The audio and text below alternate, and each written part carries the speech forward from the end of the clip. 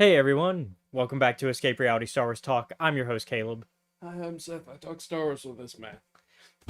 Uh, and today we're going to be talking about, from a certain point of view, Return of the Jedi. But before we get into that, we normally like to start the show by talking about our week so far and what outside of Star Wars we've been up to.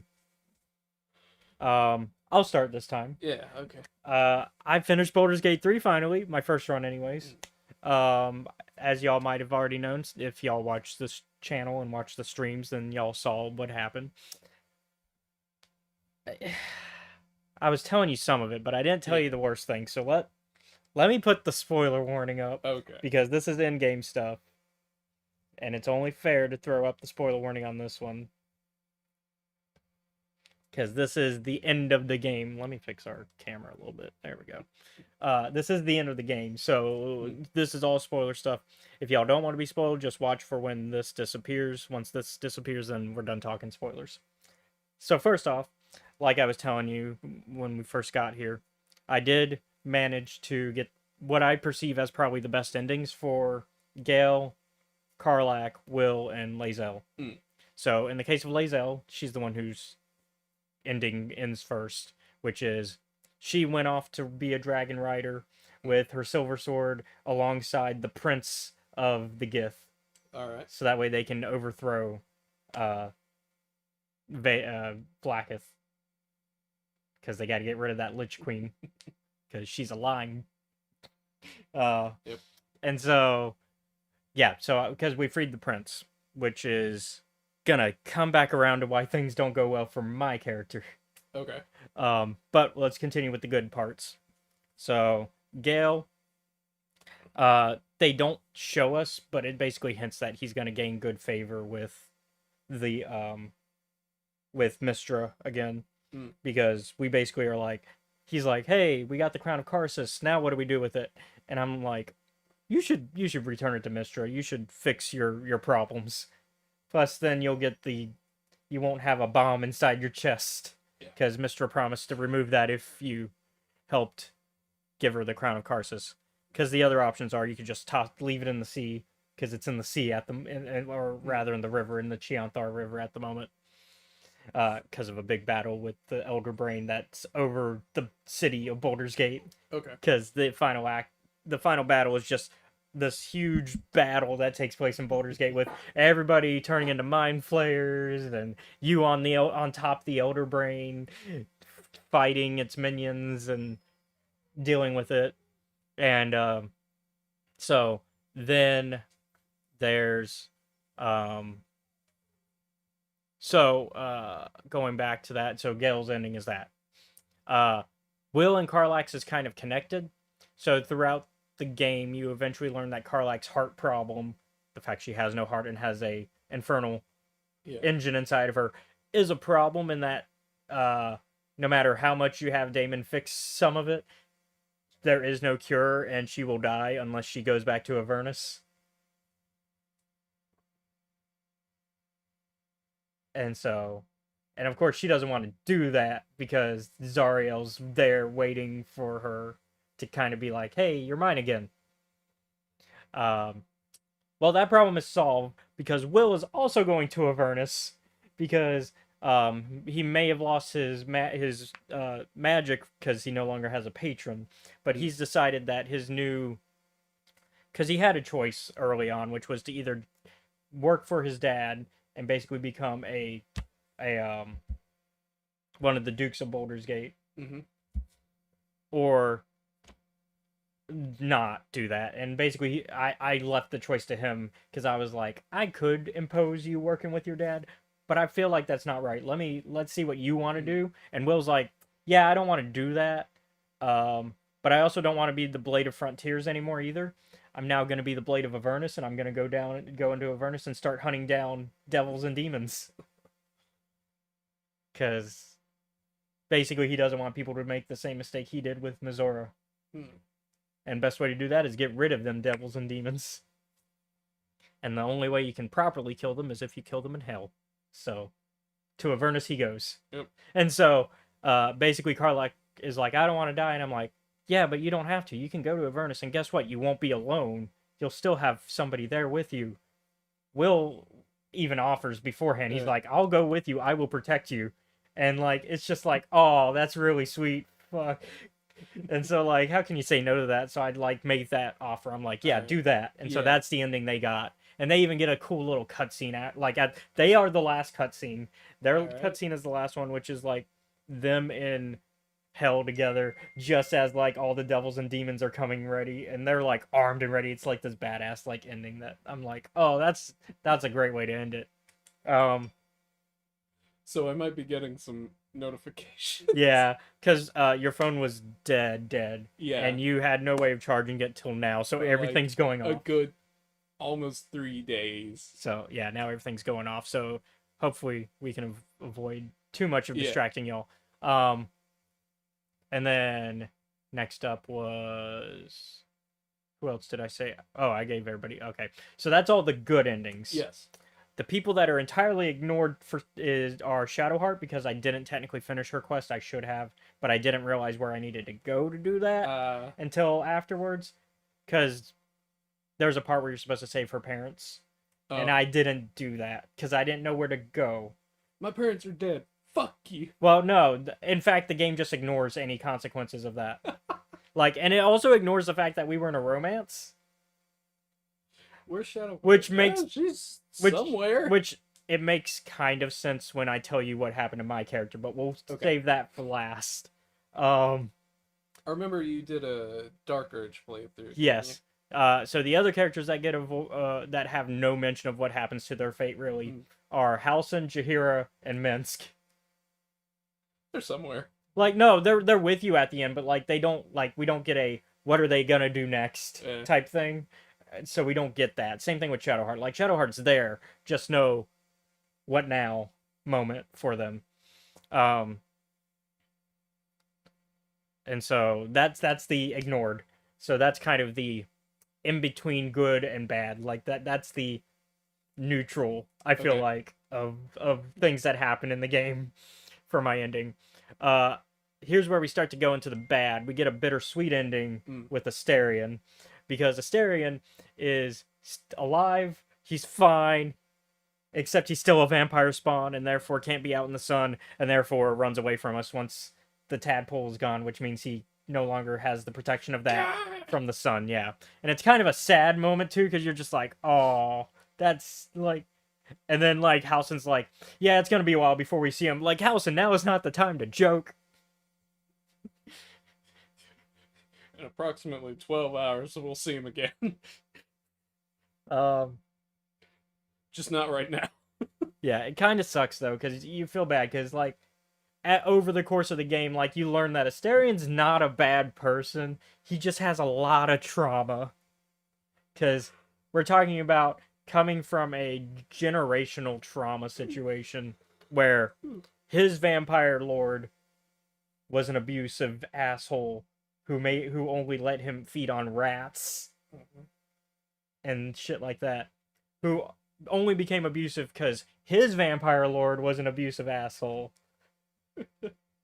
And basically, and the only reason Cazador becomes the new vampire lord is because he just kills his master, which is what Astarion also does. Like, we help him kill Cazador, but we stop him from going too far. We stop him from doing the ritual that would have made him like super vampire and let him be out in the day. So it's technically our fault he's not out in the day, but also it prevents him from going down a path that he would have regretted, because it makes him more evil. And we start to you start to see that bodily autonomy does not become a thing he respects anymore, from what I've read of what happens like if you go through with that ritual, because like that's also part of Astarion's story, is like bodily autonomy and, you know, stuff like that. And so because Cazador had no respect for that. And so that's why like Astarion's romance is really weird, in that he will flirt with you, but if you like try to jump to sex, he's a little bit more like, he wants that, but he's like wary of that, because like it just like he wants somebody that he knows will respect boundaries, because he's never had them before. He's never been allowed to have them, rather, is what I mean by that. And so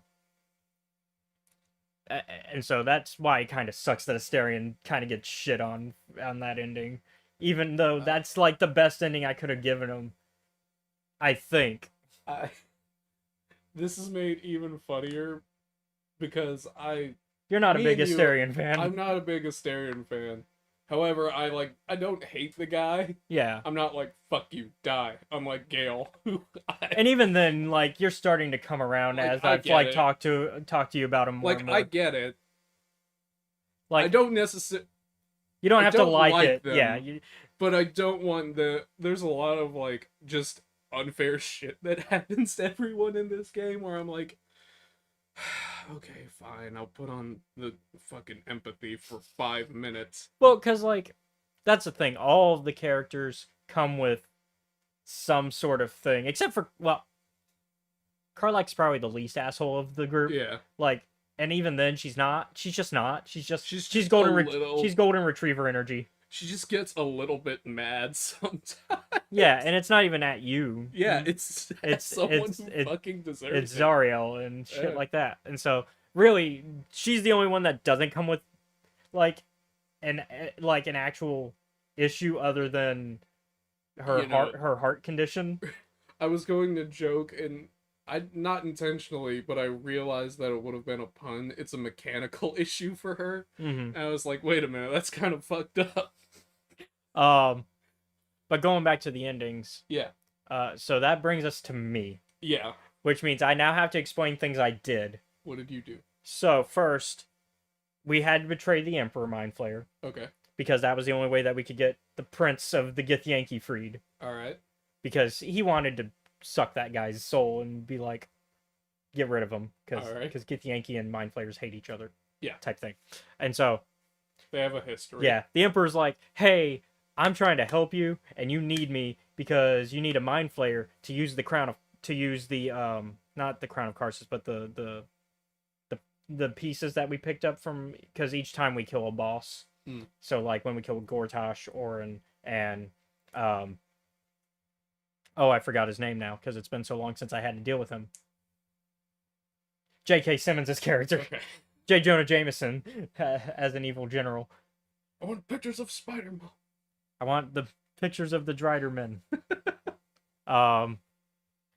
Basically, I said, fuck that. You can't have these. I don't trust you still, even though we know you're Balduran, but I also don't trust that you're, like, human anymore, because, like, that was a long time ago. Because Mind Flayer. Yeah, because when you become a Mind Flayer, you lose all sense of your person, and Yeah. you're no longer who you were when you transform. And the longer you're a Mind Flayer, the less The you worse it are. gets. Yeah, the worse it gets. And so, like, I'm like, I don't trust you. And then I'm like, I'm gonna free this motherfucker. And then he's like, okay, I'm gonna switch sides then. I'm working for the Absolute. Bye. And it's just like, fuck. So the last boss fight is actually with him there. Alright. And then because I freed that man, that means somebody still had to become a Mind Flayer to use the thing to stop the Absolute. Mm-hmm. And our choices were either make the Prince do that or do that ourselves. Mm.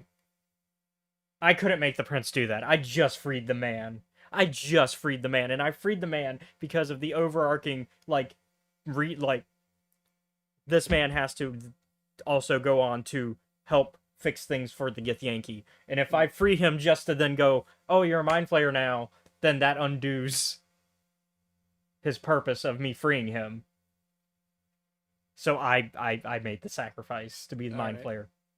Which means, and this is a, you don't go back to normal. Yeah. This is a, you are a Mind If you Flayer. make this choice, you're gonna be stuck with it for a while. Well, forever. Yeah, for a while and forever. So this is a, I guess there's a very clear distinction between the two. yeah, for a while implies that I can undo it. Forever does not. Forever says I am this. And so with that in mind, so that's part of my sad ending. Mm. But it's like they imply that for the most part I am me still. For now. And that basically I made the promise of like, hey, if I do feel like I'm losing control, just go ahead and feel free to end it. So, because Yeah. I don't want to endanger the world. I just saved it. Yep. And so, and it's funny that the Githyanki Prince is like, I normally hate mind flayers, but you made such a noble sacrifice that we will forever talk about the rebel mind flayer that saved Faerun and also the Githyanki. And I'm just like, fuck. So now I'm like a legend amongst the Githyanki. So that's a brighter part of that. This is where it's just bad. Okay. So remember how I said I failed that fight with Orin, which meant I was still like dealing with the responsibilities of being a ball spawn? Because there is a way to remove the taint of the ball spawn, but you have to win that fight with Orin. I did not. So yeah, the ball spawn. So Ball tries to command me to do some shady things. As he does. Yeah, to commit murder because he is the god of murder. I try to resist. I fail. And so, yeah, it's implied that I'd go on a murder spree. Oh dear. Or at least I kill one guy, at the very least. It's implied that I murder. That's the important part. And it's just like, so, yeah, my Dark Urge, part of the Dark Urge thing went bad. Which means I definitely have to do another good Dark Urge run because I have to do things properly. I have to. I got to do one where I actually do get the taint removed because that can't be the ending I want.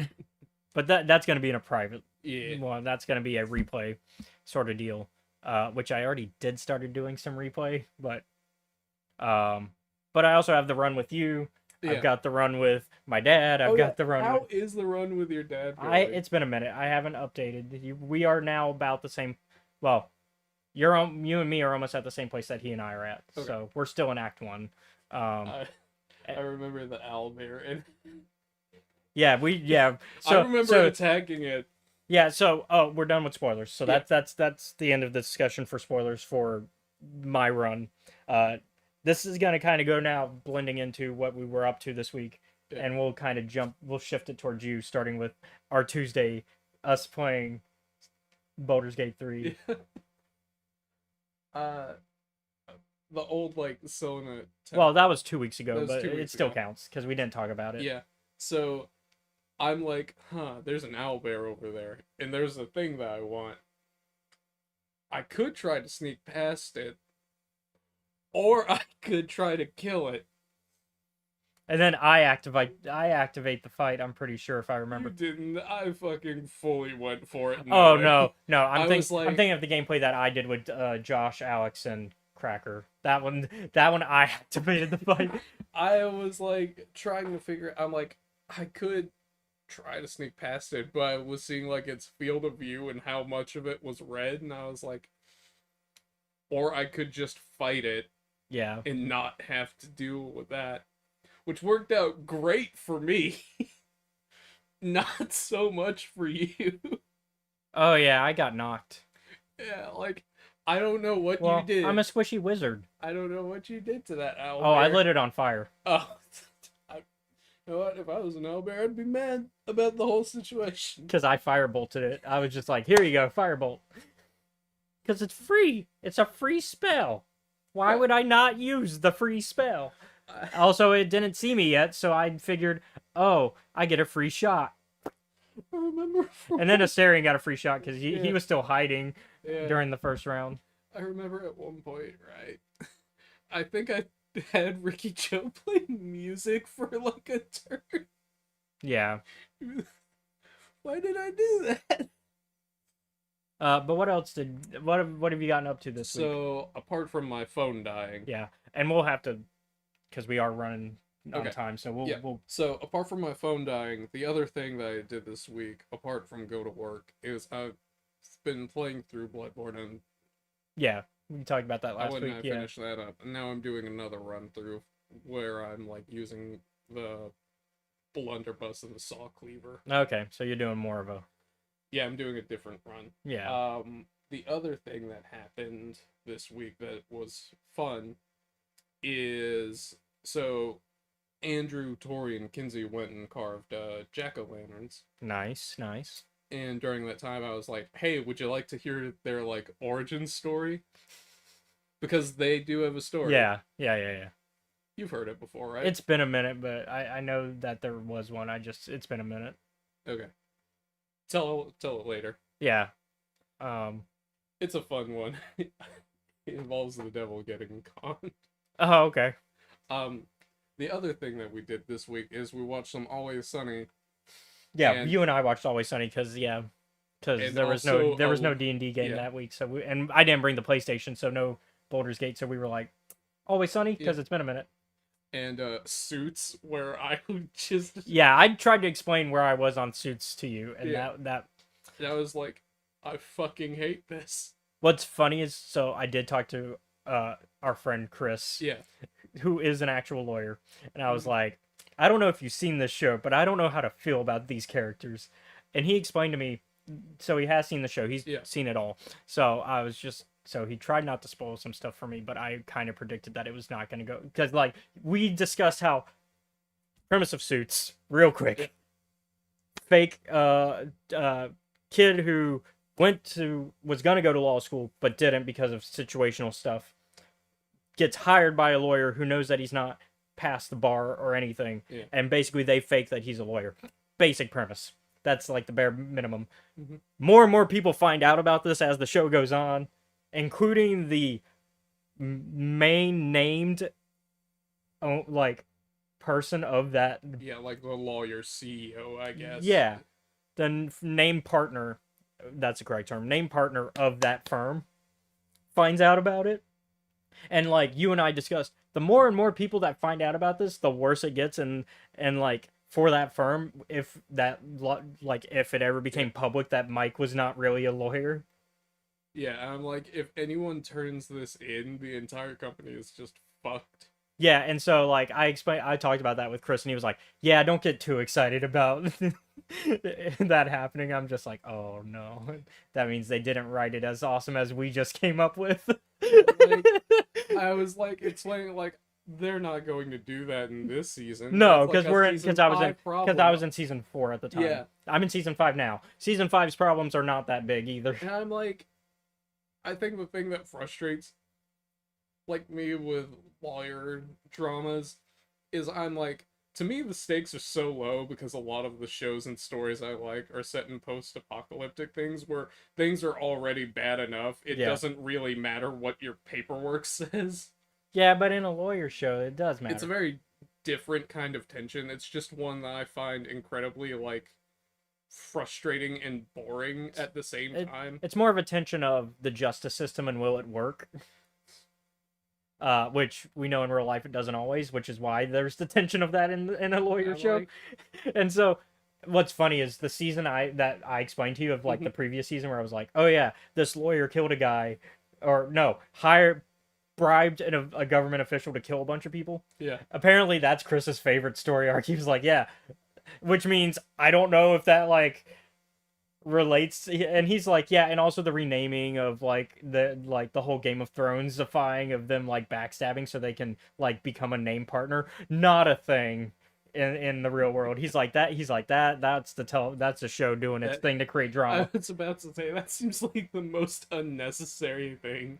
Well, also, and like I looked more into it, like realistically, even if a name partner leaves, like they don't change names to these firms, even if like it's very rare they change the Yeah. name of a firm, because that'd be like if McDonald's changed its name because a new owner came in and was like, we're no longer McDonald's, we're whatever my name is.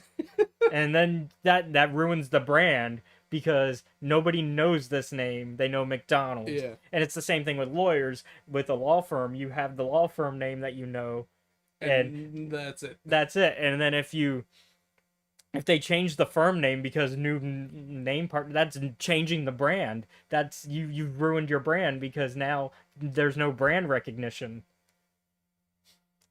And so it's why I think I don't see it in other lawyer shows, like even Better Call Saul. He's not trying to change, he's not trying to become a name partner there. He wants to create his own firm with his brother and make McGill rather than Hamlin McGill, and Mhm. he doesn't want to make it Hamlin McGill. He doesn't care about that because that would be dumb. Because that's what I mean. That's reasonably what it would be if he became a. H2HM2M. Yeah. You don't That's such become a that. stupid ass like long name. But it's Hamlin. Usually, I don't think you've. I don't think we've normally. I don't think you see 4 names on a. Yeah, I think 3 is 3 at most, and you're pushing it then. because because partners do different things. Because you got your name partner, then you got your managing partner, Yeah. then you got like what which name partner is what now Harvey and Lewis are in the show Okay. that where I'm at. But yeah, so yeah, and so explaining the show to you was like really bizarre, especially that specific plot, season 3's plot, Yeah. which season 5's plot is now Lewis trying to fix things with everybody because he's made so many, he's burned so many fucking bridges to become name partner because he's an asshole. But also he wants to be friends with these people, and it's like you can't be friends with these people and beating the shit out of them, Yeah. like metaphorically speaking, all the time. Harvey's the only one that beats people literally. We're also dealing with Harvey having a lot of in season 5 he's dealing with panic attacks because Donna no longer works for him. She works for Lewis because she basically was like, look, I still love you and it's becoming an issue, and so either you can also like work with me as your secretary and outside of work, but you got to start like communicating your feelings better. You can't like keep, because that's Harvey's problem. He cares about people, but he's terrible at showing it. And so now she's left him to work for Lewis, and now Harvey's dealing with he's having panic attacks, and he's dealing with the fact that he just has abandonment issues because of like what happened with his mom and dad, and how he also hates infidelity because of that, because his mom cheated on his dad. And so when his mom left, that creates part of the abandonment issues, but also creates the infidelity issues where he will not sleep with married women as like a policy because of that. He also like hates people who cheat, and so there was a moment where he hated Rachel because she kissed a guy outside of her relationship with Mike. Sorry. So like, and we talked about that, like it's not as big of an issue for some people, but that is an issue, and it's just like, and so for Harvey it's all coming to a head where it's like he's seeing a therapist now. Like that's kind of the part of season 5 where they're kind of like bookending it, where like a lot of the plots are him retelling the story from his perspective to the therapist. So season 5 is interesting. It's definitely not as good as the previous season so far, but I'm only like a few episodes in. Anyways, I took away what you were talking about, and yeah, let's give it a couple more minutes. And what was it? You were talking about watching Always Sunny and me explaining Suits. Oh yeah, I remember like as you were explaining that to me, I remember a conversation we had a while back where I explained to you like the plot of JoJo's Bizarre Adventure, like one of the seasons. I was like, yeah, man, we have to team up with the Germans to fight the Pillarmen. Otherwise, we're all gonna die because of vampires. Yeah. It was a pretty similar reaction then. Having to explain that, no, those guys aren't the bad guys in this season. Which is a wild thing to have happen. Yeah. The other... So, nope, that's it. Okay. Well then, if there's nothing else, we can jump into news. Yeah. Because we got a good bit of news. So, first up in Star Wars news, they're bringing BD droids to Galaxy's Edge. So at Galaxy's Edge, they have roaming droids. Mm-hmm. And now we'll be getting to see versions of our son from the Jedi games at the park. Because the BD units are, Cal's droid. Okay. So, it took me a second. I was like, BD droids? What do those look like? The BD1, Yeah. BD1, BD2, whatever numbers they give them. And so, so Galaxy's Edge would be the park at Disney. So they're adding model of droid. So they're bringing the kind that helps you in a fight. R2 is useful. R2 is also useful, but mostly in ships. Yeah. Mostly in ship combat, but he's also useful outside of it. Conclusion that most of the droids I like are the non-humanoid ones. The non-protocol droids. Yeah. Because protocol droids are meant to be exactly that. They are protocol. Their whole thing is we are butlers, essentially. Yeah. I was like... Which are useful in their purpose, but not for, like, combat situations. Yeah, I like astromechs, because they're basically like Siri, but for your car. They're your engineers. They're your engineers. I like the BD units because they're just helpful. Yeah. And I like Lola because who couldn't? Yeah. Yeah. Next. And Quinn. Yeah, and Quentin. So yeah. So like this is like a good like. I think this is fun. Them adding more stuff. I mean, because it just creates more stuff to do at Galaxy's Edge. Next up is a group of publishing news that we have thanks to New York Comic Con because that just ended not too long ago. Okay. The bad news we'll start with is that the Bounty Hunters comic will be ending with issue 42, which is in January of next year. Okay. So we're wrapping up. And I know a lot of people that are upset about that because the fact that that's the only one getting cut right now is not a good sign for how the sales were doing for that. The consequences of that, though, is we'll be getting, and I don't know if we were going to get this either way, but we'll be getting a Jango Fett miniseries from Ethan Sachs, who is the lead writer of the Bounty Hunter series. So, okay. So I don't know if that's a consequence of us losing Bounty. Like, I don't know if Ethan was already working on. He probably was. It just feels weird that like, oh, Bounty Hunters gets announced as canceled, then Jango Fett comic. Are they resolving the current plot points? Yes. So because I feel like there isn't like a lot left to wrap up for Bounty Hunters. So from what I understand, because I'm not caught up on the comics right now, from what I understand, issue 42 will be the issue right after the Dark Droids arc. Okay. So literally they give one issue to resolve whatever other situations are going on, which kind of feels because to me there's weird, not, but objectively it's weird, but in terms of like tonality, I don't feel as though there was much left. I just hope that we still get a chance to. The problem is, like, how does that going to affect the characters? Like, are we going to ever see Valence again? But like, are we going to see Valence again in any other media, or is this the end of it? Because his comic book didn't do well. Will that reflect? Yeah.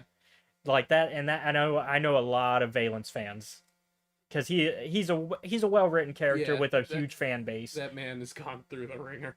He's got a big fan base, and especially in the comic side, and especially in the LGBT community because they ship the Valence Han because it does read as like Valence having a man crush on Han a lot.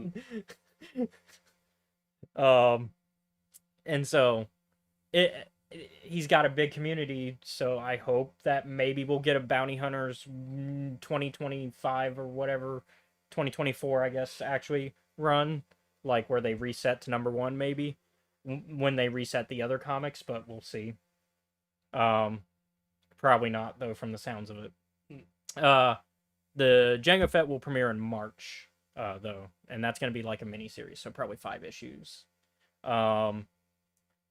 As we predicted when we saw the cover for the new Revelations comic, we'll be getting a Mace Windu miniseries in January. And they'll finally be adapting the book Thrawn Alliances, which will also be in January. Because they already adapted the first book, the first novel, Thrawn. So they didn't... and that was back in... Because we talked about this when I saw when we talked about Revelations 2023. We talked about, oh, they're doing another here's what's coming up comic, right? And we talked about what was on the cover. Yeah. And I said, oh, it's been a while since we've seen Thrawn in comics. Since 2014, I think. 2014, 2015. Been like a couple of years. It's almost been a decade. So it was 2016. 2016 was when Thrawn came out. So that's still like a good while. It's almost 2024. And we haven't had Thrawn in comics since then. And it's also weird that they wrote the other books, and we've also had another trilogy of Thrawn books, and we still haven't had an adaptation of the second book in that first trilogy. So now we're getting it, which is weird. But I understand why we're getting it now. Oh, yeah. Because of things we still can't talk about. Yep. But also, it's weird that they didn't do it earlier. Yeah, I guess. Especially, once again, you have a whole nother book trilogy that has come out since then. And talks of another trilogy being in the works for the books. once again because of consequences Yeah. of things from You know, I was thinking about this. I think Windu would be a slightly better character if he was allowed to swear more. But that might be on account of which this is actually Mace's second canon miniseries because he has one that takes place during the Clone Wars, at the beginning of the Clone Wars, which we'll get to next season, hopefully. This one I think is supposed to take place before. before. I think this is going to be. I think this is going to tie into the other thing that they talked about, which we've already discussed. We talked about last week, which was the announcement of the Living Force novel from John Jackson Miller, which takes place before the Phantom Menace. That's coming out April 9th. So I think this is kind of a tie-in, not a full-on tie-in like the way High Republic does their stuff, but like a more synergy type thing where like they were like, we're already doing a novel about the Jedi Council. Let's pick somebody that's popular and make a comic series about them, and Mace Windu happened to be the pick. Which I think that's a good pick. I think Mace Windu is a character that there's room to explore. Yeah. While he's a well-known character within the Jedi Council, Yeah. he's still somebody that we know still so little about within canon. We know a little bit about his past as a youngling, like as an apprentice, but not a lot. And so there's stuff there's still room to explore him as a character. But yeah, they talked about the Living Force novel, which we already talked about was coming out. That's April 9th. And we talked about how that's going to be about the Jedi Council before the events of Phantom Menace. Apparently, it was revealed in this panel that one of the funniest scenes between Ki-Adi-Mundi and Yarael Poof is in this book. Really? So, they didn't say what happens. They just said, like, this is one of the funniest scenes between these two characters. You motherfucker, you stole my cream puff again. They also talked about the recently published first issue of Shadows of Starlight comic, which is part of the High Republic, as well as the upcoming fourth issue, because they're already like a few issues in for that one. And also the upcoming issues for the mainline High Republic comic and High Republic Adventures for the resets, because, you know, we got the resets for Phase 3. They also discussed the soon upcoming Eye of Darkness novel and previewed some of the pages of the High Republic Character Encyclopedia, which is coming out December 6th. So there's a lot there. We got a lot in publishing news. I'm excited. A lot of comics, a lot of novels, stuff that I'm ready for. In gaming news, Minecraft announced a Path of the Jedi DLC. Oh boy. Because they've already done Star Wars stuff before where they did the skins DLCs. This will be letting players have lightsabers, adding Coruscant and Kamino as maps. Okay. Adding Shakti, Obi-Wan, Kenobi, Kit Fisto, Mace Windu, Yoda, and General Grievous into the game. And players will be able to force push, force grip, dual-wield lightsabers, and double jump. Apparently, this is going to be a story-based adventure DLC. Because they do that every now and then, where they have like a story-based thing. And it's coming out November 7th. So guess I need to boot Minecraft back up and get this DLC next month. I know you're not as big into Minecraft. You're surrounded by Minecraft heads though. Yeah. In that house. I do play it, but it's just not one of your favorites. It's not a bad game. I enjoy it from time to time. It's just one of those things where I've never beaten the game because I get to a point where I'm like, I'm good. To be fair, the game is not about, like, yes, there is an end by killing the Ender Dragon, but it's not about that. Yeah, it's just a chill, relaxed game, build your house, and, you know, operate from day to day type game. Like, you've seen, like, the world that I have, like... Yeah. Like, it's not mastered, but you get the point. Like, I have built roads to the end of the world. Yeah. I went on a bit of a massacre against the pillagers, you know. So, the game's not really about winning. It's about just playing and relaxing and being creative. That's it. That's really all it's about. The funny thing about that world, right? Yeah. The one where I, like, did a bunch of stuff. So the villagers... in that village that I live next to, right? Yep. Well, unfortunately, there were a fuck ton of caves underneath them. Oh. Like, if villagers could dig, like, 10 blocks down, they'd end up in a cave system. And they also live next to a ravine. I didn't decide that. The game did. So they all kind of died from just monsters. Yeah. As I was like going digging and getting things, like I tried clearing them out, putting up torches so that that wouldn't happen. It didn't work. But yeah. Lastly, in news, the Mm. last piece, Yes. we have a new official lightsaber that people can buy Oh yeah. that's coming out, and it is a High Republic one. Oh. Ooh. They are releasing a Stellan Geos lightsaber. It'll be later this fall on Shop Disney and at the resorts. Apparently, there will only be 5,000 pieces globally. Oh. So I'm gonna have to get right on this, as it might be my favorite design for a crossguard saber. What this looks like, man. Oh, I'll pull up the picture. It's one of my favorites. It's that it's a crossguard type. Um,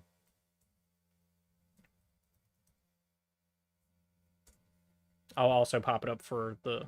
So it is just the hilt that they're selling, and then you Okay. have to get like the blade separately. Mm. Yeah, this is. I do like the design because it actually looks pretty sleek. Yeah, let me pull it up for. I think this is the official one. Hold on. I'm making sure we get the official design. Yep, this is it. Here we go.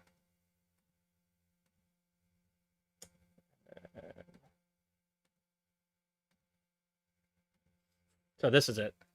I love this design. Yeah. Like I like it too. I was about to say it looks like someone who actually knew what they were doing made this one. well, it's Stellan. You know, he overthought that shit. It's like, how do I make sure that I don't fucking cut off my own hand? So I think the hilt has to come with the extension ones Yeah. for it, but you probably have to get the main blade yourself. Which I mean, I've already got one, so Yeah. because I could remove that one and then put it, because you can remove and use Yeah. the same one. So I can't do that for the Darth Maul one. It's a different design. I can't You use. can't take it out. Yeah. But my Revan one I could. So the Revan one would work with that. You know, I almost forgot. Like, so I went and I couldn't rewatch the entirety, but I did go and like watch a reaction of episode 6, seeing as how I was like, Yeah. sure, why not? Because we have to read it for this week, and So it just made sense to get the main story and then Yeah. have the side stories with it. Yeah. yeah. I forgot how much like I just enjoyed. Return of the Jedi is great. Yeah. Which that's going to bring us into today's topic. Yep. So, and we can discuss that as we talk about this, because we're talking about from a certain point of view, Return of the Jedi. Obviously, as always, spoilers. Spoiler warning.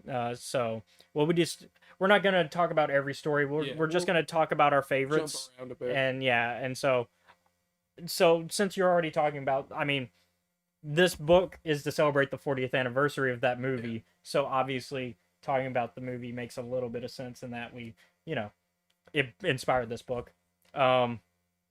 It's such a fun movie. Yeah. Like, it's not the strongest of the original trilogy, but it's definitely not the weakest. Yeah. I'm gonna get flack for this. Go for it.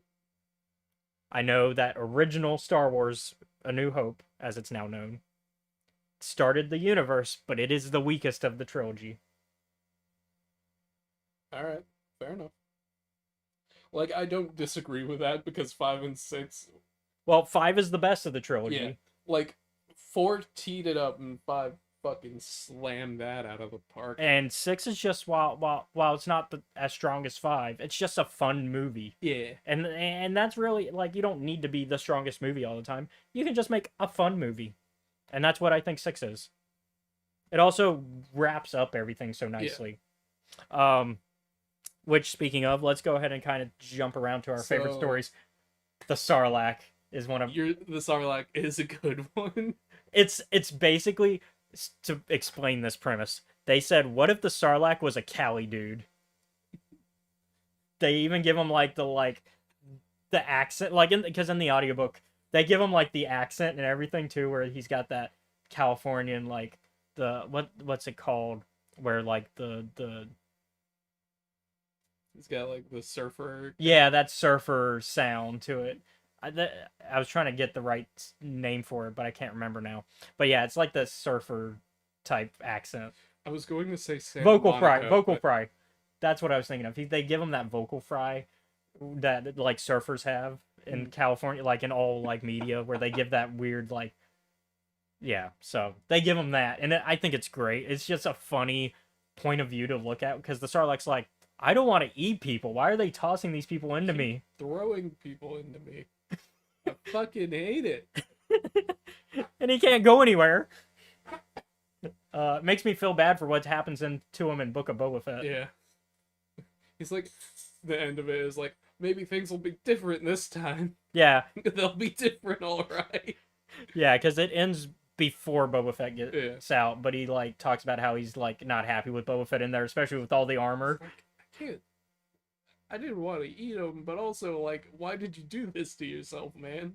He's like, I don't know why you jumped into me, Yeah. because that's how he views it. He views it as Boba Fett purposefully went in, and he's Yeah. like, why would you do that? A good one that I really like from the Empire kind of like perspective of this, because this book jumps around. Yeah, to everyone. it jumps to everyone. It's like the guys that are on Palpatine's ship as he's coming in, and he's just yeah. like, yeah, I remember that time I fucking killed a guy in a grain tower. I'm like, why? Yeah, because like some of them are like, I'm gonna be ready for when Palpatine shows up. I'm gonna be, and it's like, no, you're not. Yeah. And like he's like, I'm just gonna like he takes a nap while because Palpatine's like in the back of the ship. He's like, I don't fucking care. Yeah. Whatever happens, I'm good. I also like the stormtroopers unionizing, Oh yeah, I love which is very.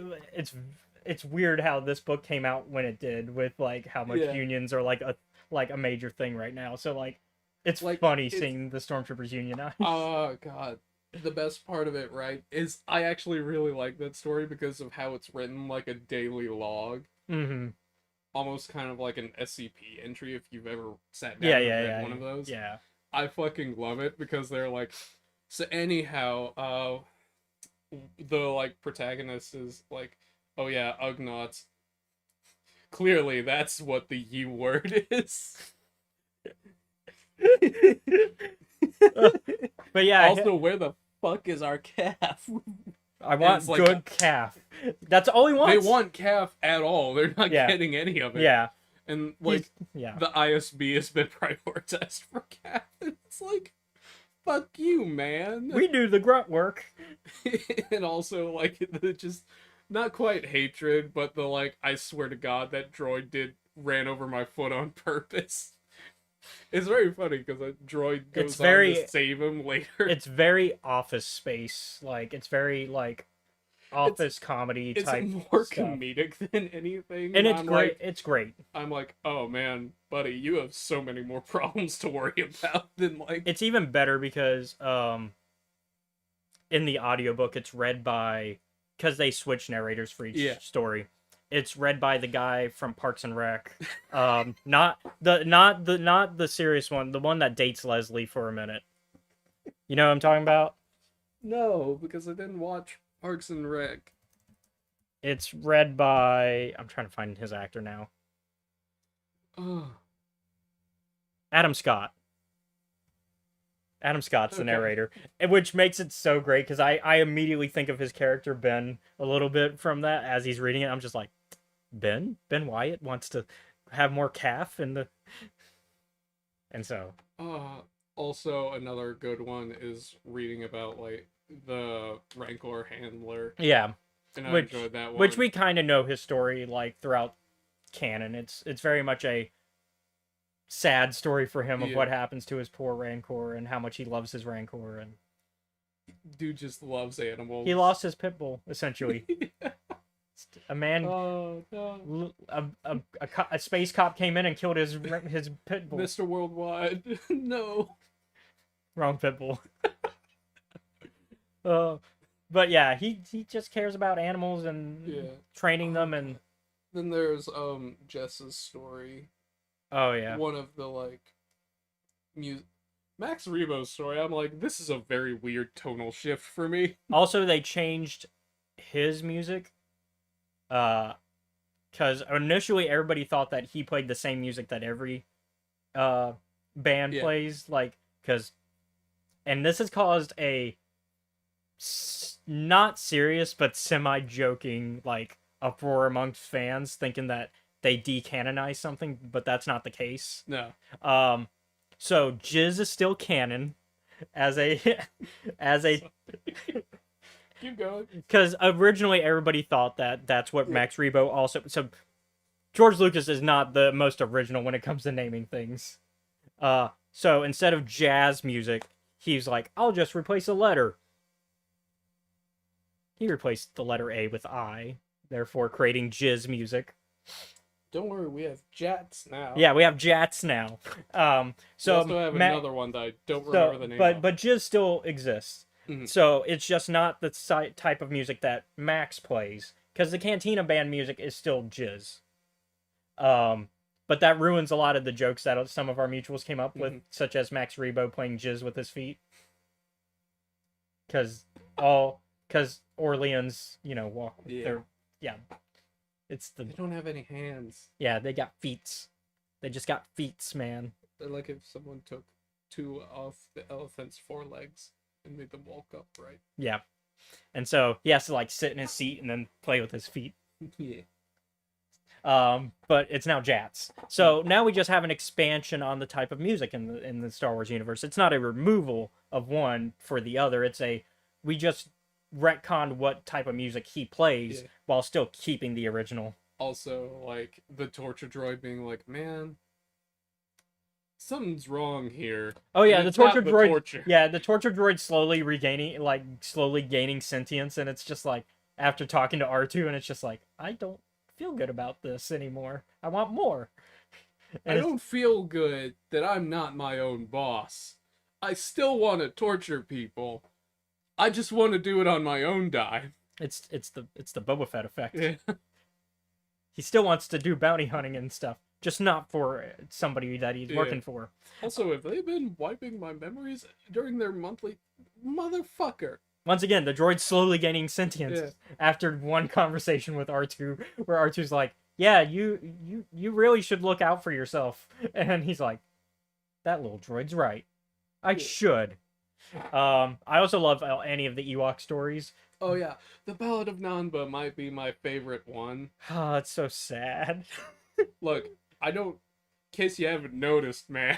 It's even worse because I predicted that like, because that's the one I think it. If that's the one I think it is, that's the one where they die. Yeah. So I predicted that that's what was going to be the They're case. going to die. Well, I specifically predicted that I knew exactly which Ewoks it was. Yeah. Because that scene is ingrained in my head from Return of the Jedi, where the big explosion happens, the 2 Ewoks go flying, and then one of them doesn't get up, and the other one's like nudging him like Simba in Lion King, and it's just like, as a kid, that gets ingrained into you, and so like, I knew exactly that it was that scene before it happened. I was like, that's where they're going with this. That's where, and then it happens, and I'm just like, God damn it. Yeah. And then I also like Wicket's like, God damn it, I just wanted a normal day.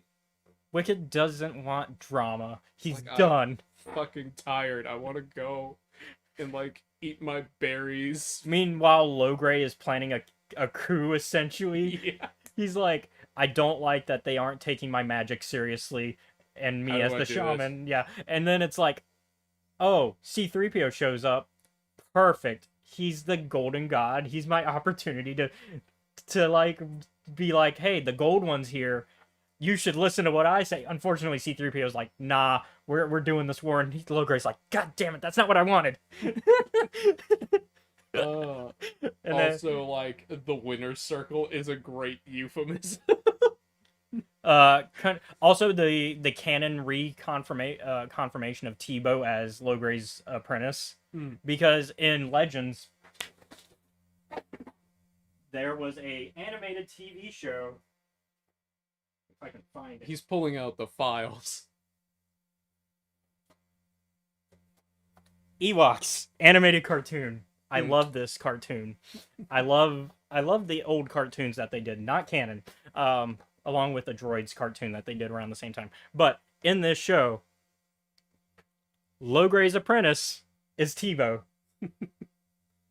And basically they have magic and all that, and Yeah. it's implied that, okay, that's connected to the Force, but of course, Ewoks don't know what the Force is. Yeah. So they just go, magic. And then, of course, you got Wicket right here, your buddy, as the star of the show. Here's Tebow on the back. So, yeah. So I kind of like that they recanonize some of those ideas, and I'm just like, oh, okay. And now I want an Ewok show again. I want a canon Ewok show. I like More Ewok content is good Ewok I content. think one of my like favorite it's another one of the Empire stories, and I'm trying to remember it I like- 'cause I enjoy it, and it's like, man, safety rails. Oh, yeah. We need some goddamn safety rails. I know that it's mentioned in the Royal Guard one, but it's not a main point. Mm. I like the Royal Guard one too, where they're like, Yeah, they're what's like- going on in the they're like- room? So bet you 20 credits he converts him to the dark side. And then, like, only Luke and Vader come out and they're like, what the fuck happened What in happened? there? And then He's dead. What do you mean he's dead? Palpatine's dead. Our boss is dead. And they're like, holy shit, we need to kill that guy. What good is that gonna do us now? And so, like, He's gone. The Emperor is fucking dead. we need to save Vader. Obviously, he took him prisoner. And then they see, like, Luke and Vader having their moment, and they're like, wait a minute. He didn't take him prisoner. What? What's going on? And it puts the point of view character into like a crisis of faith, where he's like, are we the bad guys? It's like, did we spend our lives doing like 20 years of evil shit? And then the other ones are like, no. The other one is like, nah, man, we gotta kill that motherfucker. I also like Palpatine's, obviously. Yeah, Palpatine is like, I control everything. Yeah, so getting to see him like relive through the I am a Jedi like my father before me bit. Oh, I'm sure you are. Like Palpatine is going through so much. He's like we go from him being really confident Yeah. to like slowly descent into madness of like, this isn't gonna work. Holy shit. Oh no. But even then he's in denial. Like by the end he's Yeah. like, no, this'll work. and then nope, he's being, next thing we know, he's being thrown down the, and even then he's like, this will still work somehow. It's like, no. It won't. I mean, you'll come back. You'll get better, but you're not winning today, pal. It's a good thing you put all those contingency plans into effect. Yeah, thank God you had he had a fucking in case of emergency. That's most of the ones that I like remember that I'm like, I love those stories. Another great one. I actually really like the one with Wedge where he's like, my luck's gonna run out. Lando's one is also good. Yeah. Like seeing him connect to the pilots and try to like better understand them, and also have his pirates better understand as well, like trying to like get the smugglers and the rebels to like get along. Yeah. And be like, we need each other, especially during this moment, because we got to say fuck the Empire. Yeah. Because Mothma is also very like intense for a thing that's 15 pages. to be fair, she's about to become like the lead, like Yeah. the absolute leader of this group. The other like, there's another short story that I really like. It's when the three stormtroopers are also like they've been captured. The Death Star has been blown up, and this guy's thinking about like, I might have to cut or like my own finger off to get out of here because I am not going to be eaten by Ewoks. Yeah.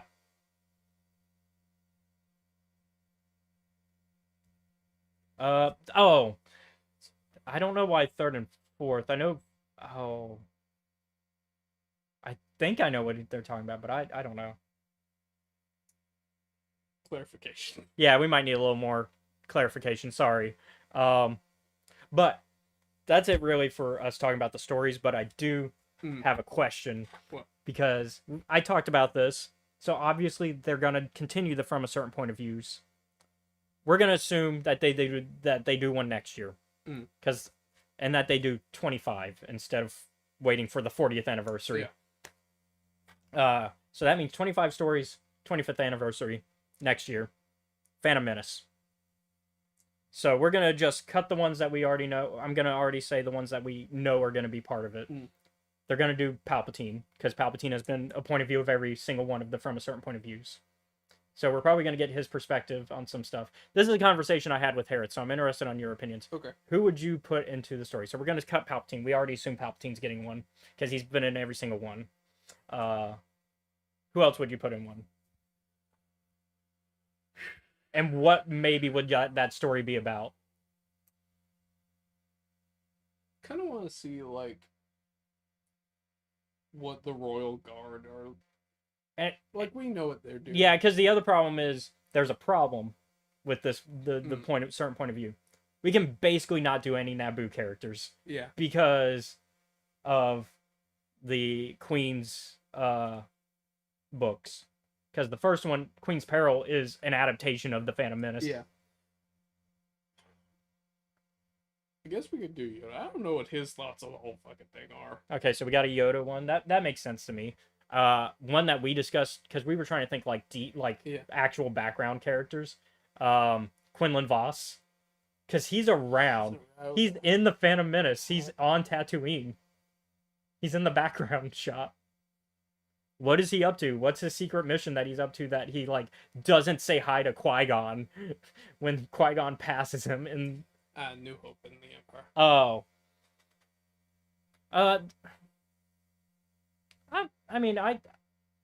I think they have about I don't really think quality wise there is that big of a I'd to say me the main difference, kind of like why I prefer 5 and 6, is because New Hope is the beginning. It is important. Like, you can't ignore it. You need it for the setup for the rest of the story. Yeah. But in terms... It also introduced the world and was the world building that we needed for Star Wars, yeah. But it does not carry the same kind of emotional weight as the 2 following it. Mm-hmm. That's why I prefer them.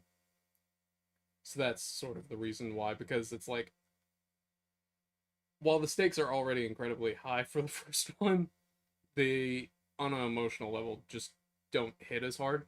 That's about it for me. Yeah. Like, it's not a bad movie. It's a good one. And it gave us all this stuff that we're still talking about, like, almost 50 years going on. Yeah, we're getting there. Yeah. And then, so the next up on continuing to answer the question, I would also like to throw Supreme Chancellor Valorum into the ring. Oh, yeah.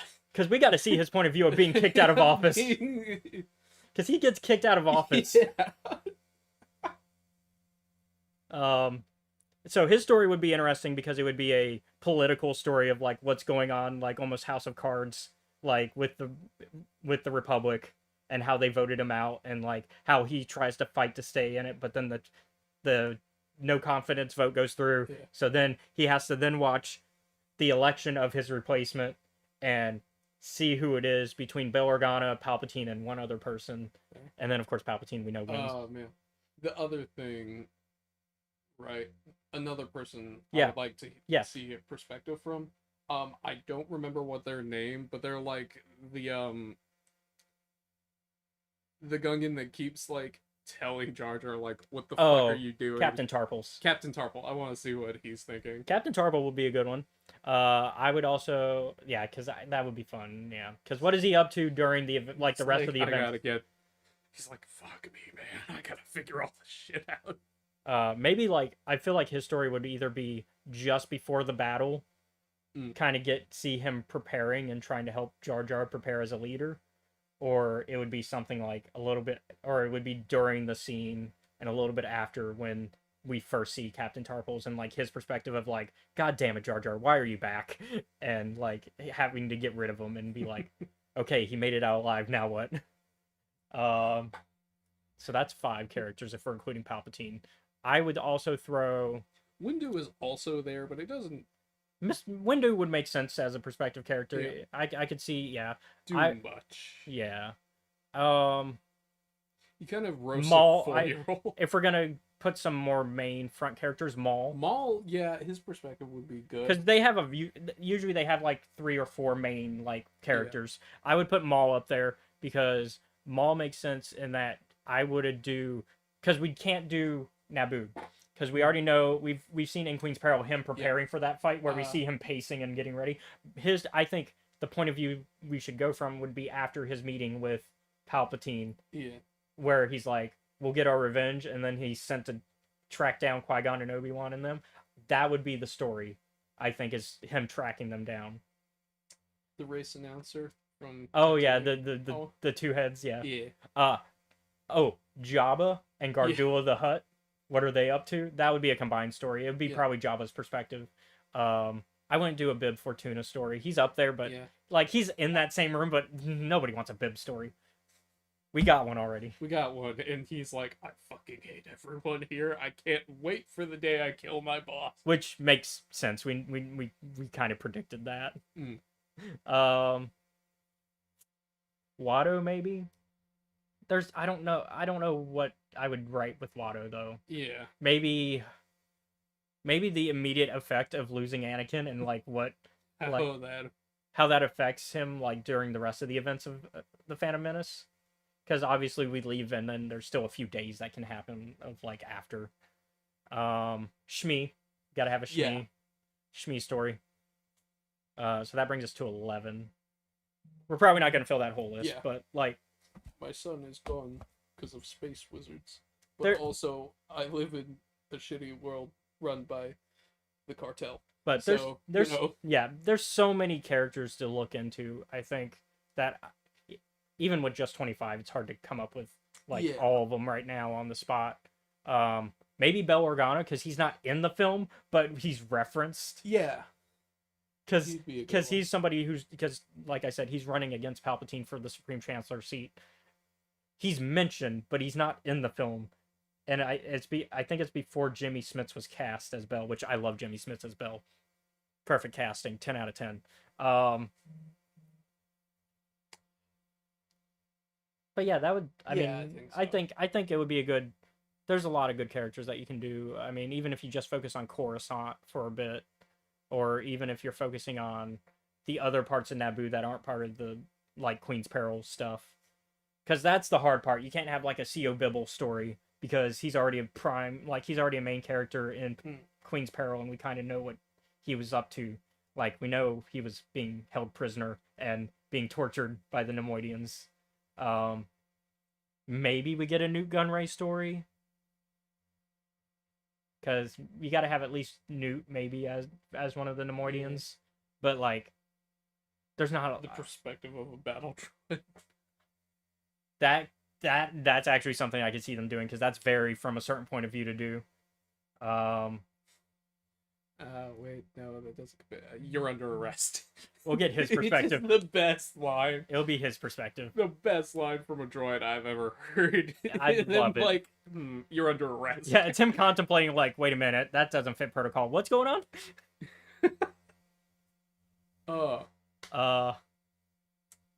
It was definitely one of my favorite quotes as a kid. Yeah.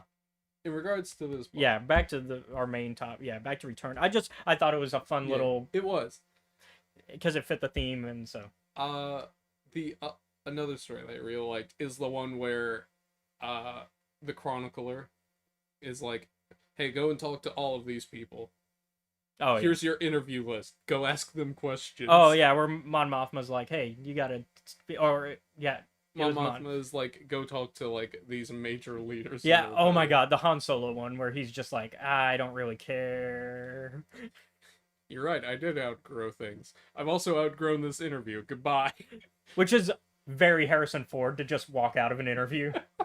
And she's like, wait, what am I supposed to do? I think Leia's one is the best interview. Yeah. And then of course you got Lando, who's like trying to be smooth criminal motherfucker. I like Luke's because he's very like just direct. I think in a cryptic ass way. Well, because he's direct, but also like he's like he's very self-reflective, and he's like, because even at this age, because remember he's still in his 20s. Yeah. At this point, and he's already like doing self-reflection where he's like, I don't really consider myself a hero and stuff like that. Yeah. It's just like, damn, for somebody in his 20s, that's a. But also, everybody kind of hero worships you Yeah. because of you being a Jedi, He's like, look, I'm just one guy. which is a theme for Luke, by the way. And it's how we get to Last Jedi Luke and why it makes sense that Last Jedi Luke happens because He's like, he's been hero worshipped his whole life, and that's not good for people. Even if you have superpowers and can back it up, it's still not good. he's like, I'm kind of tired of being the guy who everyone looks to pull them out of the fire. And also, that means when I make a mistake, it's a grave mistake.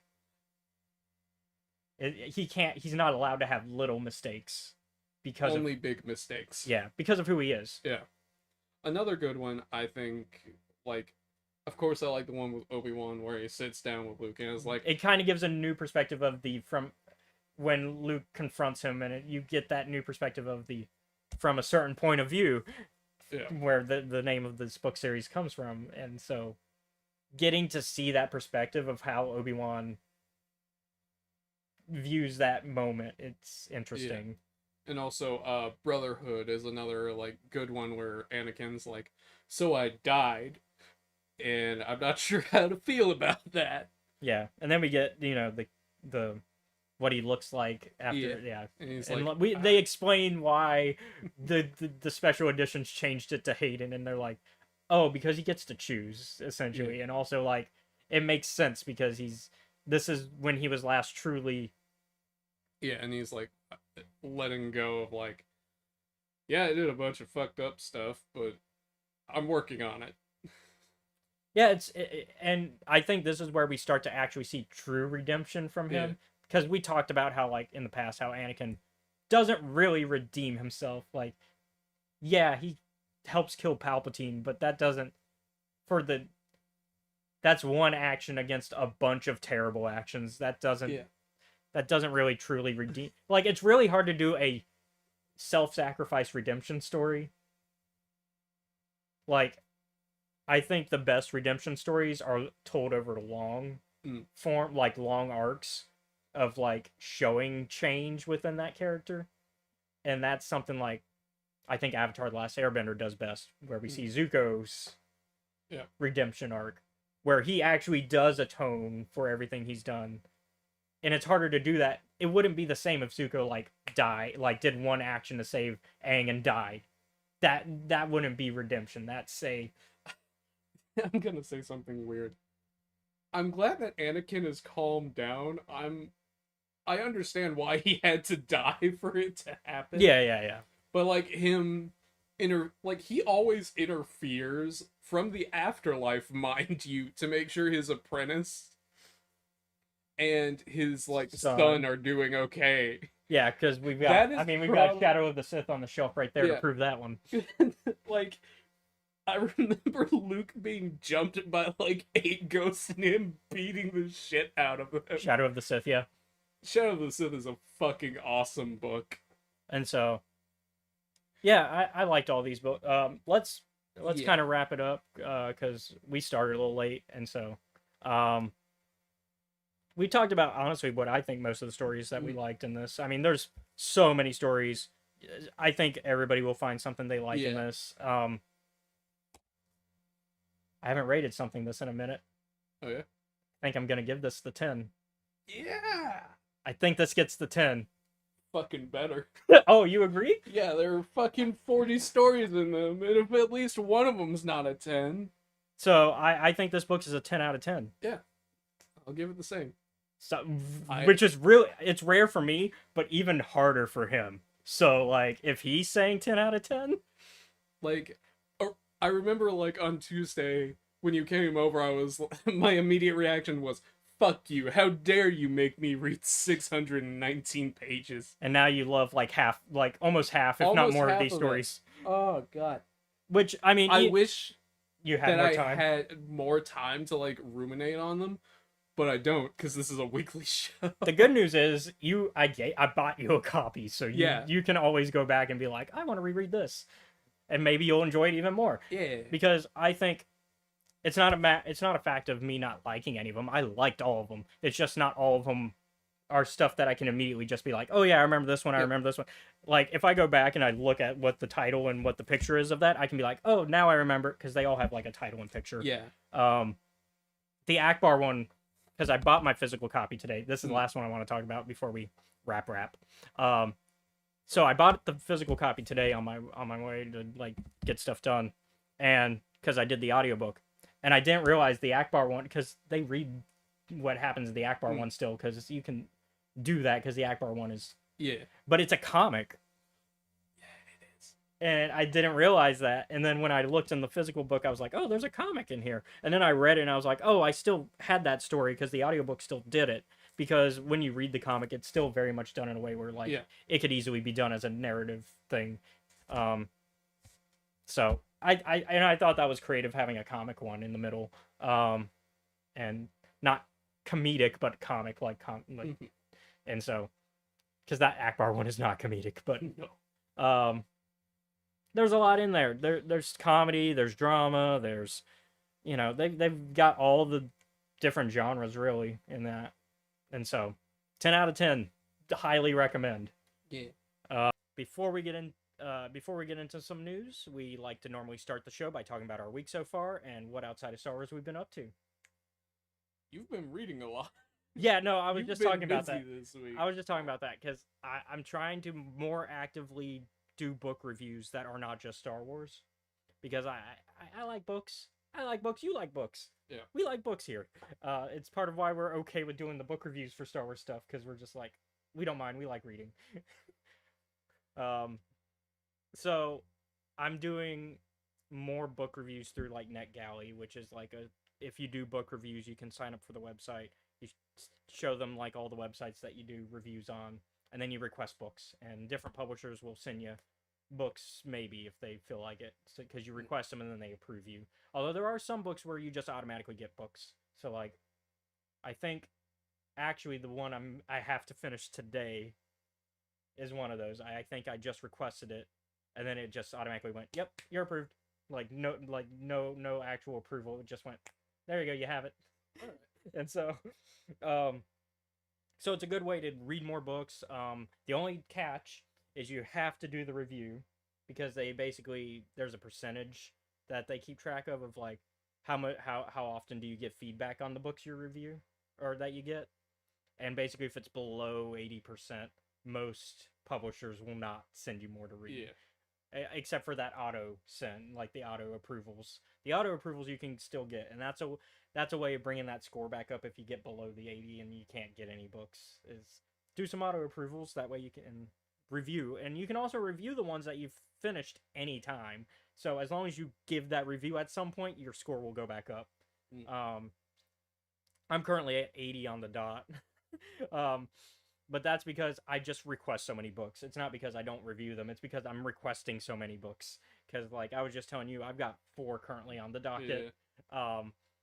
And so, the one I'm currently reading is sci-fi. I'm still sticking in the sci-fi realm. But most of what I'm picking up is sci-fi, fantasy, mystery, that type of stuff. Because I like a lot of things. I like mystery, which I think that a mystery review just came out yesterday that I did, which was kind of a cozy mystery. So if you like Agatha Christie, if you like Murder, She Wrote, you'll like this type of book that I just finished. On top of that, I've also, and y'all can't see it because I can't move the camera, I've been working on my first ever PC tower build. Yep. A lot of things I have to change out to make it work, but for the price I paid for this, it's not bad. Yeah. Like, it already came with an i5 processor, although I have to upgrade the processor because it's not going to fit exactly the type of games I want to play. Which, because I have to upgrade the processor, I also have to change out the motherboard, because the processor I want doesn't fit the motherboard I currently have. Although I could get a less powerful one and still be able to play the games I want without changing out the motherboard, I'd rather have the more powerful processor. That way, less that I have to upgrade in the future. Yeah. And then I also, what else did I? does it have on it? Oh, it's already got 16 gigs of RAM right off the bat. Came with, I can actually show that off. Came with a nice gaming keyboard with the elevated keys. Lights up and everything. Came with a nice mouse, gaming mouse as well. So,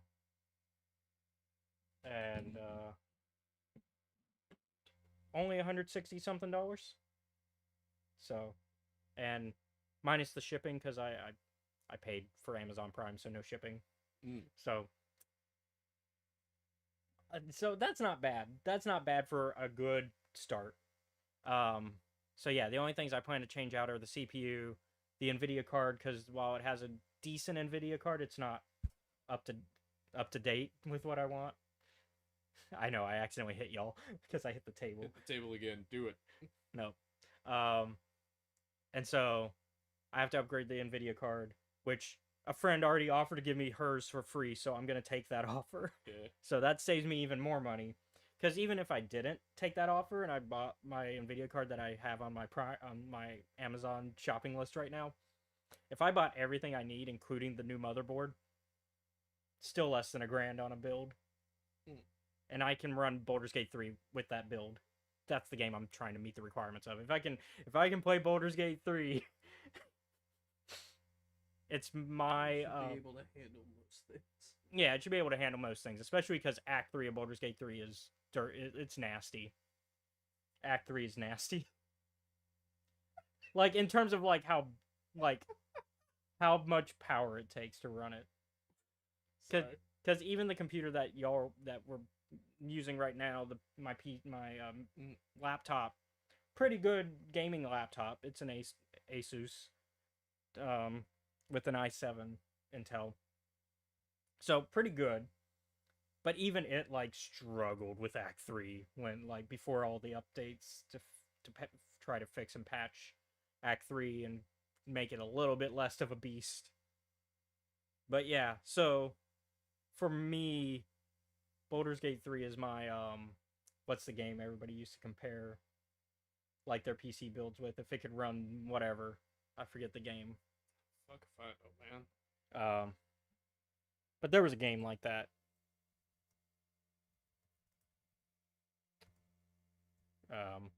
But yeah, so that's mostly what I've been up to. I'm trying to figure it out because I know there's a saying that if you can run this game, sorry, it's gonna bug me. It was like a shooter, but it is notorious for not working on any build, even really powerful builds. And this is a game that came out in the late 2000s. I wouldn't know. Because I don't play a lot of games on computer. But I don't. But yeah, anyways. That's a personal preference thing for me. Yeah. I mean, I want to do it just because there's a lot of games I want that I play on PC, and plus I like playing on PC with my friends. And so, while my laptop is nice, eventually I was going to need to do this anyways, especially if I'm going to get serious about streaming more often too. Mm-hmm. So, these are eventualities. Yeah. But what have you been up to? So, completed second run through of Bloodborne, and that was gonna happen regardless, because I was like, it's Halloween, I'll try, and it's October, I'll try and beat Bloodborne in the space of that. Yeah. I did not. That's right, we skipped last week, so this is our return, isn't it? So I guess I'll talk about Halloween stuff after. Yeah. The other thing that I did was I sat and I was like, well, I was gonna go and play some more Outer Worlds, and I was like, but I've already kind of beat the game, and I'm almost done with the second playthrough. Is there anything new? Unfortunately, that game has DLCs. Yep. So I'm working on the first one, Paralon Gorgon. And it would you like to know what the premise? Yeah, not the premise. I was going to say the triggering event for it. Oh, yeah. Like how it decides to tell the DLC story. The setup for that is you get a box from Halcyon Parcel Services Great, because I trust from Halcyon. from UPS, totally not UPS. Yeah. And they go and they're like, "Here's a box. It's addressed to Alex Hawthorne. Do you want it?" And I'm like, "Sure, I guess. Can I say no? Not really. We have to give it to you anyway." So I'm like, well, "All then right, I guess I have to sign for it. fine." Yeah. They're like, and they go and they put it in the ship. And I go out and I'm like, all right, let's see what's in the goddamn box. What's in the box? A recording and Oh, a severed arm. you know what this sounds like.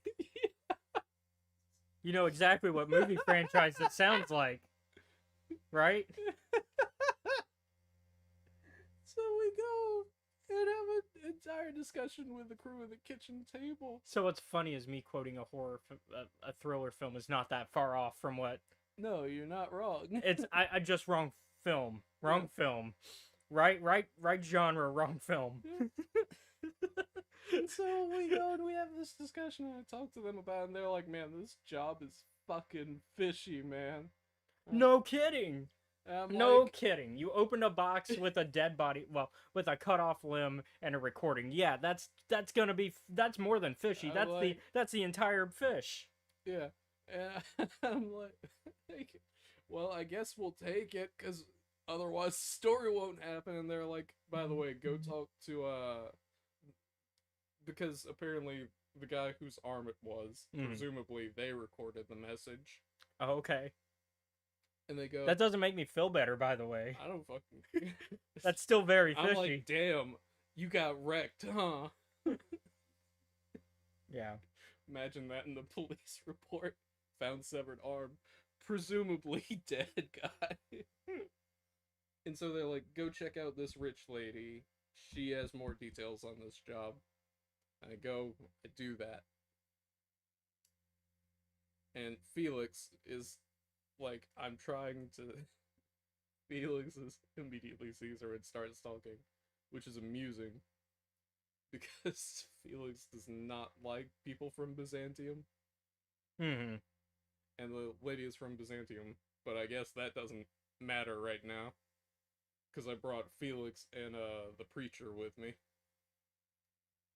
Yeah. And so we're talking and I'm getting more information. I'm like, Lucky's dead, the guy that sent the job. Okay, that's fine. And so continuing on, it's like, go look through his stuff. Yeah. And while you're there on the planet Gorgon asteroid, the distinction doesn't particularly matter to me. I go and go and I talk with a bunch of different people, like in the general starting area. Hmm. First thing I notice is a guy who is like in the middle of like a bunch of wreckage in like a little shop. And me being me, I immediately take out my hunting rifle to see if he has a name or is listed as like a marauder. I'm like, oh good, he has a name. So I don't kill him. I leave him be. So I go down, I ignore him, I go to where I'm supposed to go first, and then I go back and talk to him later. And while looking through Lucky's like notes and things for the office and also collecting some side quests, cause that's just what you do. I go and I get into Lucky's office and I read his notes for this whole thing. And I'm like, oh, okay, cool. That's interesting. And it's basically him going like, man, I fucking hate that I took this job. This is bullshit. Yeah. But I have a key to the maintenance room, and I'm like, okay, I'll take it. And I'm like, what else do I need? Oh, fuck, what was it?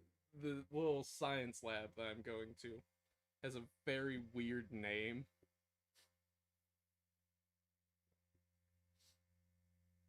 Is this going to be your thing of where you forget the word? Which, by the way, I remembered my word now, finally. Oh, yeah? Yeah, Crisis 3. Oh, okay.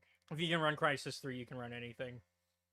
Which most people consider running Crisis 3 being, can I get past the opening screen for even 3 seconds? Because it's that much of a beast of a game. Oh, additional thing.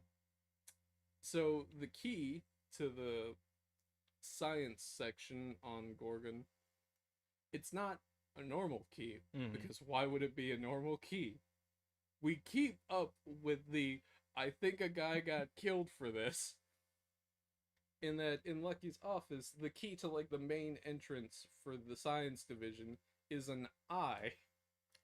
Oh. And I'm like, I don't think it's Lucky's eye because it wouldn't work. Well, Seth, would you like to play a game?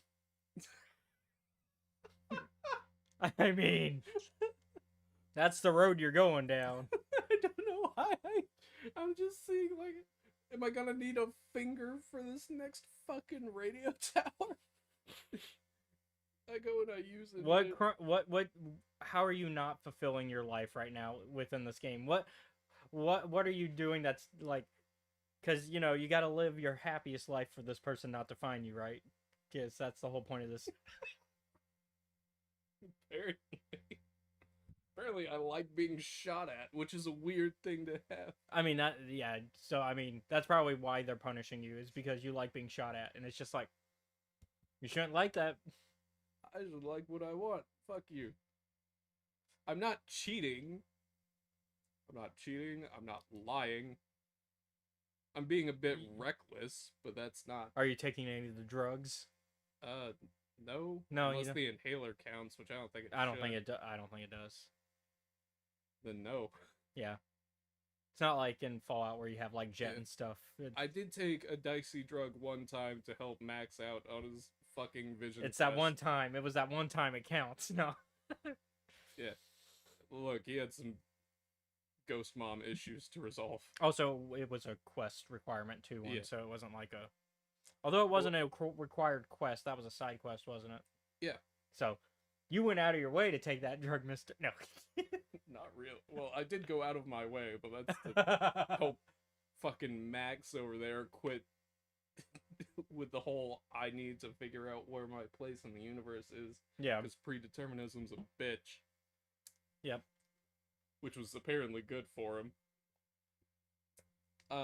Continuing on, the first side quest that I go, it's basically just this lady who's like, hey, can you get my husband's old, like, drinking flask? I'm like, alright, cool. I got you. So I go to an apartment complex that's, like, all broken down and busted to shit. Oh, great. Shady complex. Yep. Love it. I knew this place was gonna be, like, broken down when I got there. Because that's the entire premise of Gorgon. Bunch of corporate bigwigs pulled out and left everything to sort itself out, basically. And the rich lady who hired us to go do this job is like, hey, I'm gonna expose Spacer's Choice, but I need my mom's journal to do it. Oh. And I'm pretty sure that she's dead. And so's Dad. So if you could do this for me, it'd really help. And I'm like, alright, sure, I got it. Things I learned very quickly. I need to use the new updated firearms in this section. Oh, okay. Because the ones I have from the base game are not cutting it. Oh, so they're trying to push you and be like, hey, we gave you these new things for a reason. Yeah. So I switched out a bunch of my old guns and swapped out, like, barrels and stuff. And upgraded with the new ones. So I go and it's the whole thing where she's like, yeah, when the planet was issued the evacuation order, like my husband switched our tickets because he was going first. I'm like, oh, well, that's very sweet of him. Yeah, sure, I'll go find his drinking cup. Because I don't have anything better to do on this planet. aside from go explore the other really dangerous place, so why not? I can pick either one. So I go and I do that, and I like go and I find the drinking flask, and unfortunately, as it turns out, adrenatime is a very addicting drug, and most likely where marauders come from. Ah. And who makes adrenatime? Spacer's Choice. Yep. So I go and I grab. Because they're the best choice. Spacer's choice. They're not the best choice. I know. You've tried the best, now try the rest. Spacer's Choice. Sorry, we gotta give our. We gotta, Yep. So I go, I get the flask, and I like read this man's log where he's like basically going crazy because he's having to use adrenatime to keep himself like up and stable Mm-hmm. since marauders just keep happening. So I go, I find the cup, and I finish that, and I bring it back to her, and she's like, "Oh, thank you. By the way, did you know where? Did you see his body or anything?" And I'm like, "Well, I could lie to her and tell her that he passed away in his sleep. I could say he was brutally maimed to death by marauders, or I could tell her the truth, which is that I don't fucking know." Yeah. So, me being me, I'm just like, I'll You were just tell her brutally the honest. truth. Yeah. I don't fucking know where he is. He's probably a marauder right now. All right. And then I went to explore. It's fine if you don't remember the names right now. Yeah, it's got Yeah. talk Phil Air. Yeah. Yeah. We got Dead Air. Yeah, that's not a great. We haven't watched that episode of that show yet, so No, I have not. but you probably know the bit because it's kind of all over whenever podcasts do their thing. Hmm. But yeah, trying to think what else I've been up to. Not too much really. Just reading. Did my Halloween thing. Had a movie marathon with some friends. Won't go too much into that for the obvious reasons right now. It was good though. Had a Ghostface costume. Oh yeah, I saw that. Yep, Ghostface. Got a party at the end of this month for it, which is because one of my friends always has a Halloween party, but this year he's holding it pretty late, and I guess that's probably just because that's when he could finally hold it, and so it's also going to be a lip sync battle. Okay. So it's going to be a lip sync battle and a Halloween party, so that's going to be fun. So I found it. Okay. The name of like the weird science lab that I have to go to Okay. is the Office of Creative Incubation. I'm like, I have a feeling this has to do that's a with, weird name. but with using that name, that mean I'm gonna guess what they're up to. Mm-hmm. Because incubation implies that they're like a birthing type facility. So, are they cloning? Are they birthing? I'm not sure because when I haven't gotten there yet because some weirdo locked the front door as I was trying to get in. Oh, so you don't know what they're up to yet? Like I went into the main like office section of it, but not the science part of it. Mm-hmm. And they were like, "Hey, quit digging around," and I'm like, "No." Oh, so they're up to something sketch. No, you did a weird thing where you decided to look like an evil jackass on a computer screen Oh, and tell me to leave. yeah. So they're looking sketch. Yeah. No. Leave. No. All right. Well, She's like, they're like, just let the marauders die in peace. And I'm like, nah. I'm just here for a journal. Are you gonna give me the journal? No. Then I'm not leaving. that's the plot of Planescape Torment. You're just a man with no memory trying to find your journal. Give me the fucking journal. No. God damn. It'll hopefully tell me who I am. Spoilers, it does not. Nope. That's about it. I've also got the other one, the other DLC downloaded, but I think Peril on Gorgon happens first. Yeah. So you're playing them in order. Yeah. Well, let's get into some Star Wars news. Yes.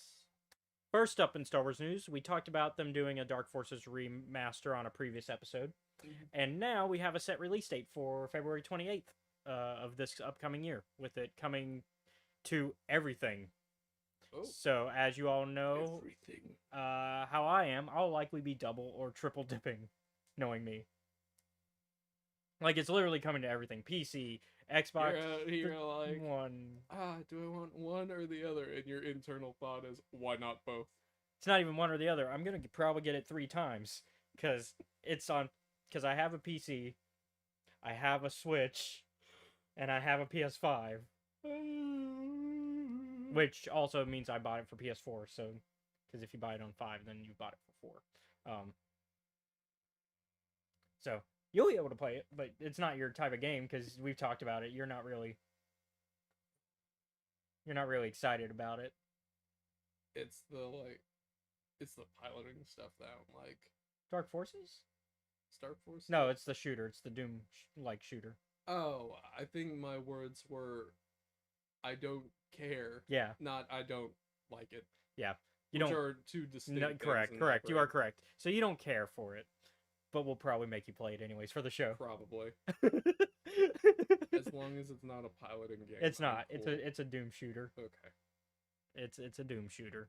There is some speculation because I was reading the Star Wars Newsnet article to get all these, and apparently there's some speculation that they might be adding a new game plus mode, because they noticed that in a screenshot they had a type of gun that you're not supposed to have yet on a certain level, and so that implies maybe new game plus where you can have certain weapons that you don't normally have on certain missions, and so that would provide a reason to more play it, like replayability, because honestly Dark Forces is a game I've only played twice, maybe 3 times, and it's because it's a fun game, but there's no replay value. It's a very much you've gone through the Doom shooter.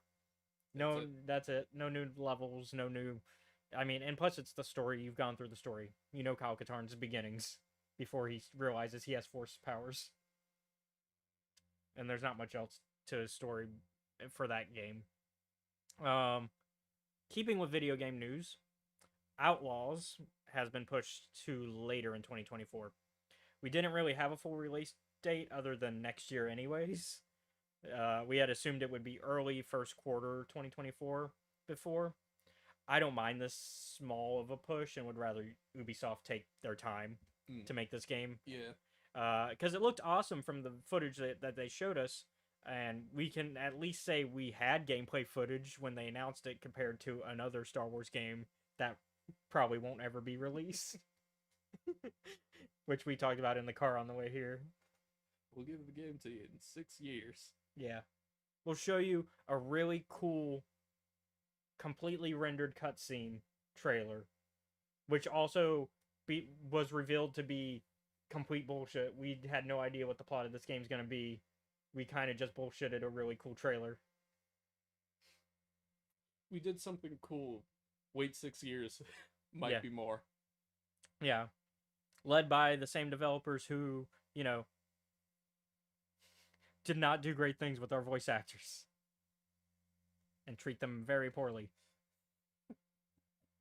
Especially Elliot Page.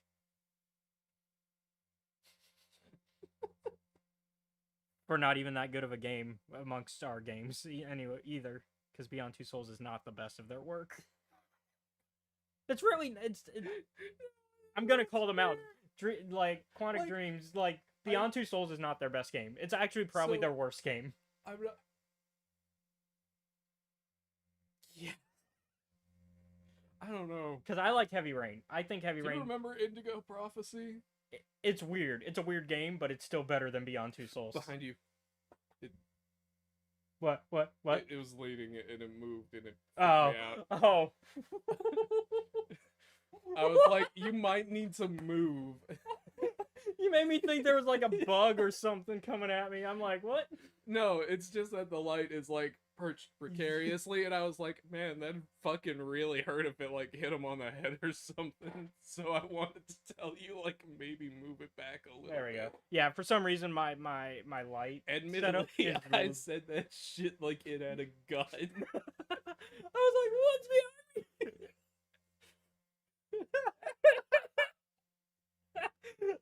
And then I looked at the light, didn't even realize that's what you were talking about. And so I was like looking for like a spider or something.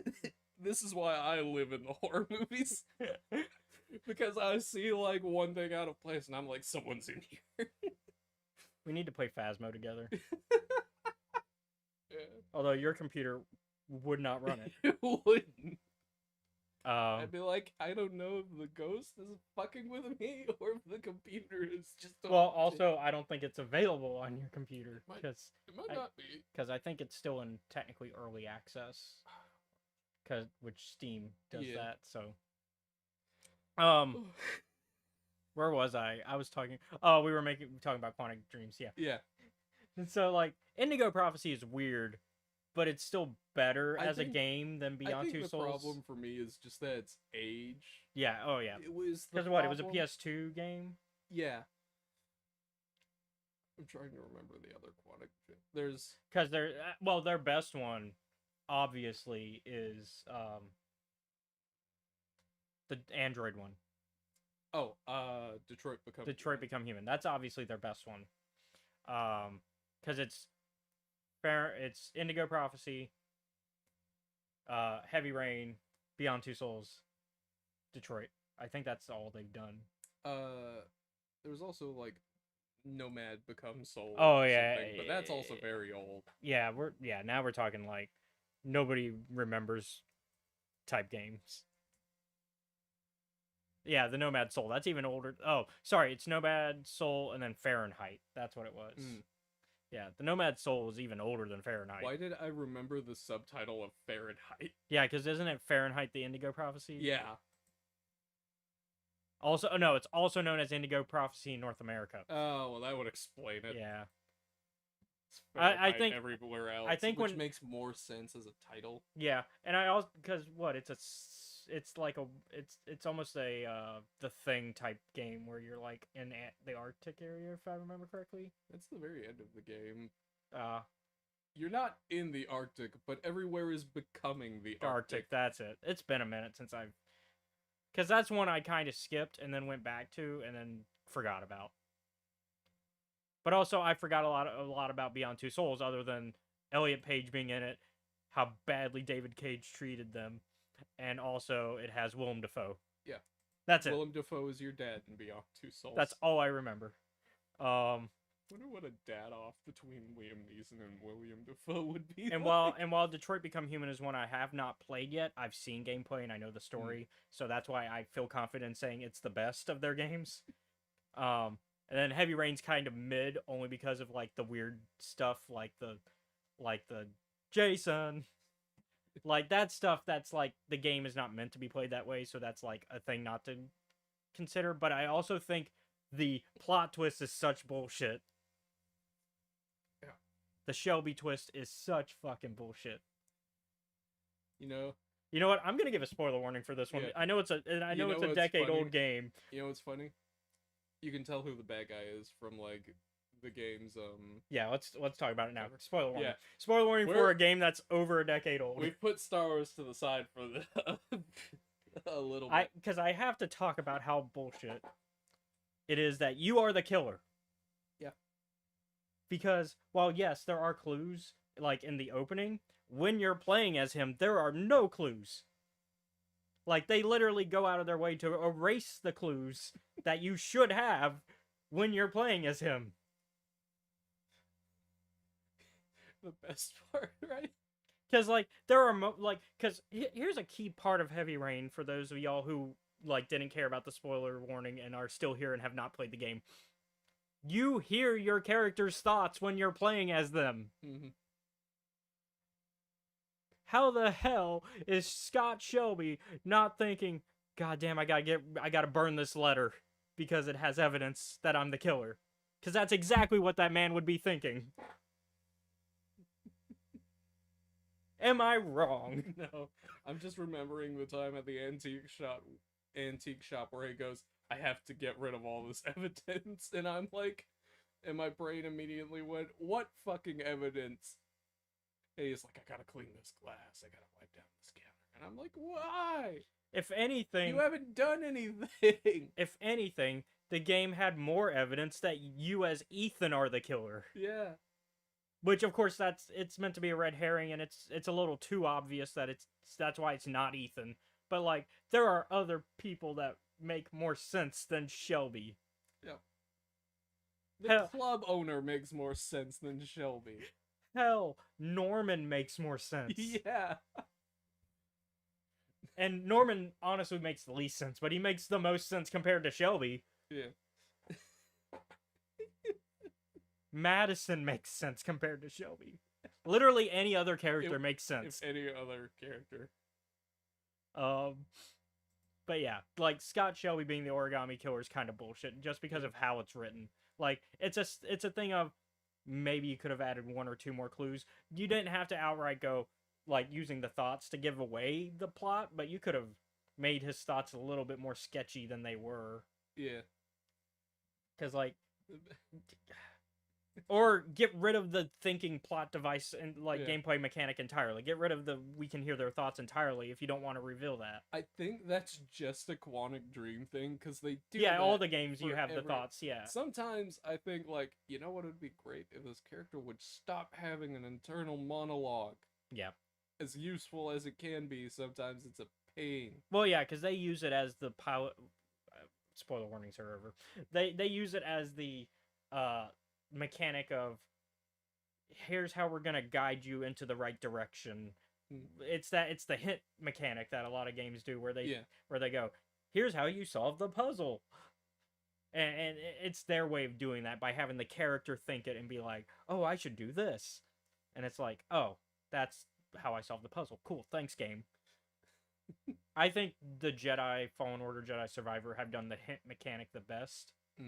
Because what it will do is every few seconds when you're doing a puzzle, if the game tells you're not moving or doing anything, then it will pop up and be like, hey, do you want BD1 to help you?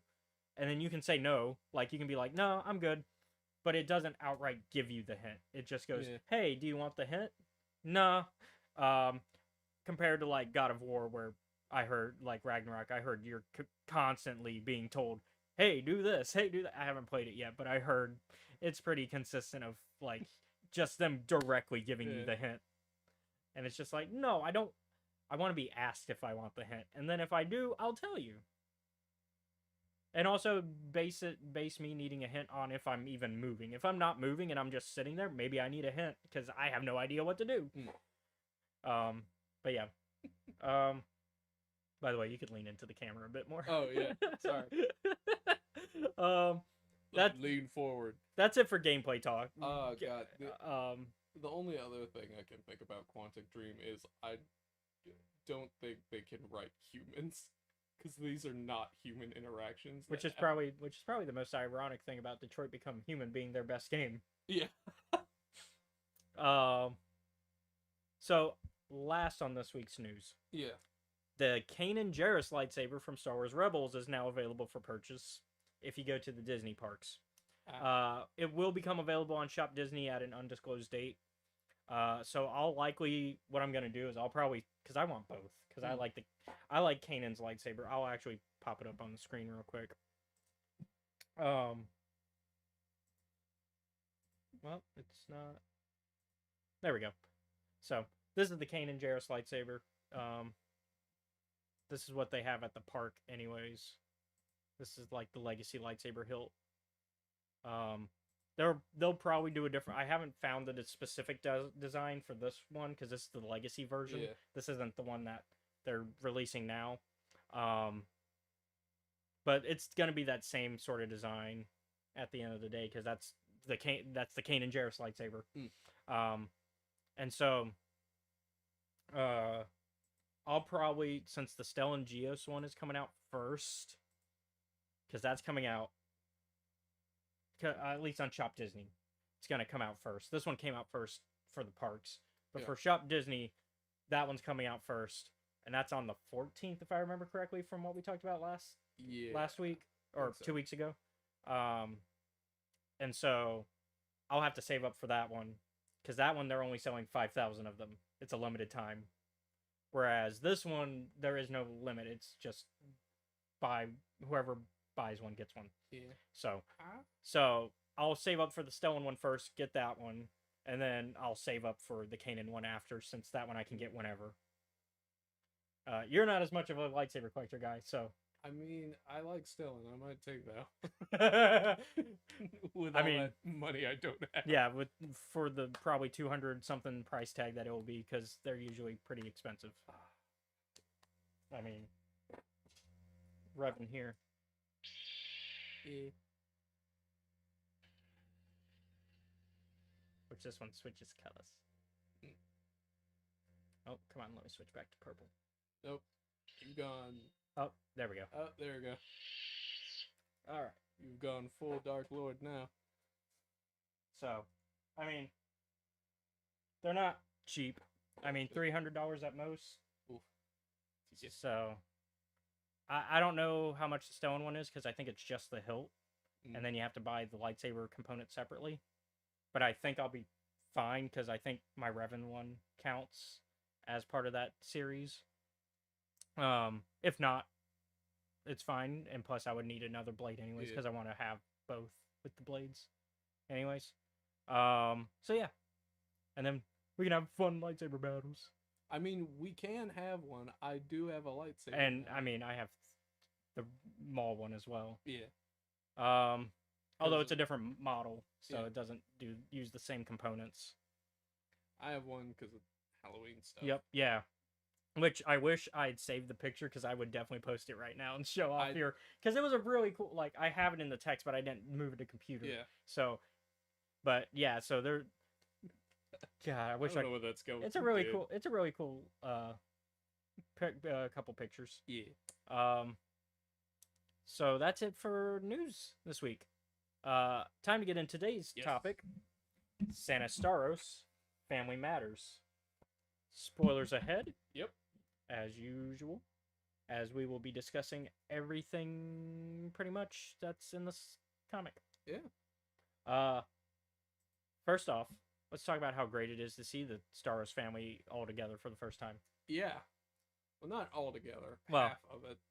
Yeah, as together as it can be, because the whole plot is that her cousin is marrying an Imperial officer, because they're actually planning a heist to steal back something that Avon Staros from the High Republic made. Yep.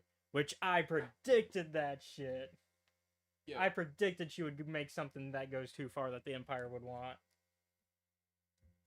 Because she's like, I want to study kyber crystals. I wonder where that ends up in the Star Wars timeline. Whoops.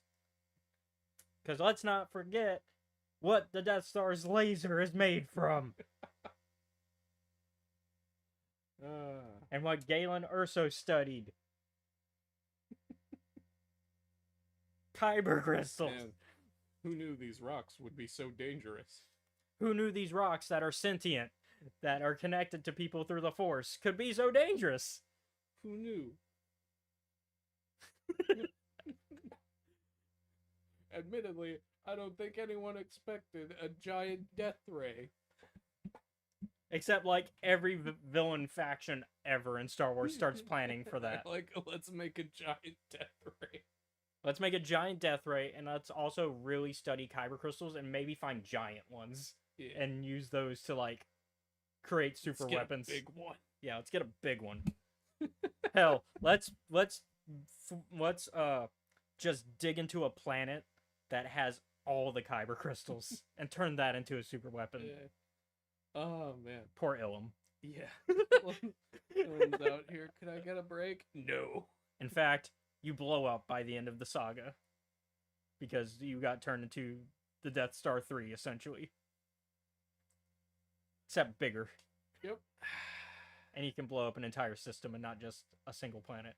Yep, they were not fucking around that day, were they? Oh, yeah. But yeah, so that's the basic premise, is that Santa's decided to, like, get away from Dr. Aphra shit. Because this is after the Crimson, all the Hidden Empire, Crimson Reign stuff, all that's over. And so So I was she's like, broke up with Afra. Well, they were never together, but she's like cutting off Afra. Yeah. She's like, Afra, I know you love me, but sort your shit. yeah, sort your shit out, and then we can maybe see about dating. But also, I know you're still in love with the Imperial officer turned rebel. Yep.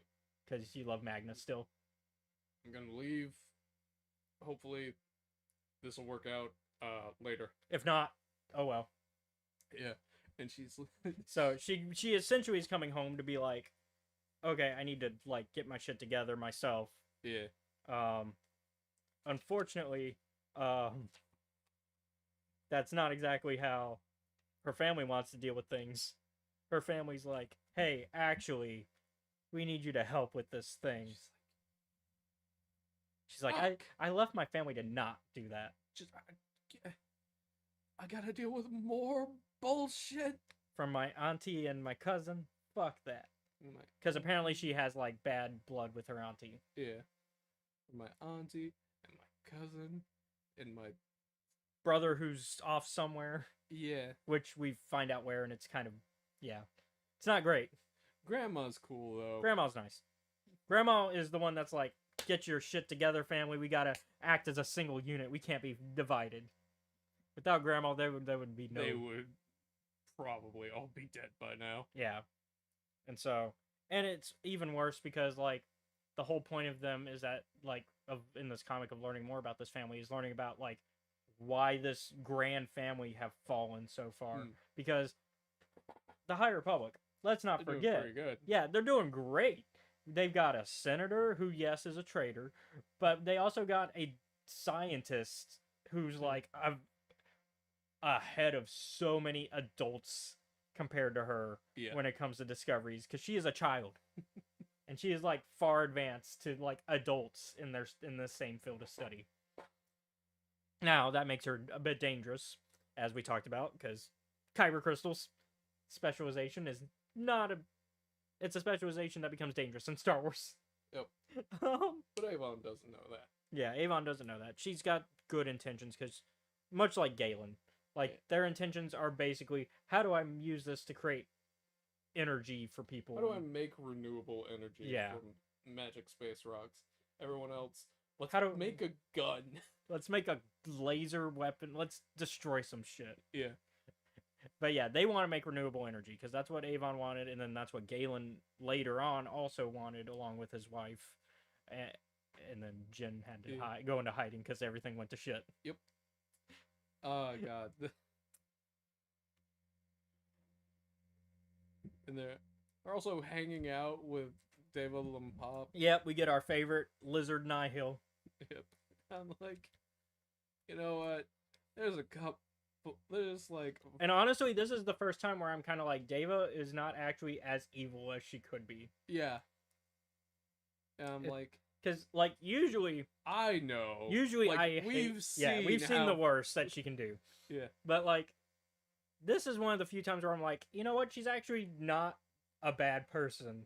She's not being unreasonable, but she's also got like a fucking blood oath going on with the Staros family. Yeah, like which is why I'm like, don't forget. Because the Staros family is basically like family to her as well. Yeah. So, like, because what she calls Deva, what does Santa call her? Like, she gives her like a familial nickname. Yeah, I think they're called like Auntie. Yeah, Auntie Deva.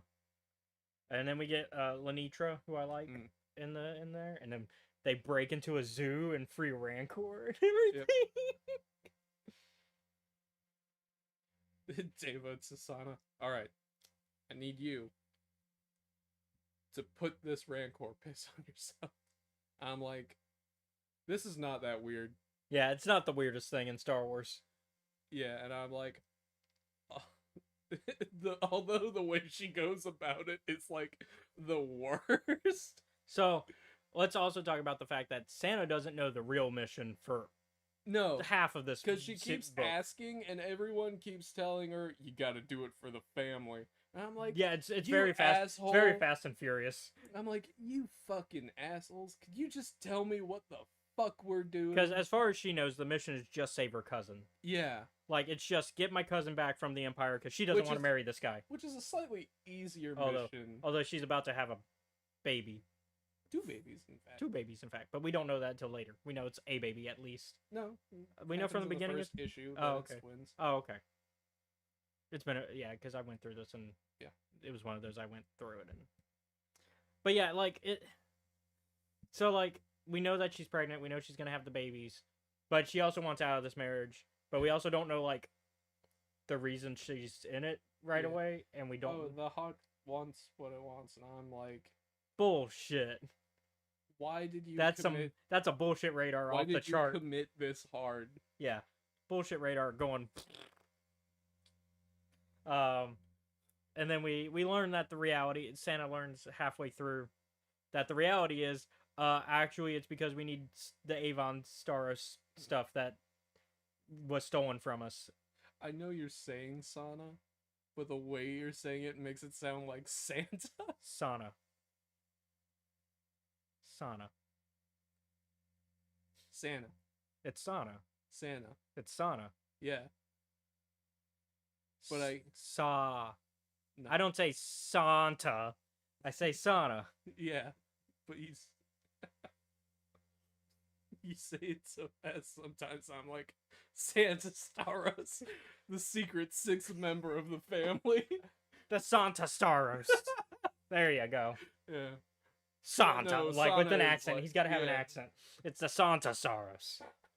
But like, God, It's not. Sana, it's November. We're still in November. Yeah. It's not Christmas time. We'll get the Santa Staros. Sana, I'm with you. You should have just fucking gone to your dad's. Yeah. Because fuck this. And so like, and then it gets worse when you find out where her brother has been. Yeah. Turns out he's the one behind the whole operation of the Empire's side. It turns out it was his idea to get the Avon stuff, and because he feels like his sob story, and I'm gonna mock him a bit because his sob story is bullshit. It's Sana left me because she grew up and wanted to go to school. That's his sob story. That's basically it. Even though he had an entire loving family still that he was still living with. Yeah. Because the Staroses, if there's anything about them, they may lie to each other, but they love each other at the end of the day.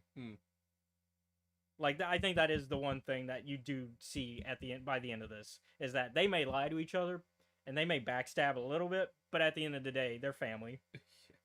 And they do care about each other, even if they do some shady shit. Like selling weapons to the Sorkins. Yeah.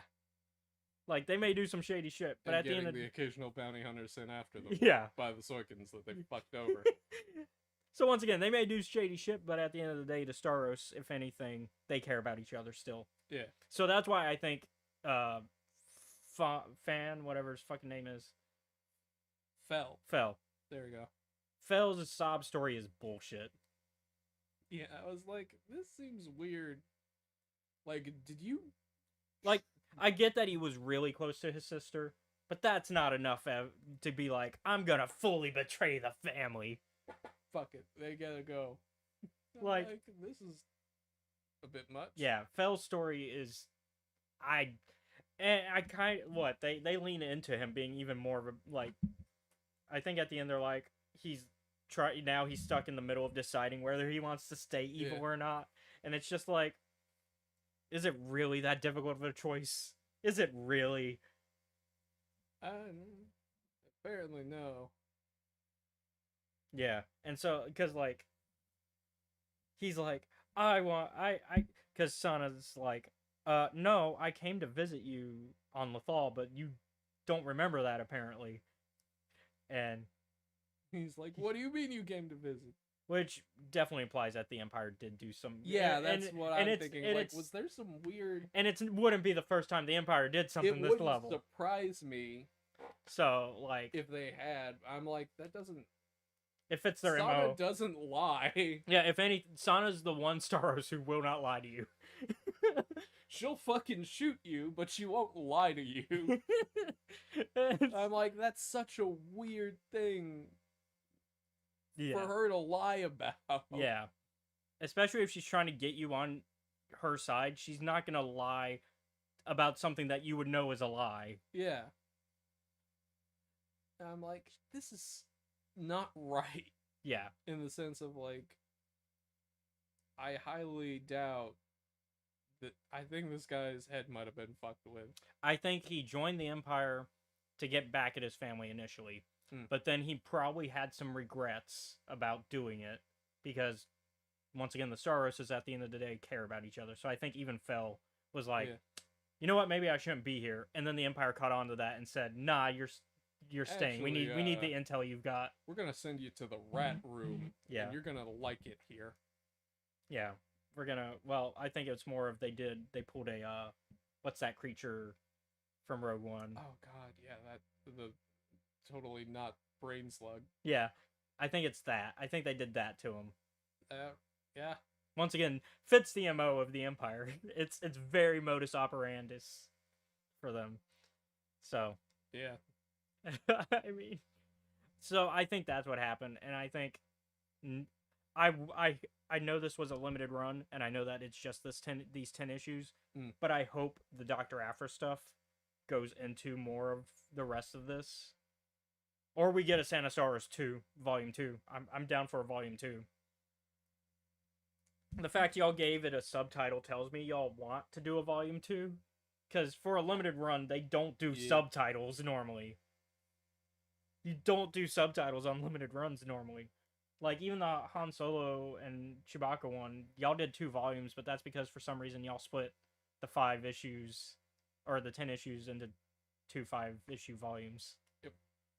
But that was also meant to originally be a continuous run. That was meant to go past 10 issues originally. Which you feel that at the end of the 10th issue of Han Solo and Chewbacca. Like, you feel, oh, I know where this is going, because there was more to explore with not Dad Yeah. in that story. Like, which I think we're gonna get once we start reading the droid stuff, because I think we still haven't started the Dark Droids arc. Yeah. And I haven't started reading the Dark Droids arc. I need to catch up. What do you want with this fucking memory card? Oh, we know what they want. It's the memory of that evil droid, the one that's in the Revelations comic. We gotta go fucking kill all the meat bags, said the droid, and it's like, And it's not even tone it HK-47. down, It's not even man. HK-47. yeah, no. And so, like, it's weird that it's for like- this 5-issue run, y'all put a subtitle. So Yeah. I make a volume 2. Do a volume 2. Just do 5 more issues. Tell the rest of that story with the Starros family, because there's obviously more to tell. I like the Starros family too. Like, they're that just right amount of shady.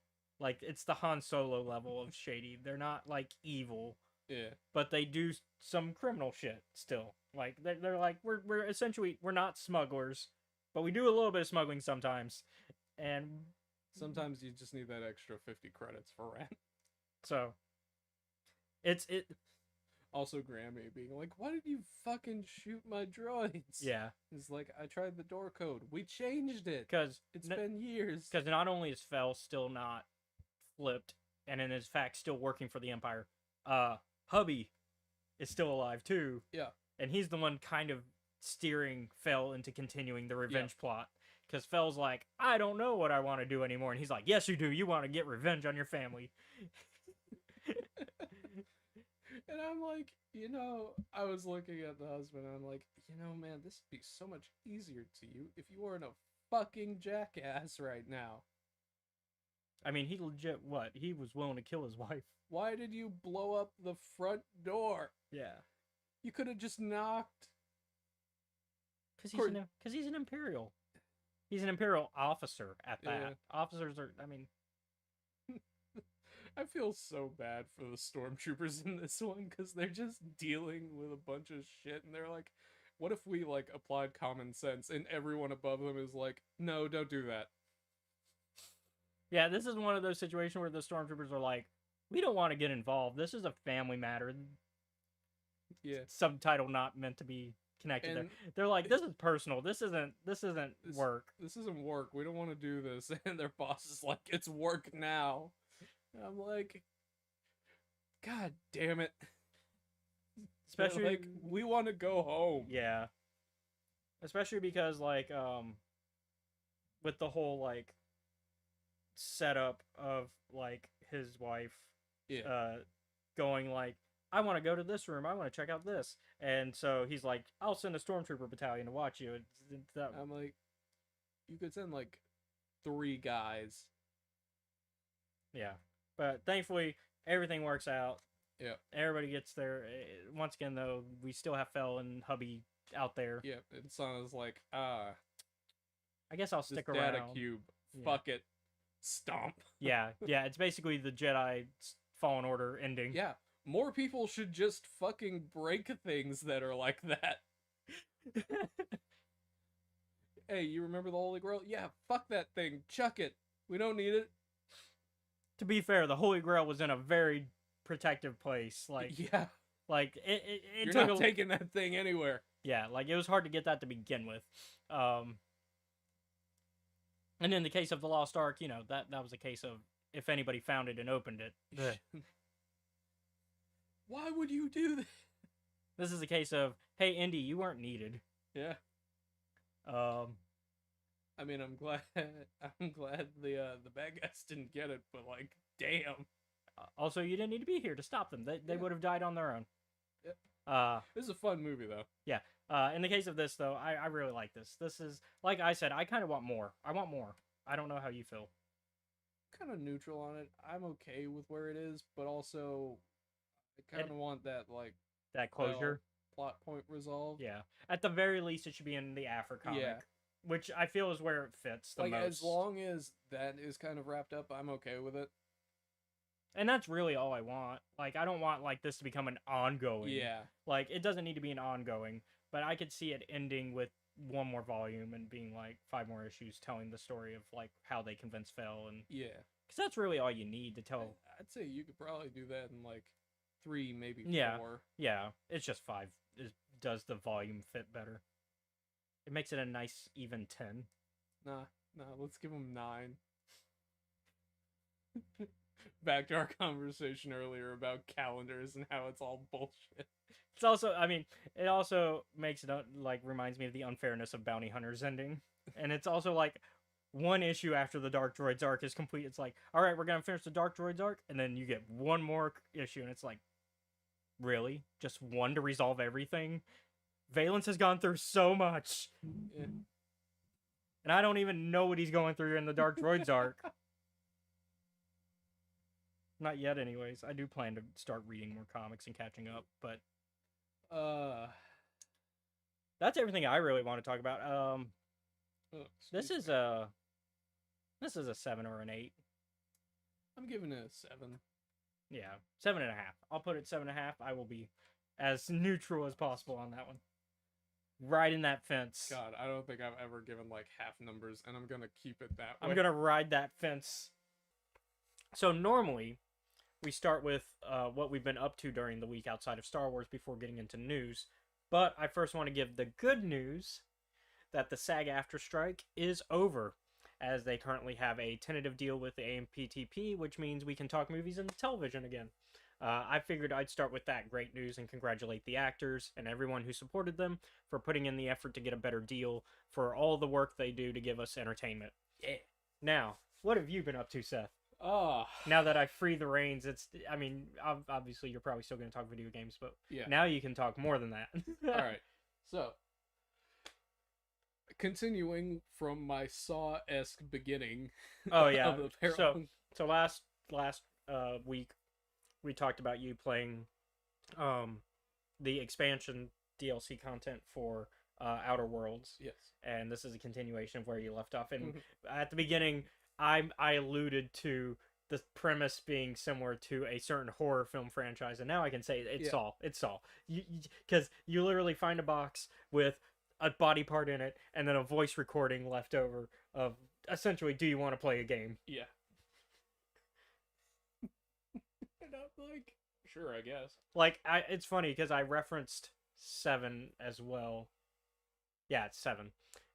I think is the one. Yeah, 7's the one with what's in the box. Because I said what's in the box, Yep. and then you're like, oh, actually this, and I was like, well, wrong horror film, but still the right genre. Yep. Um, So I go. also wrong body parts probably because Mhm. in 7 it's the It's girl. a head. Spoilers for a very old movie. Yeah. It's the girlfriend's head. And so I got into the chem lab because they use ocular scanning. Mm. I'm like, all right, cool, I guess. Uh, so I continue. Like I go and I get in there, and they're like, for a spooky, mysterious figure on like the computer screen is like, you need to leave Gorgon, or I'll fucking kill you. And I'm like, no, give me the goddamn journal. Oh yeah, because this whole thing is you trying to track down a journal. Yeah, because some rich lady paid me to. Yeah. And I'm like, can I get the fucking journal, please? And it's like, no. As a matter of fact, I've locked down this entire facility. And I'm like, okay, fine, I'll leave. Because there are other, like, sections and areas you need to go to get access to the one fucking thing that has the goddamn journal. Yeah. So I go and I leave, and I'm like, well, now what? And I go back and I'm like, all right, so there's a guy, I can go and talk to him. And he's like an accountant, right? Is he an accountant or an accountant? He's, I think they call him like an actuary, but in function, he's about as Okay, so he's an as accountant. Sorry, I was making an internet joke. Because people will say that I'm an accountant when they mean they do like OnlyFans. Oh. Is he an accountant or an accountant? He's an accountant. Okay. He counts money. That is his job. Yeah. So I go and I'm like, hey man, you used to work on this like really shady project that like caused a bunch of bad and evil shit to happen. How do I get back in there? And he's like, fucking don't, man. And I'm like, I don't care. Tell me how to do it. And he's like, well, he's at like a dog winning competition, right? Yeah. Like a dog show, and he was like, tell you what, I'll let you know where these two people are, because you're gonna need their stuff to get in as well. I'm like, fine. I'll go steal this goddamn dog trophy for you. But after that, I want some answers. So I go, I steal the trophy, I come back after like convincing the main lady, hey, I just need to go back there and I'll fix a thing for you. Which I don't do because I'm an asshole. Yeah. But also, I'm dealing with bigger problems than whoever is winning this fucking competition. Yeah. There's bigger fish to fry. Yeah. And I go and I'm like, alright, tell me what you know, goddammit. What is it? Just keep going. It's the tell me what you know. Yeah. And he's like, alright, so here's the deal. The entire project was fucked from the beginning because we didn't get the money we needed, we didn't get the time we wanted, and we weren't able to do the research with the amount of people we needed. And I'm like, oh, well, that's grand. That's wonderful. Yeah, that's great. And I'm like going through just so I go to the next person, right? Mm-hmm. And she's like basically hiding out on the groundbreaker in like the back area of the ship where nobody really goes. And I'm like, hey man, look, can you let me back there to go and see her and talk to her? And her guard is like, no. And I'm like, man, it's gonna be real bad if the head of the ship knows that you threatened her current girlfriend, so maybe you should let me back there. Yeah. Because I have Parvati in my party, and she's like dating the head of Groundbreaker. Oh. And he's like, oh, shit, you go right ahead, man. I'm like, alright, scientist lady. Now you're gonna tell me what I want to know. And she's like, are you sure, man? And I'm like, yes. Why does everyone keep asking me this? It's like, are you sure? Yeah, I fucking do. So start talking. Like, for those who don't know, the way that I tend to like specialize in games like this are speech and guns. So you can either talk to me or I can shoot you and just do it anyway. Which I prefer not to do if I can talk to you first. Yeah. And so I go and I talk with her, right? And she's like, basically, her like research thing was like the ethics center. And they're like, basically, she's like, all right, I'll let you in. Here's the stuff you'll need. You're gonna need to go and use my terminal to open it. And I'm like, thank you. Thanks. I'll go to that place later. Thank you. I'm glad I didn't have to kill anyone to get this done. Yeah.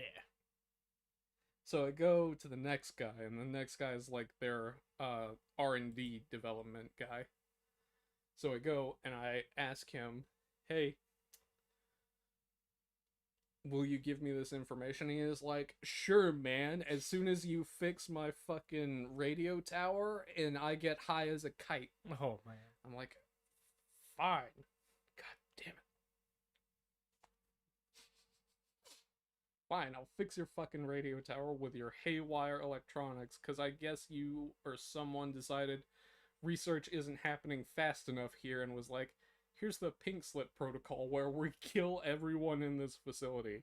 I'm like, great, I'm sure this will have no negative consequences. So I go, I get that done, and I get like the one reception lady out of there alive because she hasn't done anything. I'm like, oh, I don't want you to die. I'll be a bit rude about it, but I don't want you dead. Yeah. So I go then and handle that. I come back to him and I'm like, all right, here's the deal, man. Tell me what I want to know. He's like, yeah, here you go. I'm gonna get high as a kite now. I'm like, okay, can you give me more information than that? And he's like, not without being drugged out of my mind. I'm like, go ahead. I don't care. It's not my problem. And he goes and he explains, like, by the way, we did a lot of, like, evil science shit going, and he's, like, just getting consistently higher. And I'm like, alright, man, you need to stop now, because if you go any higher, you're not gonna be around any. Or You won't be able to float back you'll down. go to heaven. You'll be as high as you can get there. Yeah. And so I go, and I go into, like, I also have, like, a side quest to go and collect these radios with, like, Olivia Ambrose, the mother of, like, the rich lady I'm working for. Yeah. And, like, there's two of them, there's, like, 5, right? And one of them is, like, a main interview thing where she's like, oh yeah, we get them from, like, the hell prison world, these volunteers, and I'm like, you bitch. Like, we've never gone over this, but I'm not exactly a fan of that. Yeah. I think most people aren't. Yeah.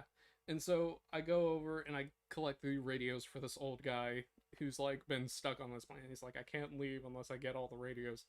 I'm like, by the way, did you know like your partner was a corporate spy and the only reason you're alive is because you didn't have these fucking things?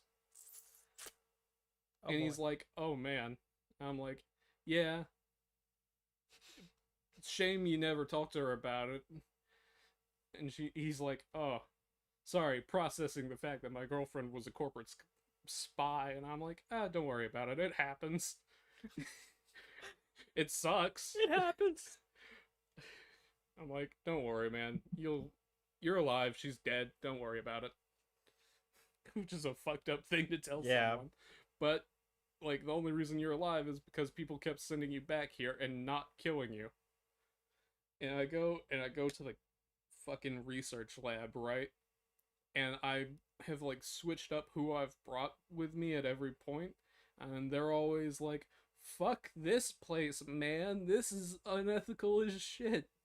They still have dead bodies on the table, man, in all their documents and shit being like, hey, maybe like a lot of them are like, maybe we should stop doing this.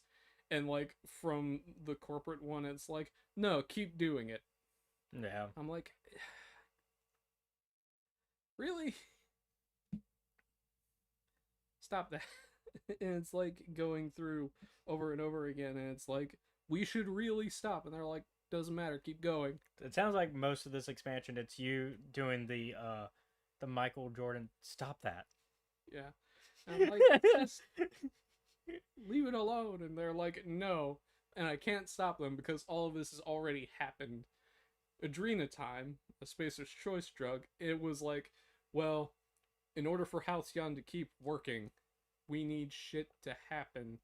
So Adrenatime is like coffee Yeah. mixed with adrenaline. And I'll tell you what, doing that shit over a long period of time is bad for you because it won't let you sleep and violent hallucinations happen. I'm like, God damn. Fucking stop it. So I go to the ethics office and they're like, hey, we should really stop doing this. And once again, corporate and Olivia is like, keep going. Ignore all of this shit. Don't send it out. And I'm like, wow. Fuck Spacious Choice. I mean, you should have already had that opinion. Yeah, I But- did, but I yeah. was like, Like, yeah, I'm sure releasing the drug addicts was a good idea. Not even making this fucking shit. yeah, like in the base game, it's literally learning why Spacer's Choice are the bad guys. Yeah. I'm like, why did you do this, man? And I go and I'm like, alright, I've got everything fucking unlocked now. And I can go into, like, the main office, right? Mm-hmm. So I go into the main office and I unlock it and there's a robot there and I'm like, I'm gonna go and get this robot to help me because I know there's probably gonna be a lot of people in here. So I go, I get the robot to help me, I put a new battery in, and I'm like, go fight people for me. And that happens. And while they're upstairs, I decide to loot around the like base floor, right? Yep. And I forgot that I had already sent her up top to go fight people for me. So when I come back, I'm like, I don't know where the robot lady went. And so I go and I walk around upstairs, and there's just a bunch of ash piles, and I'm like, what did this? And I go, and I'm like looking through them, I'm like, because in that game, whenever you defeat an enemy with laser weapons, like most games, they just turn into a bunch of ash. Right? Yeah. I'm confused about it because I don't have any like energy weapons equipped. And I go and I walked past Pam's corpse. Pam is the name of the robot. Yeah. I turn and I look at it, and I look at the ash piles around the room, and I go, oh wait, I did this. I inadvertently did this. I'm like, I mean, if I had come up here, they would have tried to kill me, so they'd be dead anyway. This just saves you time. Yeah. So I go and I get up into the office and I'm like, oh, neat, unique weapon, and also that fucking journal I've been all over the galaxy for. And I'm like, and Mysterious Figure is like, put that shit down. I'm like, no. Put that thing back where it came from, or so help me. I'm like, no, I will not. And I've beat the DLC twice now, and I'm gonna talk about how different the tones feel between those two, if I have the time. yeah, we might be. Okay, then I'll just focus on the first one, Yeah. because that's the best one. Yeah. So I go, I get the journal, and I go and I'm like, alright, I'm gonna go give this to Minnie Ambrose. And I go and I get on my ship and I start driving there. And the Mysterious, go kill this one. I'll pay you to kill my daughter. I'll pay you to kill my mom. I'm like, can we fucking talk about this for a sec? Can we just sit down?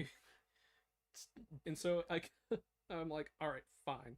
So I go and I do a bunch of shit and I kill so many robots and marauders. And I'm like, I don't know if you know this, but stop pissing me off. Yeah. So I'm like, alright, look, here's the deal. Your mom probably still loves you, and I know you're working for Spacer's Choice. Stop doing that. Because they're, like, straight up evil. Yeah. They make some cyberpunk villains look. They make cyberpunk villains look good, which is hard to do. Yeah. So I'm like, alright, look, calm down. We'll talk it out. I'll see what I can do as, like, a middleman in negotiation. So I go, They make Wayland Utani look good. it's hard. Oof. Damn. Although Until- they're not quite doing that much of experimentation yet. Yeah. And so I talk with her, and I'm like, all right, here's the deal. Was it the Wayland Utani? Is the Wayland Yutani. I'm like, they're almost as evil, but not by much. Yeah. And so I go, and I'm like, all right, here's the deal. And she's like, tell mom that she's invited over for tea.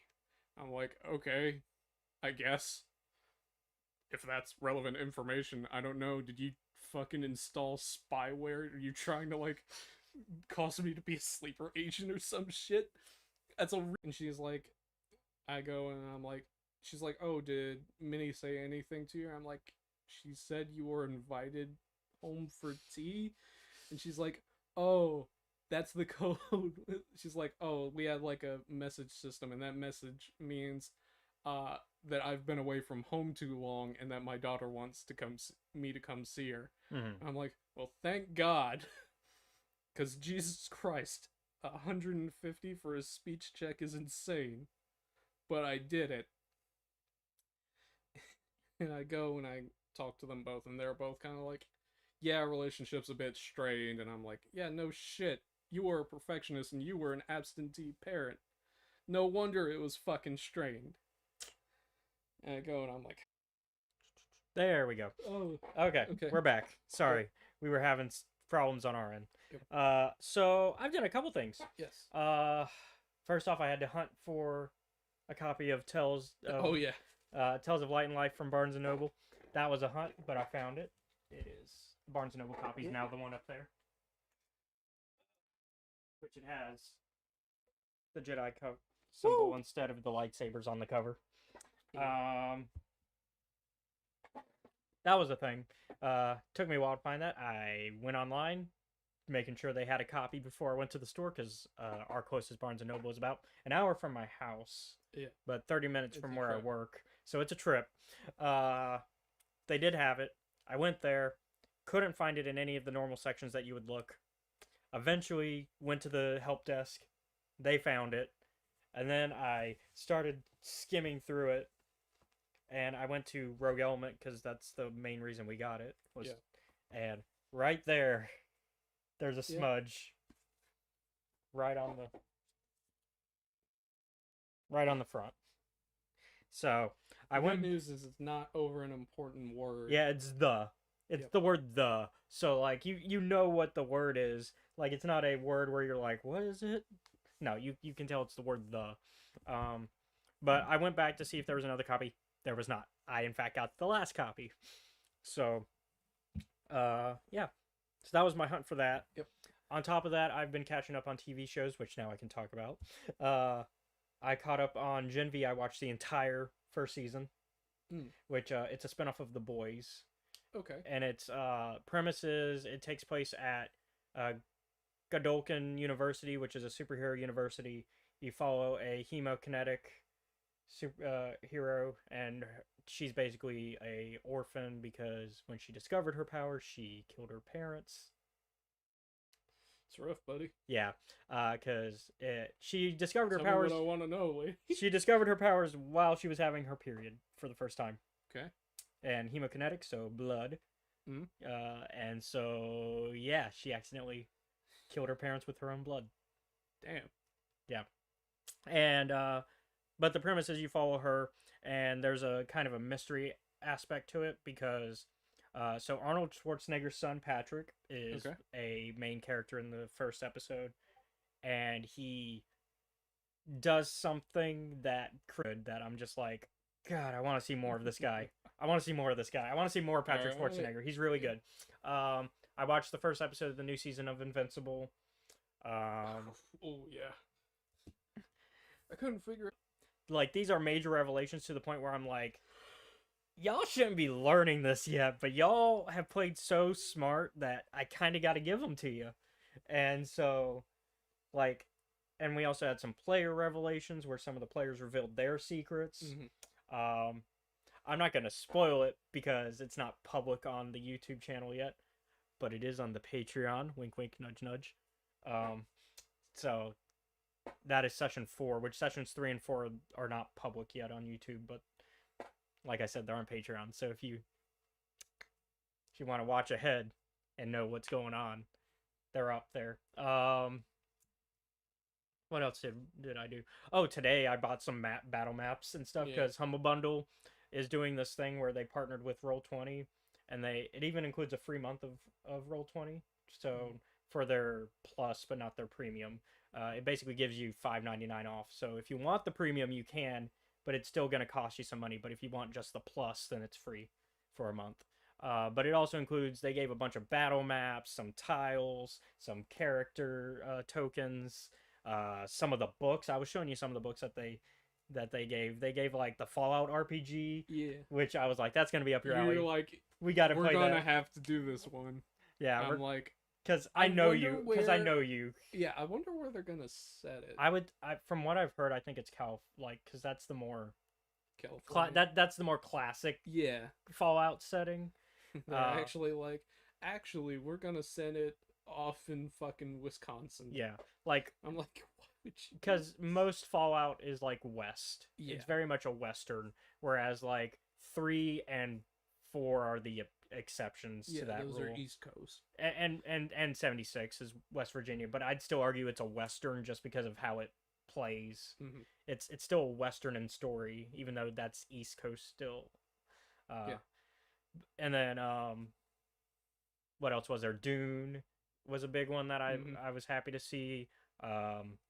Cyberpunk, which we mentioned earlier. Cyberpunk's in there. Cyberpunk Red specifically. I remember like a long time ago we had a conversation about Dune, and I explained to you like the one thing I know about it is that the spice is important, Yeah, but not why it was important. So it's and I basically- just took a wild guess and was right about yeah, it. because it's a drug that also acts as like a super inhibitor sort of thing, and It also allows people to fly starships. And I was like, yeah, that was my guess. yeah. as It's to also why. it's also the fuel. Yeah, it's very important throughout all of Dune. It's I'm like like- it's literally everything. a movie that if I have seen it has been like once in a background memory. Oh, the original, like Yeah. the original, the weird one. Yeah.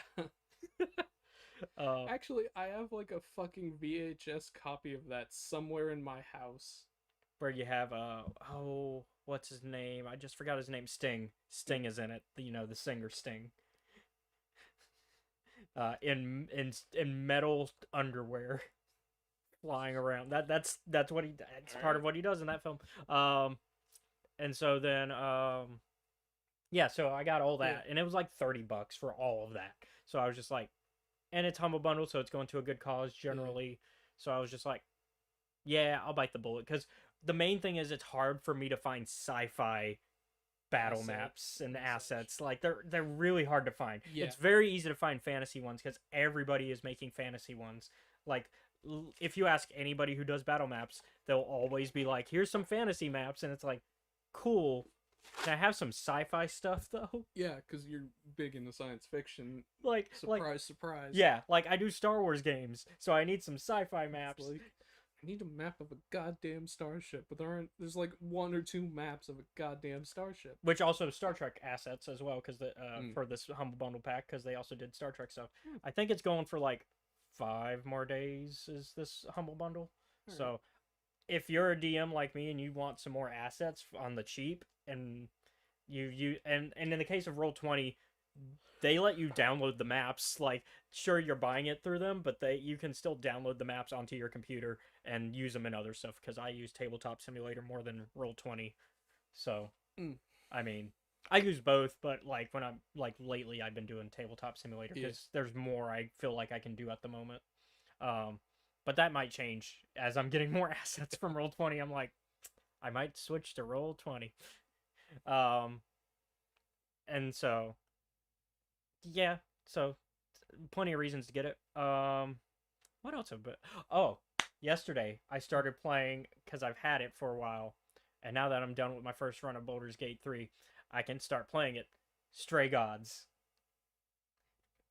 So it's a role playing game, and it's the first game from this new studio that David Geider, the guy who worked at BioWare and did Dragon Age Origins and 2. Okay. He started this company. And it's a role playing game that's also a musical.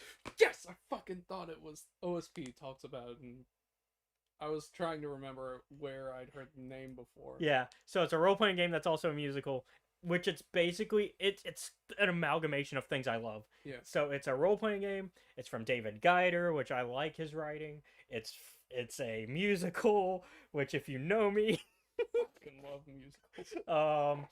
and then on top of that, it's also a murder mystery. Mm. So it's because so the premise is the Greek gods have mostly died out. They are now called idols, and there's like the only ones remaining are Athena, Apollo, um, who else? Uh, Aphrodite, and um, a few others. Pan is Yeah. there, Hermes, and technically not a god, but becomes a god, an idol in this universe. Persephone, Hades is Yeah. So not she becomes the queen, like, and they explain that she became the queen of the underworld at some point. So Yeah. basically moved to godhood essentially, Well, she was always a divine being. but she wasn't really considered a god. Like she wasn't given a domain ever really in Greek mythology. They kind of were just Fair like enough. they were kind of just like you're Hades' wife. Yeah. But so premise is that in the modern world they are idols now. They're mostly dying out, and as they've died out, they basically have to live in secrecy. Yeah. And so, unfortunately, then you run into a muse Mm. who dies. She is murdered by somebody. You don't know who, but she basically gives her essence to you, making you a divine being. Mhm. So you are now a muse with her abilities, all of Yeah. her muse abilities. Which is a key factor of the story because that is how it becomes a musical. Because one of those abilities is you can force people to sing. Mhm. So that's how they incorporate the musical part of the story. They're like, here's why it's a musical. Yep. And so the the main idols, so Athena, Apollo, Aphrodite, and Persephone are like, hey, we don't like let usurpers become gods, and since we can't prove that you weren't the one who killed the muse, we have to assume you did. So we're sentencing you to death. And Apollo's the only one who speaks out initially, and he's like, I don't feel right about this, actually. We should give her a chance to prove her innocence. And so it becomes a murder investigation of you trying to prove your innocence, figure out who killed the muse, and using your musical abilities I do like in the that, process. I forget when this is pointed out, but at a certain point, like when you try to use that ability on Apollo, he just says no. Yeah, And so I'm like, oh, that makes sense. He's the god of music. Of course he could just Well, say no. yeah, so I got to it, and I actually he let me do it with like Yeah. so Like because you have to do it you have a very to look- specific way. and so when you start the game, so there is no combat. It's not a traditional RPG in that No. sense. It's more of it's more story. What's the type of game that I'm thinking of where it's more story like it's I forget the term, but It has what is the where they're genre? more like story, like almost like Oh, you mean like visual novels? yeah, it's more visual novel than like straightforward RPG. It has RPG elements, which I think is why it's still because you still choose your dialogue options and stuff like that. But at the start, instead of picking like stats, you pick what type of personality Mhm. your character, Grace, has, which is like aggressive, uh, charming, intelligent, and I went with intelligent, which has worked out so far. That one's like working out for me so far. I'm still in Act 1, so like I just did the Apollo song. Oh, you're And gonna find out some stuff later on. yeah, and I read like the warnings because at the beginning they gave like all these like trigger warnings, because which was nice, but it's still like, oh, these are things I got to be aware of that are about to happen. Which they gave like the death warning. They were like, oh yeah, somebody dies right off the bat and also dies near. So like at the beginning of the game, I was on edge. I'm like, who's gonna die? And then the muse dies, and I'm like, oh, Mm. it's a murder mystery. And then there's also like a suicide warning at the halfway point, and apparently, and so, um, So it's a fun game so far. I'm enjoying it. I like Pan. Pan is a bast. He's a lovable bastard. Because like I don't pick it. So during his song, you have to choose between Pan and your friend, like your lifelong friend, Yeah. Grace's lifelong friend, to basically trust more, or you could say fuck both of you. But I said fuck Pan. I was like lifelong friend. What? Like you? I just met you, Pan, and like on top of that, like I know how God shit works. I agreed to work with you, and this is gonna bite me in the ass. Because I don't want. I mean, I still owe him a favor because he still points you to the muse's Yeah. apartment because he's still like, for story reasons, they still have to give you the apartment. They're like, you still got to be able to know where to go next for your investigation, which is where you find Apollo and then you do Apollo song, and which I liked. I love all the songs so far. They are really good. Um, and so I'm just loving this game. I'm glad I got it because it was like one of the, like on PlayStation it was for the app they have like this thing where you Hmm. can accrue points. Yeah. And so one of them is like buy certain games. Like every month they'll be like, here's certain games that you should buy that will give you extra points, right? And Stray Gods was one of them, and I was like, that's a game I've been keeping an eye on anyways. I saw it on GOG, and now it's on PlayStation. I was like, I'll go ahead and get it because I've been keeping an eye on it anyways. It's cheap. It's from people I trust, and so Why not? yeah, and it worked out. It's a fun game, and it's Greek mythology, which I like. It's a murder mystery. It's a musical. It's a role playing game. It's there's a bunch of things I like. So I say if you like any of that stuff, I don't think I've spoiled any major things, and so I have some spoilers, but I don't want to ruin yeah, it yeah. for Let's you. not. Yeah. So I don't think I've spoiled I anything might, major. So if y'all want to maybe check it next, out, yeah. If maybe y'all, next paycheck for me, I'll go and buy it. yeah, or we could sit down and play it together too, if Mm. sometime too. Because I mean, there's multiple ways to play it. I still after I do this run, I want to see what aggressive looks like, Yeah. and I want to see what charming looks like. I want to see what, and I might say screw my friend and team up Stuck with with Pan. Pan. Yeah, like I'm curious, like of all the like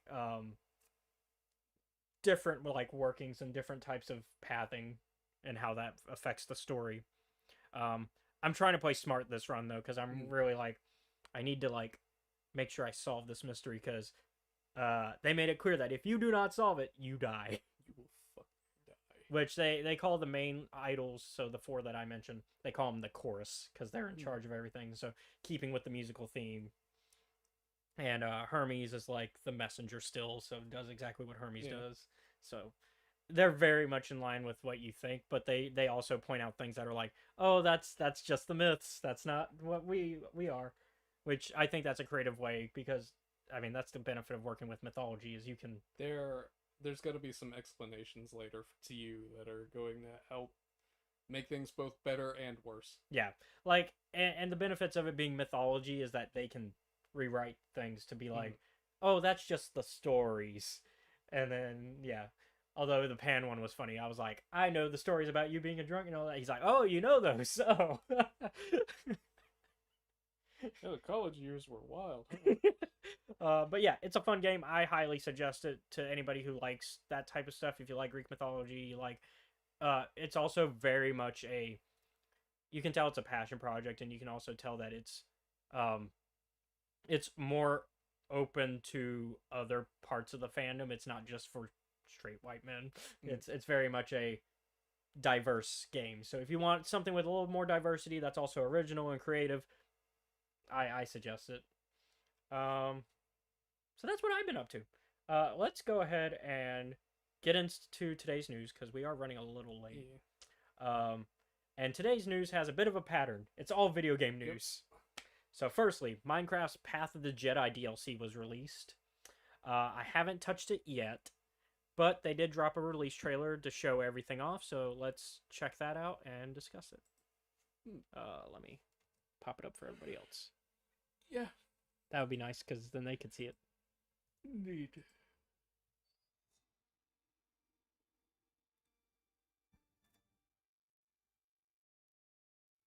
Oh, we got some Ilum. Mhm. Getting your Master Hu Yang. Oh, double. Yeah, they mentioned. I think we talked about that last time we talked about it, that you could dual wield.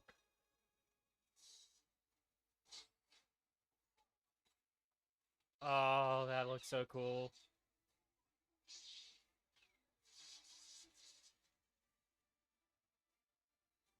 Oh, this is like Battlefront level with some of that. Lucia. Tatooine, obviously. You gotta have Tatooine. It's Star Wars.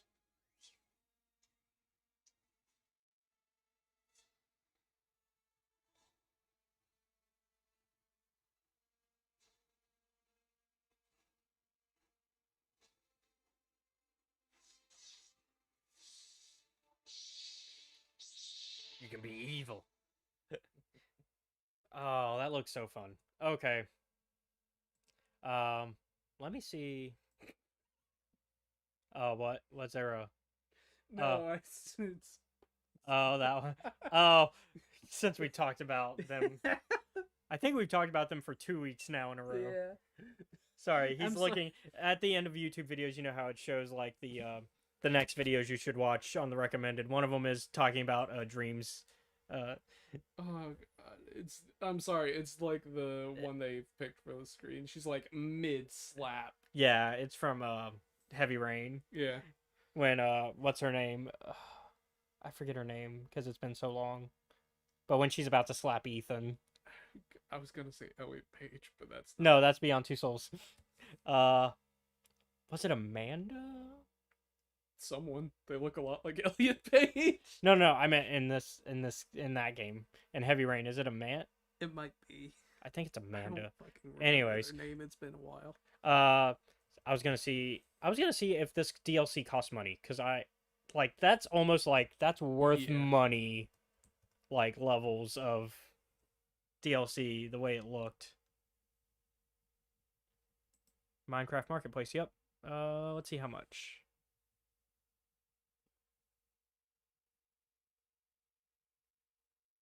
No, that's okay, hold on.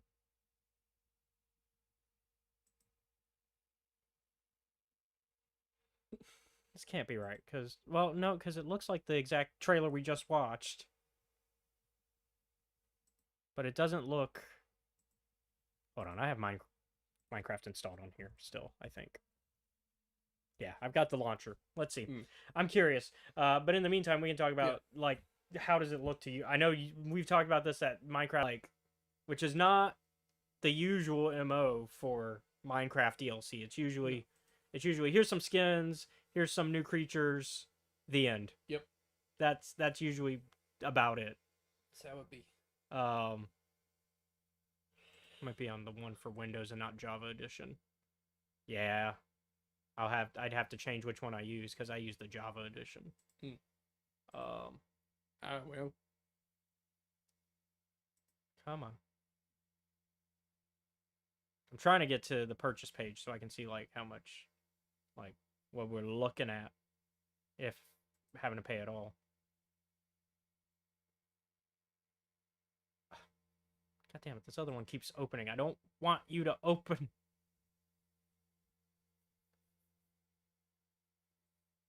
So, free character creator item, the R2D2 t-shirt, and come on. This isn't answering my questions. Unlock this item for 1510 Minecraft coin, whatever that is. How much is it in dollars? What is this? What is this in dollars? Why didn't you just type in price at the end of your previous search term? Because I shouldn't have to. It should show me how much it is right here. To be fair. Okay.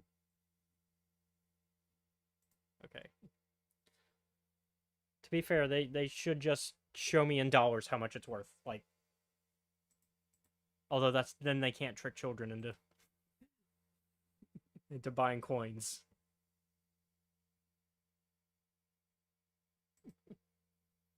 So I guess that's...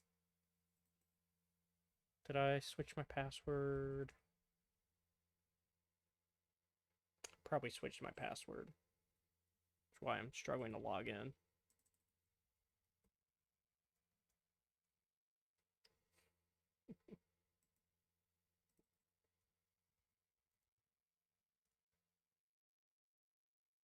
Yeah, I'm struggling to log in.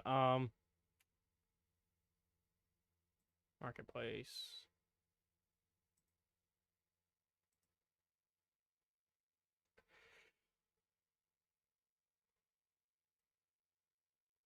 But it does cost money because it's coins, whatever the 1510 Minecraft coins are.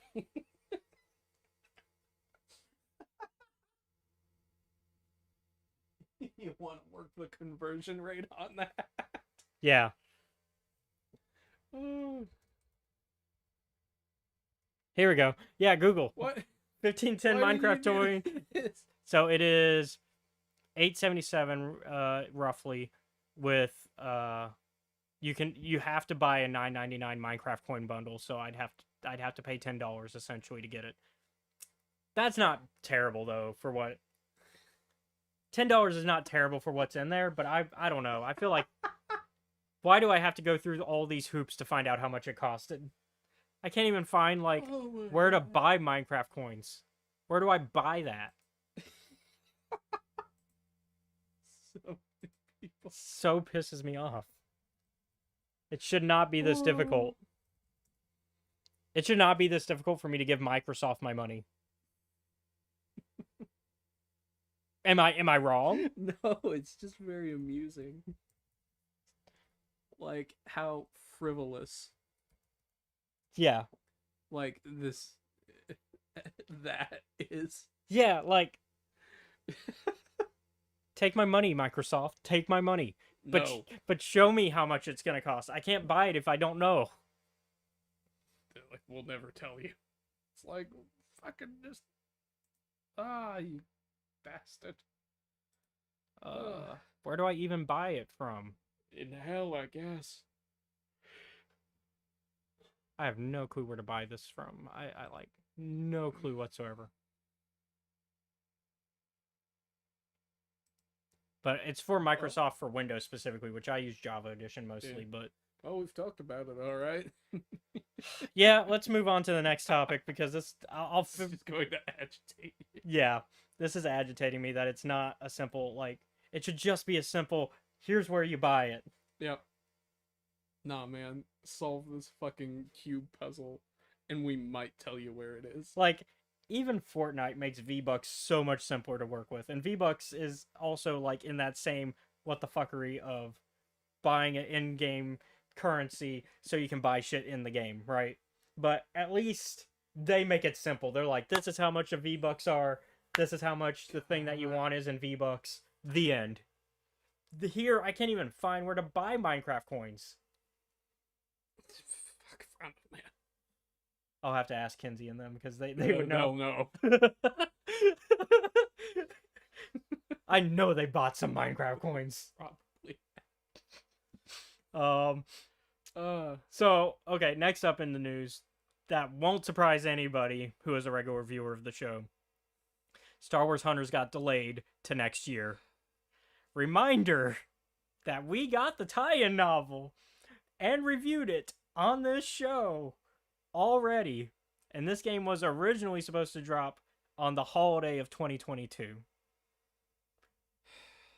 This game, which is supposed to be a free game, and has had a soft launch, and also had new characters added to it constantly, according to their Instagram page, is competing with Eclipse for the Star Wars game to never be released.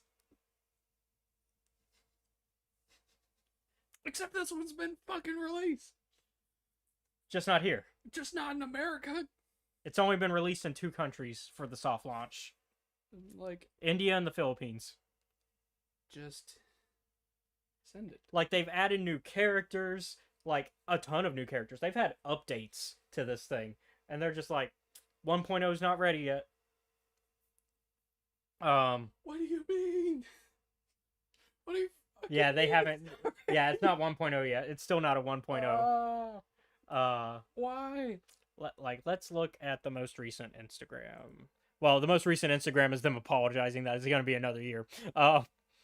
It's mostly them saying that they want ranked mode to be added and some other stuff before it's released. But like, Alright. release it already at this point. Like, I'd play it in the state it's in. I've seen the gameplay. I will play it in the state it's in. You can add the other stuff later.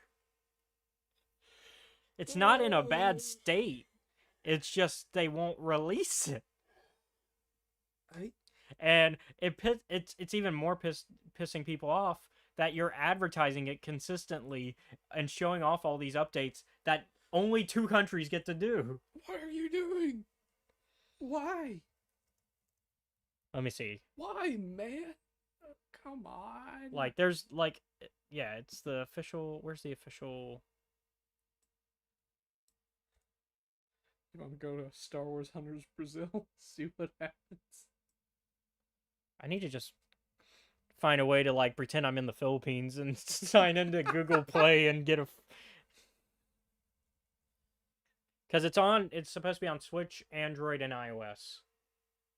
So you'll be able to play it. Oh, cool. Because Chromebook, Yeah.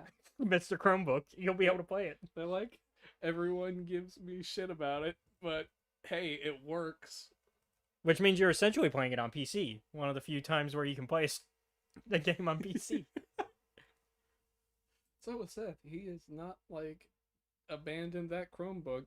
It's like, well, of course not, because it still fucking works. I mean, you don't have to abandon it, but I'd say get a computer along with, like an actual computer along with it. I refuse. Yeah, so that same day, I think, that they announced that they... Let's see, let me make sure. So this was 2 days ago that they announced the break. Okay, it was so at the end of October, the last thing they did was, here's a new character thing, and also here's a behind the scenes of us making this new character for the game. And it's just like, why? So yeah, they added a Trandoshan. Right. As a trapper. They also... and so, I mean... Let me find their last, like... Yeah, so they're on update 0.18. So 18 updates into this game. That is not anywhere else but India and Philippines. I am actually jealous of y'all right now, because it's just like, I just want to... Just let me play this goddamn game. Oh, well... Anyways, that's my thoughts on this. It was a fun book. I like. Yeah, it's so weird because that game, fucking better.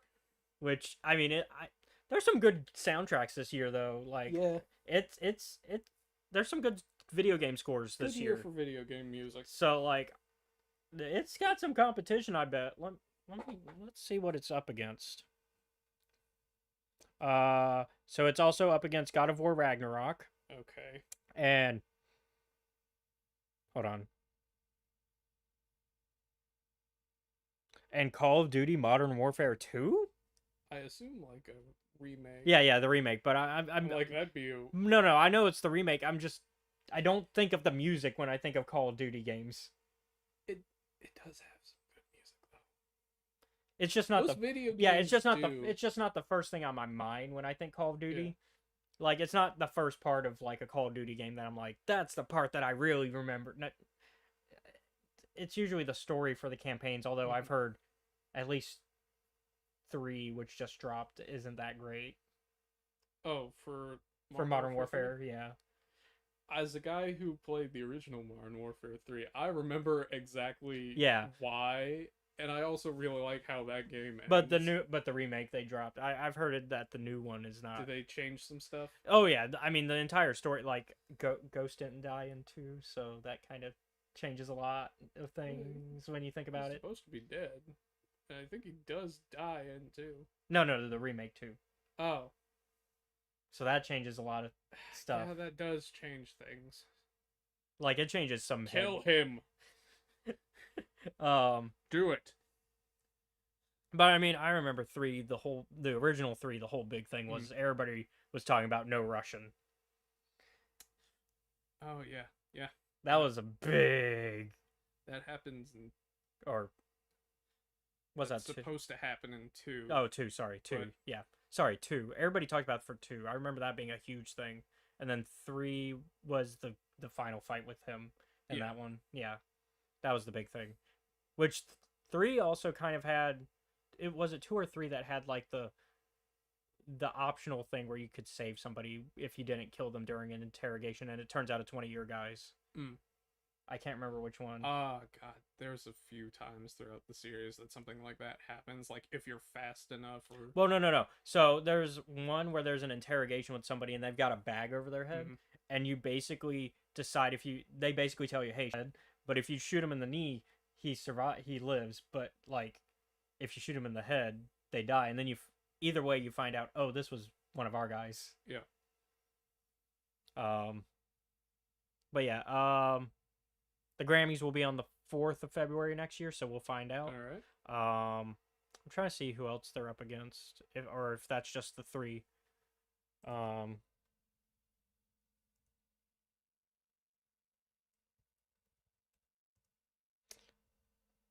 also not the most knowledgeable on like current Call of Duty games, and like the Nor last am I. like the last ones I really enjoyed were the Black Ops games. Yeah. And I would say like Black Ops 2 was probably the last really Yeah, good that's one. The last part I cared about. Let's see, we got Album of the Year, Song of the Year, New Artist.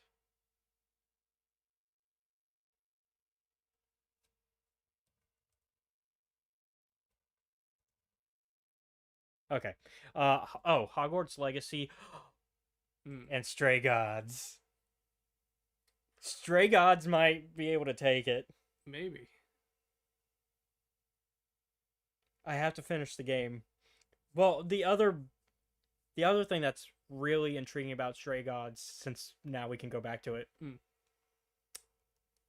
is that the songs change based on your choices. Mm-hmm. So that means like different versions of the songs exist. Like there's so many different variations of those songs.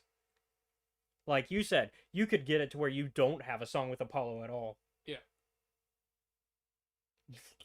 Apollo's song is so fucking good. Like, having to miss out on Apollo's song, I would be mad if I knew how good it was and I missed out on that. Although, I'm probably going to play a version where I miss out on it, but I didn't the first round. First run is what matters. First run, I got that really cool Apollo song. It's really sad. Yeah. If there was any god that I imagined... Apollo's a sad boy, though. Well, fucking yeah.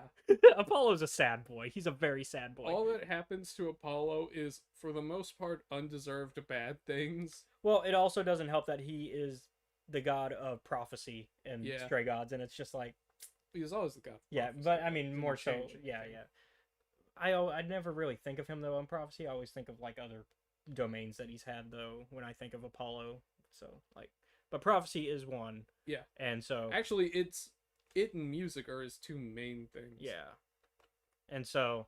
But they, like, clarify, like, they're like, no, if I tell you your future, that is your future. He's like, I've seen this work. I'm just gonna not say anything. Because if I tell you your future, it is essentially locked in. Yeah. He's like, I've been around this long. We know how it works. Yeah, because, I mean, every Greek tragedy is essentially, I'm going to try to avoid fate. Fuck. That's not how it works. So, yeah. And so, Stray Gods might take it, but I wouldn't be surprised if any of these win. Call of Duty's the only one that I just don't think of automatically, and I haven't heard the Hogwarts Legacy soundtrack because I skipped that game for reasons. I completely skipped that game on purpose. God of War Ragnarok could easily take it, though, because Brer McCreary is... Oh, he's so good. He's so good at it. But Stray Gods I could see that just flooring, because, like, once again, it's a full-on blown musical. Yeah. So, like... Whereas these other ones are... Unless they're just talking... Well, it says best score, so they might be just talking about the background score music, not the... So they might be ignoring the songs. I would not, though. I would be a very... I would not judge that correctly. I would probably give it to Stray Gods, and I haven't even finished the game. If I were to if I were to vote right now, and I were on like that voting team, I would Stray Gods gets my vote, and I haven't finished it. Jedi Survivor though is really good. Jedi Survivor. I mean, the first Fallen Order had really good music, so I mean, yeah, it could go to literally any of those. I that's the tough thing about awards though is like you feel like your thing that you love should get the award, but then you look at the list and you're like, damn it, any of these like Yeah. there's very few years where you're like, oh, this one absolutely should have gotten Like, it. just crushed it. Yeah, usually these award seasons are very much like any of these. If you're being truly impartial about it, like if you're being truly impartial. So yeah, so that's it for news. Time to get in today's topic. Today we've got 4 different stories to talk about: Tales of Light and Life, Rogue Element, Chronicles from the Occlusion Zone, No Big Deal, Galactic Tales Lost in the Woods, and Galactic Tales Valnir, and Laiju is how I've been reading it in my head. Laiju. I don't know how you've been reading it in your head. Oh. Volnir and Lyzu. Valnir and Laiju. I've been heavy emphasizing the ZH more for Laiju. Spoilers ahead. Let's do our little beep whoop. Yeah, we're gonna spoil this.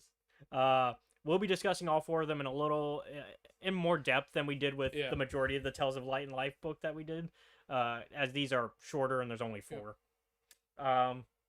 Let's go chronological order, and we'll start with Tales of Light and Life, Rogue Element, because that chronologically that's the order. At least that's what I picked up. So this is the one we almost didn't get to review at all this year. And we talked about the story of how I picked it up, so we'll skip the drama there, and we'll just kind of jump into the story itself. And this is a good story. Yeah. This, I feel bad because it's a Barnes and Noble exclusive. In the future, that's one thing. If like, oh, we put a exclusive excerpt for a future book in this version, that's different. But putting a straight up part of the book in only a exclusive is kind of bull to me, especially because I feel like Rogue Element is so important after reading it. And it's so like they already bought the book once, they should have all the content. Now our version came free, so I didn't feel bad about buying it, but we are in a special situation where we review books and therefore we get arcs every now and then. Yep. So that's a different situation, whereas I feel like the public should not get locked out. That's my one spiel regarding it outside of the narrative itself. As far as the narrative itself, Alyssa Wong knocks it out of the park. Good job. Not surprised. It's the writer of the Dr. Aphra comics. I like her writing style for that. I think it fits well for here. And while the characters Crash and all of them are not originally her characters, they're Daniel Jose Older's, I think she understands them well, and that's purposeful because DJO has come out and said Crash is based off of Alyssa, and so like I'm not surprised that she understands this character very well. And I really like I at the end of the day I like the story. It has, I was not expecting, and I talked about this on the car ride, I was not expecting the horror moment that's in the story. There's a slight, real quick, like, horror moment. You considered it horror, and my brain was just like, alright. Well, because you tell me that you look at somebody's eyes and all of a sudden that you see holes, a bunch of holes in them. Pretty weird. It's also, especially because I know that there's a specific fear of, like... Oh, the whole tryptophobia thing. Yeah. Right. I don't personally have it, but I can see that that's what she was...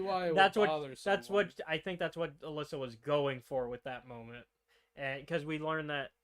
So, basically, we follow this character named Rue, and we're also following Crash.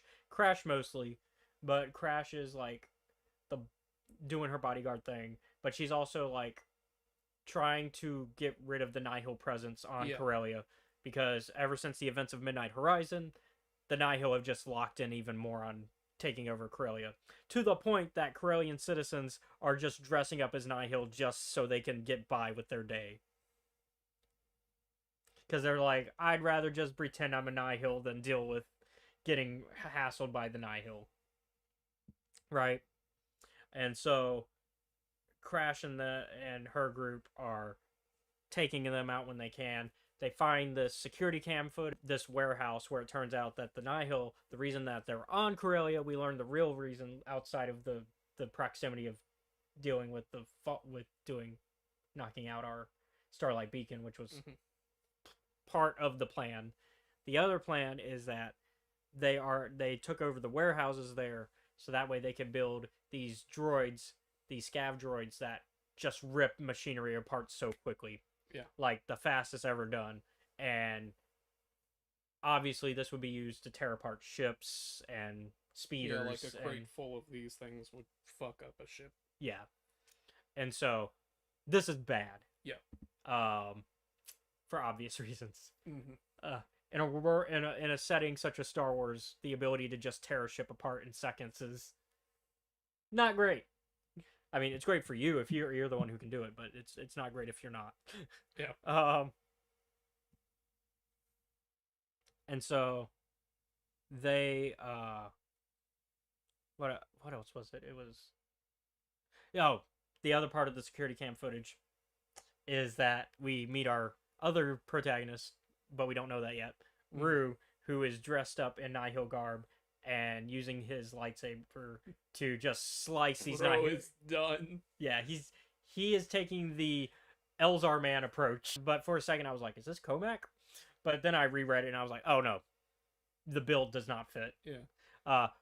If it was Comac, I'd be even more angry that this was an exclusive short story. If it was Comac, that would make it. Nah, Comac's meanwhile, Comac's like off in the fucking Bahamas. He's like, yeah, I'm glad I left.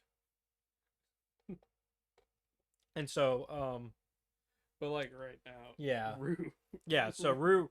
So eventually, Crash and her girlfriend Sphino, they go. That Sphino's like, I'm gonna dress up in my performer gear, and we're gonna just go out and into the public and go to the marketplace and kind of scope out to see if anybody knows anything about this Nihil Jedi. Mm-hmm. Luckily enough, day one of doing this, whether it's the Force or coincidence, however you want to look at it, yeah.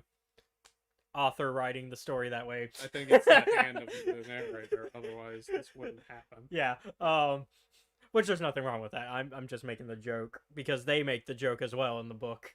But they run into Rue on the first day, who we learn in flashbacks. Motherfucker works at a candy factory. Yeah, now. we well, and it's like a small shop though. It's like a small stall where they make, like in the marketplace where they make it right there, and you see, like, you can watch them make it. Yeah. But we learn through flashbacks why Rue is doing what he does, and it's his master dying, because when is it ever not that? Yeah. So when the callback was made from Coruscant for all the Jedi to go to Coruscant, they refused. Yep. Basically, it was more because Rue refused, and then his master was like, well, I'm going to back you up on that decision. And because basically they said, we need to help the people of Corellia, because what kind of Jedi would we be if we just up and left them? Although that didn't stop the rest of the Corellian Jedi Temple from leaving, which that was a first for me learning. I did not realize that there was a Corellian Jedi Temple, because I don't think Midnight Horizon even mentions it. It's been a minute, though. Like, they stay there, but they don't talk with anyone there. Yeah. More than like, oh, cool, you're... Okay, so we know it exists, we just don't know anybody there. Yeah. Okay. It's been a while since It's I read. one of those it's been a while since I read it's Midnight like, Horizon. So. You're the new coworker moving in. Cool. Don't ever talk to me. Yeah, like, it's been a while since I've read Midnight Horizon, so yeah, it's a little foggy. It's one of my favorites of Phase 1. But it's been a bit. Yeah, it's been a bit. But so they defend Corellia, and then she dies to the Nihil, and so he basically does the, I'm going into hiding because I don't want to be a Jedi, but I'm also gonna go kill some Nihil with my Jedi abilities. And And he's also the one who blows up the scav droid warehouse, the first scav droid warehouse. Like, he just blows it up. He's like, fuck it. Like, he doesn't know what they're doing. He just goes in. His assumption is these guys are bad. I should blow it up. Which, He's not wrong. good guessing, basically. Good idea, wrong motivation. You might want to know what they're making first. It's essentially the good idea, bad play of how to do it. Yeah. Yeah. And so, because of an injury that he sustained on his arm, during the cam footage that Crash saw, she's able to identify that Rue is Yeah. the Nihil Jedi because he Also, the fact that like his boss is calls them over, and he's like, "Please don't come over, please." Eddie, how would you like to meet Rue? He's one of my newer workers. Fuck. also check out all my candy because you're a famous celebrity. Yeah. So yeah, of course, the boss called them over. I like that the boss is a oh, what's They're that? not. No. No? No, they're the Chadra fan. Chadra fan, yeah. Sorry. Like Doctor what's his fuckface Yeah. in Phase 1. Fuck that guy. Although he switches sides. But for the wrong reasons. It's more out of fear of Markion than anything. He's like, but I have a family. I'm like, yeah, and I don't care. He's like, I'm afraid of Markion. And it's like, you should have been afraid of him for a lot longer than this.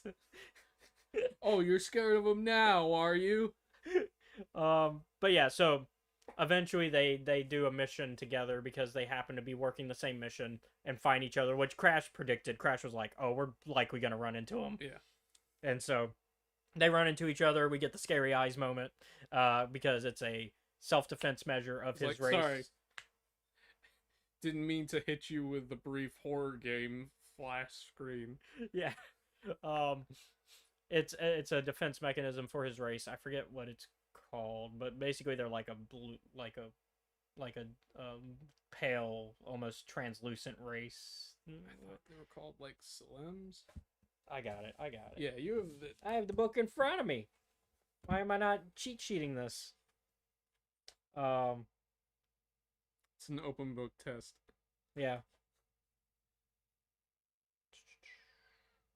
Oh yeah, I like the fruit scene, the in the flashback Oh, with yeah. Master Conathir. How She's like, pranks him with it. yeah, she's like, here, try this sweet fruit. Ah, it's sour. It's spicy. Give him a Sour Patch Kid. Yeah. Oh, where is it? Might be. Oh, Lusum. Ah. Because they're like like that makes sense because they're kind of Okay, they kind of illuminate a little because like they have like almost pale skin, but they like glow, like it can glow at certain points, and they have like straight black eyes with Yeah. a bunch of pupils, and they're like white specks so it almost looks a night sky Hmm. for their eyes. And Maybe I've been playing too much Bloodborne because that did not freak me out at all.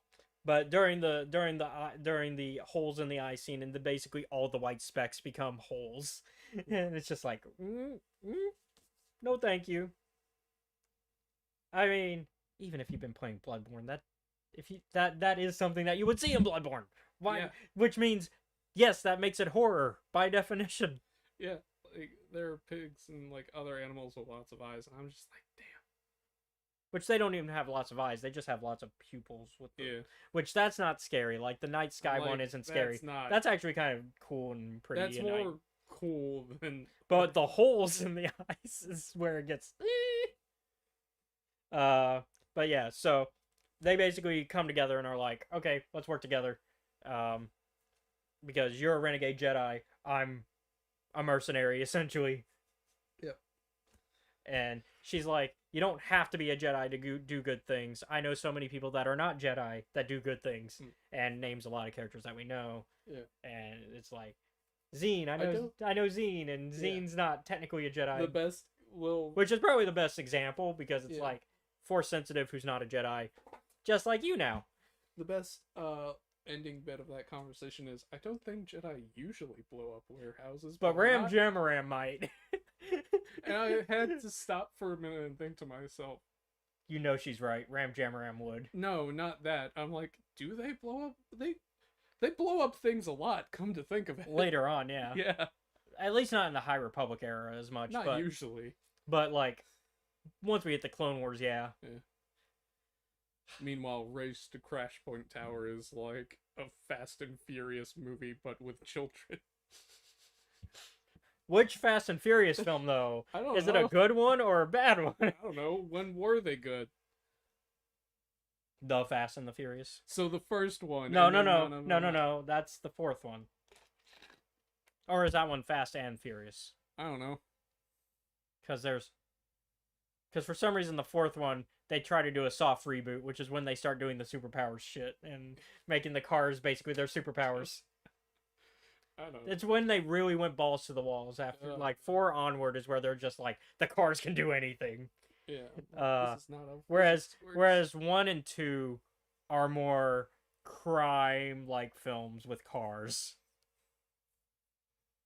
They're like heist movies with heist crime like the first 2 are about how Brian is an undercover cop. Like the first and he's in the first film he's trying to stop Vin Diesel from stealing DVD players. Yeah. How dare he steal DVD players? To be fair, Blu-ray wasn't out yet. And then the second one is like Vice City, like it's Miami Vice, but once again Brian's undercover but he's trying to stop a drug lord who's also like a warlord type thing, if I remember correctly. Like, but it's mostly drugs. It's the drugs. It's the DEA because he's like working with the DEA because his new girlfriend in that one is like a DEA agent. Okay, we're talking about a completely different franchise now. I'd say it's one of the good ones though. Crest Point is probably one of the good ones. Me over here taking shots at the fucking Fast and Furious. Look, they're good for popcorn films. They're fun action flicks. They're not meant to be thinker films. They're just fun. I didn't like how the last one ended though. Oh well. I don't like the way they did the part 1, part 2. It was kind of because 11's gonna be a part 2. It's kind of dumb how they're doing it. Oh man. Anyhow, on Yeah. to Star Wars. So that's Rogue Element. Yeah. There's the Occlusion Zone one. Chronicles from the Occlusion Zone. No big deal is the next one, which we get our first look at those characters because we've never seen a picture of them. So we get the return of my favorite non-force using Star Wars family in the High Republic. We get the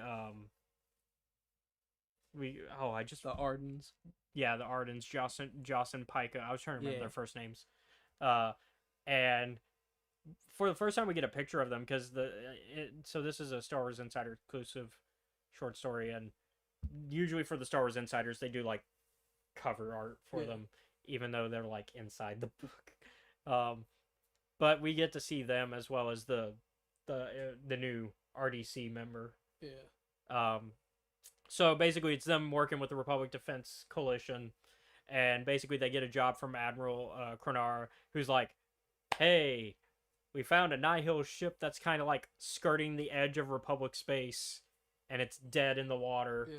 Can you go pick it up? Because we want to get the information that's on it, because then we might be able to pass through the Occlusion Zone. Because reminder, the Occlusion Zone in the High Republic is this it's this They put mines in hyperspace. Yeah, it's long and short of it. yeah, well, not in hyperspace, Not but in at the hyperspace, exits. But like where you would get. Yeah, where you get off the highway, the space highway. They're like, hey, you want off the space highway and into the outer rim? Fuck you. And so, just a reminder of what that was. So the Occlusion Zone is the other side. It's the outer rim. So it's anywhere that's under the control of Markion right now, which is pretty much the outer rim. Yep. Because, once again, Star Wars is about taking over the outer rim. That's really what Star Wars is about. We'd like to help the outer rim. Fuck off. We don't want you here. Fine, we're going to take over you by force. No. God damn it. No. Yeah. That's how that song and dance goes. Yeah. Throughout the entire saga, well, except for the sequel films. The sequel films is less about that. Yeah, but they've got their own problems. But everything up till like even the original trilogy is basically like taking over the Outer Rims. Um, and the Outer Rim fighting back and kind of how the West was won, essentially. And then I guess the sequel trilogy is what happens when the West is won. Yeah. A lot of other bad shit happens. That's what man-made horrors. Well, and also the West kind of continues to fight back still. Didn't like it. Yeah, it doesn't like being tamed.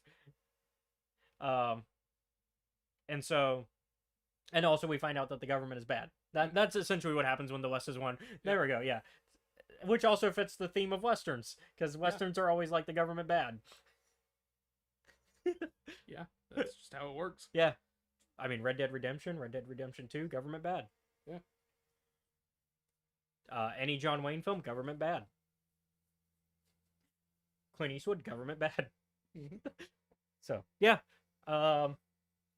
so yeah, so they I'm worried about him, man. about the agents. Yeah. Yeah, so they go They're out. not doing well. So they go before they go out. One, Pika decides to act. Well, no. So She she doesn't doesn't drop tell him. this, but it is her fault that she didn't tell him. Yeah. So there's a new. I'm cheating.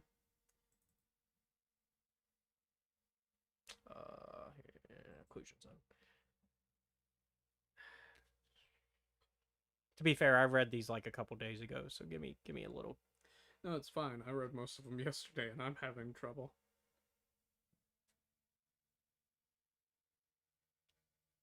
Cassett, yeah, Hedda Cassett. I knew there was an H somewhere. Hedda Cassett. So yeah, Hedda Cassett's niece. So, which not a Force user, so that fits because not all family members in Star Wars. Just because you have the Force doesn't mean you're Force using. And so basically her reason for joining the RDC is because of that. And so at least that's what it reads to me. But she's the one that found this information out. Well, no. Some engineer found it, and so Yeah, and they were like, "Hey, I don't know what to do with this." and so Admiral Krenar is So like, went to just the- shut up about it, and then he goes to tell them. Like literally, the only 5 people who know are the engineer, Hedda Kesset's niece, the Adrians, and Krenar. Literally the only people who know. And Krenar is like, nobody else needs to find out because we don't need to stir any panic. Plus, it'll give us the advantage if there's some Nihil stuff on here that can get us into the occlusion zone. And so we don't want them finding out that we know about this ship. Yep. Unfortunately, Hedda Cassett's niece, because she's a really good detective, figures out that Pika is pregnant, which, and just says it openly, assuming that that Joss and Pika knew. Pika knew, Joss did not. Joss takes it about as well as you would expect an upcoming father who didn't know that he was going to be a father takes it. I think he takes it relatively well. He takes it pretty good. I mean, he has a little panic attack, but then after recovering from it, he's like, okay, I'm down for this.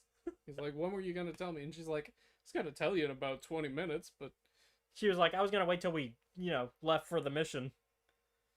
might as well do it now." Now that it's out, and so, yeah, and so they leave Hedda Cassett's niece behind because she wants to go, but they're like, just stay behind for now because, Joss didn't want to do this job.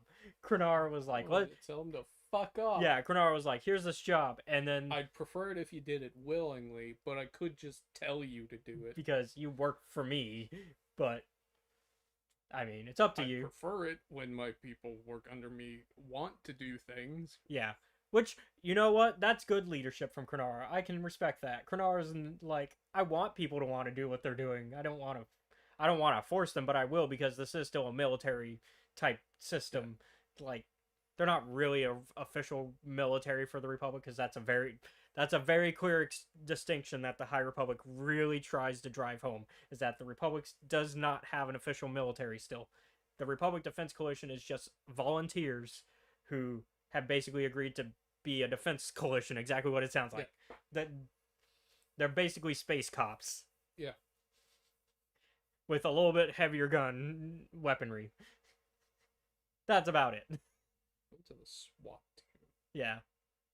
Maybe, I mean, they're a little heavier than a SWAT team though. Yeah, They like still have that. like military weaponry levels, but but they very much try to act less as a military, more as a second line. Yeah. Like we are just in case something happens. I guess it's closer to like what like National Guard would be. Yeah. Like, but like state National Guard, not like federal National Guard. Yeah, that would probably be closer to it. Uh, and so it's all volunteer based, and so, and we already talked about the story where they volunteered for it because that was like one of the first short stories we talked about for the High Republic stuff. And so, and which they're captains now because of everything they've been through, by the way, because they've been through so much at this point. But they go on the mission and they immediately discover a problem. Like immediately. Like they're not even out of hyperspace yet, and they're like, yeah, we did a scan of that ship again just to make sure. And turns out there's 2 signs of life on there when we were told there would be nothing. Yeah. You're gonna have a different problem in about 3 minutes. So they go ahead and call Cassett back, and they're like, hey, we might need some backup. Because we were gonna do this without backup, but we might need it. Because there are some life signs. And Cassett's like, okay, cool. And she starts to give a warning when they get some interference on the comms. And by this point, they're out of hyperspace. And it's revealed more Nihil ships coming out of hyperspace. And that's where the story ends. Oh no. Shock and horror. Oh no, it's a trap, just like they suspected. They just want a regular life. God damn it. The Adrians just want to have a family and go to the beach. No. And so that's the plan. Pika's like, I just want to get rid of as much Nihil before we take leave so we can raise a family properly. It's the get rid of our problems so that way we don't have them when we have a kid. Yep. God. Yeah. This wasn't even a part 1 or part 2 story. This was just no big deal, and then the next one's a different title, but it's still part of the Chronicles from the Occlusion Zone title. So. Alright, now we're jumping out of the High Republic and doing the last 2 stories that we'll get for the 40th anniversary of Return of the Jedi. First up is Galactic Tales Lost in the Woods. I'm smiling and he's laughing because there's a story behind that one. Do you want to tell it or should I? You should. Because So, you're mad at me a little bit at this, but I worked it out because of how I got Rogue Element. Like, I worked my ass off to get Rogue Element. He did. So, when he sends this to me, I have a problem reading it. And I read the first page, perfectly fine. Second page, entirely different scene and characters talking to each other. I'm like, what the fuck happened? Where are the first guys? Also, it was probably sideways, because when I opened it was sideways as well. So I had to rotate it 3 different times. Really? I only had to rotate it once. Oh, how nice. Reading it on computer seemed pretty easy. So I go and I rotate it to where it needs to be for me to read it, right? And I look and I'm like, okay, 91, 95, where the hell are the other 3 pages? So I scroll down and everything is out of order. Yeah, it's 91, then they jump to 94, and then 90, and then on the right you have 92 and 93 after that, and then it's and I'm so like, what happened? Thankfully, I was able to get through it, but like, and because thankfully all the pages are numbered at the bottom, yeah. So like if you read that, you can read it anywhere. Okay, so where I got the scan from usually is very reliable, because like it's where we've gotten most of our Star Wars Insider scans. But every once in a while. But apparently this time, whoever did the scan, which they really fucked us over on that one, because they did that. They put them out of order, and I didn't know until like 2 days ago, because that's when I decided to read it, and I read it, and as I saw the problem, I was like, God damn it, Seth is gonna be so mad. And sure enough, here we are. I'm not terribly upset. It's just a more frustrating. It's like, God damn it. Yeah. So yeah. But we talked about it in the car ride Yeah. to make sure that we understood the story, because I understood it. You understood it too. You just didn't realize you understood it. Yeah, I was like, they went, there's a major Yeah. guy. He Let's. gets, oh, We're gonna talk about it anyway. So let's yeah, do that. So Leia gives this major, I forget his name, but she gives this major an assignment to go find a pilot from Rogue Squadron from Wedge's group, yeah, who crashed somewhere in yep, the woods. So, along with this major, they send C3PO because they need a translator because the pilot doesn't speak well, he doesn't speak basic, but he understands basic. Mhm. And the major does not speak the language of this yeah, alien. He was yeah, just like, "Get off! I'm not a god." yeah, And so they firstly find a Imperial pilot who crashed, because this is post Post-battle event. this is post battle of Endor. Death Star 2's been destroyed, so that's why there's a lot of ships that are crashed on the planet, because when the Death Star exploded, a bunch of ships just kind of got hit by the after effect Yep. of the explosion and got drifted. And so in the case of some, they crash landed on Endor because of this. And so that's why the Rebel pilot's there, and that's why the Imperial pilot crashed. So they find the Imperial pilot injured, and Major's like, "Fuck them, they're an Imperial. Let's get going." And Wicked's like, "Nah, the Ewok way is to help anybody who's injured, and they're not our enemy anymore because we won." And 3PO translate that, and he's just like, "Well, no, I don't want to do that."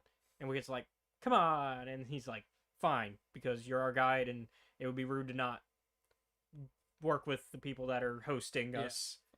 Go ahead. Go ahead." And so they go in to help the Imperial pilot. She is not happy about I this. will fucking shoot you. Yeah, I would rather die. She aims a gun at them, and she takes the news of the Imperial loss not great. She goes through the 5 stages of grief, in fact, pretty quickly, because she starts with denial, and then she's angry because she pulls a gun out on them. I don't think she ever bargains, though.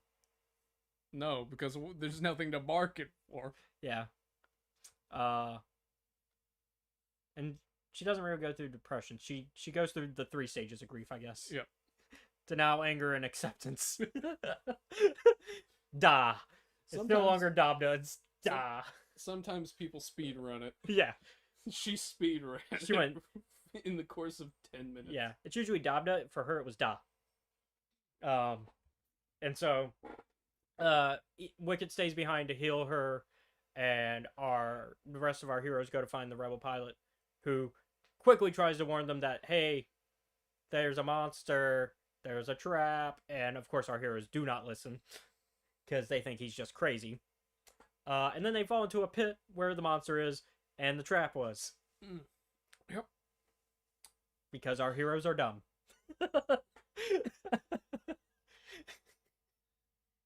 The Republic's best and brightest were busy at the moment. Rebellions. It's not. Not the Republic. it's not- Rebellion. Fuck. It's not the New Republic yet. They haven't actually forced Mas Amedda to sign any peace Republic, treaties yet. Rebellion, Resistance. One of the 3 fucking R's at this point. And so eventually the Imperial pilot, after Wicket heals her up and does a little bit of, hey, you owe us, by increasing pressure on the bandages around her, she agrees to go help them, and she kills the monster, and basically is like, man, it's a good thing the rebellion won, because we would not be helping. yeah, we would not be helping them the same way they've helped me. So I guess the good guys won. Yep. And so that's the end of Lost in the Woods. Very simple story. Yep. For one that got screwed over by the internet when it came to my copy. Yeah. And lastly, I guess we did a little out of order, because this one I guess should have happened first. We should have read this one first. Yep. But, which was Valnir and Lazu, which is about during Jabba's palace. So going back a bit, like I said, and has a little cameo from Lando. Yeah. And basically, it's about a cook and a waitress that work at Jabba's palace, and the cook is indentured servant, while the waitress is choosing to work there just to gain some money because they're broke. because she's not indentured Yeah, servant. She's no. not. They make that one clear. She just is broke. Whereas, so Valnir is the indentured cook who basically got screwed by Jabba because she was paying off her debt, her protection racket money pretty well, and then Jabba's like, let's increase the protection racket money cost. And she was like, well, I can't pay anymore because you increased it on me. And he's like, well, you work for me now. Mm. Yep. And so, and ever since, she's been working for him. But Lyzu is a waitress who got screwed over by her boyfriend because he basically promised they'd become like a band, like they'd basically become a band and go around the galaxy and do shit. Like they were going to go to Coruscant, have a big gig. So that was a lie. Yeah, that was a lie. It turns out he was just taking all of her money for himself, and then he left her stranded on a planet and took all her money. Left her on Klaatuin. And so she makes it to Tatooine eventually, and she's like, well, I guess I'll be a waitress for Jabba because I need some money. Yep. And so they end up there on a lucky day of all days. They end up the day that the Sarlacc Pit events happen. Woo! Because so basically some rich investors from the Empire show up, and they are trying to do some drug dealings with Jabba, and part of that is they pay him in like gems. And how rich do you need to be? You pay me in gemstones. That's how fucking powerful. And so I think it's not a Gamorrean, it's a Snivian. I know it's a Snivian who did the counting because I immediately thought of my favorite Snivian in Star Wars, Griff. Although Griff would not be that evil. So a Snivian does the counting of the gems, and then pockets one, which is that is a Griff thing to do. It's to steal from a crime lord. And so the Snivian puts one of the gems into his pockets, and Lyzu sees this and is like, "Oh, if the guy counting Jabba's money's doing this, then I can definitely get away with this." And so instead of just one, she takes a whole tray full. Yep. And also throughout this story, she's talking about her crush that she has on Lando, who she sees as like this mysterious henchman guard. She's like, oh, he's got these eyes that. And so, and so she runs into him and bumps into him and drops the gems, and he's like, oh no, I got you covered. You go, get out of here. What, you want to get in the way of Jabba getting his fucking frogs to eat? Because a Rodian guard, one of the bounty hunters, comes up, mercenaries for Jabba, is like, hey, what are you doing here? And yeah, Lando's story is like, oh, she needs to get to the sail barge with his frogs so he can eat. You want to fucking get in the way of that? Huh? And so turns out he follows her because it turns out she does not go to the sail barge as we figured she wouldn't. Nope. She goes straight to Valnir and is like, hey, look at all this money. We need to get out of here. Valnir's like, what the fuck is wrong with you? But then immediately is like, you know what? Actually, let's go with it. Fuck it. Let's get out of here. And so thankfully they have an escape route via the Imperial officers' fancy speeders. And since everybody went to go watch Luke and Han and everybody get tossed into the Sarlacc pit, the only person they run into is that Rodian guard, and they knock him out pretty quickly. They come across another guard, but they're like, how about I just throw this money over there? Well, they don't even throw it. So what they do is, so the only last guard they come across after that is the guy guarding the speeders. Yeah. And they're just like, hey, drops right in front of them. Is that your gem? I think that's yours and you just dropped it. You should pick it up.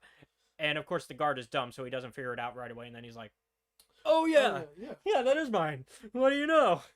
Oh, what do you know? I should go put this somewhere safe. And lets them get in the speeders, and that's it. It's a nice story. It's a cute little story. Yeah. That's it. That's the 4 short stories for this week. Obviously the High Republic ones were the big highlights, I think. But that's because we're just excited to be doing Phase 3. I thought the Galactic Tales, the last of the 40th anniversaries, were nice.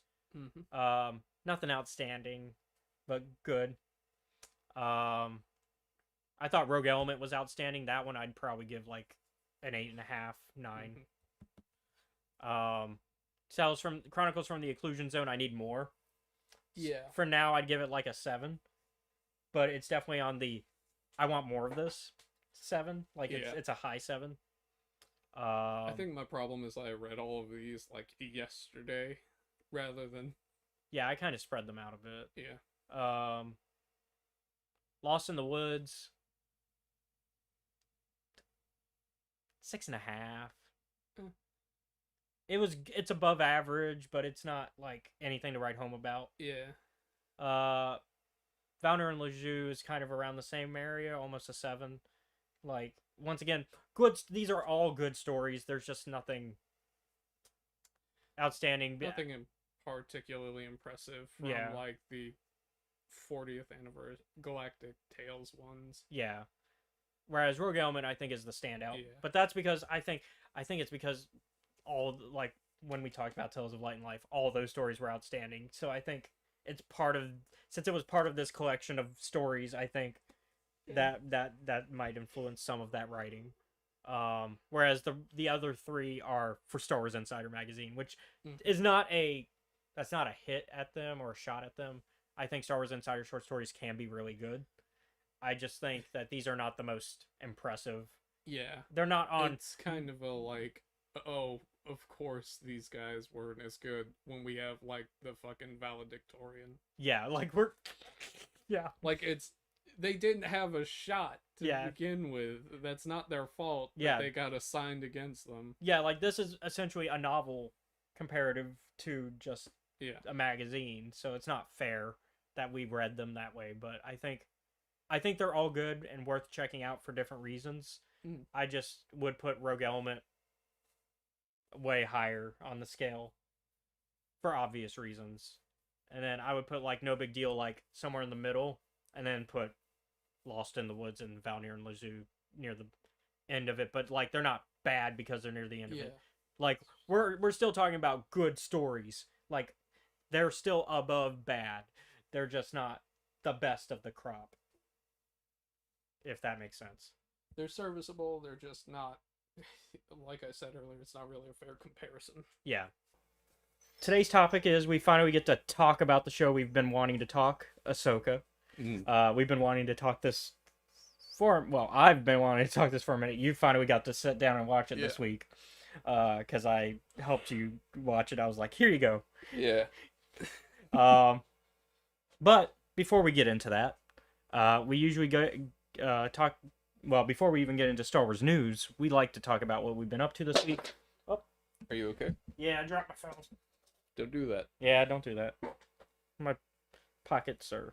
I'm wearing the shorts that small were my pockets. Yeah, small pockets. But we'll kind of keep what we've been up to this week a little bit shorter than usual, because we have a lot of news and there's a lot of stuff I want to talk about with Ahsoka. So, and we're already kind of running just a tad late. So, I'll start for once and kind of say what I've been up to. So I started going back to Barnes and Nobles more, getting more books. Because I've been trying to make sure our physical collection fills out and we have stuff whenever we talk about it. Like I got Eye of Darkness up there. It's somewhere in there. It's on that second row of the mesh shelving. That's a big book. Yeah, it's a big book. It's a big book. And I've been listening to the audiobook as well. Barnes & Noble now has like so you know how like all the bookstores have like their little rewards program and you pay like a yearly thing. Now they have a free one. And it's very similar to it's very similar to other rewards things where you get the little stamp for every time you purchase something. But this one is every $10 that you spend, you get a stamp. And so I've already spent like $40 because that was like 30 on its own. Eye of Darkness. It's an expensive book with tax. And then I forget what the $10 one was. But yeah, I'm already like 4 stamps in out of 10. And then I think you get $10 off afterwards for your next purchase or something like that. I forget the exact reward, but you get something. And so that's one of the things I've been doing. I did figure out how to do the Minecraft game. So I had to. What dark magic did you have to do? So it turns out I had to, instead of using the Java version, I have to use the Windows version, which means I had to switch my launcher entirely for Minecraft, because for some reason I couldn't launch Windows Minecraft from the current launcher I had. Mm-hmm. So I had to get rid of that launcher and get the Windows specific launcher that also has the Java one as well. Anyways, once you open it through the Windows one, you can go to the store, and it was like $10 to get the DLC, which is about what we calculated. I think we said it was going to be about $10. Yeah, with, it was like, gonna be like $10 to $15. yeah. So not a bad, and I played a little bit of it. It's not bad. You start off at because they show in the trailer that it's like during the Clone Wars era, but you start off as a youngling who you go through the Ilum thing, and then you jump ahead a few years to the Clone Wars, where you're now a knight, and you go on different missions for the main Star Wars Jedi Masters. So Yoda, surprise appearance from Keller and Beck. So the Jedi Knight, the Jedi trainer, the one that's from the Legend of the Hidden Temple Jedi show, the Jedi Temple Challenge. The one that's played by Ahmed Best, Jar Jar Binks. The one who saved Grogu in Mandalorian, because they flash back and show they finally showed who saved Grogu, and it was Kelleran Beck. Because everybody was like, who saved him during Order 66? It was Kelleran Beck. So, surprise appearance from Kelleran Beck in the Minecraft Star Wars game. Is it canon? I don't know. Are we going to play it together? Maybe. Because it is multiplayer. Because it says you can set up your own server with the adventure. Maybe. Who knows? So, I think the only question would be whether or not Chromebook version of Minecraft is compatible with... I don't know if you can play on the Chromebook with people that are on PC. Maybe not. Like, that's a good question, I think. Good question. Because I know Minecraft for the most part is cross-platform. Like, I know, like, if you're on Xbox, you can play with PC. And same thing with, I think, the PlayStation version. I think the PlayStation version can also interact with the other ones. But I don't know about something like Chromebook, because I feel like that's similar to the Android version. Like, I feel like that's almost a mobile version, where it's going to be a completely different, like, system. We'll find out, because if you can't, try installing it, I guess, when you get the chance. Okay. And then I will pay for the DLC for you. It'll be like SWTOR all over again, where I pay for your account and then you get to play. Oh man! Which we should play SWTOR again, because I think you had fun with it. We just were rushing everything that you didn't get to, like, go. Yeah, because for when we did the SWTOR review, I was just like, okay, we got to get to the new content, so you got to finish going through this old content. And you're like, what is the context for this? I'm like, don't worry about it. Let's go. I remember I shot some lady who I think had clones. I'm not sure. And you were like, what's the context of what's going on? I'm like, you don't need to worry about this. This is the last content. We're going to the new content. I'm like, what do you fucking mean? Why did I go on, like, a fucking raid bender against, like, this Republic battle station? Just got... I remember there being, like, a weird galactic, like, news interview where I was just, like... because I think, like, the storyline I had picked, I remember trying to play Imperial Agent, but I have no context as to what the fuck is going on. Yeah, because Imperial Agent is you. That's just Seth. Yeah. And I'm like, I don't understand anything that is happening right now. But yeah, so I'll buy the DLC. I assume you already have Minecraft on your Chromebook. I don't. Oh, then you might have to buy Minecraft as well. We'll figure that out. We'll figure it out. But yeah, so that's mostly. I mean, I played a little bit of it. It's fun. I will say the platforming is hard. Great. Because it's Minecraft. It's a platformer. Like, it's a because Minecraft has always kind of been a platformer. It's just not like Just a little bit. it's not a Minecraft platformer, but it's like you still have to be able to jump, make certain jumps and stuff to get places. And here it's a little bit harder because they added the double jump Mhm. for the force jump, and the timing on it you have to get just right to kind of get the jumps that you want. And I'm just like the first couple jumps where they had to do specific jumps, I was like, I'm hitting it twice, and I was like, no, you're just hitting it too fast. You gotta tap it and then tap it. You can't like, which is what I'm used to in a Mhm. game with double jumps. Like most games with double jumps, you want to just tap it that fast to get that extra jump. But there, it's like, and even then, if you wait too long, then you've so Just a normal jump. yeah, and so it's just like ah. So it's like very specific on the timing, Mm. and so, but outside of that, and combat's not. Great. Combat's a little hard too. It's good. It's good combat because it's Minecraft, so you got your block. They added Yeah. blocking and all that, and so there it is that, but it's tough because one of the challenges. So one of your first things after the time jump is you play as you basically have the 5 masters that you have to talk to do like specific missions Mhm. with, and Kelleran's one of them, and then Obi-Wan, Mace Windu, and then Anakin and Ahsoka have one as well. Mhm. And so you talk to Kelleran, and his is, hey, go train with these other Jedi and basically improve your combat skills. Except you're not allowed to use any of your force powers, so you can't do force push, force pull. So you just have your lightsaber. You can do your double jumps and your running, but you can't do like any like specific like push pull type stuff or pick up, because there's also like just pick up with the Yeah. force. And so far those are the force powers I unlocked, but I think there's more if I play more. But man, the combat is hard with like and it's a good challenge, but it ended up to where I was spamming the double jump, or I was just running past somebody and basically pulling a like I'm jousting, I'm just going and then turning around and going, okay, do it again. Because basically that was my best bet of having the AI not hit me, Oh, because the bots are really good at hitting you even when you're blocking, and you only get so, which might have been a more difficult choice, but that's my choice. I made it. Let's go. But yeah, so we'll find a way to play it, because I think it'll be fun, because it is I've had a little bit of fun with it already, and I kind of like. There's not really a specific story going on yet, but I could see it being a good time. What have you been up to? well, now.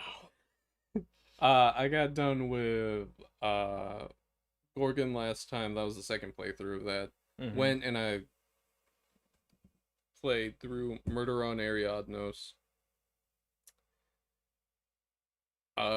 Did not expect a giant brain slug, but it's dead now. Don't worry about it. Halcyon Helen. There's a lot of stuff I would like to cover, but we're already kind of late today, so I'm gonna skip past that. I'll talk about it more next week. I went, and because I was like, you know what? I've done pretty well. Got paid decently. So I was like, how about and I was talking with John like last Saturday, and he's like, you probably like the like Remnant from the Ashes series, Seth. And I was like, alright, John. I'm gonna trust you on this because your recommendations are either really good or really bad. I'll say I don't want you to tell me yet. I'm gonna guess you do like it, because it does. It's very Souls like, but it's gun combat. I've been enjoying it so far. Yeah, and so are you playing the first one, I guess, right now? I am playing the first one. Yeah, because And the I've second one recently came out. Yeah. And I've got like the DLCs installed and such because I was like, it's like, hey, you could get the base game, or you could get this pack that's like on sale for cheap for like not $40 and instead for $16. So I was like, huh, I wonder which one I'll choose. I mean, What about this one? sounds like you got lucky though, that you got into it just as there was a sale going on. Yeah. And I was like, all right, cool. I will say that while it is a fun game, and I have been playing it on my own because I just don't like to always play like multiplayer games, this game was definitely not designed for you to play on your own. Yeah, it's not, and that I remember that being a big complaint is that it's very much designed for you to play with somebody Yeah. else. And I think 2 also has, I think it's less of an issue, but I think they still have that issue. Um, Like you can, and I've been pretty good. I just heard it's tougher. Like It's hard, but it's not impossible. it's not impossible. As my requisite standard for games, it can be difficult, Yeah. but it can't be impossible. Yeah. The most frustrating game like I ever played was like Sniper Elite Ghost Warrior. But Sniper Elite is like You would think. Sniper Elite's always a difficult franchise. No, that's what I was gonna say. I wasn't gonna say it's your type of game, although it's almost. But they've always been notoriously Yeah. difficult. I beat that one. It took me like 4 months. They're also notoriously gory because that's what a lot of people really Yeah. liked about them. They're like, oh, you can see the brains as it explodes when you. Let me tell you, by the end of that game, I didn't give a fuck Yeah. how gory everything Yeah, was. after a while, like it's not really being desensitized. You just get bored. Yeah. It's like, okay, I've seen this animation like 20 times now. You know they have fucking tripwire explosives in that game? And Sniper Elite. Yes. It's really weird. Not for you, mind Yeah. you. You have to sneak past them. I was gonna and say that's the whole point of the game is that you're a sniper. That's the whole point. It's in the name.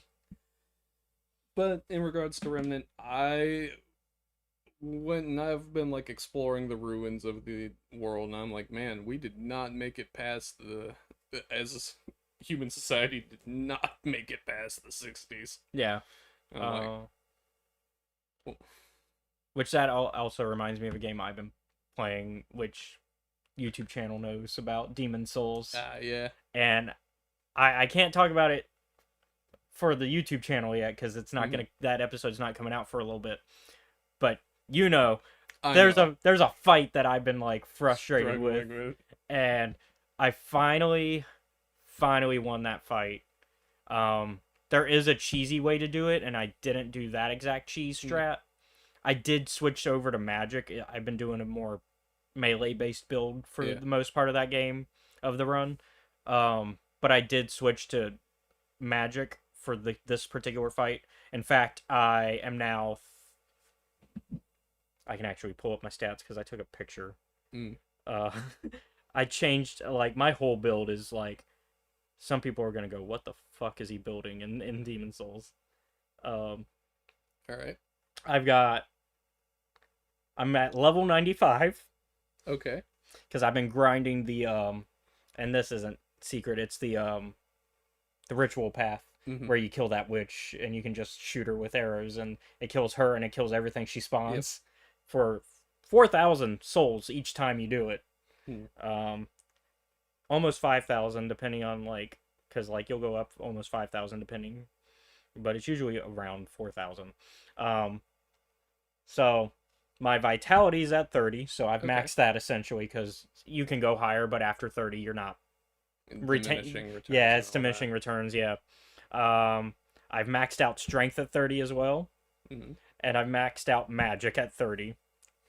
Okay. So that's what I went in with this fight, and then I got 24 intelligence, 24 endurance, 14 dex, 10 faith, and 13 luck because I was dumb and I put some points in luck before I found out that luck is the bullshit stat. No, put all of your points into luck.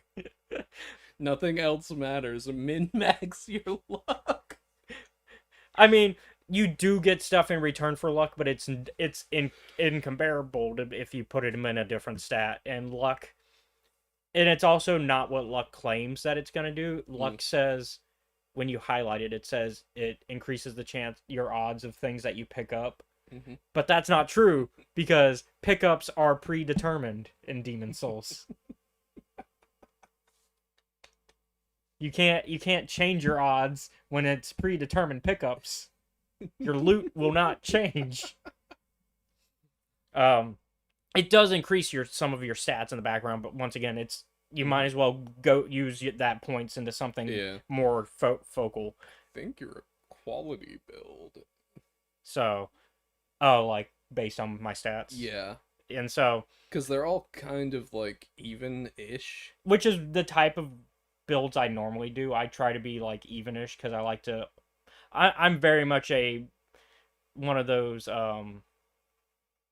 jack of all trades type builds whenever I play RPGs, just because I don't want to miss out on things, and I'm just like I want to try that. I want to try that. And here it's because I have to if I'm gonna win these fights, because this particular fight, the stronger your character isn't gonna make a difference, because that particular boss can basically kill you in 2 hits. Yeah, there's gonna be another guy later on in this game that's going to piss you off. Yeah. Well, I already defeated the Dragon God, so. No, it'll piss you off for a very different reason. Yeah, I already defeated the Dragon God, which was actually, it was annoying but easy because you can basically cheese that fight, and so. Also, I got the Dragon God sword, the Buster sword, because I did manage to have that as a pure white what's it Soul called? Tendency. Yeah, Soul Tendency for that. Which I'm not even, because that's the only way you can get the Dragon God sword. I'm still not sure what Soul Tendency does. It basically just lets you unlock things, or Yeah. like if you have it one way or the other, different things will be unlocked. Yeah, that's about it from what although there are some consistencies, like where certain things will unlock no matter which end you do, like the gate for the first world unlocks no matter which version you get, because there's that gate right there when you first go into Boletaria. Yeah, Boletaria. And so there's that gate right there on the left that's locked immediately, and you're just like, but I see on my map I can go there. There's things over there that are shiny. Why can't I reach them? And then you find out, oh, you have to have a full world tendency one way or the other to unlock that. I think it decides the enemies that are past there. I don't know specifically. I did a light one-on-one run for that area, and then a dark one this run. But I'm trying to clean up Boletaria now, because I'm like, actually, I want them all to be good. I want good tendencies on all the worlds. And so the big trick is do not go into any of the worlds with a body. Yeah. Cause it may seem like a good idea, but because you think, oh, I got double my health, but then there's a few things that are gonna set that back, which behind the scenes after I've defeated that boss, I started farming again, and I forgot to get rid of my body. And because what you want to do is you want to kill your body in the Nexus, because the Nexus has a world tendency, but it doesn't affect anything. Yep.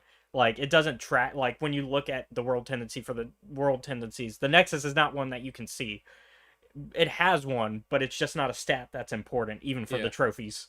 Like, the trophies, you still get the trophies even if Nexus is down the shitter. Because you don't know Nexus is down the shitter. Yep. Unless you're purposefully doing what I do, which is lose your body in the Nexus. But what happened is I started farming again, and immediately, like after a few farmings, and I started reloading the world, I got a fog cloud appeared, and I couldn't reset the world, and I was like, why can't I get to my bonfire? What's going on? And I forgot about spawning enemies from the internet.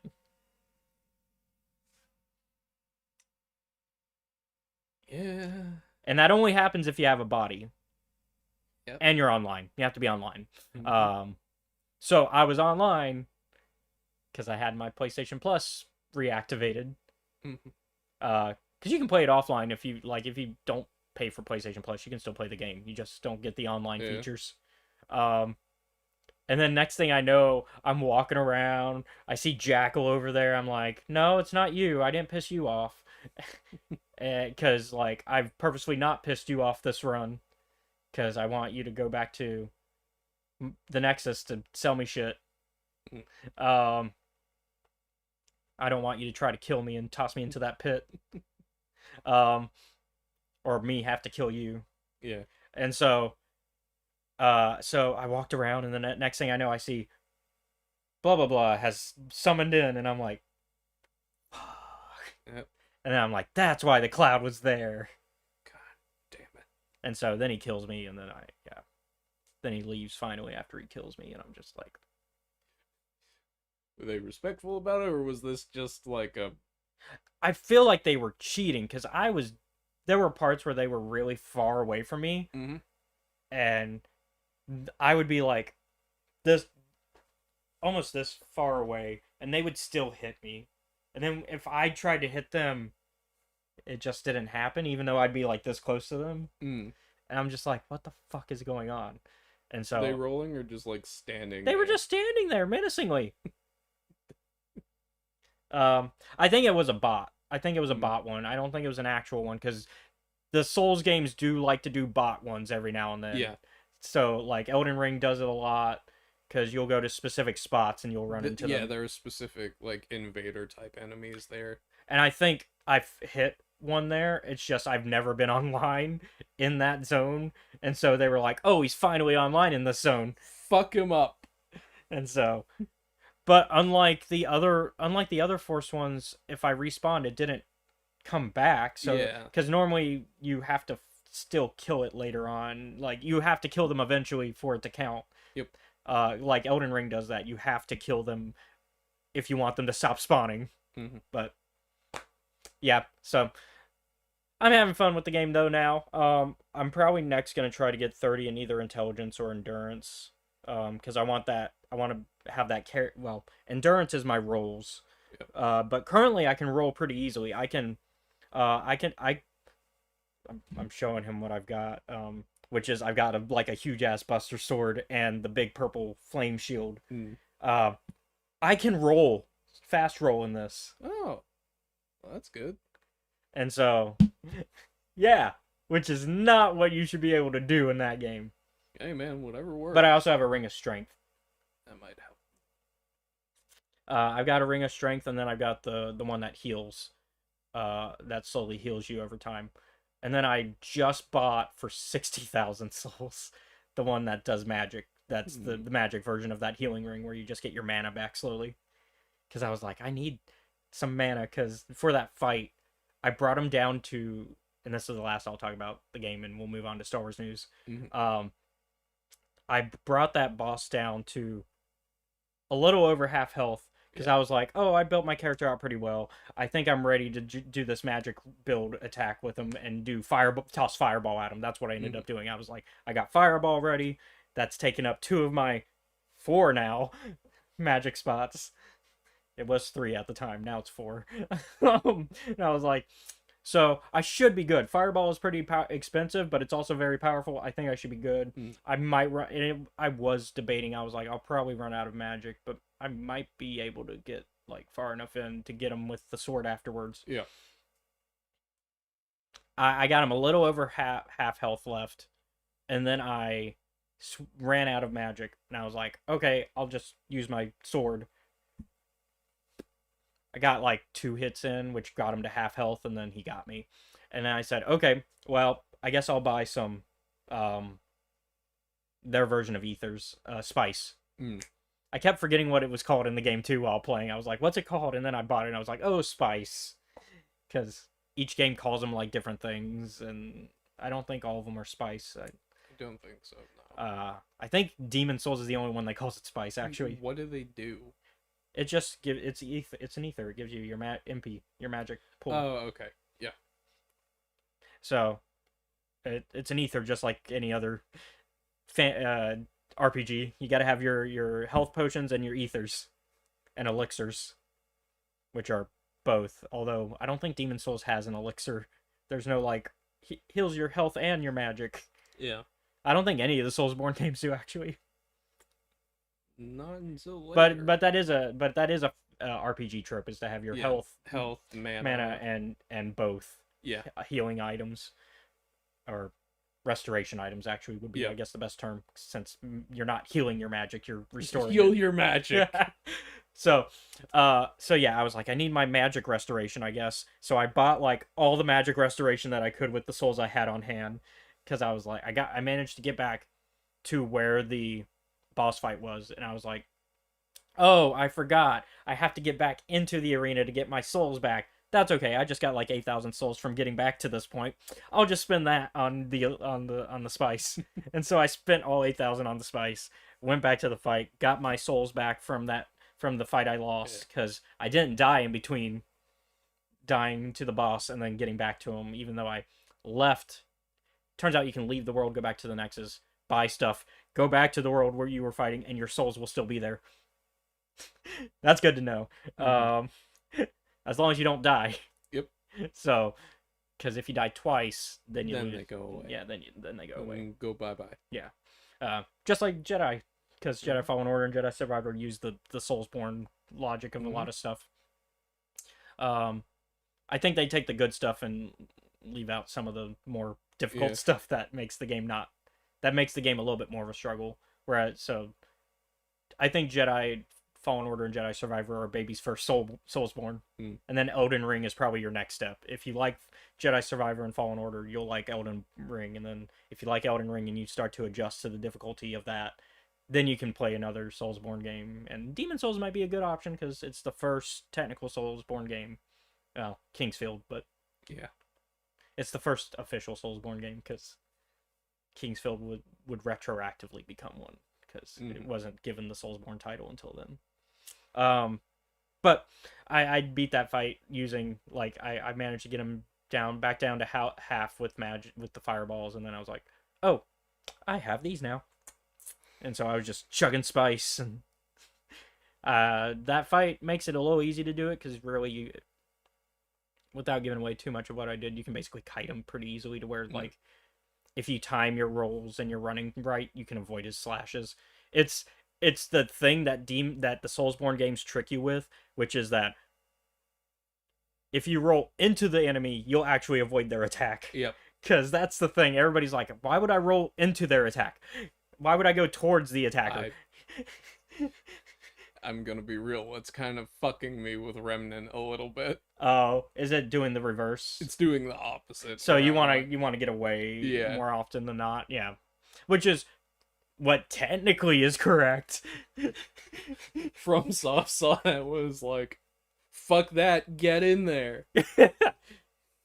As long as you do a roll, or even if you run just fast enough, you can avoid a swing at you. But you have to like turn off the lock-on feature for that to work right, because if you're locked on, then you'll stare back at them. That's another thing that's been fucking me up with Remnant. There is no lock-on feature. Which lock-on is useful, but once again, in the Soulsborne games anyways, if you're having to roll into an enemy, you want to turn it off, because the whole point of you rolling into the enemy is to then go immediately past them and away from them, which you can't do that if you're locked on. If you're locked on, you're just gonna you roll into them and then turn right back towards them. Just be so. But yeah, so I guess that's what we've been up to. We're both kind of been playing Soulsborne type games, and I saw a really fun one because there's a guy I watched that and I think you watched his videos as well. We talked about It's been a while though since I've like looked at anything from him. But he does these quick reviews and gameplays of like 20 different Soulsborne games he finds on Steam, and he's had like 60 parts now of this because he's just like consistently finding more. But there's a really good one that's coming out that's from the same studio as another one that he reviewed, and he was like, right now it's only in beta and alpha, and you can play like a demo version of it, and it's you play as a hermit crab, and instead of like a normal shield, your shell is your shield, and depending on the shell you have, it does different abilities during the combat. So like for the first boss fight, you get into a fight that's almost like a samurai fight, where this guy has like where the crab enemy has like has the sticks, the chopsticks as like a sword. Okay. And the shell you can find during that fight is you can pick up sushi rolls and make it your shield. And the special ability with the sushi roll is you can eat your own shell, the sushi roll, and it gives you back health. But of course, you lose the shell depending on how much you're eating it. So, and then there's other ones like you can find a soda can, and you can the special ability with that is that it has some of the carbonation in it still, so you do like a little carbonated bubble attack. So it looks fun. It looks fun, and it's a lot of platforming and stuff like that, and so it's a platform Soulsborne, I guess, but it's using the environment really in fun ways and being very creative, and it's hard still. The combat it's still Soulsborne, and like, oh, there's still some difficulty to this, and you still have to time things right, but it looks fun.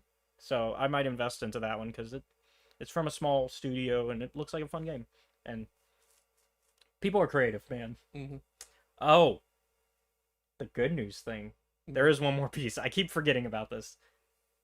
I talked about this in the Discord privately because so I've been doing my RPG based on my books.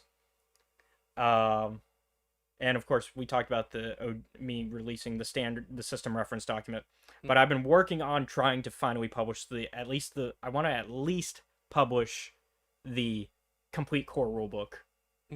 If not the beginner adventures as well.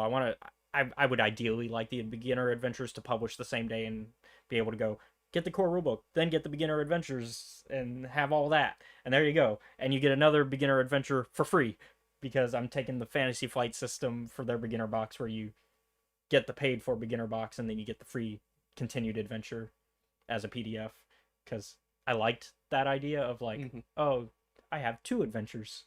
Yeah. And it's kind of a continuation of the previous adventure. But the core rulebook also has its own adventure, and we've played all 3 adventures that I've written for this system on the channel when we did the playtests years ago. The one that the core rulebook has is actually the 3rd adventure we played, and that's the one that you did your crazy shenanigans with as Sylvester. I didn't do anything wrong. No. Although, but you rolled. You got plan. insanely lucky with the rolls too. I think they had to use some hero points to help you. I had just enough to keep me from dying. Yeah, I think because I hadn't spent them on anything. Well, I also think some of the group offered some too. I think it was a group effort on that one because I think even Josh was like, "That was too cool. Here you go." They're like, "That's an insane solution to this plan." But in order to get this book to completion, I need a lot of art. And one of those sets of art that I finally paid for, thank God for Fiverr, is the battle maps.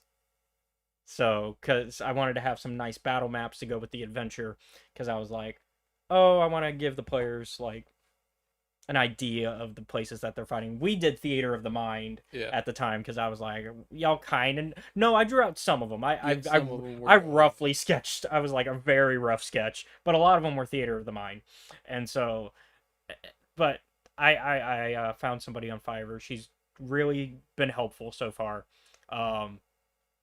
We made a nice deal where I can use it as commercial because you can do commercial licenses on there, and so you just pay an extra fee because people deserve that because I'm reselling the art you've sold me, and so fair deal.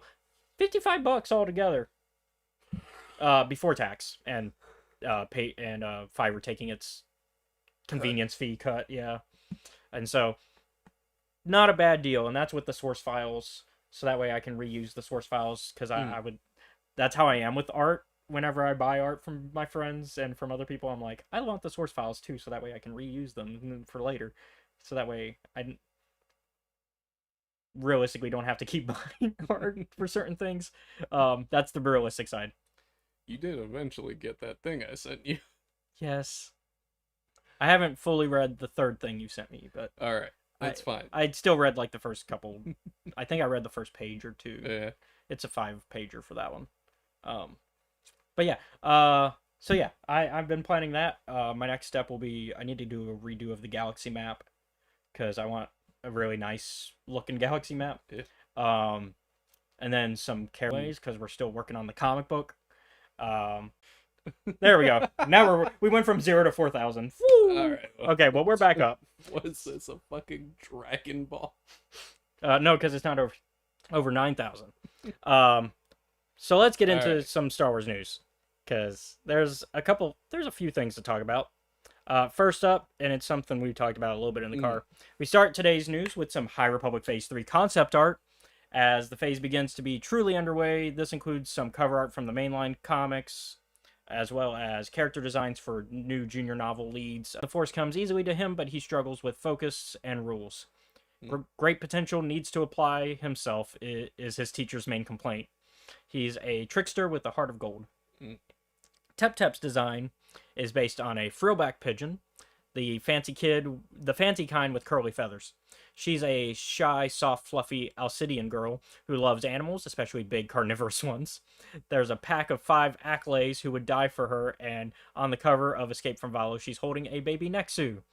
Jedi don't adhere to family structures, but Tep Tep is basically everyone's little sister. Mm. And Gavi was once the most promising youngling of his age, but when the Nihil occupied Lonisa City and murdered every Jedi they could hunt down, he saw the Nameless kill one of his masters. Now traumatized, he's lost the ability to use the Force. He's just trying to keep his friends alive, but the Force has always been the most important thing in Gavi's life, and he isn't sure who he is without it. And then there are his burgeoning romantic feelings for his friend, another youngling boy named Kildo, who we talked about, and his complicated feelings of guilt surrounding Drigget Parse, the non-Jedi friend he left behind. And Damn, bro, you good? I will go ahead and show Poor boy. yeah, I'll go ahead and show the art for that. And then we got some other art as well, but here's the art for that. This is, of course, thanks to Star Wars Newsnet reposting this news. I think StarWars.com is the one that did the interviews and showed us everything. Here's the cover art for issue 1, which is out now. And I've read it's a pretty good start. Mm. We got our Keeve and Sarah and Tarek in the back there for some art there. A little bit of that interview stuff. This is George Mann and Cavan Scott talking Eye of Darkness, and Avar and all that. Mm. Here's Kildo, Tep Tep, and Gavi, and from left to right. So, baby Nexu looks way nicer than I would expect a Nexu to Yeah. look. Yeah, and so we got some standalone art. So Gavi, Gildo, which I kind of like the design for Gildo. I really like that, and I like the lightsaber. And then Tap Tap, and so that's some of the art we've gotten so far. And then we also got some villain concept art for this phase. Once again brought to us by StarWars.com, including Baron Bulin, the now Minister of Advancement, Niv Drenden Upruk, an underling to Baron Bulin, who will be in Escape from Valo, so the book that we just talked about with those 3 leads, and General Weiss, the Nihil Minister of Protection, who is somebody that I had to remind you who they were, because I had to be reminded who they were. We were talking about it. I was like, how are they fucking? They're still alive? So Cavan talked about Bulin, saying he has secret bases throughout the Occlusion Zone, filled with the results of his labor and proud by the sinister children of the storm, who answer only to Marchion Ro, or do they? And I'll show each one as I'll kind of just go back and forth between showing all the art and talking about them, because they did interviews with everybody talking about the different stuff. So this is Baron Bulin. So the way the Nihil structure is they kind of have made and we'll talk about this more when we finally read Eye of Darkness together, but from what I've picked up from reading so far, they basically made their own government, sort of. Yeah, I was within like, the Occlusion Zone. When I heard ministry, I'm like, they're doing ministries now? Yeah, so they've got their different ministries, and so of course, because they gotta, like, Marchion's always kind of been organized, but Yeah. at the same time, they're not an official government body, and that's kind of a thing that's being discussed in Eye of Darkness. Once again, we'll get into more detail. Like, I don't want to spoil too much of it, but that's kind of what's at play. Daniel Jose Older spoke about Niv, saying that he is unfortunately a super genius in the field of demented biological research. A fact about him that Baron Bulin immediately picked up on, taking the young Niv Drendal under his creepy wing as an apprentice back on Vrant Tarnum. The good news is, Niv Drendal is pretty terrible at just about everything else in life. He's not street savvy. His charisma is in the negative tens. He's a mediocre tactician at best, but he's ruthless and sometimes cunning and willing to do whatever it takes to get his experiments done, and that alone has taken him quite far. And so, once again, he's going to appear in Escape from Valo, so the junior novel. So, probably going to get taken out pretty quick. Yeah. He's probably the main bad guy for that, and they're probably going to kick his ass, and it'll probably be funny that children beat him. It sounds like, though, he's meant to be a children's antagonist, because, like, it sounds like no charisma, no real skills outside I was thinking about, like, you're gonna do some evil science shit, and that's about it. Yeah. I mean, he is working for the minister who's in charge of the science wing, essentially. And then we got Tessa Gratton talking about General Vyse, who we know from the Blade comics, because she was the mercenary antagonist from that. And Tessa Gratton says, Vyse is a ruthless mercenary who's haunted the Outer Rim for decades. Or more like a century. And that's my quote. And has a history of antagonizing Jedi. She didn't need to be recruited to run the Ministry of Protection. She volunteered, earning her place at Rose's side by sacrificing an entire planet to the Nihil. Because, once again, a theme that's brought up about Vyse is that they are constantly betraying people. Because they did that in the Blade comic as well. Because in the Blade comic, they were working for the Thune people, and then immediately was like, actually, I'm gonna kill you guys because I wanna raid the city still, even though you guys want to stop this fight. And so, and then in order to become the minister of the minister of protection, she basically turned over a planet entirely that she was the general of. And she basically was like, well, we're in the inclusion zone. Here you go, Marchion, free planet. Fuck them. Yeah. And, of course, here's an updated look of her. This is her for Phase 3. General Vyse, I want my run back. Yeah. And so, I think it's going to be interesting because something we kind of know and something that's confirmed from reading Eye of Darkness is that Porter Engle is on the occlusion zone side of the wall. Yeah. So, some interesting dynamics are about to be at play there. Like, she's still mad about it. Well, he's not happy either, because remember, he, like, when he fought her, that was also the last time he saw his not sister. Yeah. Because Baresh took her vow of, like, whatever, the Baresh vow before it became the Baresh vow. Because it's named after her. So that's it for art, which, I mean, I like the art. I like the character designs. I'm excited for the new characters and about the characters coming back. I think we can kind of guess the fate for some of these villains based on context. But that doesn't mean it's not going to be fun reading those adventures and how that happens. Any other thoughts on your end? I'll wait. All right. I'll wait till the comics come out, and then I'll give my opinion. Yeah. Last time, we talked about an award that Jedi Survivor was nominated for with the Grammys. And with the Video Game Awards show around the corner, we're getting news of Jedi Survivor's nominations there, with them having 2 nominations. Firstly, for Best Action Adventure Game, where it's competing against Resident Evil 4, Alan Wake 2, and The Legend of Zelda Tears of the Kingdom. That's a lot of good competition. Yeah, I think it's what we talked about last week, where it's like, you can have your favorite, but a good award show should make it impossible to really say, like, what's gonna win. Like, because, especially on a good year like this, I think 2023 has been a great year for video games. Because the Resident Evil 4 remake is fantastic. Alan Wake 2, I haven't played it yet, but I've seen some really fantastic things from it. Same thing with Legend of Zelda Tears of the Kingdom. I didn't really play it, but I've watched a lot of gameplay, and it's creative, inventive, a lot of fun things going on in there. A lot of fun mechanics with their with the magic tech thing that you can do, where you can just build whatever.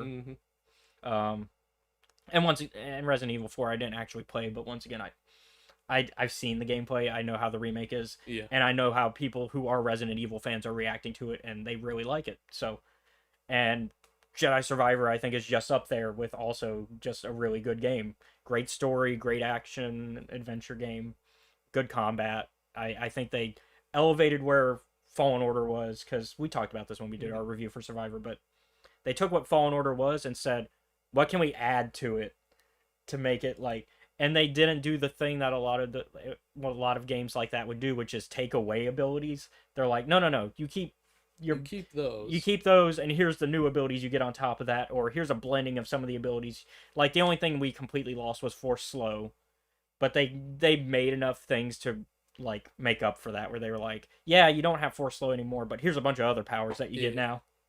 And it's like, okay, I get why you took away Force Slow. I don't need it. I wish I had it on something like for the puzzles. There are puzzles where I'm like, God, I want Force Slow for this puzzle, but I managed to solve the puzzles without it, so I guess they designed it right. Secondly, it also got nominated for Best Performance for Cameron Monaghan, Cal Kestis himself, where he's up against Idris Elba for Cyberpunk 2077 Phantom Liberty, and Yuri Lowenthal for Marvel Spider-Man 2. Once again, I think good competition. I haven't really watched anything about the new Phantom Liberty content for Cyberpunk, but I've heard really good things. I just haven't sat down and watched anything regarding it, because I've never actually played Cyberpunk, because I kind of missed that boat, because when it came out it was a mess, and then I was like, I'll wait a bit, and I was like, I'll wait to get it on PlayStation once I get my PS5. Got my PS5, never got around to getting it. Yeah. And then Phantom Liberty came out, and I'm like, now I'll get it, and then I still haven't gotten it.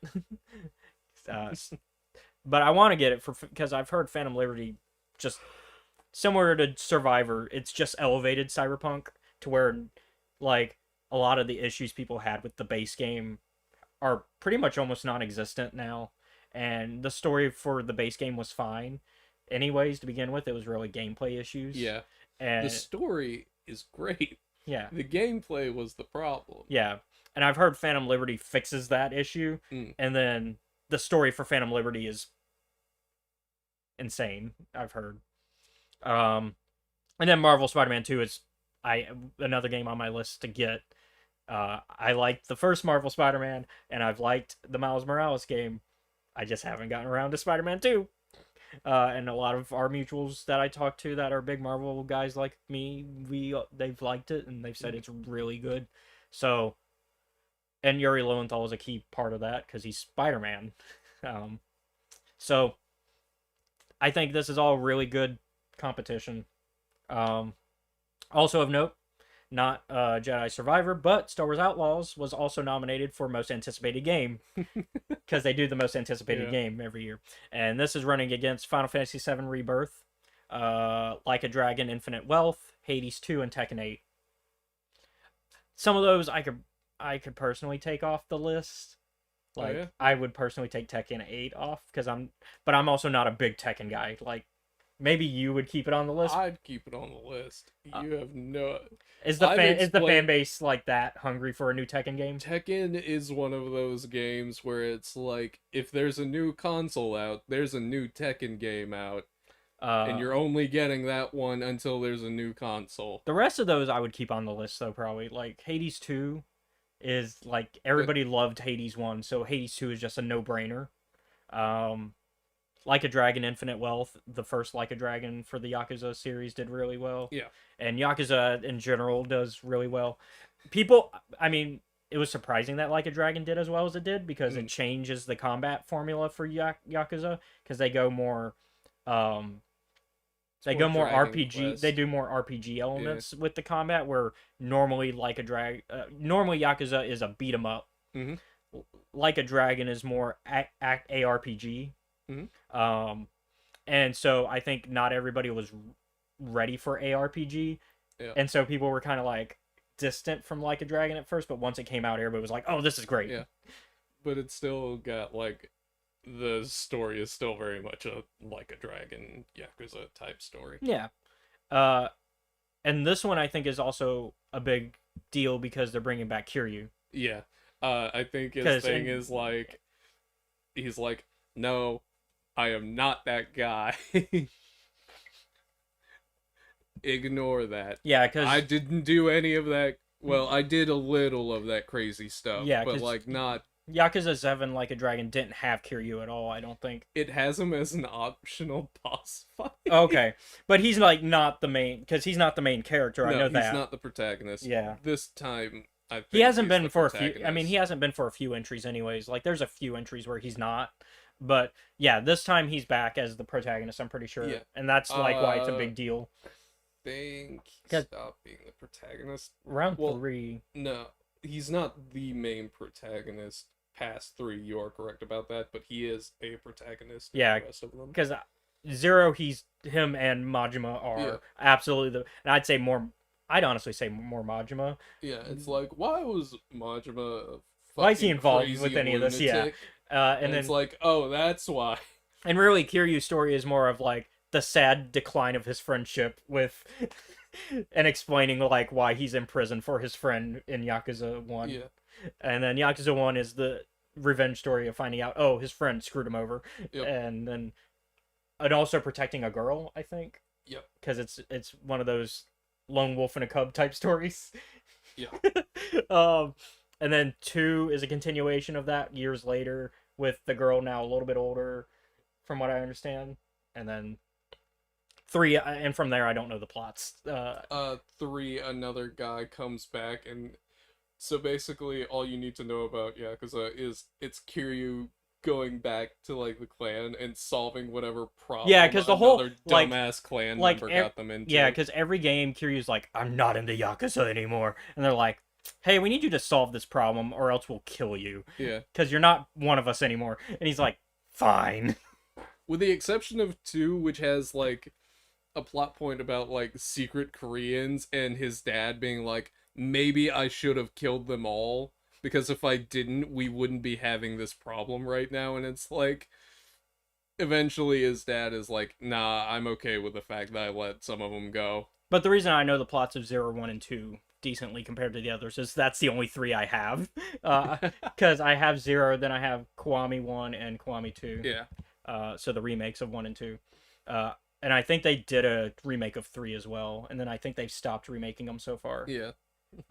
They'll probably remake 4 pretty soon, though, because we're starting to hit where it's old enough to where I think a remake is viable. Yeah.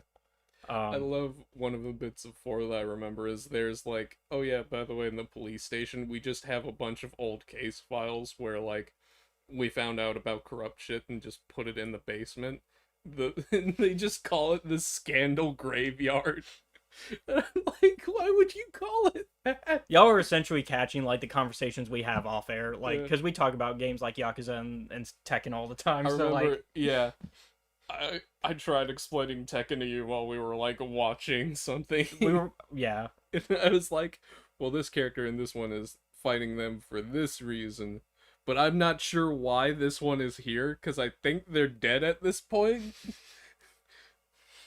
but yeah. So I think there's some Yeah. good competition for all the awards. I guess for Tekken heads, yeah, Tekken makes sense to be on this list. For me, I think The plot of Tekken 8 is Jin, I have to beat the shit out of my dad. isn't that most of them? Yes, but normally it's Kazuya and Heihachi, but we can't do that anymore because Heihachi's finally dead. Oh, he's dead. He's dead. Okay, because he's Until come back they a decide lot. to get him Yeah. back. Until 9 says we're back. We're back. But I think the reason I would personally take 8 off, and this is the last I'll talk about it, is I think the other games on this list are bigger beyond just their fan base. Because I think Final Fantasy VII Rebirth is big beyond just the Final Fantasy fans. Because it's finally continuing the remake story. And I think Remake brought a lot of non-Final Fantasy people into Final Fantasy. Yeah. And Rebirth is a continuation of that, and it's long waited of, oh, now we're gonna get past disc 1 of Final Fantasy VII. And then Rebirth, Like a Dragon. Well, that one I could probably take off for the same reasons for Tekken 8, because I think it's a bit, or Like a Dragon, I think Infinite Wealth is specifically a Yakuza fan thing. Mm-hmm. So that one also I don't think is as big as, say, Final Fantasy VII. And then Hades 2, that one's kind of a bigger fan base than just Hades fan base, I think. Yeah. I mean, I know of Hades. I've never actually played it. I don't know how you'd feel about it. I don't know how you feel about roguelikes. Because Because it's a a roguelike. roguelike isometric. Yeah. So I don't know how you'd feel about it. I don't know. You'd probably be indifferent. Yeah. I'm like, you can play it, I guess. Yeah. And then Outlaws, I think, even beyond the Star Wars fan base, I think people are just Yeah, glad to people see. are gonna be glad for GTA in space. Well, also, it's a Star Wars game that's not being done by EA, which we haven't had since 2012. Yeah. Um, so yeah. But yeah, that's the video game awards. Alright. In relation to Star Wars. Keeping with video game news though.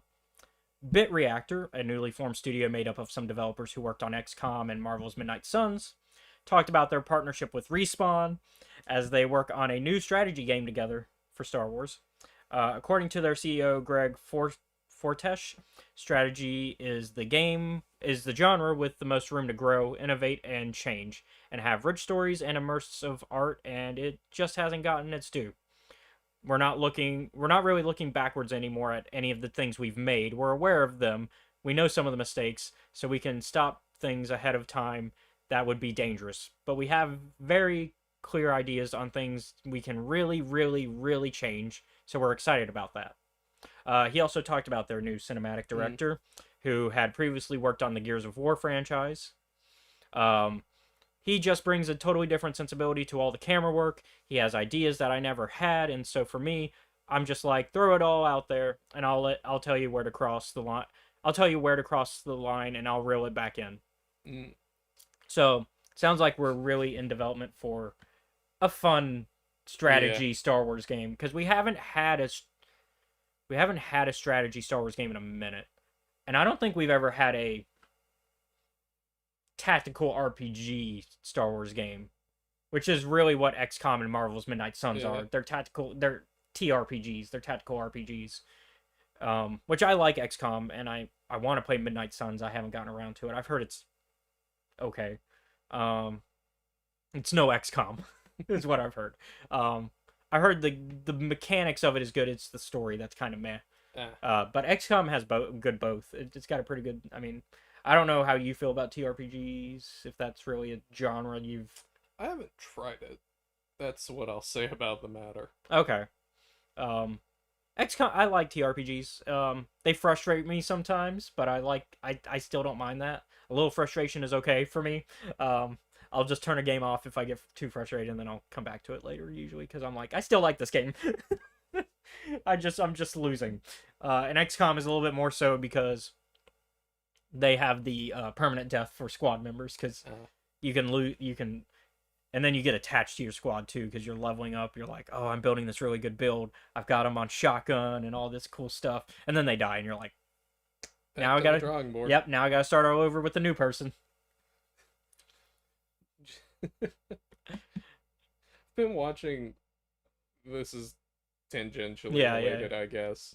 I've been watching a lot of Darkest Dungeon playthroughs. Oh yeah.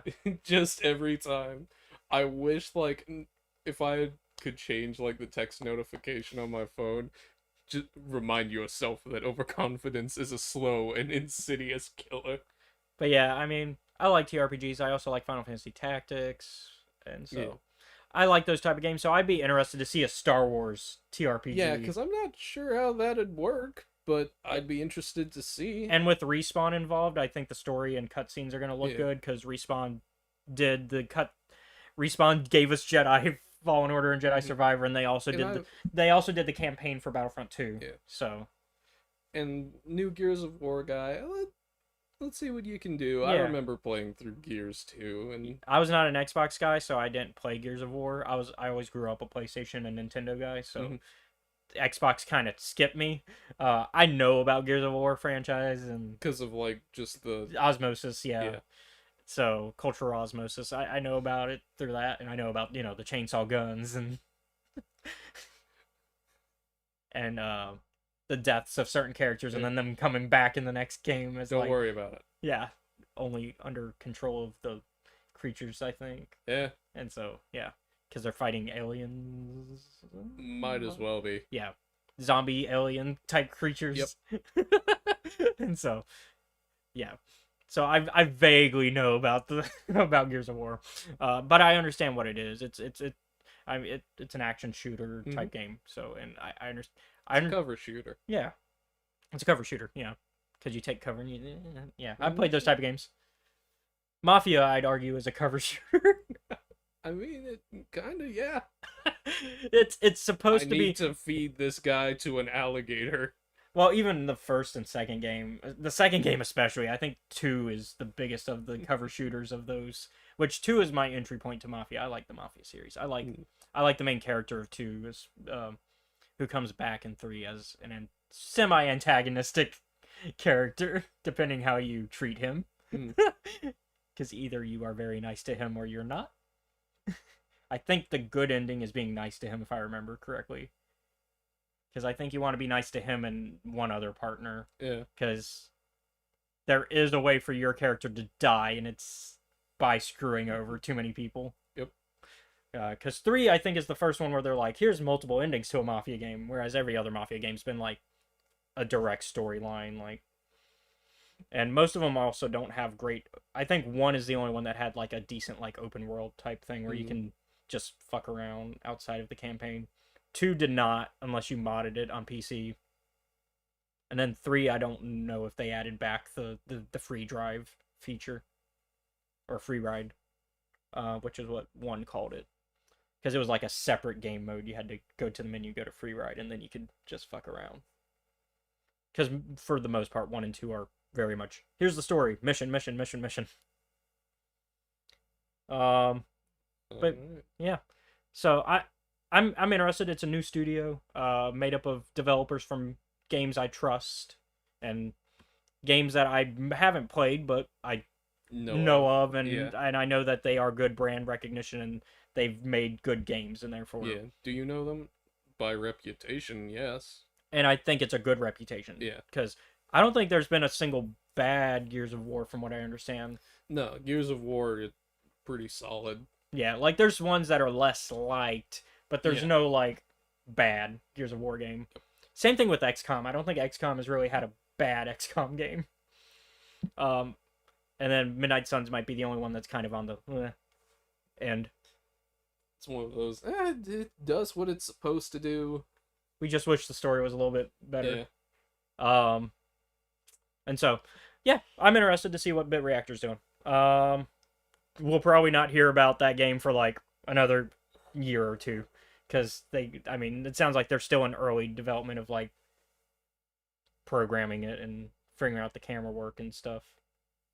That's still further along than a lot of games, so probably within a year. But lastly, for news, with the strike over, Mandalorian Season 4 is ramping production with confirmation from both Katie Sackhoff, Bo-Katan, and Brendan Wayne, one of the 2 stunt doubles for Din Djarin, who you might recognize the name as being related to John Wayne. Because yes, he is related to that Wayne. We don't have a confirmed starting date for the shoot, but with a lot of the work that could still be going on without the actors, and for a while without writers during the strike, we should be expecting to hear news and rumors of real momentum in the next couple of months. But they've released photos on Instagram, like basically going like, Katie Sackhoff's back in the wig for Bo-Katan, and Brendan Wayne is back setting up like stunt double camp specifically for Mandalorian. So they're like getting ready to like practice the stunts and figure out what they're gonna do for certain scenes. And so, for starters, we're going to set you on fire.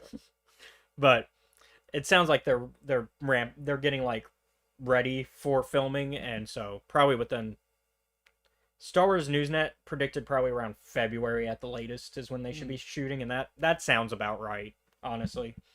But time to get into today's topic. Today we've got the Ahsoka series. Spoilers ahead, as we will be going into spoilers, as we're going to talk about the entire first season. Yep. Off the bat, and this is a question I gave you in the car on the way here, because I was like, this is the first question, and I kind of want you to think about it. You've only had one other introduction to Rebels on this show, with the comics from Rebel magazine. So tell me how you believe the first episode does. The first episode, I forgot to say that. I made it the whole show, but let's just talk about the first episode. How does the first episode do with introducing you to these characters?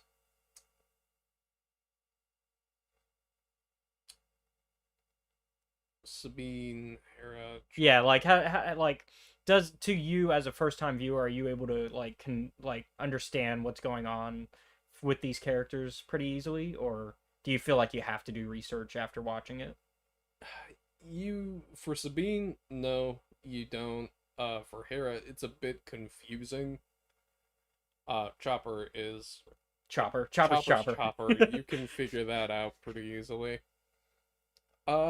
First episode, don't really have to. Most people already know who Ahsoka is, and if you don't, it's not that big of a problem. Yeah, because Ahsoka has two shows that Yeah. I mean that she's been in, and technically three because she was in Mandalorian season 2. Yep. For an episode, which they is very important to this show in particular because it's the episode where she captured. Yeah, I was like, okay, But I think who is this? the Dathomirian witch, yeah. Yeah, and why should I care? I And think they go and they the explain. later episodes I think are really what count for helping with but I think the first episode there's some stuff where it's like, oh, I kind of need to watch more before I can. Yeah, you can watch it by itself. It's not bad. It feels very standalone to you. Yeah. So I watched this with some people. Like I was telling you, I was watching this with Steve and Chris, who watched it when it came out at the time, he was like, "Yeah, I was kind of disappointed." And I'm like, "You got swept up in the hype, didn't you?" And he's like, "Yeah, so I was disappointed while watching it." And I'm like, "That's one of the dangers of like mass media Oh, and yeah. being like, bam, bam, bam, bam, all the time." Especially shows like this and kind of the Marvel thing Yeah. of like, oh, it's all connected sort of, and you start to get like, especially when you're in our circle Mhm. of Star Wars fandom, the theory crafting can get dangerous and it creates unrealistic expectations. And I think if you theory craft too hard and you only are happy if your theory is right, Mhm. you're watching. I think that's one of the few times where I will say you are absolutely watching media wrong. Mm. It's one of the few times I will say that because I think outside of that there is no right or wrong way Yeah. to watch media, but I think that is a wrong way. Yeah.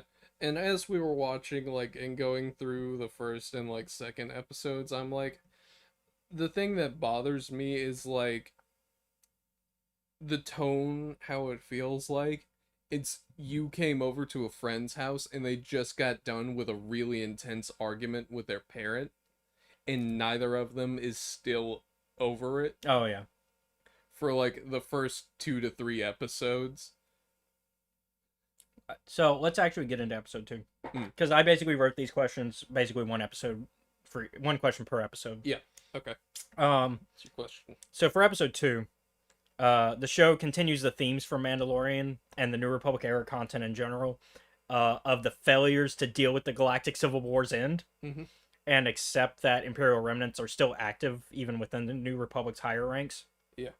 Although in this case, it's their shipyards. In episode 2's case, we see the shipyards have been infected. They were like, "We're going to Corellia," and my brain immediately went, "Don't fucking go there." But that's where the big shipyards are. It's Yeah. Corellia and there's one other big one.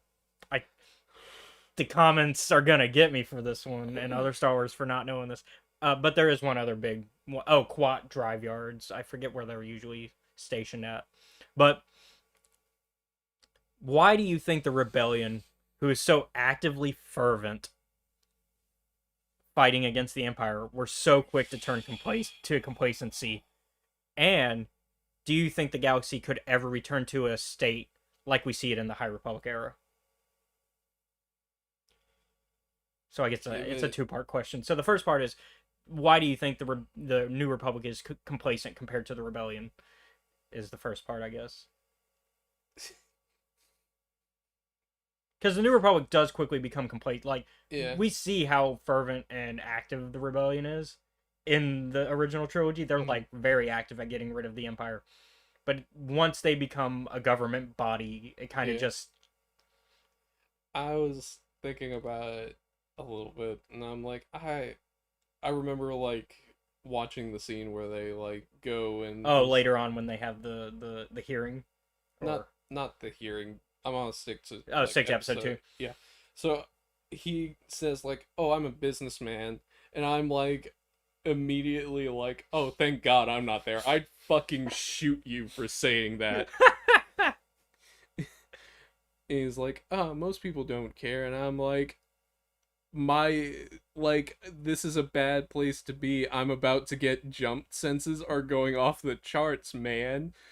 And he's like, "Oh, that's autoloader," and I'm like, "What the fuck is wrong with you? Why aren't you keeping track of anything?" Yeah. And I'm like, Of course, we learned that it's because he's in on it. yeah." And I'm like, I.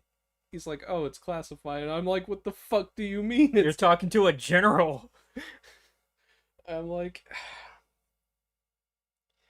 but the reason why I think is because like the New Republic really wants to give people a chance, even though it's one of the things where I'm like, Because the Mandalorian season 3 also deals with this. yeah, it's one of the things where I'm like, I understand you want to give people a chance, but it's like almost the way that you're trying to give them, They're speed running it. you're speed running it, and you're also coming off as very like patronizing about giving out these chances as well.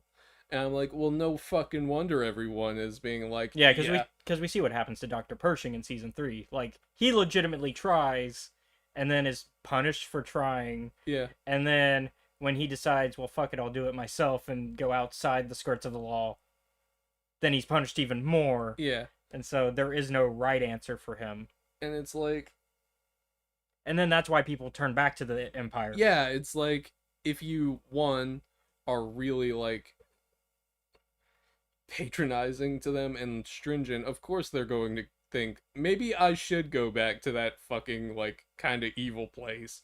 At least like yeah, it was evil, it was corrupt and shit, but they weren't treating me like I was a dumbass. As for like it will like the galaxy return to like High Republic era, I'm like give it 200 years and maybe. Okay. So let's go to episode 3 then. Mm-hmm. Where we learn the reason Sabine began to take her force training seriously with Ahsoka was because of the Night of a Thousand Tears, which is a major plot point to The Mandalorian, and why the Mandalorian clans are so divided at the start of the Mandalorian era of shows. Is also it also happens to be when Sabine's family died. So, how do you think she would react if she learned they, along with the other Mandalorians who died that day, had essentially been avenged with the death of Moff Gideon, because Gideon's gone now. Yeah. So, like, how do you feel Sabine would react now? Because this is after Mandalorian season 3. This, like, season 3 has happened. Gideon's dead, and it still feels like she has that resentment of what happened. Well, of course, that's not just gonna. Which is, it's not going to go away. But do you think she would be healed slightly from learning, or do you think that would Not just make really. things worse? I don't think it would matter. It's one of those, she's already kind of started that path, and there's really not a lot you can do at that point. Yeah. Although I don't get the sense that she's upset about it. I get the sense that Well, but we learned that's why she started training, because she wanted Yeah. revenge on the Empire for what happened. Yeah, but I think at this point she doesn't really care. Not that she doesn't care that her family is dead. I mean about getting revenge. Yeah. So you think she has moved on from that, despite Yeah. what like Hu Yang and Ahsoka kind of read from Yeah, her? because I'm like, Ahsoka, you're being real bitchy right now. I'm going to assume that's just because you were a child soldier and you don't know how to be a mentor, considering you like skipped out on yours with understandable reasons. Hu Yang, He's just you're an asshole. with some points. You're an asshole who has a point, which is the worst kind. I think he's Like he's very harsh, yeah. but I don't get it. think it's meant to be mean though. I think Yeah, I think it's I more think that's just how they are. well, also to be fair, Hu Yang was programmed like 1,000 years. Yeah. Like, He's like, I've been alive for 'Cause- 1,000 years. because we've got the timeline book, and he's like, the Jedi Order is formed, Hu Yang is built. That Yeah. is like the timeline. Yeah, so he's been around. So if anyone has the right to be like upset about how fucked things have gone, Like, there's a reason Ahsoka's like, hey, examine Balin and Xian's lightsabers, because I don't know who they are, and you've designed everybody's lightsaber. yeah, Except for Sith, obviously, but Yeah. like every Jedi's lightsaber, you have been a hand in designing. Which, going back to the Minecraft game, he also has a hand. You get to see Hu Yang, and you get to build when you build your lightsaber. That's makes sense. Keeping on topic, I guess, of Sabine. For episode 4, she has to make a tough decision. Mhm. Either destroying the star map or giving it to Balin. She chooses to give it to Balin so that she can locate Ezra. Knowing the results of her actions from the rest of the season, so you can use the rest of the season in context for this one, do you think she made the right choice?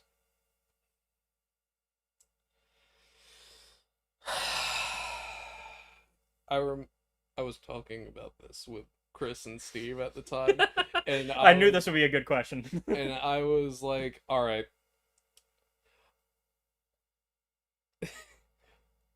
Because there's your emotional side and then your strategic side. I'm like, you came to me one day and you're like, by the way, I have this like treasure map. Yeah, you have like a holocron. You're like, by the way, there's like some secret like super cool thing that we could use to our advantage.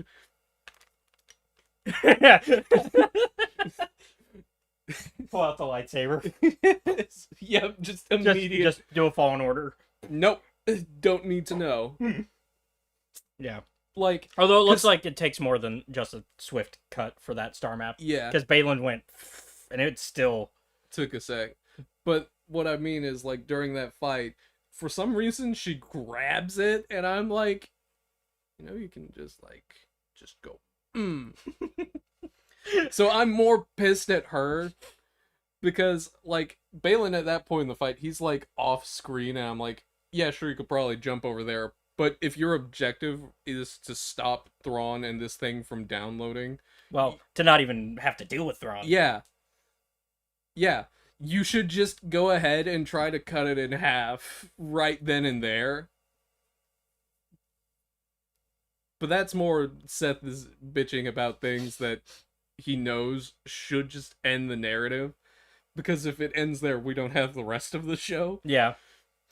So- Sabine, I understand, like, that is a very hard choice, but I'm also like, for my sake, when does Rebels end? And So Rebels, like, in so the terms main, of years, so the main months. plot, so the main plot of Rebels ends. So like season 4's main plot ends just before, like a few months before episode 6, Okay. give or take, or no, before episode 4, because but like they do a flash forward after episode 6. Sorry, so main plot ends before A New Hope starts, because Rebels is all between 3 and 4, and then they do a flash forward that takes place essentially right when Ahsoka starts, because they do the flash forward and they recreated a scene from Rebels, which is when Ahsoka shows up as Sabine's looking at the mural after she's cut her hair.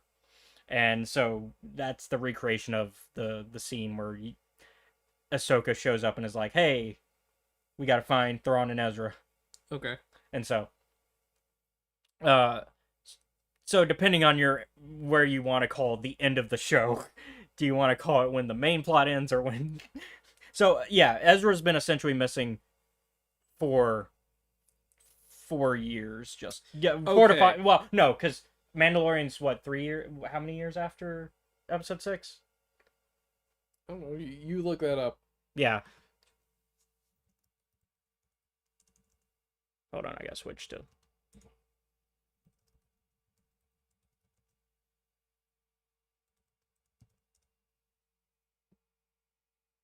Okay, so it's 5 more years after that. So it's 9 years. So Ezra's been missing. Ezra and Thrawn have been missing for 9 years. I was about to say, I'm like, I understand, like, you really want to see your Friend. friend. Yeah, that's a friend. Friend again.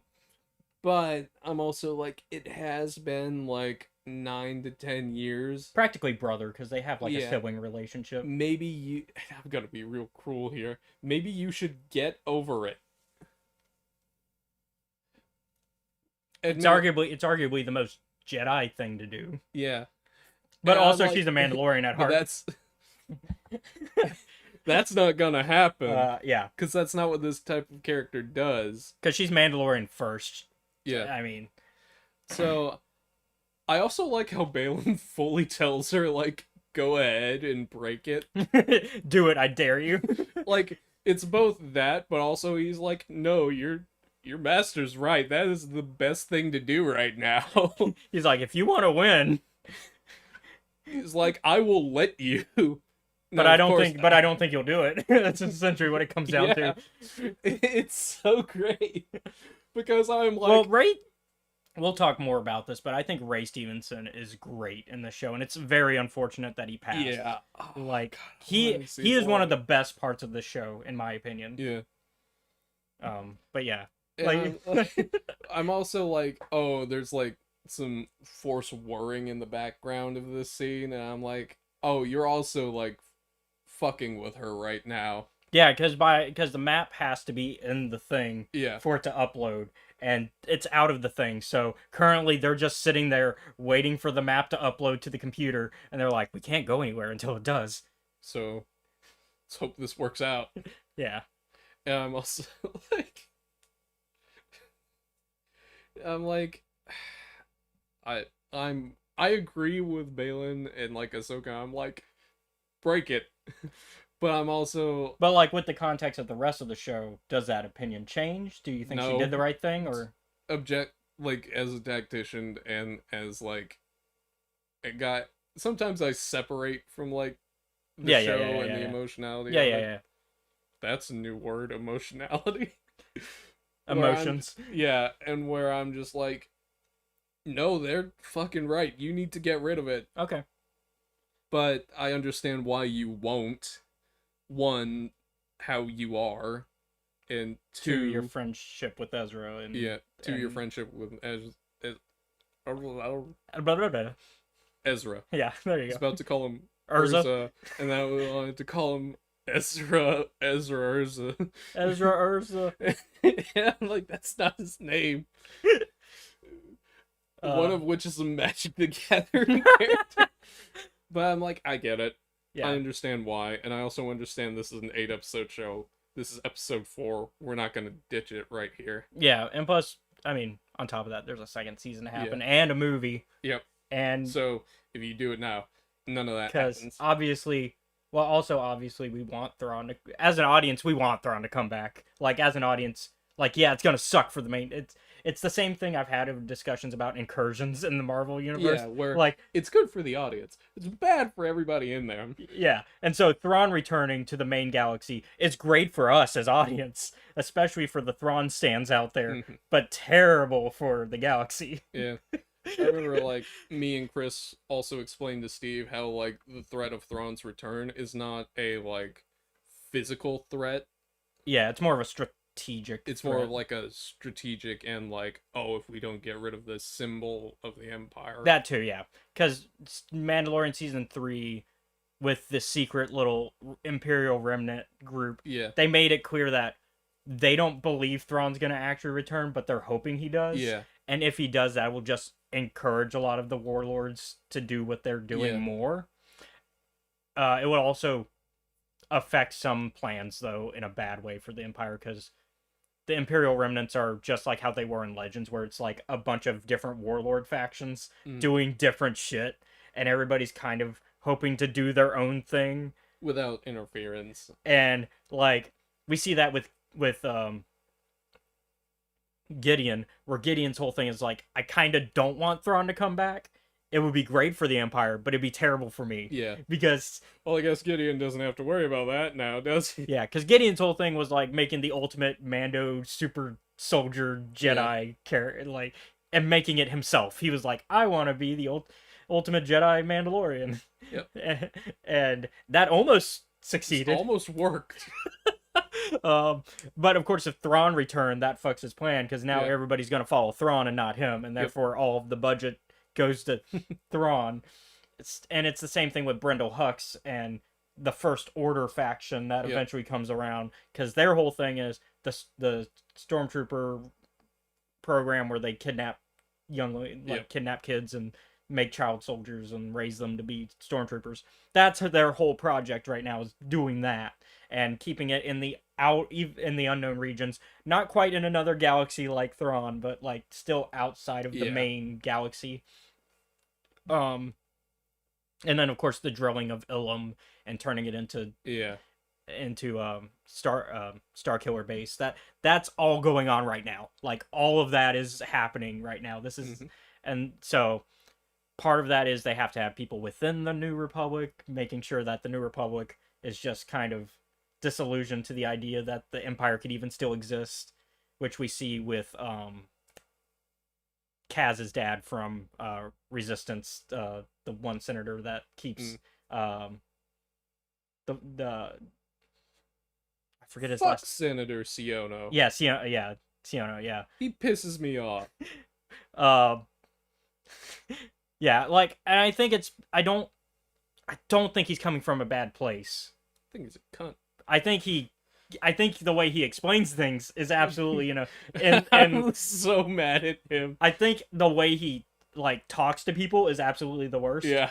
But I think he's trying to do the right thing. He's like, the New Republic needs to like move forward.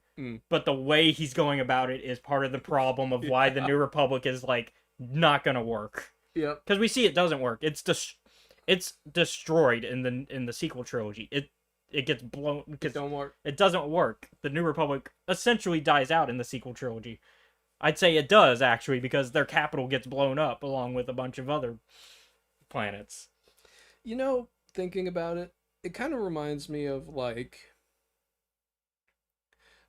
this is going to be a weird comparison, but not necessarily an inappropriate one. Mm-hmm. It kind of reminds me like the New Republic is like the League of Nations after World War One. Which that is absolutely a way to look. I mean, because I think the whole point of the sequel trilogy is showing what happens. I would say it's more of a post World War II than World War One, but it's like the whole premise. I mean, in comparison to like how actually effective the New Republic is. Yeah, but I think in terms of like also the First Order side, it's showing what happens like on the fascism side as well, of like how fascism can quietly rise back up. It ramped it up. Like, and it gets worse. It's always worse than the previous version. It's never, which is also a Lord of the Rings kind of thing as well. It gets worse. Because Lord of the Rings also has a theme of the bad guy is always worse than the last. Yeah. Like the new evil is always greater than the last evil. And so, but the important thing to do is still try to fight it. Yeah. And that's the themes of both Lord of the Rings and Star Wars. And it's also reflective of history because once again, World War One and World War Two, and then post World War Two. Yeah. Going into what you're saying, yeah, like the League of Nations. Yeah. What the New Republic wants, and I'm gonna borrow like old rhetoric because that's to me is a fascinating time, like the space in between. Which I think is why. Two. Which I think is why Favreau and them are really exploring that. Yeah. And it's like, oh, what did people want after the first one? Well, they were on a return to normalcy. That shit didn't work. Guess what the New Republic wants? Yeah. A return to normalcy. That shit's not gonna work. Especially because the corruption is still there. Yeah, because you didn't fix the problem. You put a fucking band-aid over it. Because the corruption never left after that. Like the High Republic era was where we see the decline and we see the corruption build. The corruption happens in the galactic, like the Republic during the prequel era, and we see what happens when corruption just takes over. Yeah. And then the Empire happens because of that corruption. And then the Empire is filled with that same exact corruption because it's the same embodying government. It's the same figures, just different rules that make it easier to be corrupt. Yeah. And then the New Republic is, well, let's get rid of the rules that make it easier to be corrupt, but not get rid of the corruption. Yeah. And then the First Order is signifying of like what happens when the fascism that liked the previous fascism are upset that It's gone now. it's gone now. Yeah.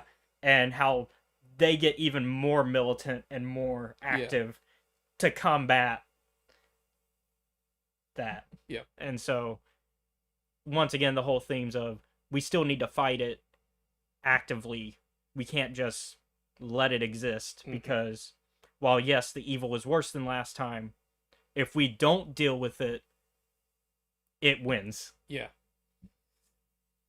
We got slightly sidetracked. No. Yeah, That's it's all appropriate. Yeah, it's appropriate but for it's this. Also, like you were doing this like question by No. question. And I wrote these, but we can have discussions about certain topics. This is just to give us like things to like main pointers to talk about. All right, next episode. Yeah, episode 5. So one of the things that I want to delve into, and we talked about this in the car, Anakin's lesson, because there's a lot of debate and discussion surrounding it. Mm-hmm. What do you think it was, and was the method of its delivery effective to you as an audience member?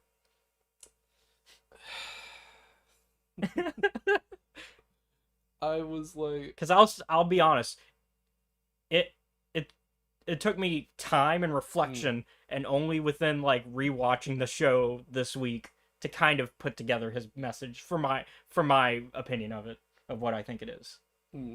But I'll let you answer first. I don't want to sway your answer. there are like, for me, there's two things. The first of which, Anakin is once again interfering from beyond the grave. I guess Which that's a theme in New Republic era Star Wars. It's he just loves to do that. yeah, because we have it with Shadow of the Sith, which we love to talk about because it's such a good book. Yeah.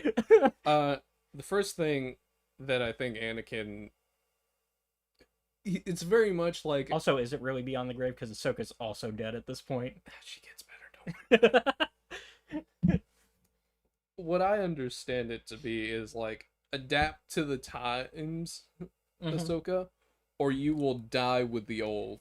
And that's kind of the lesson I got. Like, it took me a minute to kind of put that, like, because the way it's delivered to me is not effective as an audience member. And I think that's why there's such debate about it. Like, Jedi Order, gone. You're not fighting separatists anymore. You're now fighting a different type of threat. This isn't something you can just go and cut in half with a lightsaber. Well, it was, but now it's not. You're facing a new problem. Like, it's one of those things where it's the adapt or die, which I think would be a more appropriate episode title. I also... But it's also, like you said, delivered from, like, a very weird angle. And also, like, you also need to come to terms with the fact that, like, yeah, I was an evil fucking guy. That's the second half of it. Yeah, I think there's multiple lessons. There's, as far as I'm, like, as a viewer, those are the main those two. are the two. Yeah. There are some other ones where, like, I think even Baylan and Shin are talking about it, about how she's like, hey, do you miss the old, like, Jedi Order? And he's like, I miss the idea of it, but not the reality of it. Yeah, because especially in the prequel era, that, like, which is what Baylan and Ahsoka lived in, that the Jedi was, the idea is good, but what they but were... the reality of it is, like, fucking with them a little bit. And Baylan, this is also in like episode 6. Yeah, and it's fine to, we can... Yeah. Once again, this is another thing where I was like, oh, what the fuck does Baylan even want? Which And we'll it's get like, to that discussion. That was, like, the question, and then he answers it. But it's in a also way. in such a vague way. Like, this episode was like, my brain is like, here are what they mean to say, and here's what they're actually saying. So, for me, I think it's really 2.5 lessons. Alright. And almost 3, because, like, the way that the message are delivered, like 1 and 2, what you say, I think are the messages, but I think that they are, like, there's like a bonus point between each one. So, like, the first one of adapt with the times, and in this case, or die, I think that also can be understood as there's a time for peace and a time for war, even for Jedi. And I think, because we see in the Clone Wars, she doesn't, because they do the Clone Wars flashback, but with her actively there with her current memories, not with Mhm. Yeah. and I think during that she has to actively, she still wants peace. She's like, we're peace bringers, not Yeah. it's the we're peace bringers, not soldiers line that Mace Windu gives, that one in episode 2. Yeah, we're keepers of the peace, not Yeah, that soldiers. they thank you. And it's that. It's the struggle of we're Jedi, so how do we deal with that? And she was raised in a time of peace, but then she had to become a soldier. Mm-hmm. And then she never really stopped being a soldier, Yeah. even though the New Republic kind of brought peace again, which means she should be a peacekeeper again, which is what she's trying to be, when in reality, she might actually still need to be a soldier. Mm-hmm. Because the Balin and Thrawn, because she's not going to defeat Balin and Thrawn if she's thinking on those same terms of being a peacekeeper. And that's not a bad thing. It's just, it's the complication of being a Jedi and being able to. You are right about that, like, half point, and that other half point is Anakin being like, focus up. Yeah, exactly. And so, and then for 2, you said, I want to make sure I get your point right. Oh, my brain just collapsed on me. Say your second point again, because I had it. First one was times are changing. The second one was... See, even you forgot. Fuck me, I forgot. I said it, and I forgot. This is great. There's a once again, there's like an underpoint to it that I had, and now I can't even think of that.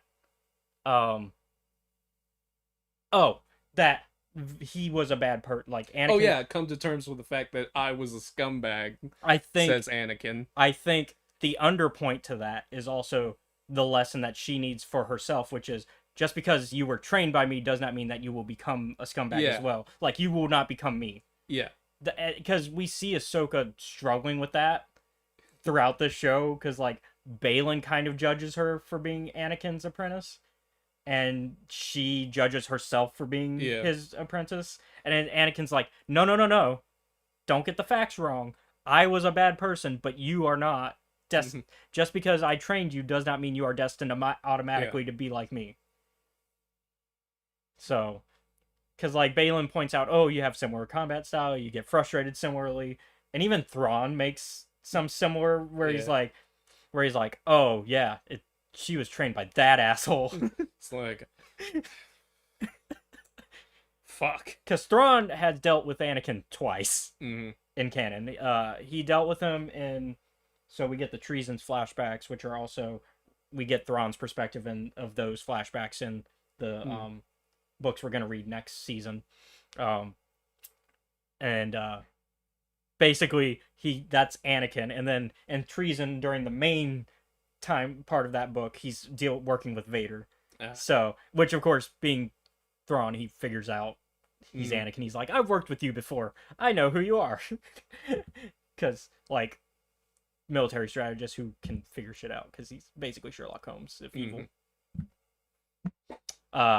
And so that's why he's like, I got a history with this asshole. He's like, well, there's no the thing of like him turning to Morgan, and he's like, there will be no negotiating with the apprentice of Anakin Skywalker. Yeah. He's like, that's not gonna work. It'd be aggressive negotiations, and even then it ain't happening.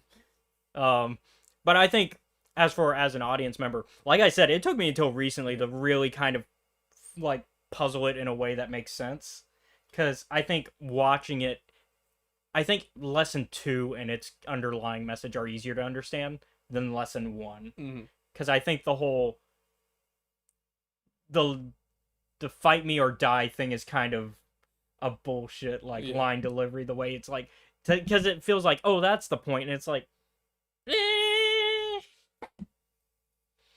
like the fight or die is it's a cool one-liner, but it's not a great way to get your point across. I won't fight you. Yeah, a lot of people said that. Which recently, the most recent one would be Luke. That would be the one that they're referring to, is when Luke said in Return of the Jedi he won't fight him. But yeah, so yeah, I think 2 is an easier one to understand as an audience member on the first viewing, and 1 becomes one that you kind of understand with some discussion and time to think on it.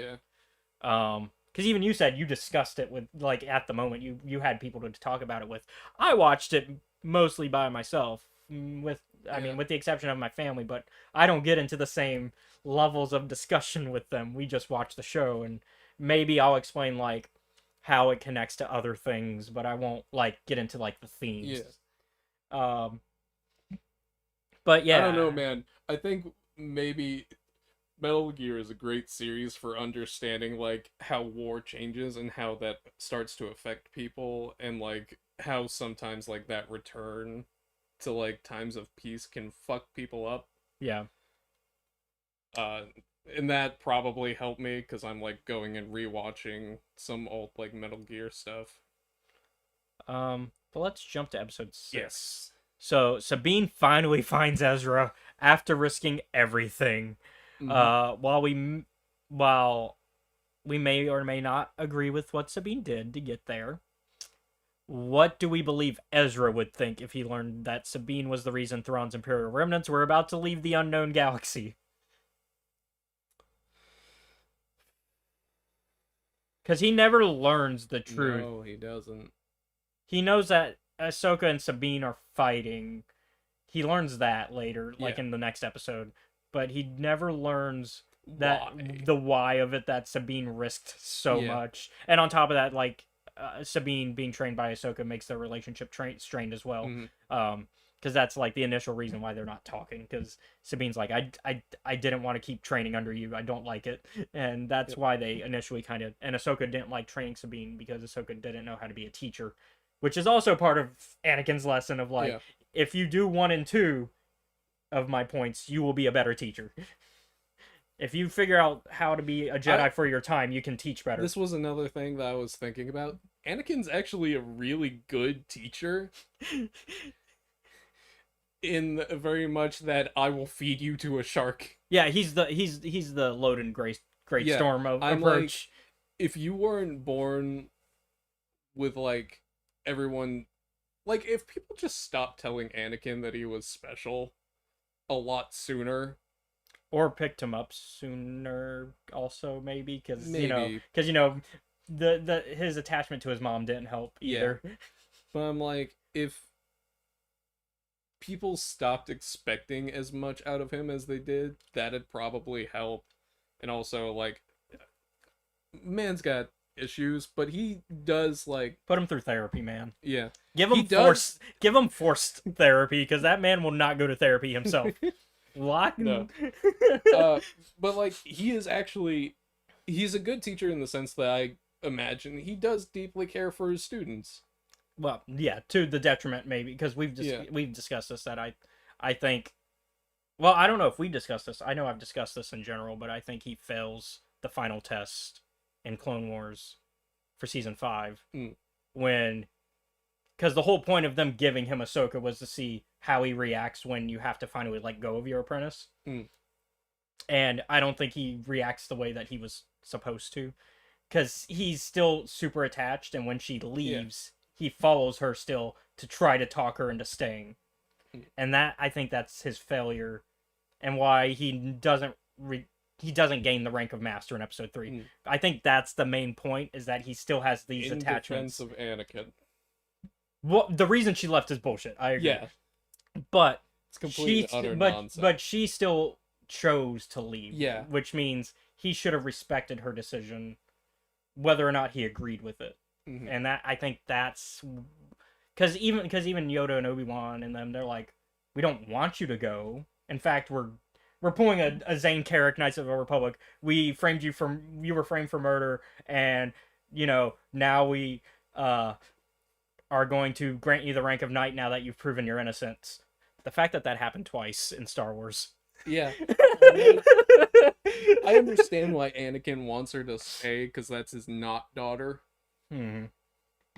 I love how we like moved on from terms like Padawan to just not daughter Yeah, or yeah. not friend or whatever. Yeah. like, I understand why Anakin does that. I also understand why Ahsoka explains to Anakin, "Hey, I've got to leave," and that's the end of that. Yeah, because it's if I they don't trust also- me, I can't yeah. stay. I also remember that time Anakin beat the shit out of Obi-Wan because he thought Obi-Wan had hired a... Once again, proving Where it's like, no, Anakin's right about this. This is a fucked up thing to do. yeah, Like, it's a lot of, like, shady shit that keeps happening to where it's like, well, no wonder. Like, I understand why you guys did this. Like, once again, it's the yeah. This separation of tactics and emotion. is for a me. case where probably should have told Anakin. Yeah. Like, Because Anakin can keep a secret. Yeah. He's been married to. He's not great at that secret, actually, though. Actually, no. Maybe don't tell Anakin secrets, because that secret is a terribly kept secret. Like Rex knows, Obi-Wan knows. They don't know that it's as far as married, but they know. they know. Like they know Like, Anakin and oh. Amidala are hooking up at least. Rex and Obi-Wan are the two people that would make sense, would have figured it out Well, by now. we know in Brotherhood, Obi-Wan figures it out immediately. Yeah. But Obi-Wan... He doesn't know marriage, but he knows like that they're hooking up at Yeah. least. I like how Rex covers for Anakin when Obi-Wan asks. Like, Obi-Wan knows. And he's like, oh yeah, by the way, tell Padme I said hi. But it's also the fact that Rex tries. Mm-hmm. But going back to Ezra, Yeah. how do we don't think he'd feel?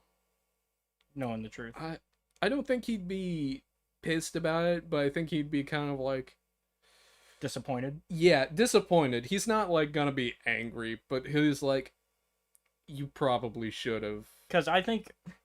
I have the context of Rebels, but I think he's come a long way from where he starts in Rebels to where he is in Ahsoka. Yeah.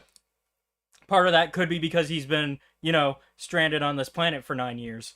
But I think he's found... I think even by the end of season 4 of Rebels, he's kind of understanding his place as a Jedi. Like, he makes an ultimate sacrifice at the end of Rebels because he does the Space Wells plan with Thrawn, which is why they're in the unknown galaxy on Paradia. Like, they're there because Ezra sacrificed himself, essentially. Yeah. Because he didn't know if he'd come back. Sabine's comment of, always a plan, it's never a good one. Like, yeah. Is that the general vibe Yeah. for most of Rebels? Yeah, and... There's always a plan, but it's not great. And at least in this case, this might be his ultimate, like, not great plan. But in a way, it does everything that it needs to, because it brings peace to Lothal. It, He banished himself and Thrawn to the Shadow Realm. essentially. And then he was like, oh, and Sabine, you'll get to find me once everything's settled. Yeah. So he's like, don't worry about it. I trust you to find me. And of course, I think that's also why Sabine makes the choice that she does. Because for 9 years, she's had this weight of, it's my job to find him. And she hasn't done it. Yeah.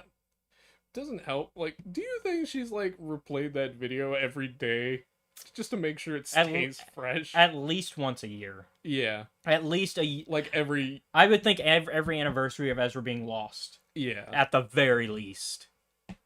Because she seems like the type to go full emo, and Yeah.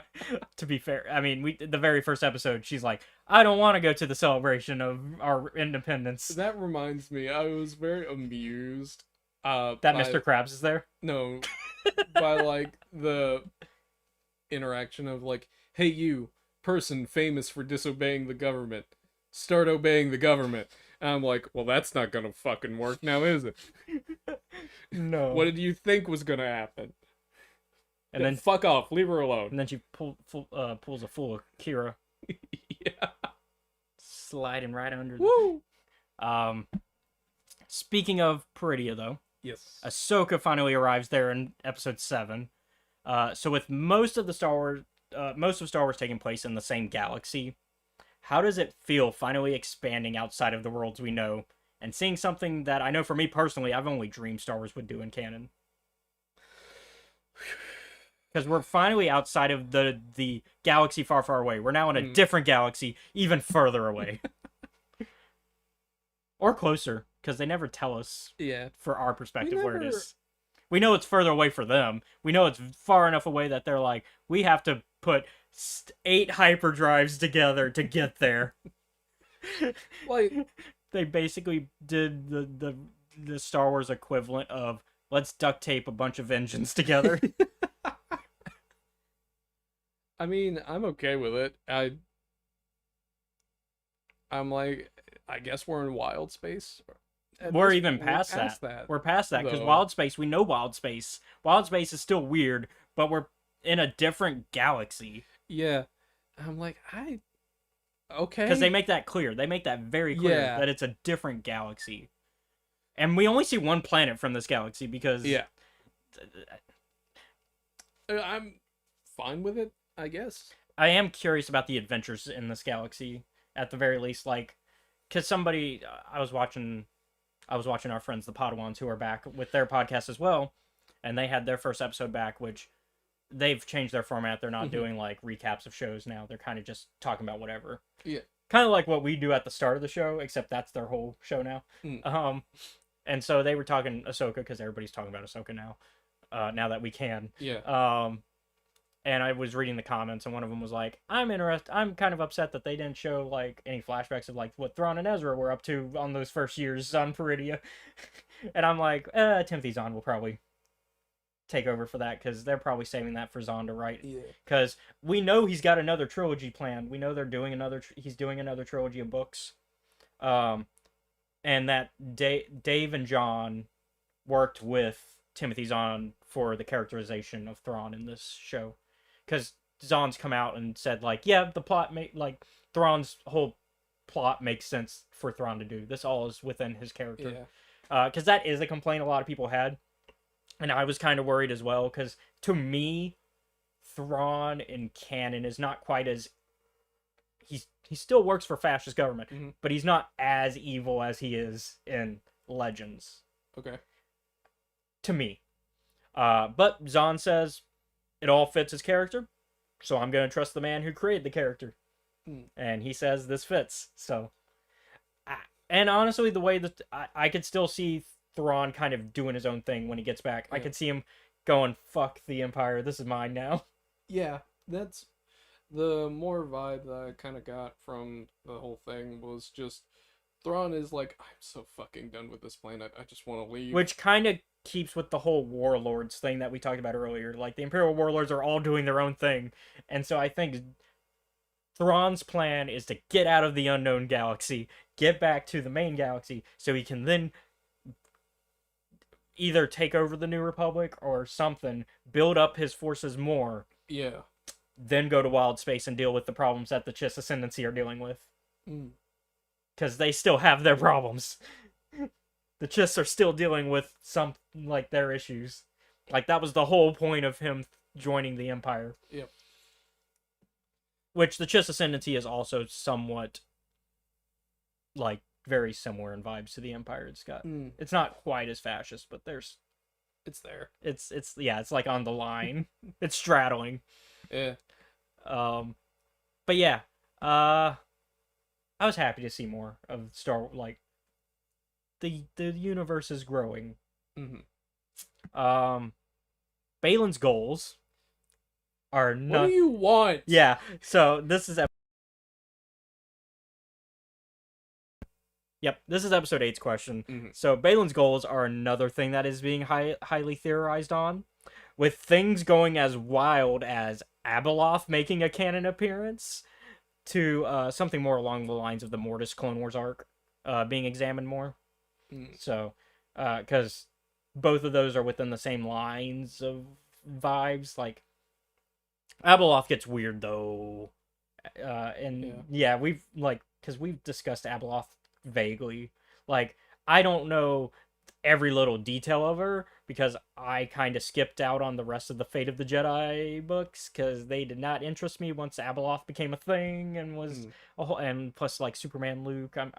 Superman Luke is not my favorite thing in Legends, because Luke can do basically god level shit in Legends, but the Mortis arc in Clone Wars is probably a little bit closer, where we see Balin trying to, like,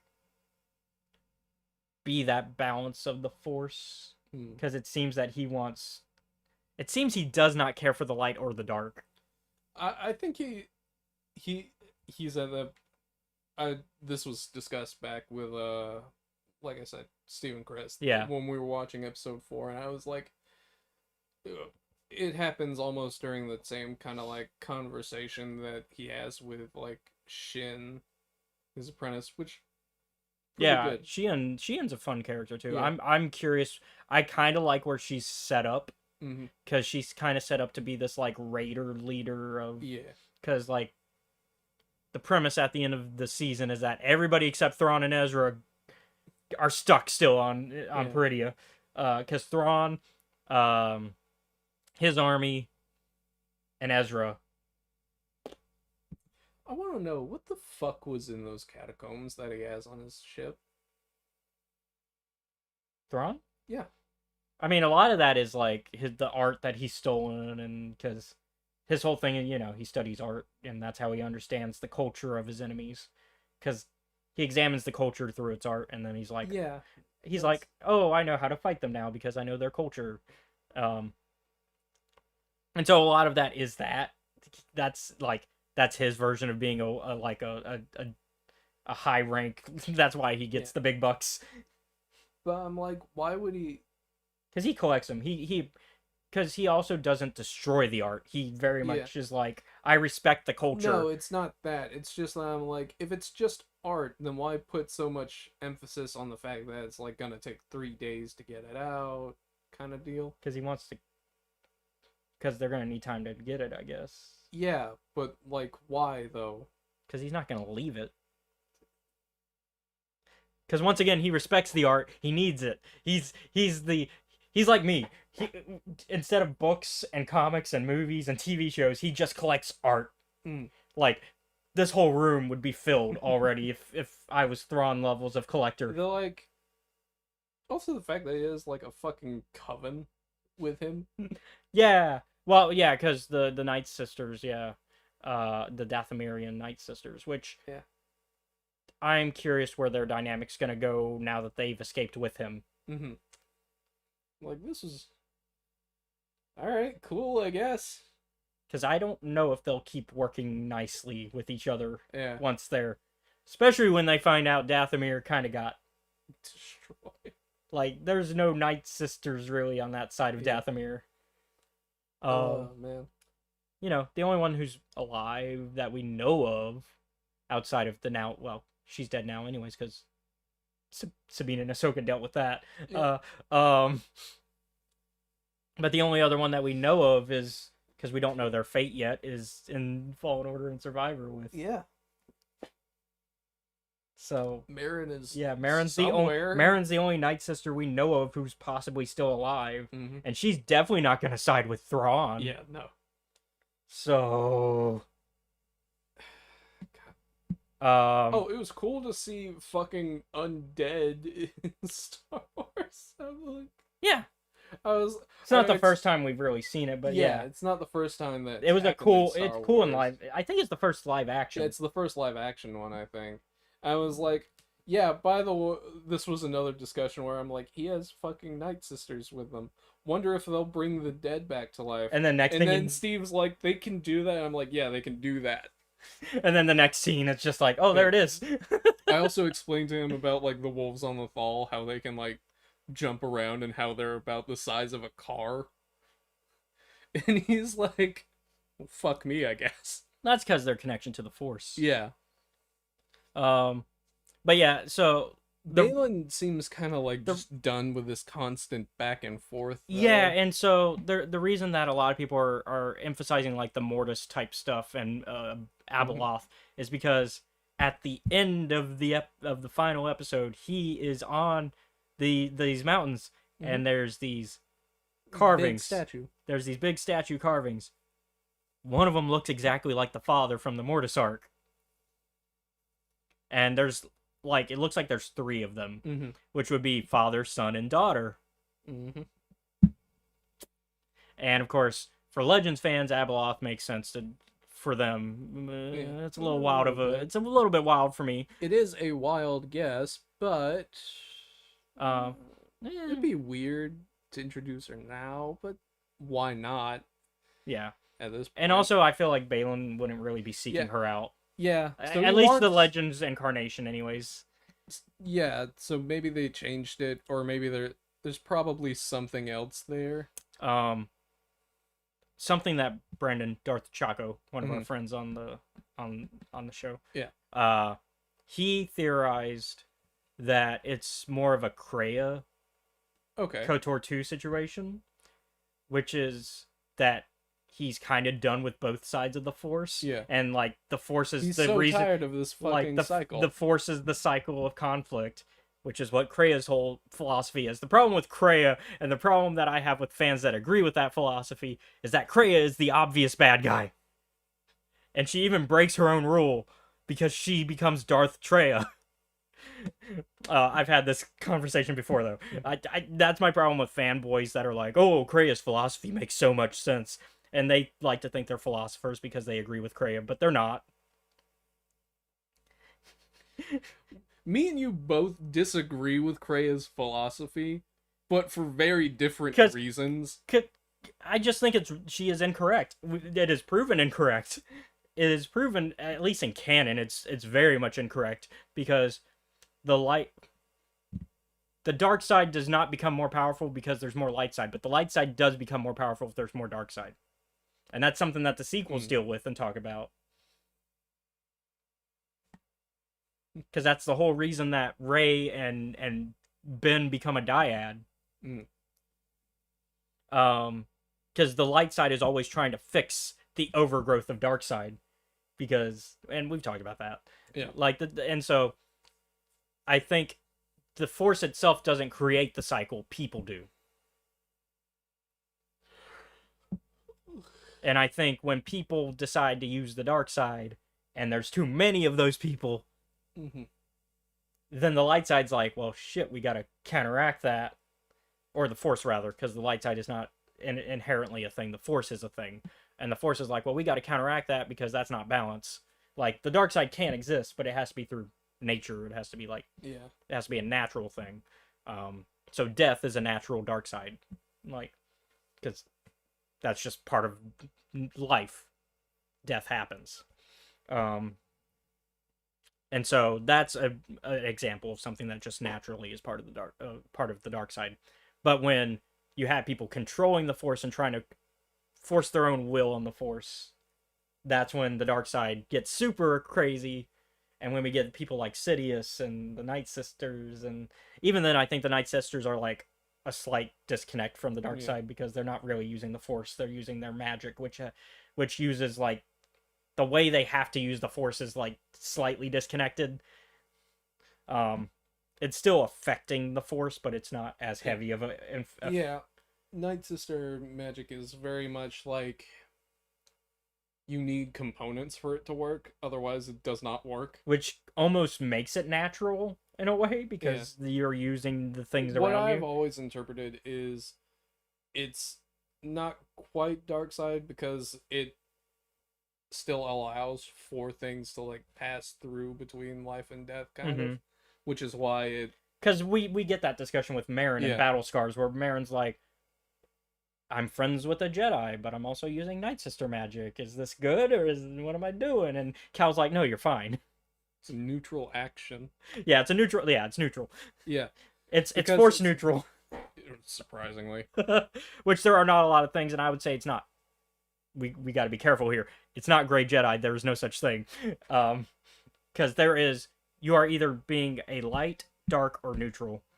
And neutral does not mean doing both light and dark. It means exactly what it sounds like. You are neutral.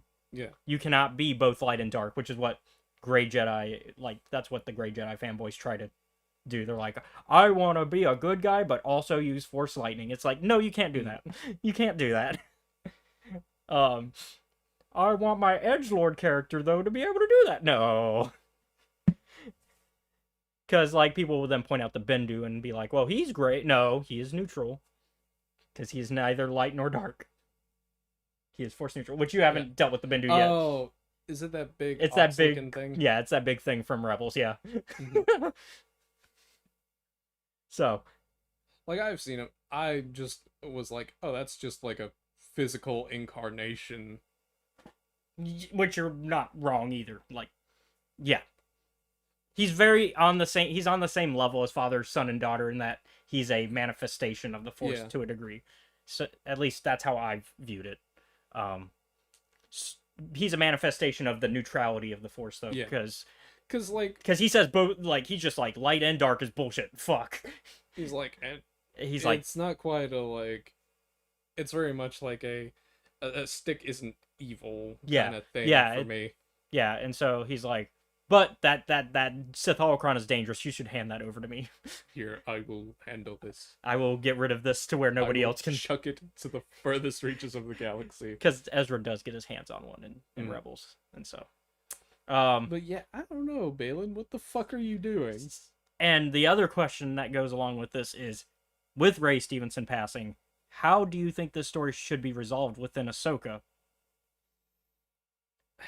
That's not really a question I think I can answer because to keep 'Cause that going goes seems into the emotional side of- yeah. disrespectful. Well, but it could also not be, depending on. Yeah, like Because I know a lot of actors, I don't know Ray's specific opinions, Mm. but I know a lot of actors have said that they would, if a story is being written, recast is Yeah. fine because, like, if they die, that shouldn't take away from the art that's being Yeah. created. there's that part of me, and I do agree with that, but also I'm like, I don't know. Like, Hopefully, it's all, I think it's all dependent on how. Yeah. And so, like, I think a recast is fine. Like, Mhm. and it's one of those things that Star Wars has been very afraid to do. They don't do recasts, like, very openly. Like, there's a history of only really three recasts. Yeah. And that is Han Solo, Hmm. Chewbacca, and Lando. Yeah. That's really it. And then not a lot of people saw the Solo movie, which had two out of those three recasts, because really the Chewbacca one had already happened with The Force Awakens. Mhm. And, like, it wasn't a complete recast because the original Chewbacca was Peter Mayhew was still alive and still doing Yeah. Star Wars, so it was him, and then I always forget how to say his name, but the younger actor Yeah. for Chewbacca. And so they were both doing it at the same time, and then Peter Mayhew passed, and so it then became just the new actor. And then so that one was an easier one because he's a guy in a creature suit. Mhm. Might be a bit harder for this one. And so not a lot of people watched Solo, and so ever since then, it feels like Lucasfilm has been like, let's not do a full recast ever again. Mm-hmm. And even before that, they weren't doing that really, because the like Rogue One came out before that, and Tarkin, while they had an actor, they covered his face in CGI and made him look like Peter Cushing, because they had the technology to do that. They said, we found this really old face mold of Peter Cushing in the archives, like these film archives. We have what we need to recreate his face digitally. Let's just put that as a digital mask over the actor, which I like that and I think that goes into the like AI talk as well. Yeah. Like, I think that is fine, because that's a situation of, we talked to the family, we got the rights. It's more of a like And- talk to the family kind of deal. And on top of that, they also still had an actor on set. Yeah. And so, like, there was still an actor delivering those I lines think- and speaking those lines. They didn't dub him with an AI version of Tarkin, Yeah. of Peter Cushing. The only thing they did digitally was put a mask on him, essentially. I think as long as it's like handled with care and respect, it'll be fine. The one thing I'm tired of them doing is the digital mask thing, though. Yeah. Like, Rogue One was fine. I think the Tarkin one looked fine. I know some people that still think the Tarkin one looks weird. I didn't mind the Tarkin one. I thought, oh, this is showing that the technology for that is going somewhere, in my opinion. And then the Leia one shows up at the end of the film, and I didn't like the Leia one. And because they did the de-aged Leia, because they had to do a New Hope Leia, and I didn't like how that one looked. And then and then The Mandalorian is really where they've been doing the digital masking, because season 2 they had the young Luke, Mhm. where he looked like as if he was from straight out of Battlefront 2 for the season 2 ending. And then season 3 they brought him back and he looked better. But But then we saw the behind the scenes of that season, and we it's were like, there was next to no difference. yeah, it was like, why did you put a digital Why mask did on you this bother man? with it? He looks almost like a young Mark Hamill. Go Yeah. for it. And so that's what I would rather just a full recast. Get somebody that looks as close to him that is just as talented. Like there's some good. I don't know who I would pick though. That's the Good thing we're not casting directors. yeah. Good thing. Yeah. I mean I could maybe think of some options if I was like given the time to sit down Yeah. and obviously for respect reasons I did not write that as the question because Yeah. we're not getting canceled for that.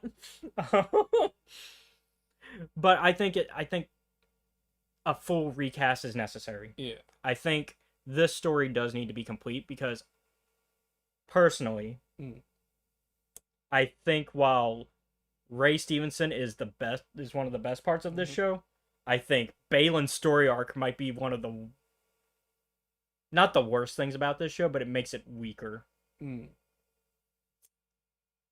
Because it feels like an incomplete show. Yeah.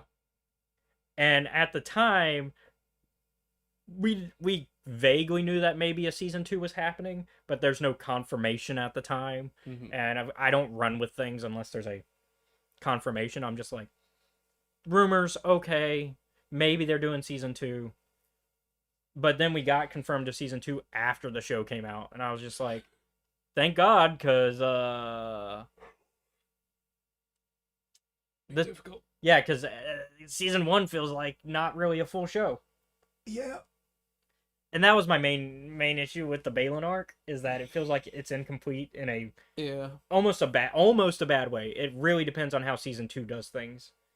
And then of course we get the movie, which I think the movie can't be the completion of Balin's arc. It has to be at least I think season 2 has to be where Balin's arc completes, because they're stuck on Peridia still. So that means deal with all the Peridia stuff in like the first half of the season. Yeah. Finish Balin's arc, then second half of the season, figure out how to get off Peridia. Well, no, first half you should also be getting off Peridia. By episode, if they do another 8 episode thing, by episode 4 they should be off Peridia. Like maybe episode 3 they deal with Balin. Episode 4 they get off Peridia. Yep. And then 5 through 8 should be them tracking down Thrawn. We don't get the completion of Thrawn's arc because that's going to finish in the movie. And then yeah. It all depends on how they do things in season 2. Yeah. And that's why it's really tough for me to. This might be a show that's a little harder for me to put on a number. Because it's a really good show for like 80 to 90% of it. I'm gonna give it like a 7. And I think it's a really good fandom show. Yeah. If you are really, really into the lore of Star Wars and you really like the Rebels characters and Clone Wars characters, this show is like candy. This is everything you've ever dreamed of. To a certain degree. Yeah. It's not a... For me, it's one of those situations where it's like... You have some separation from this, though. Yeah. To me, it's like, oh, this is another Star Wars story. Not one that I'm like, oh, man, yeah, I am down for all of it. Whereas I feel like the High Republic is that for you. I feel like the High Republic is I need to know what happens next. Yeah. Whereas this is kind of like, oh, this is interesting. Yeah. It's like... Once again, I've explained to you my thoughts on Star Wars. I'm so kind of not necessarily tired of like the main time eras. Yeah. Where I'm like, I either want to go into the future or further in the past. Which I think, yeah, and I've gave my reasons for why I think the Mandoverse is fine, because I think it's exploring an area. Oh no, I don't think that it's like it's not going forward per se, because it's not post sequel trilogy, but it's explaining a gap in the timeline. It does, although I do like because it's a 40-year gap. It's a 40-year gap. It is a big gap. So, but I'm also like, the reason why I like the Mandalorian is it's very much like contained to its time. And Ahsoka's kind of reaching a little more Yeah, because it's like, here's some stuff from Rebels, here's some stuff from Clone Wars. I'm like, that was 9 to 10 years ago. Almost 20 because Clone Wars. No, I meant like Oh, for that. real world, got it. But yeah, I maybe I might give see. it. There was a bit of confusion just then. Real world, it's been like almost 20 years. No. I'm saying 20 years in universe because Clone Wars is 19. Actually, it's more than that because 9 years plus 19. Yeah. Because Clone Wars ended in 19 BBY. Add 9 years on top of that for 9 years ABY. Yeah, and it's just like, So almost 3 decades, yeah, if not. plus Rebels and Which Rebels is closer. Rebels is only the 9, but I might give it an 8. That could change. My opinion of season 1 could change based on season 2. Yeah. So that's my Right now, that's my stipulation to it. That's my stipulation to giving right it now just it's an 8. incomplete. Yeah. It's the same discussions we've had when like High Republic Phase 1 was happening. We were like, we don't see the puzzle pieces. Like, we see the puzzle pieces, but we don't see the puzzle yet. Yeah. And so that's what Ahsoka season 1 is. I see the puzzle piece. I like where it's kind of going, but I want to see the puzzle as a whole before I judge it. Mm-hmm. So I guess an 8 for now with a tentative 9. Like, it could be a 9. It could easily be a 9. But C+ needs improvement. yeah. And so that's our thoughts on Ahsoka. So before we get into Star Wars news, let's talk about what we've been up to this week and just usual stuff outside of Star Wars, of course, if you or Star Wars if you want. Most of this week was working for me. However, I did go and visit my aunt and uncle for Thanksgiving. Yep, because it was Thanksgiving week. Yeah, with my dad, because I haven't been able to do that in a while. Couple of years. Yeah. And I'm glad I got to see them. We talked a bit. I explained to them the one time I was involved with a drug deal and never again. And we also kind of talked about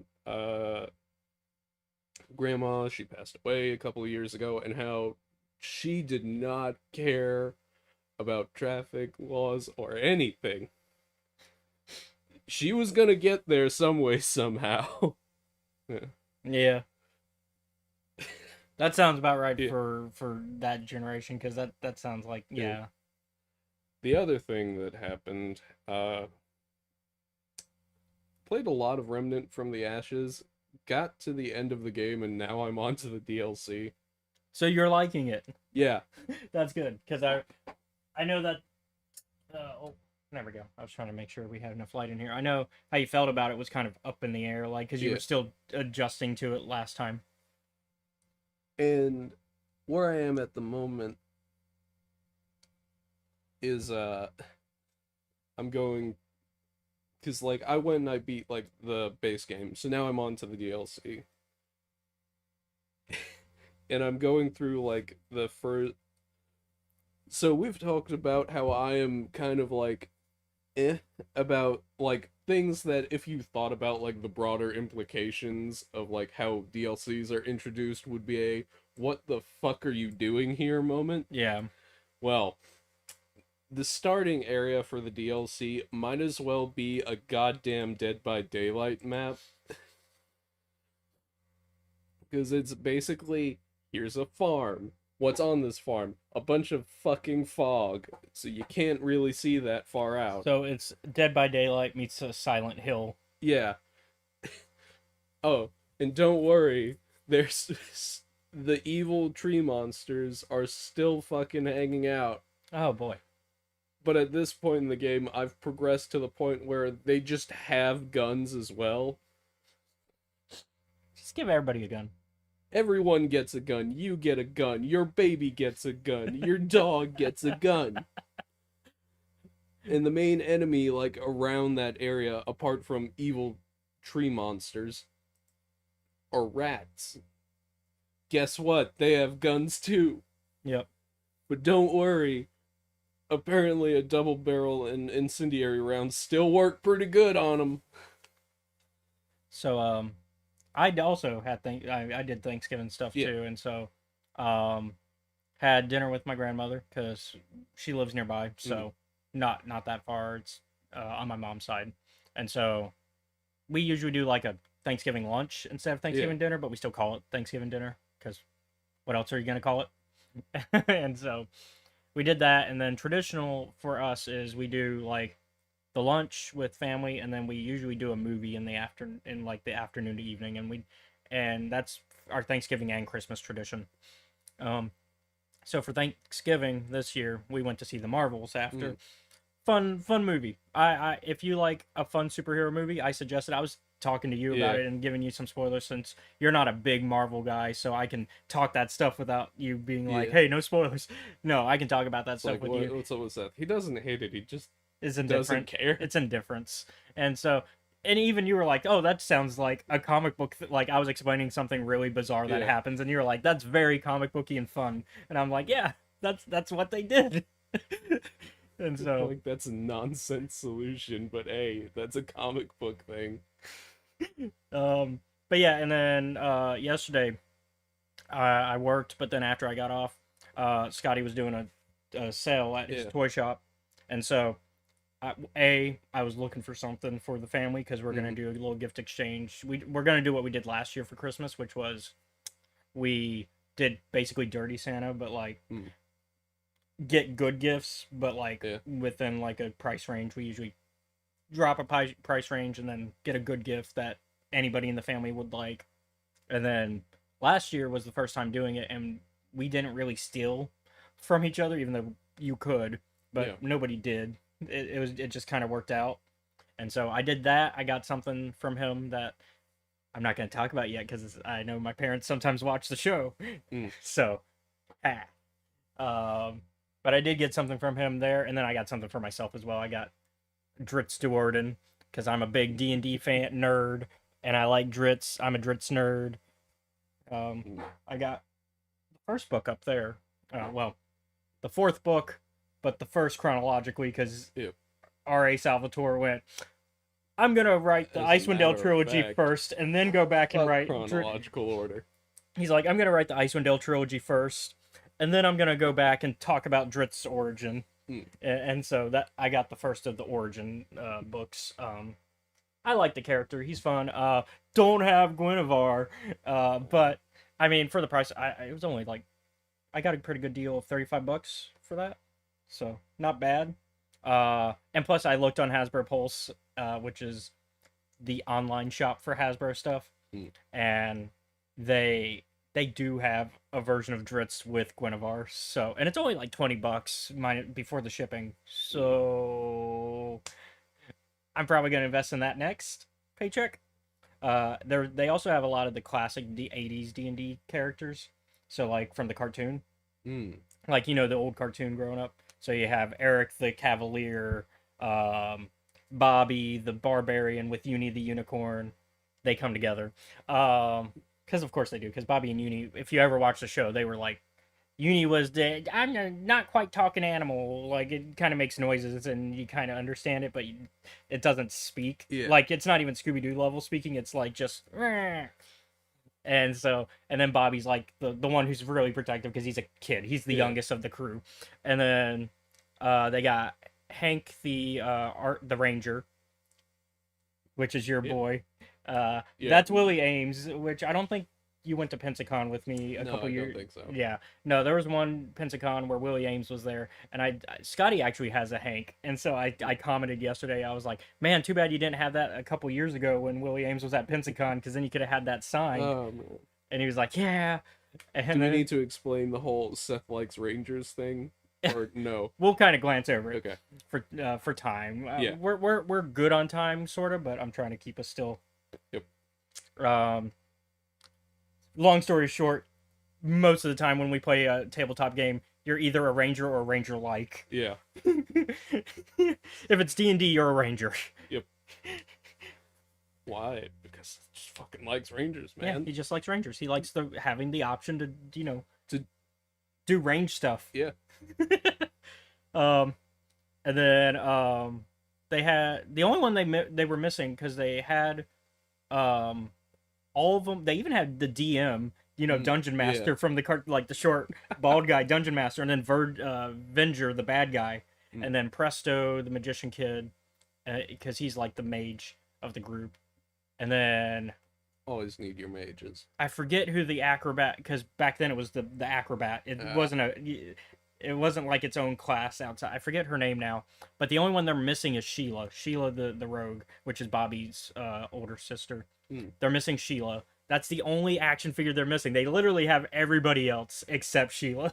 It's just like, and it's like I looked from newest to oldest, Yeah. and so like I was like, man, these are kind of older on the term. So like I would think they would have had Sheila already made by now, because right now it's mostly Dritz figures. Like actually that one is the second most recent figure right now, the one I got, and then the most recent figure is actually Zinc from the movie, the Dungeons and Dragons movie, because they're also doing a lot of Dungeons and Dragons movie characters. So they got all of them actually on that one. They got Zinc. They got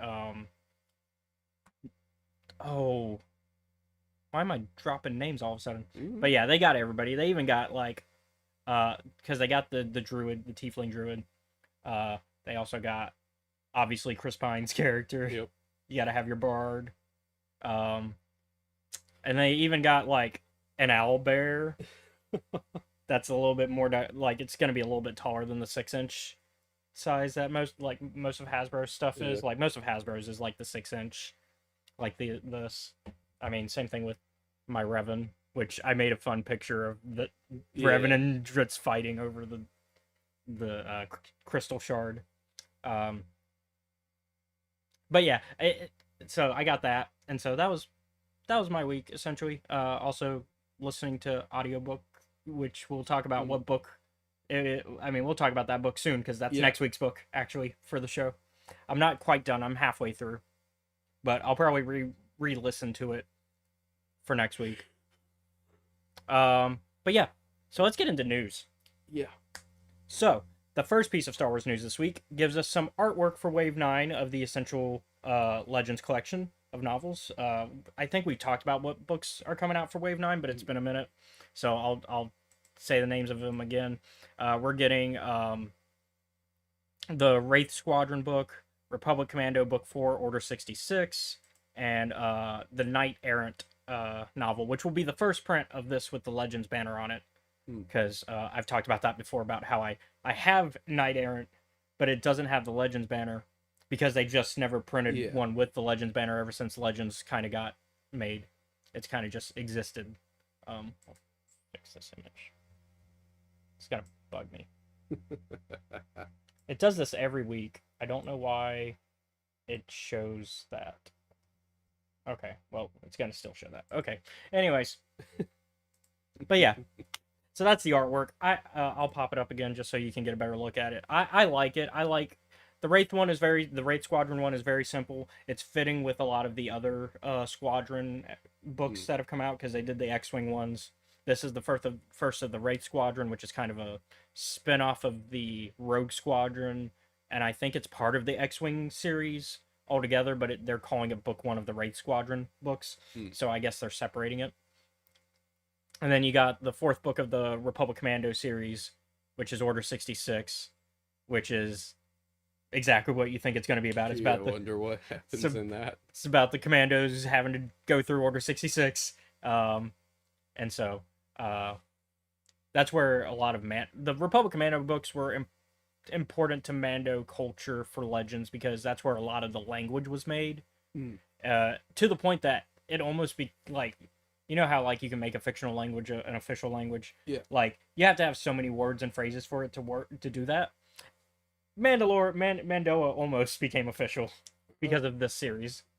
Because like the commandos were a little bit closer to the Mandalorian culture, at least in Legends, than say the regular clones. Yeah. And then Knight Errant, that one is alright. It's not my favorite of the 3 covers, but I would say Wraith Squadron's probably my favorite. It's very simple and gets the point across. Yeah. Knight Errant might be a second because Order 66 is also simple, but in a not as interesting way. Like it doesn't draw my attention as much as Wraith Squadrons does. And then Knight Errant draws my attention, but there's just so much going on it Yeah. that it's not quite simple enough. And that one's about a Jedi. So before the events of Bane, but after the events of the Old Republic MMO, when a lot of Sith are kind of like feudal lords over different sectors. Yeah. So they're more warlords than anything. And so it's about a Jedi behind Sith Lord lines that's like trying to deal with a couple of the warlords. And there was a comic series tie, like the novel was technically a tie into the comic because the novel happened first, and then they had 3 volumes of the comic following the same character and telling a different part of the story. But like, so you could read both individually and get the gist. But All right. yeah, and it's from John Jackson Miller, who's one of my favorites. He wrote the Knights of the Republic comic, and he also wrote the Kenobi Legends book. A lot of people like that book. It is a good book. It's not what I think of first when I think of John Jackson Miller, but that's because I'm a big KOTOR guy. Which we'll have news about something related to that Oh boy. in a second too.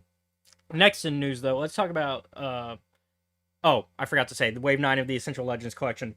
So those books will be dropping on February 6th of this upcoming year. So coming right pretty close. It's right around the corner. Next in news, Dave Filoni has been officially promoted to Chief Creative Officer, which will have him working directly with the story group as they oversee all Star Wars projects, with Carrie Beck also being promoted to the new head of development, which Carrie Beck is an important member to the story group. You probably read their name when reading comics. You'll usually see like they list the story group members that worked on it. Yeah. And Carrie Beck's name is usually on like pretty much everything, especially the TV shows and the comics.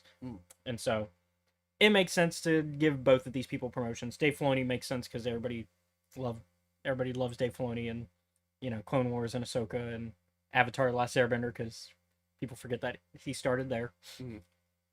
So it makes sense to make him the creative head, which of course is, I'm gonna go slight rant real quick. All right.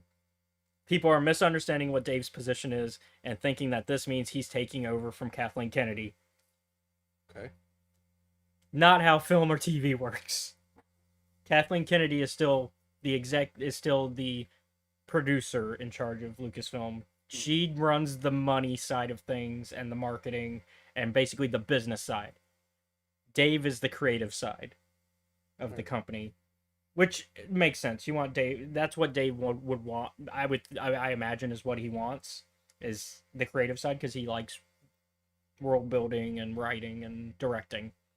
You don't get to do that if you're in the office being the producer. Yeah. And I think people misunderstand.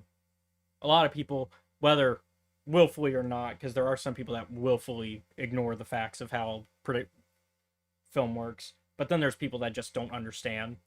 And that's fair, because I studied that stuff, and I'm also like always talking about this. In that? Yeah, I majored for film, so I would certainly hope you know. I know a little bit more about that stuff. I am similar to Dave though. I'm a creative first. I did not minor in business like a lot of my other fellow communication majors do. Most communication majors minor in business, so that way they can be producers and stuff. That's not my interest. I'm very much in the same line as Dave. I kind of want to be like a creative position, because I like writing, I like world building, same deal. So yeah, so I think this fits for Dave, and a lot of people who are saying, oh, Dave should take over Kathleen Kennedy's position, do not understand what her position does, and B, don't understand what Dave Filoni would want, because he would not like to be. I can tell that man would not enjoy being a producer, sitting in an office doing business meetings. I don't think that's what he would want based on what I've seen. Because I don't imagine most writers that's the job they want. Yep. Oh, you know me, fucking finances. Yeah, let's do financing. God, I mean, you're a writer too, so like, would you like to be fuck no.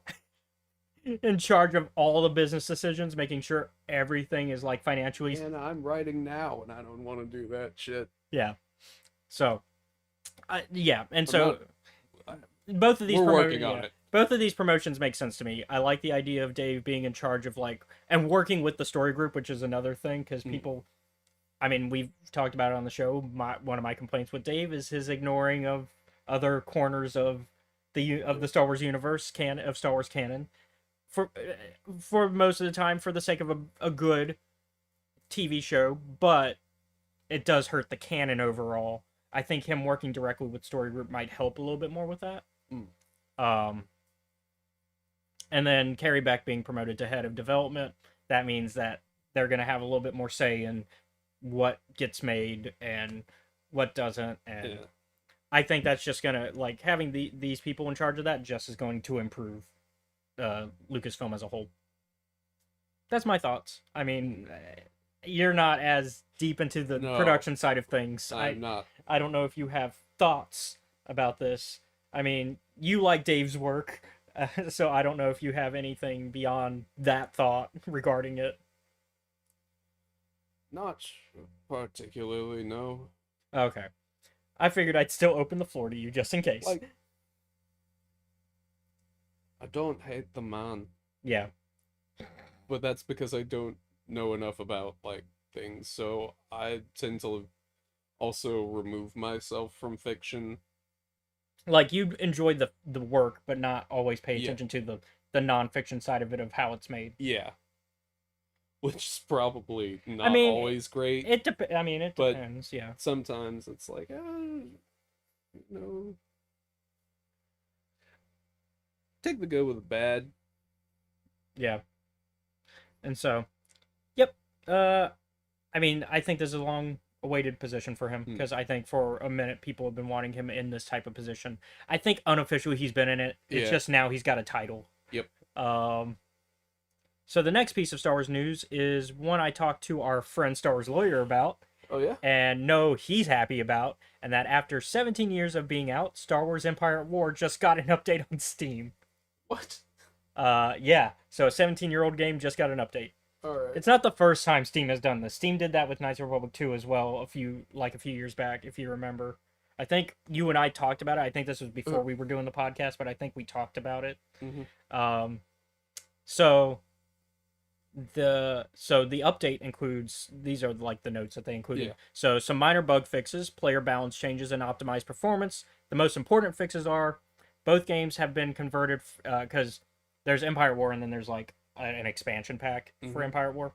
So both of them have been now converted from 32-bit to 64-bit, Okay. which is, if you play PC games, yes, that's it's basically a very old version of Windows to a more recent version, Alright.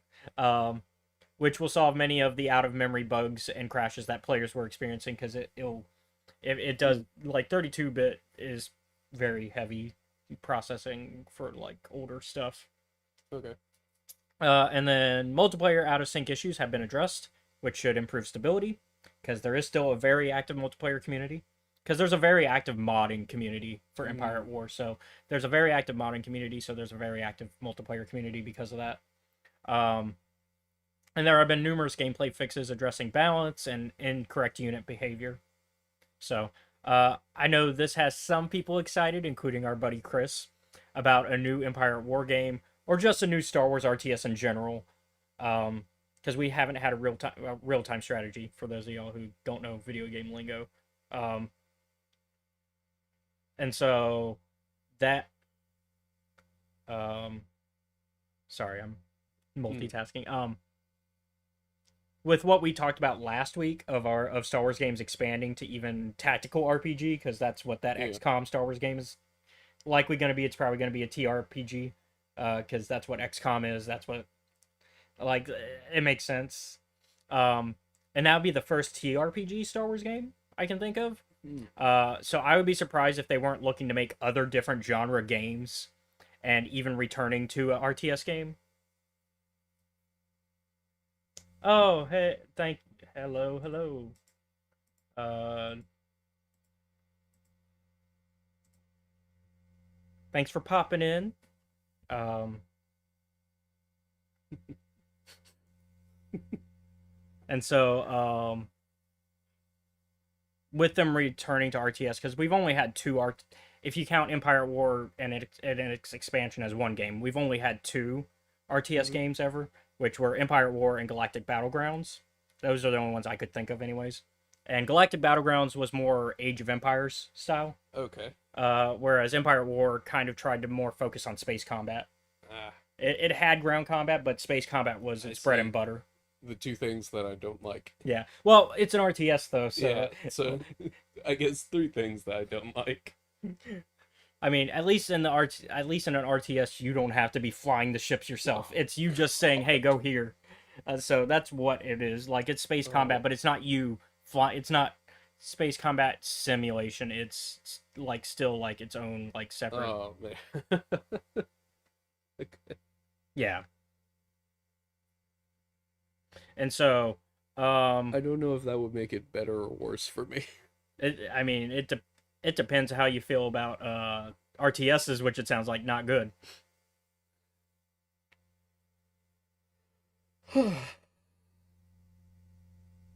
Um,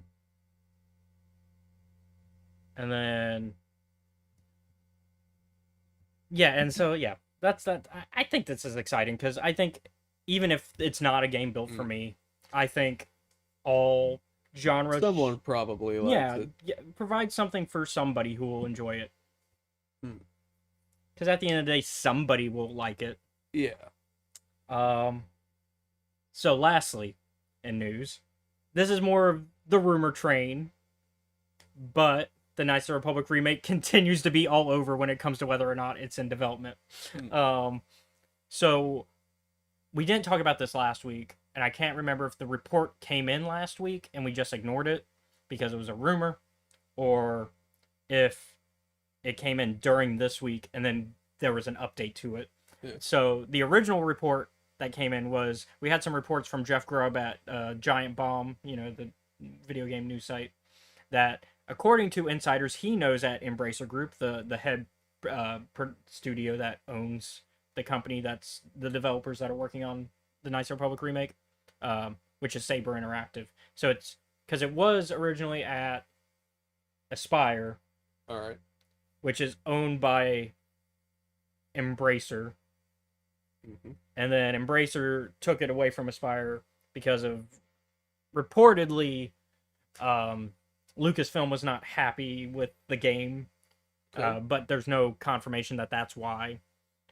But I wouldn't be surprised because I thought it was weird that Aspire was the choice for making a full remake, because Aspire hasn't really, to me, hasn't proved that they can make original games yet. All right. Like they've made a couple here and there, but they're smaller projects. And then, but most of the games they've done Star Wars wise have been the ports. They've done all the Switch ports. And then so they gave it to Saber Interactive, and then so according to Jeff Grubb, some people that he knows at Embracer Group have said that the game is not being worked on in any way, which means dead in the water, canceled, whatever you want to go for. However, as of a report 2 days ago, Jason Schreier over at Bloomberg, the big Jason Schreier, who's pretty big when it comes to video game news, and usually has a lot of insiders. He said that two of his insiders at Saber have said they're still working on it. So, as someone who doesn't want this game to be dead, I hope Jason's sources are the truth. But also, this game has had so much back and forth on what's happening that I'm kind of worried that it's not going to happen soon if it ever does happen. Like, I don't think we're going to see this game. I don't think we're going to see it for at least 2 years. Maybe 3. Maybe. If it's happening. If it's happening, because it's just so in the air of, Yeah. hey, it's not happening. Hey, it's happening. Hey, we're going to switch studios. Hey. Yeah. Like, even for me, because normally I don't pay too much attention to stuff like this, but one of the like channels that I watch does, and they're like, we don't know. They discussed it as well, and they're like, we don't know what the fuck is happening. Yeah, like nobody knows what's going, because the Jeff Grubb one was when he was on a podcast, he was talking about it. Yeah. And then the Jason Schreier one was somebody on Twitter asked him, and he was just like, according to my sources, they're still working on it. So no one really knows except the people in the company who are probably like And not supposed to talk about it. And the CEO of Embracer Group has literally just been trolling people about it, because like whenever people ask him directly, he just pulls a Dave Filoni and Like, goes, "Look, go that way. Hey, look behind you." And it's like, no, we want answers. It's like, are you working on anything? Maybe.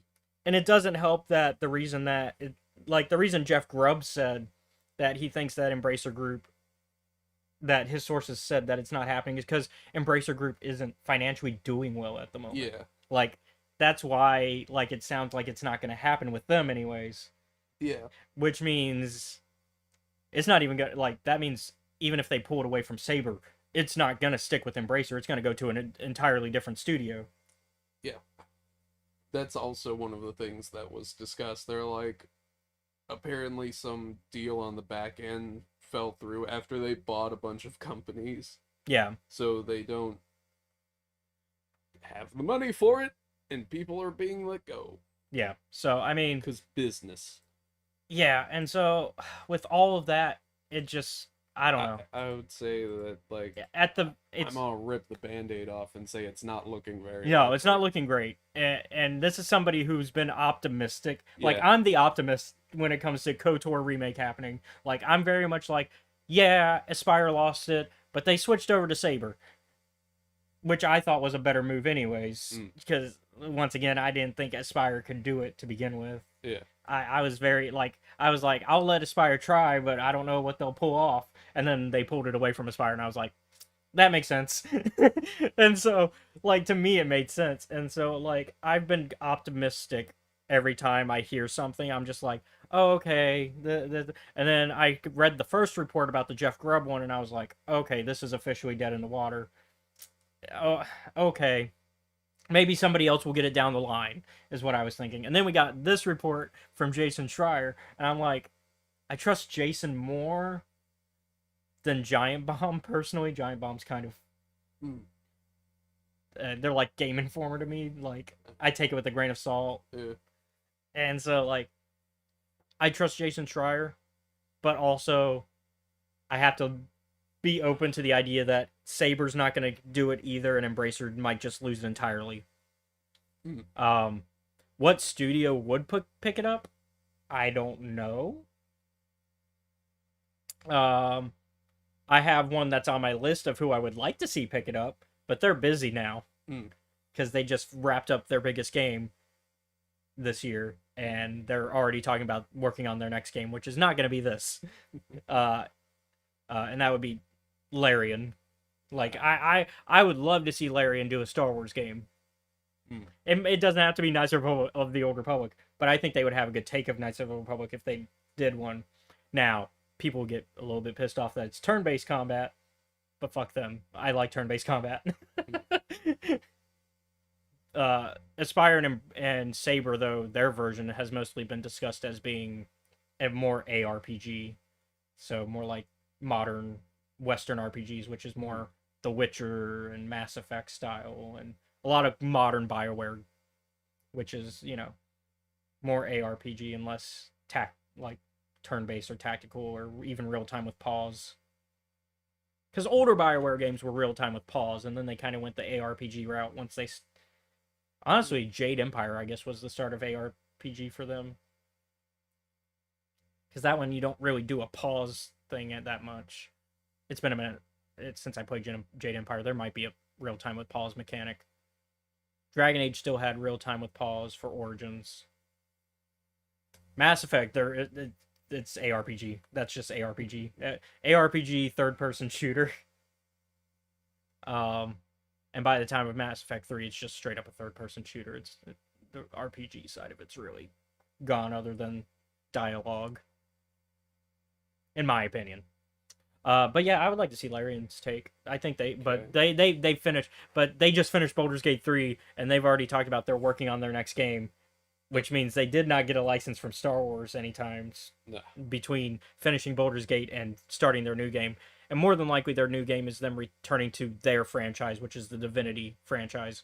More than likely, Original Sin 3, although some people have said they would like to see them take another shot at an ARPG, because they have done one ARPG, which was Divinity 2, which takes place after Original Sin 2 on the timeline, although it came out before any of the Original Sin games.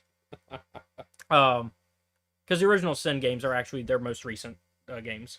But yeah, that's my shot in the dark. Is there anybody that you would think of that like you would like to see take a shot at Star Wars, whether that's Knights of the Republic or just an RPG in general? Nobody comes to mind at the moment.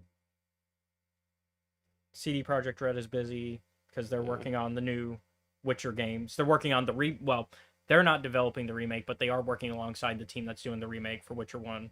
And then they're working on Witcher 4, which I forget the project name. They have a nickname for it. And they said they want that to be the start of another trilogy. So they're busy. Plus they've got Cyberpunk 2077 now doing well, which means they're probably now talking about a sequel for that. Since now that Liberty did really well. And I don't know if I'd want BioWare to go back to Knights of the Republic, because BioWare made the first game, but I don't know if I'd want them to be the ones to come back and do it, especially not modern BioWare. Like, I like most of modern BioWare, but there's stuff of modern BioWare that I know that they would take it in a direction I don't want. Maybe Obsidian. They did Knights of the Republic 2. Okay, yeah. And so modern Obsidian isn't that much different than how they were in 2006. They're still very much, and they might even take a different approach to it, because they've got different styles of RPGs that they make still, because they don't just do like the ARPG FPS like they do with Outer Worlds. They still do some isometric ones, because they got the Tyranny and what's the other one? Yeah. I'd say it'd be interesting to see what Obsidian does. Yeah. So there are options. Anyways, that's my thought. That was the last of the news. Let's get into today's topics. All right. This week we read 5 different sets of comics. Yep. One of them was a one shot though, so that helps. So, spoilers ahead. For a lot of them. For Visions, Peach Momoko #1, Star Wars 2020 Volume 6, Quests of the Force, Darth Vader 2020 Volume 7, Force Unbound, Scoundrels, Rebels, and the Empire, and Tales from the Death Star. All right, let's first discuss Visions comic, as it's a pretty simple one. Yeah. And it's also the only one that's not on the timeline. It's not a canon comic because it's Visions. So we'll start there. I gave you a warning because I was like, it's knowing Peach Momoko's style, it's gonna have no dialogue. It's just gonna be all about the art and the visual storytelling. Yeah. And sure enough, it is. And it's a really good visual storytelling, in my opinion. I will say it took me a couple times to read it to kind of get every little nuance. Yeah. But that's just because there are things that, like, if you're just skimming it and looking at the art real quick, I will say that is the sort of downside to a visual only comic, but that's also the plus side. It's because I can more easily tell somebody, hey, check out this comic. You don't have to read anything. Just look at the pretty pictures. And there's a story still within it. Yep. And because even my dad, he jokes that, like, he doesn't read books, and so he'll be like, what about the comics? And I'm like, yeah, but they still have words. Still have words. Not as many, but they're there. And so even then, he's like, I'll just look at the pictures. And I'm like, okay, I guess you'll kind of get the story. But at least for this one, you will absolutely get the story. And oh boy, Peach takes us through it. Yeah. We deal with a cult. and that is draining the life of its followers. Yeah, that was wild. And we deal with somebody who's running away from the cult with a protector figure that reminded me of. Have you? I know you know a Final Fantasy and you played some of them. Have you played 9? Uh, Made me think of the Princess's Guard from that one. The big guy that looks almost like a Stein? yeah. It made me think of Stein. You see it too now that I've said it. I'm thinking about it, and yeah, a little bit.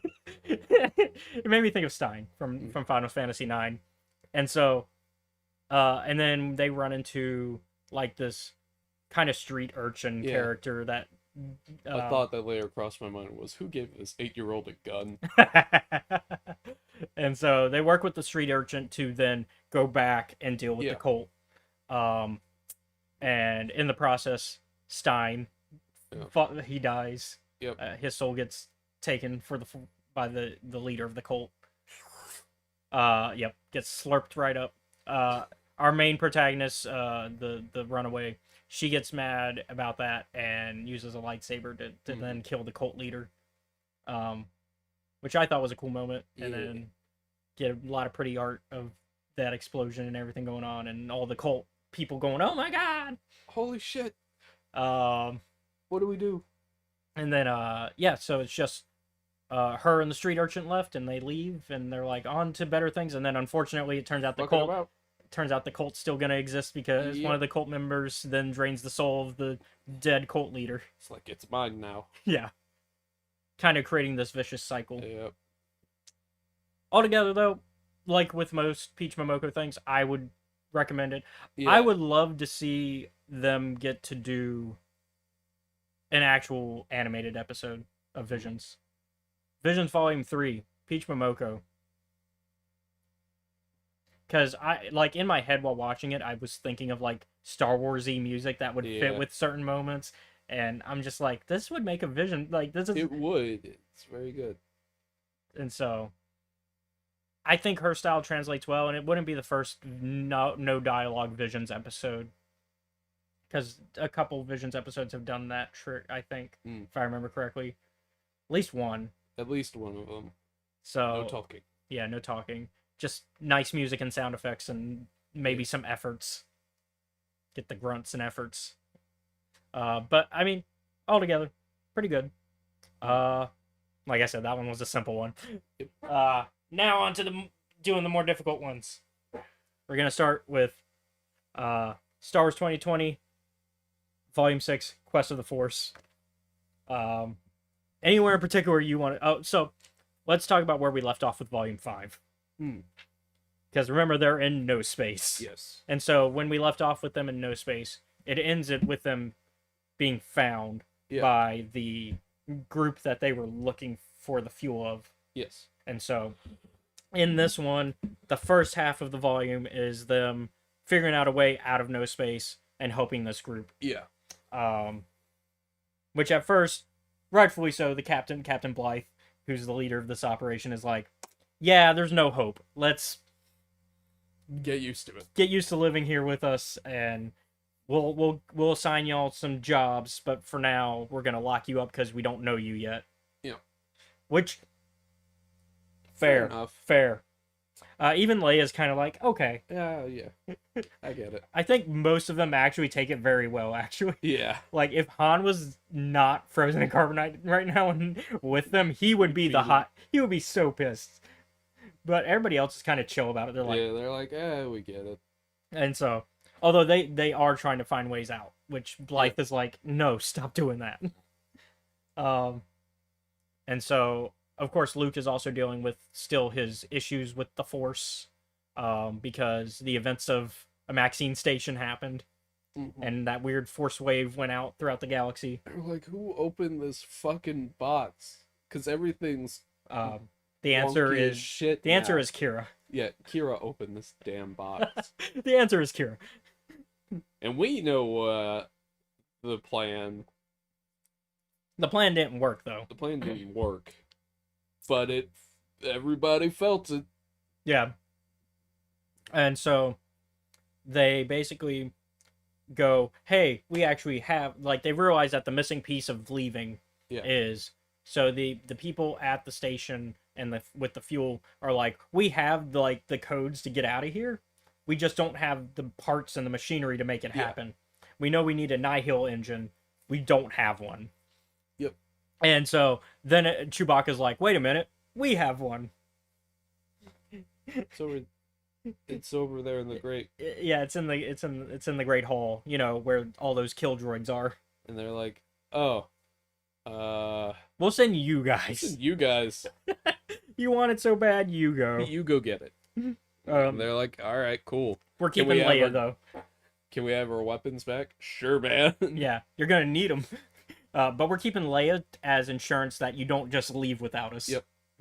And so, yeah. So the plan is twofold: get the engine, and then for Luke, it's also get the book, the Yeah. Jedi text, because he left it on the ship. Yep. And he's like, I need that to be a I Jedi, need that. because my self training isn't over. Yep. He's doing you know, he decided to take the school at home work. Yep. He's homeschooled. So they do that. Luke loses his robotic hand again. In the process, but he gets a big wave of force Yeah. that happens in the fight with those droids, to the point that he just kills all of them. Yep. Like, because they get back to the station and they're like, hey, we got the Nihil engine, we got the Path engine, we can get out of here. And then Leia, of course, has been secretly talking to Captain Blythe, where she's like, Yeah. hey, the galaxy is very different from when, Yeah, from You- when you guys got here. well, from when your ancestors got Yeah. here, because they got here back in the High Republic. I assume Phase 3 era. yeah, it'd have to be. Like, that's the only time that makes sense to me, is sometime in Phase 3, because it's before the Great Hall is abandoned entirely. Yeah. Which the Great Hall is kind of getting abandoned by the end of Phase 1, but it's, like, not entirely abandoned. And then, like, it would have to be, like, during one of the fights that we Yeah. haven't seen yet. But we're probably not going to see the direct connection. Like, they're not going to show us this group go Yep. off and fuel everybody. I assume that, like, for our own sake of, like, timeline, that's where I would put it. It could be late Phase 1, though. Either way. But yeah, so they've been there for 200 plus years. Yeah.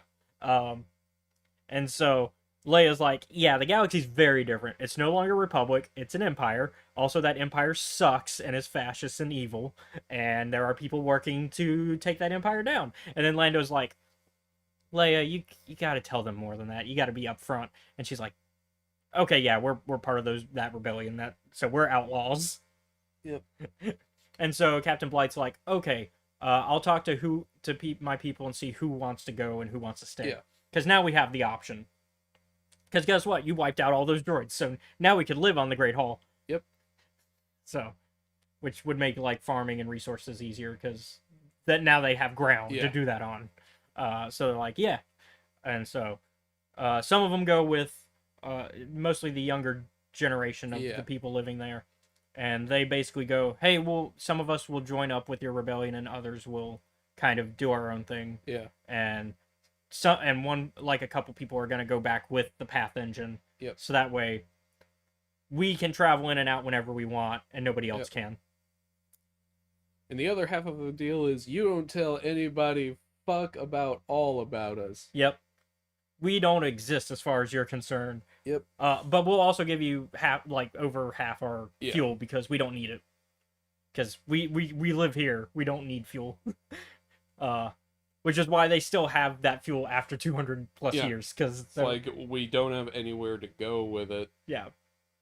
And so they do escape, obviously, because episode 6 still Yeah. has to happen. Because we still haven't hit episode 6. Yep.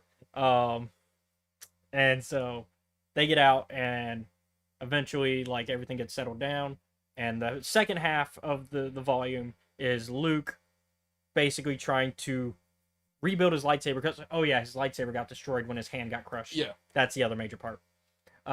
And while he fixed the lightsaber hilt, the crystal and the blade are still kind of acting funky. Yep. And it actually has, like, the Kylo Ren, like, spark when he turns it on one Yeah. time, and R2's like, "What the fuck you doing? Oh. Don't do that!" And he's like, "Yeah, you're right. I'm sorry." So Leia is also trying to figure out Luke's whole thing, Yeah. and in the process, they realize, hey, whatever's happening to you is also happening to Vader and the Emperor, Yeah. which does tie us into the Vader comic when we get to it. And so Leia's like, we should take advantage of that. Yep. And Luke's like, well, you'll have to figure that out. I got to figure out my thing, because if I don't, you figuring out your thing is useless. Yeah. Because I have to be able to face him. It's like I gotta fight him one day, but I can't do it right now. There we go. We're back. All right. But yeah, Christophsis makes the most sense to me as a little nod, and also it's covered in crystals. Of course, it's gonna have Kyber somewhere, but Kyber is also illegal to trade. So So you can't just go around asking for it. So Lando's like, yeah, I know some black market people. Go find them. So Luke gets in contact with these black market people, only for that to be a terrible plan, because it turns out that they were all gonna just turn him in for a bounty. Yep. Because obviously, who else is looking for Kyber crystals during the time of the Empire? Probably Jedi. And so, what's gonna make you richer, selling some illegal Kyber or giving a Jedi bounty? To the Empire. Probably the second one. Yeah. And so, Shame it didn't work out for these guys because they got killed super hard. yeah, because I want to get her name right, because I do like the character. Well, that's the doctor's name. What's her name again? I remember Dr. Quata is the doctor. That's how I pronounce it anyways. It's Cuata. Yeah. That's Quata sounds... what I figured. Yeah. Oh, this is her introduction. Where's her name? Greta. So yeah, Greta comes in, pew, pew, pew, pew, pew, kills them all, and Luke's like, "What the fuck? You just murdered a bunch of people." And she's like, "I saved your life." It's like they were gonna sell you, man. Yeah, these people were not great, and so we learn a little bit of why Greta gets involved with helping Luke, because it turns out she's been waiting for a Jedi to show up to help, and she's happened to heard of Luke because at this point, who hasn't? He's either well known within the as a hero by people who support the rebellion, or as a terrorist who blew up the Death Star, or as Empire's like top 5 most wanted people. essentially. And so you either know him as, either way he's famous or infamous, depending on your perspective. It's really about perspective. And so Greta sees him as famous, and Greta's like, well, I am also from a Force culture, but also I don't have the Force because I didn't really train with it and kind of skipped me for the most part. Like, I'm connected to the Force like everything, but like not to the same level as my ancestors. Because we learned that she's connected to the Falanasi, which I think this came out... I think this issue came out around the same time as like High Republic Phase 2 stuff, which would continue the recanonization of the Falanasi, because the Falanasi were part of the Force, like whatever. The Convocation. Yeah, the Convocation, the Force Convocation. I was like, I've heard that name before. But where? So they were part of the Force Convocation, which ties in to what happened to Greta's family, because she is from Jedha. And we know what happened to Jedha in Rogue One. It's gone. So Greta has a grudge, to say the least, against the Empire. And so she definitely has skin in the game of wanting to help Luke. Yeah. And so she takes him to this Dr. Quata, who's like this, similar to Galen Erso, was working for the Empire for a little bit, of like studying Kyber crystals. And then eventually Quata learned the truth of what was going down and was like, yeah, some of my colleagues are disappearing. It's like, man, all my colleagues are disappearing under mysterious circumstances. Better get the fuck out. Which was smart. Unfortunately for Galen, that plan didn't work for him when he tried it, but it worked for... He had a family, that's not gonna work. Yeah, it worked for Quata. Yeah. Who can talk to Kyber. Yep. Because he's just been working with Kyber for that long, and Luke's like, you're crazy, man. And he's like, bro, you talk to the Force. It's like, Anybody call Stop. you crazy for that? I'm the crazy. No, motherfucker, you're the one talking to ghosts. We're both crazy. How about that? Yeah, that's fair. Yeah, Luke actually is like, oh, okay, yeah. And so Anyhow, here, take this one. they talk to learn that Luke's Kyber is like kaput, Yeah, like, which to be fair, it wasn't his Kyber to begin with. It was, yeah. He's like- also explaining like, he explains what we know as fans about how lightsabers work. yeah, But Luke has not learned yet, which is that you pick a lightsaber and a crystal, like you build it personalized. It Yeah. has to be to your personality. You can't just inherit a lightsaber. I mean, you can. It's just not going to work to its most efficient. yeah. He's like, oh, they're so far they've been great tools, but they're not. There's something Connected. missing. Yeah. Yeah. Like Quada explains, like you can feel the force flowing through you during combat to the point where like it should just be natural when you're using a lightsaber. And Yeah. Luke's like, I've never had that. He's like, God, what kind of Jedi are you? And Luke's like, give me a break. I'm doing the best I can. And so Quada asks for only really 2 favors Yeah. in return for helping Luke out. So one, he's going to repair the yellow Kyber that Mhm. that Luke got. 2, well, request number 1 is, hey, can you unbleed this red Kyber crystal? Which Luke's like, I have never done that before. I've never healed a crystal. And thankfully, Greta's like, don't worry, I can kind of talk you through it. I've never done it myself. But But I know how it's done. like, because Fallen Nasi did it all the time after the initial Sith War Yeah. back in the Old Republic days. Back So in the even day. before the High Republic, like we're talking Old Republic days. So still a few hundred years ago, but even Yeah. older. And so she's like, I kind of know the process, so I'll kind of explain it. Yeah. And so Luke gets very much a Force Healing 101. Yep. Crystal Healing 101. And like very basic level though, not even like he basically gets like a 5-minute lecture of how to do it.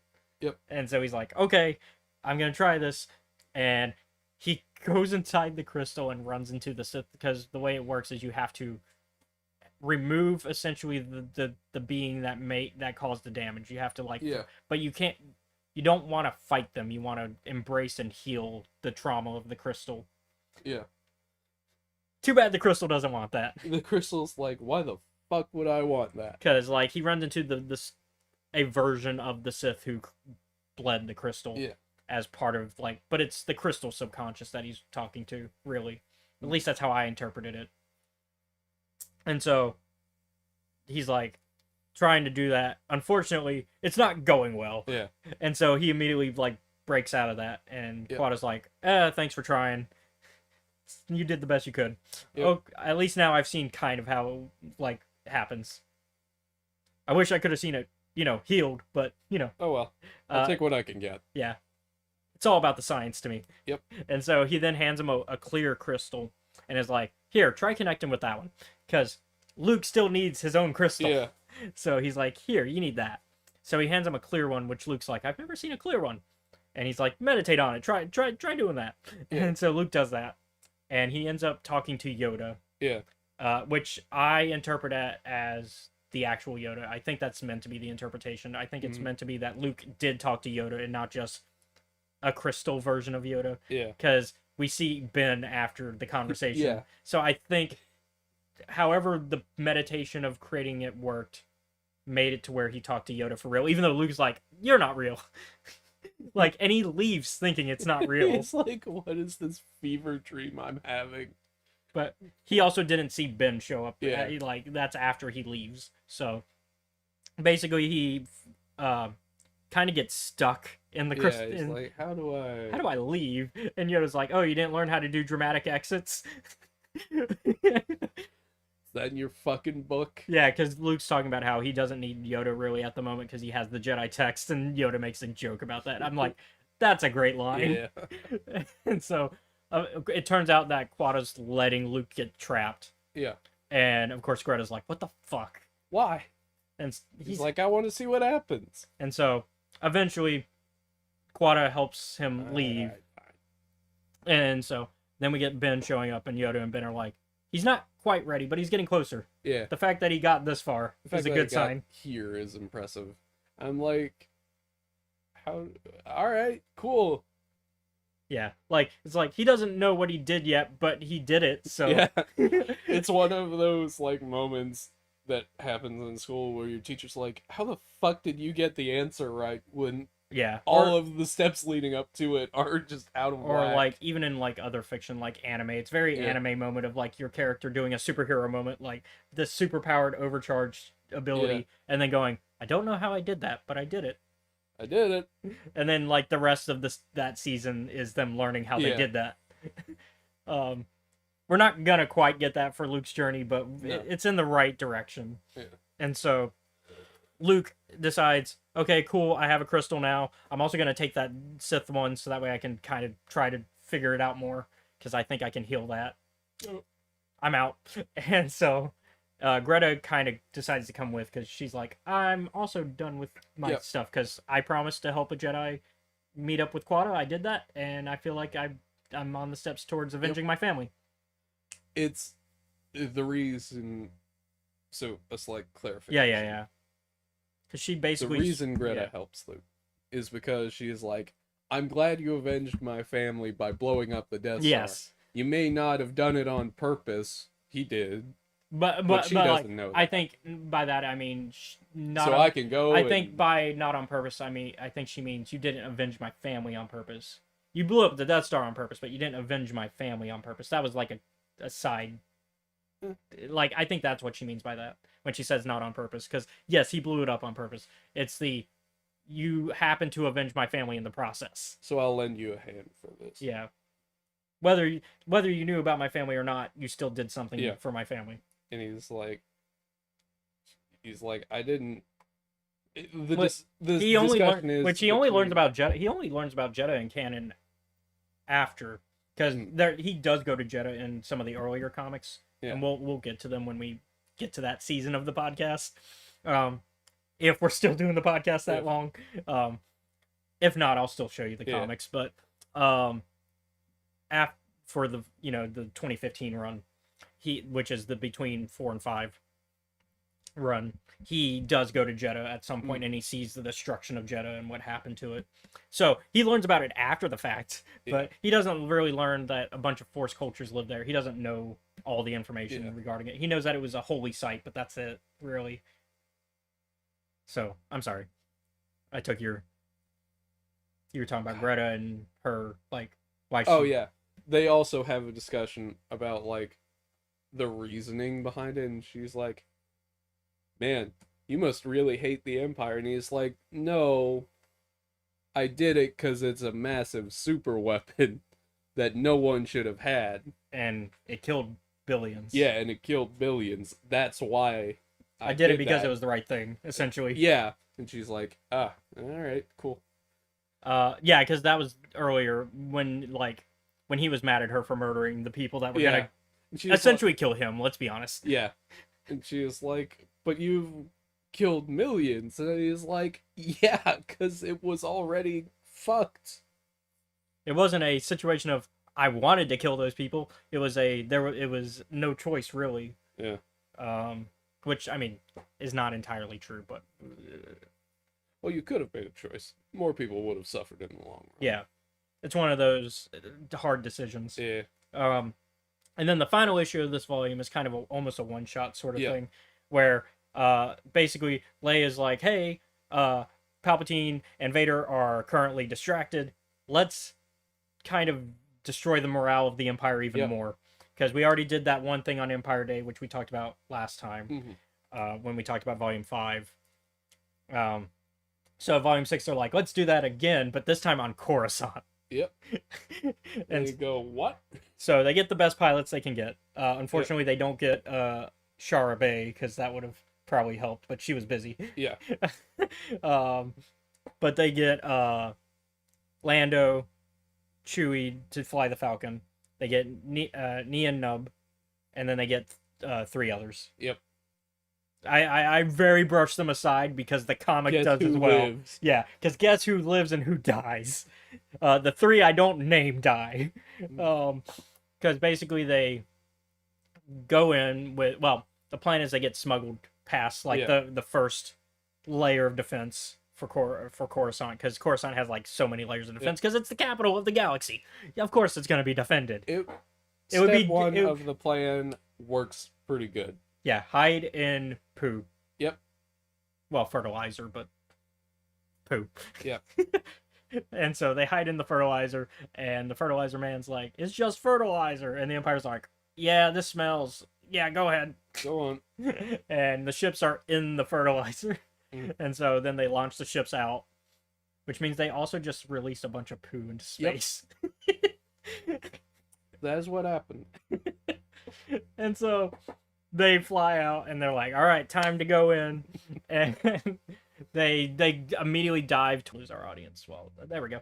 Nien Nunb also loses his ship, but Lando and Chewbacca get quick on their feet, and they basically open the top hatch like they did when they saved Luke and Mhm. Empire, and have Chewbacca catch Nien Nunb as he Yep. jumps out of the ship, out of his ship, and then Chewie unfortunately gets some head damage in the process of that, and so Nien Nunb has to co-pilot, which then sets up for Return of the Jedi. Yep. Why Lando and Nien Nunb are really good together for pilot and co-pilot in the second Death Star run. Hmm. Basically, go through all the levels of Coruscant to the very surface, essentially, Yeah. and then they go, "All right, we distracted them. Let's get back to the top," because get they back- have to lose the TIE fighters. That's why they Yeah. do that. And then they go back to the top and immediately jump to hyperspace Yep. to get out of there. We're out. Thinking they failed. Turns out, when they went for their target, they just shot wildly, hoping they'd hit it, and somebody did.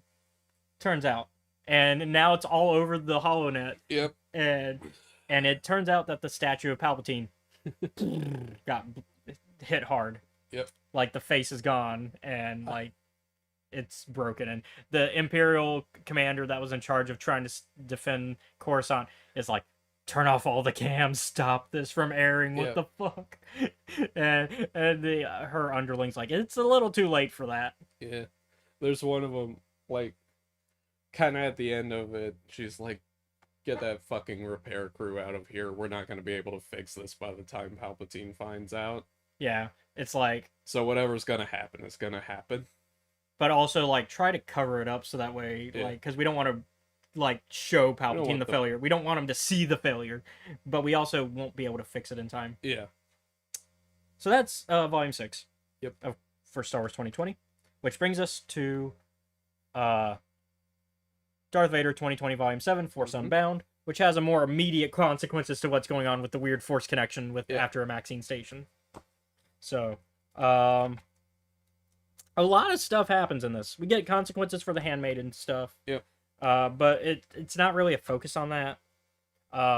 So immediately Vader Force is acting wonky, and he starts accidentally destroying his own Star Destroyer. Yep. And so Sabe is like, "Fuck, we gotta get him off the ship. We gotta get him off the ship." now. So they send him out the airlock. Yeah. And then she goes to come up in in one of the Lambda class shuttles, which they crash land with. And so that goes about as expected. Yep. Meanwhile, Palpatine is like enjoying this power surge. He's like, "Yeah, baby." He's like, "I understand how to convert this over." Vader does not. Yeah. And then on top, Meanwhile, Sly Moore also dealing with it. 'cause- is also having like the worst headache ever. Yeah, because Sly Moore's like, "I am force sensitive, but I am not on the levels of Vader or the Emperor, so this sucks." Yeah. It's like having the worst migraine of your life. And he's Mouse like, Media at first thinks that Sly's trying to attack him. Yeah. And Sly's like, Like, she's like, no. "No, I'm not trying to do that. I'm why being would attacked." I do it so directly? So obviously. It's not very dark sidey to do it that obviously. Yeah. And so And she's like, "Oh fuck, this is bad for me. I can only imagine how this is going." so Palpatine decides to send a search party for Yeah. Vader. Not to help Vader, because of course not. It's Palpatine. It's Kill never to him. help kill him while he's weak. It's like, It's always that way, though. Like, Yeah. when has Palpatine ever been like, "We're sending people to help Vader"? No, it's always, "We're sending people to test Vader." Yep. And if he lives, cool, that means he deserved it. If not, oh well. oh well, I can find a new apprentice. Yeah.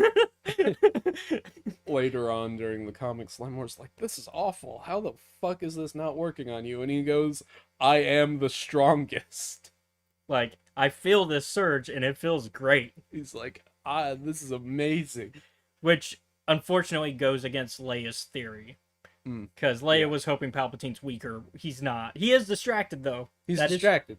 he's distracted from the Force surges, but he's not weaker from them. No. Vader, however, is a mixture of weaker and stronger. Yeah. Where the problem is Vader's getting these surges, which is giving him a lot of power. Yeah. But he can't control it, so it's just It's kind of always on full blast. yeah. So it's just whoever's in his proximity is getting the hits, which in the case of him and Sabe crashing is Sabe. Yeah. And he's like, Palpatine's like, this is another test of you have to choose between being dark side or light side. Yep. You must choose. And Vader's like, nah, I'm not going to choose. I'll make Sabe choose. Because Vader doesn't like confrontation when it comes to his internal struggle. Yep. Vader's like, I will not deal with it. I'll make somebody else do What if it. I just didn't? What if I didn't self-reflect? Yep. What if I didn't? What if I made Sabe self-reflect for me? Yep. And of course he doesn't like Sabe's answer because Sabe's like, you choose the good side. It's like, this isn't. This isn't that hard of a choice for You me. pick this one. You pick. Why would you pick the suffering? And why? Why would you pick the power? Why would you pick hate? It was like, never mind. I won't have Sabe pick for me. Yeah, tosses her in the ocean. Yeah. I would feel so bad for like that little group of pilots. Oh yeah, because so these rebel pilots come in and they're like, "Hey, our rumors were right that Vader's just out of control. Let's go kill him." And one of them is like, "What the fuck is up wrong with you? This is a horrible idea." And sure enough, that buddy is right. It was a terrible Yeah. idea. Turns out Vader has a little energy shield, and he's got like this staff now that he found, Yeah. and so he uses that to kill them. They're like, "Oh, he doesn't have a lightsaber," and I'm like, "That's not the problem."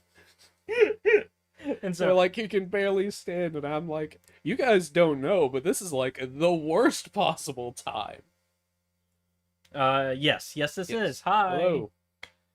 And it's Welcome to our show. We're talking about yeah. Darth Vader 2020 Volume 7.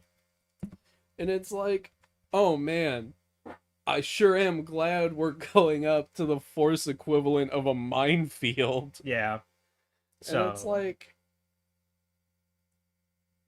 he killed them. He Yeah. killed them with a stick. yeah, he killed them with a stick and a shield. Yep. And so they die, and Vader's like, all right, I got to get out of here. And so it turns out some time passes with Vader on the run. Yeah. He meets up with Ochi at some point. Yeah, Ochi, who's still got the plan of like, all I need to do is stand next to the strongest guy in the galaxy and I'll stay alive. I mean, it's not the worst plan, No, there have been far worse plans. like joining Crimson Dawn. Yeah, That brilliant strategy. it's like, I will stick with the strongest people, but then work for their enemy. Yep. You idiot. No wonder you die by the time of the sequels. Yeah. Then he's like, all right, Vader is like, I need something to direct this. So they find Afra, and And so I'm like, because he remembers what happened at the end of the 2015 run, Yeah. which was that Afra trapped him in a like, what was it called? Kyberite. Kyberite, which is the metal that kyber crystals grow in. Mhm. But the way they talk about it is that it's basically the opposite of kyber. Yeah. Where kyber is very much the force flows through it. Kyberite it bounces off. Yeah. So, he's like, I need something like that. Yep. And Afra's like, well, good news. I know exactly where you can get it because I've known about it for a while. I've just not gone through the door. Yep. And so she's like, I'll just push Ochi through the door. Yep. And he falls through all the traps, which I love seeing Ochi kind of get what he deserves. Once again, it's weird because Vader Ochi is very lovable, but then you always have to remember what a bastard he is whenever you Yeah. do Shadow of the Sith. Kicking dogs, essentially, with how he treats his droid. God. So he deserves this. Yeah. I know there are a lot of Ochi stands that I'm mutuals with, but Ochi deserves this. Nah. Future Ochi definitely deserves this. So after that, eventually they get past it, and thankfully Ochi also has the cure for the poison that, Oh, thank God. because it turns out that there was like some poison, and Afra's like, yeah, the separatists like to use that poison a lot, Mm-hmm. because it turns out this is an old separatist base, and turns out they were trying to manufacture these shields that they wanted their entire army to have that would deflect Jedi Force abilities. Unfortunately, when faced with real Jedi, it didn't quite work the way they wanted. Yep. It kind of backfired. And then on top of that, they're just heavy. Yeah, they're heavy as shit. So it just reasonably would not make sense to give a whole Yeah. army these things. Basically, like, we went to our R&D department. Did they make the shield? They're like, yeah, we made the fucking shield. But the problem is, the material is too heavy, and also we're dealing with space wizards. And like on top of that, like it's just probably expensive to make. Yeah. And it's like, so we've got one of them. Yeah. And so present day Vader picks Yep. it up. It basically, the way it works is he can direct it like a cannon. Yep. He basically has the Mega Man arm cannon. He's got the Mega Buster. Yeah, the Mega Buster. So the way the shield works, he just raises it, and it works as a focus, essentially. Yeah. It's a focus, so he can aim his abilities. Afra was smart enough, though, to program it to not hit her. Yep. It don't work on Afra. Which is, once again, Ochi getting what he deserves, because Vader tries to aim it at Afra, and it bounces back and hits Ochi. Yep.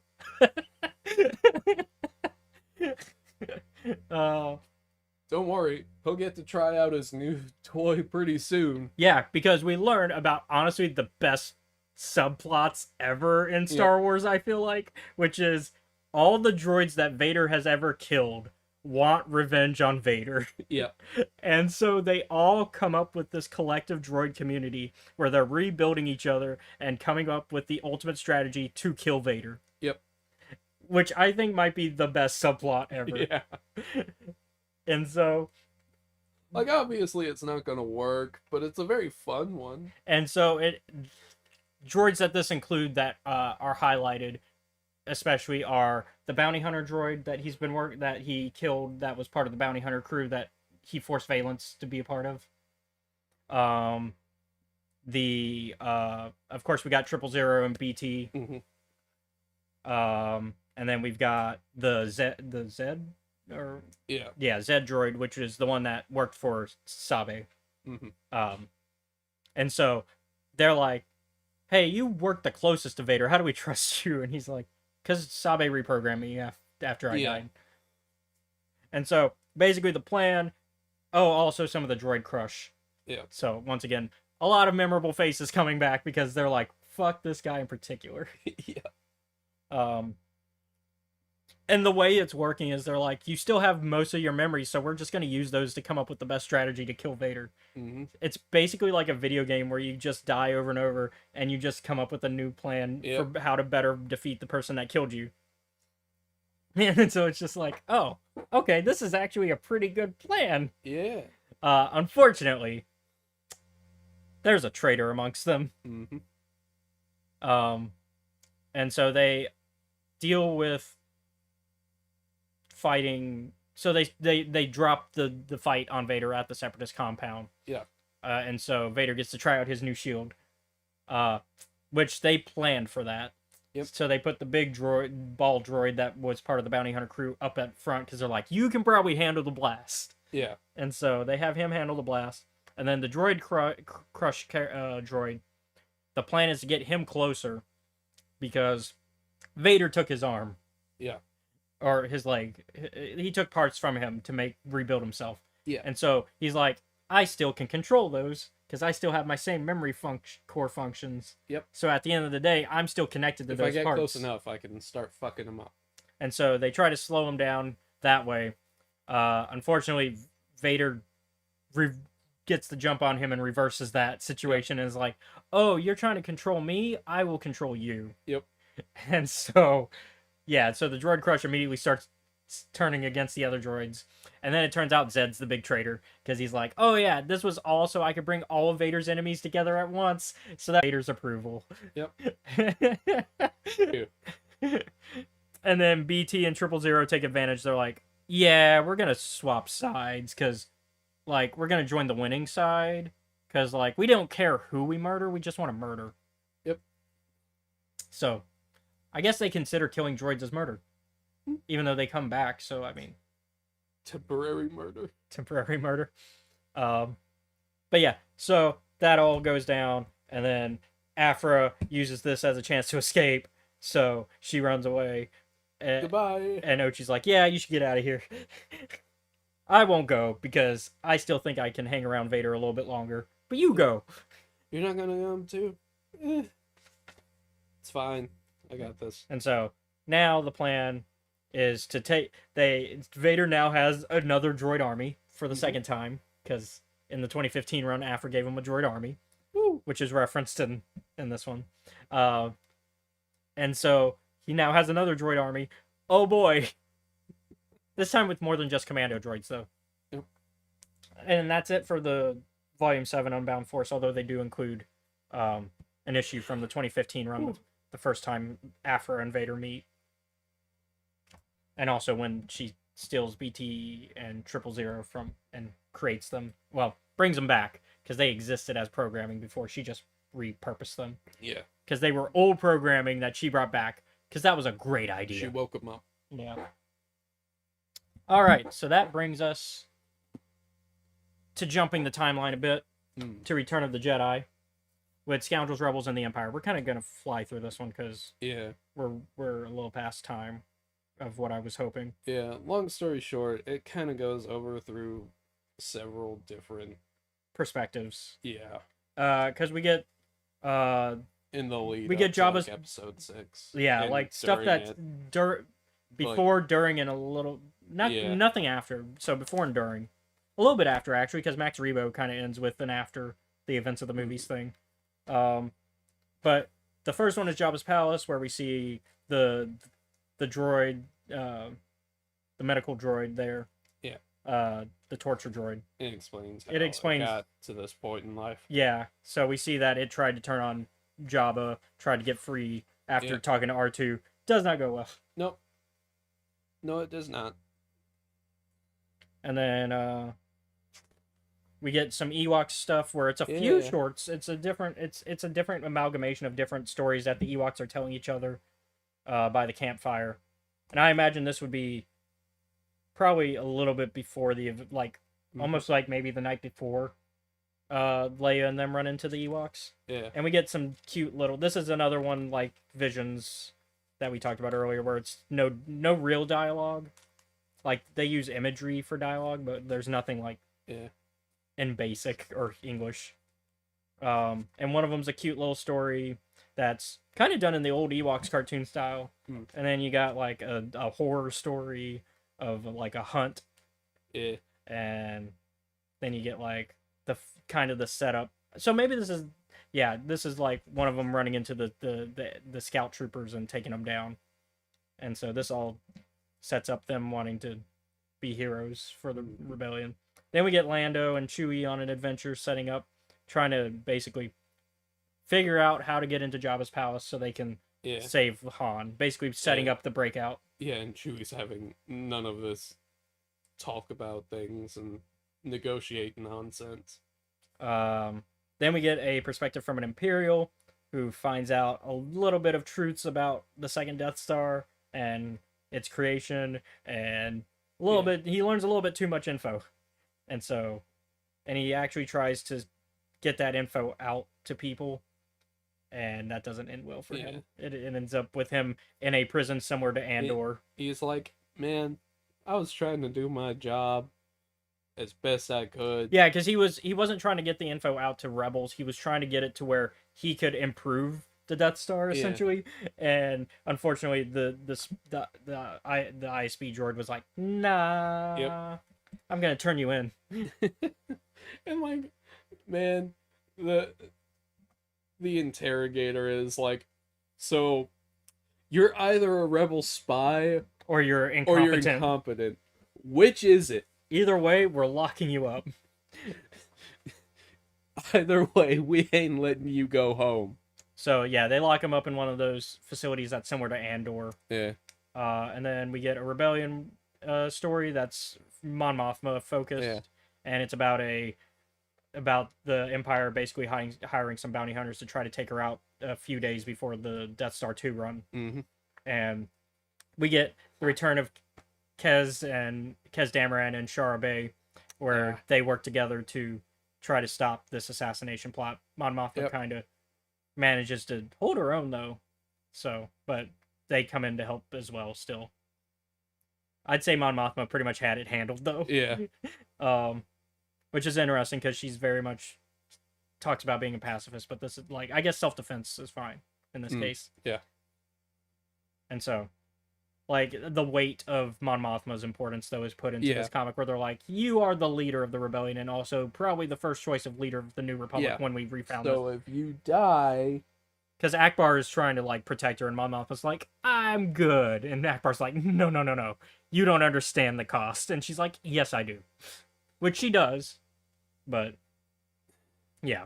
And then we get a little Max, as the last one, we get a Max Rebo band story where we see like basically all the tragedy in Max Rebo's life, which it's sad to see because Max Rebo's great. But basically him going through his career and losing people in his band, but also like what happens from his perspective on during the Jabba's palace stuff, and eventually him escaping during the Sarlacc pit, and him basically finding a new career at the Sanctuary. Yep. Before Book of Boba Fett. mm-hmm.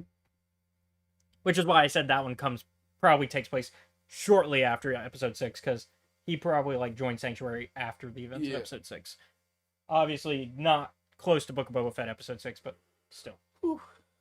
And lastly, we end today's episode with a discussion of Tales from the Death Star, which takes us to just before the Rise of Skywalker, chronologically speaking, because the main plot is about one of the stormtroopers who ran away from the First Order, similar to Finn, because in you haven't watched it yet, but in Rise of Skywalker, we learned that there are other stormtroopers who ran away, similar to Finn. All right. And they all live on this moon. That's where the Death Star 2 rubble crashed. And one of these ex-stormtroopers is trying to prove they're brave. And so they're going to go sail towards where the Death Star 2 rubble is. And so in the process, we get some ghost stories, because this is the Halloween special. Yeah. And Got this crypt keeper motherfucker talking to this kid. yeah, and so we get like the first story is like a monster. It's like an eldritch monster story. Yeah. And he's explaining like, "Hey kid, maybe don't go to that big old evil ruin." Yeah, because a lot of things happen that are bad on it, on both versions. Because the first story is on Death Star 1, and then they're like, "No, I'm gonna go anyways." And then we get another story that's on the second Death Star. That's like a ghost story. Like, it reminds me of the. I think this fucking Wild Hunt. Yep, nonsense. it's the Wild Hunt, The I'm Witcher. like, yeah, because that's what it is. That's how it works. Yep. I was thinking that as I was reading it. I was like, Seth's gonna like this because that's the Wild Hunt, essentially. I don't know if that's your favorite of the of the stories, but I thought that was a good one. It's just one of the beats that I've recognized. Yeah. And then we get a zombie story on the second Death Star. Yeah. Which is like, I was looking at the protagonist for this one. I'm like, well, this guy's obviously evil looking. He looks kind of like Radcliffe from Pocahontas. Yeah, he does. But put him in like an Imperial officer uniform. Yeah. And so he finds this ring that's part of the Sith artifacts that Palpatine brings on board, and it turns out it raises the dead, but it makes them just straight up zombies, not like... Yeah. So he just raises them, and he's like, now we'll have a never-ending workforce. Yep. And so the problem is they start eating people and turning them into he's having to resurrect them as well. Yeah. Because he's like, well, that's another person dead. And then eventually it becomes a problem where it's almost entirely overrunning the ship, and where he has no control over them anymore, and they're attacking him. And so Vader has to step in, and he takes down some of them, takes the ring, and then kills the guy that started this whole mess, only to then keep the zombies around, because with the Force he can control it better. And he's like, yeah, y'all still have work to do. You got to finish the Death Star still. And so throughout this, though, we're still getting the stories of like this ex-stormtrooper going across the water, and somehow this specter that's telling these stories is following him. I was like, this is not like seeing them like appear from the land and onto the side of their little ship. I'm like, oh, this is like a fucking ghost. Yeah, because that's not something even that would be physically possible. Even with the Force, it's a little iffy, questionable. And so then our last story, I believe, that's the last story, is about Tarkin on the first Death Star. We see that he let his brother die. We kind of know about that he let his brother die, because the Tarkin family is very, Iriadu, man, don't fuck with them. Yep. And so, but it's another kind of, it's a mental horror with some ghost story elements. So it's basically all of the people that Tarkin has killed haunting him, and and this is during the finale this is during the Battle of Yavin. So when the Death Star is about to blow up, because we get to the big beats that everybody remembers from the movie, where he's like, no, we're not leaving in our moment of great triumph, and we get those lines, and we get the countdown of till they're ready to shoot at Yavin and blow it up, only for them to get blown up. Yep. And so we see that basically Tarkin is falling into madness before he dies. And so, and then we end it with the ex-stormtrooper making their way to the entrance of going through the second Death Star ruins, getting attacked by a creature but saved by the Spectre. And then the Spectre revealing that they're the future version of the bounty, one of the not bounty hunters, but exterminate. Like, she was a prisoner. That was an exterminator in the first story. But then it turns out Jannah appears, and she's like, which is one of the main characters from Rise of Skywalker. She's the leader of the ex-stormtroopers, and she reveals there's nobody here. It's just you. Yeah. And so, and she's like, also, I would have gone with you if you asked me, and because like but basically Fry, the ex-stormtrooper, was like, I was doing it to prove I was brave like you guys, because I always have nightmares about, them taking us back. And she's like, yeah, we all do. You think you didn't have to prove... You don't have to prove anything to us. You were brave enough for leaving. Yeah. I don't know why you came here. Your bravery was never in question. Yeah. And so... He's like, well... Now we know for sure that I'm not a little bitch. So that was Tales from the Death Star. I like it. I thought it was a good little holiday special. Yeah. I mean, the Halloween ones have never let me down. Overall, these spread from like a 7 to a 9, and in terms of like quality. I'll give them overall an 8.5. Yeah, like if you were to put like one grade, I would go there. Yeah. So B+. Yeah. This will just be the cold open. Phenomena. I'm feeling very festive. Indeed. Yeah. Presents are the way, according to my shirt. This is what it sounds like in the morning. So yeah, we're having a pre-record. Yep. So let's get into today's episode then. Yeah.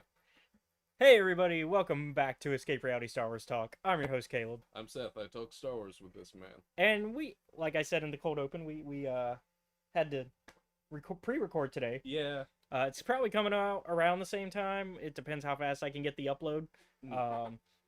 mainly because I agreed to do a You gotta be stream. busy with another friend later. Yeah, today's a busy day Hmm. because I've got this, which we're doing at 9. 9 in the morning. Yeah, 9 in the morning. And you can scoot closer, make room. What if I don't want to? It'll make you sound more clear in the mic. Alright. It's what everybody yells at you for. Literally everybody we know who watches No. the show has said Seth needs to be closer to the mic. No. They say, Seth, get closer to the mic. And then it was, Seth, stop hiding behind the mic. Well, because you can be close to the mic without hiding behind it, like this. Yeah.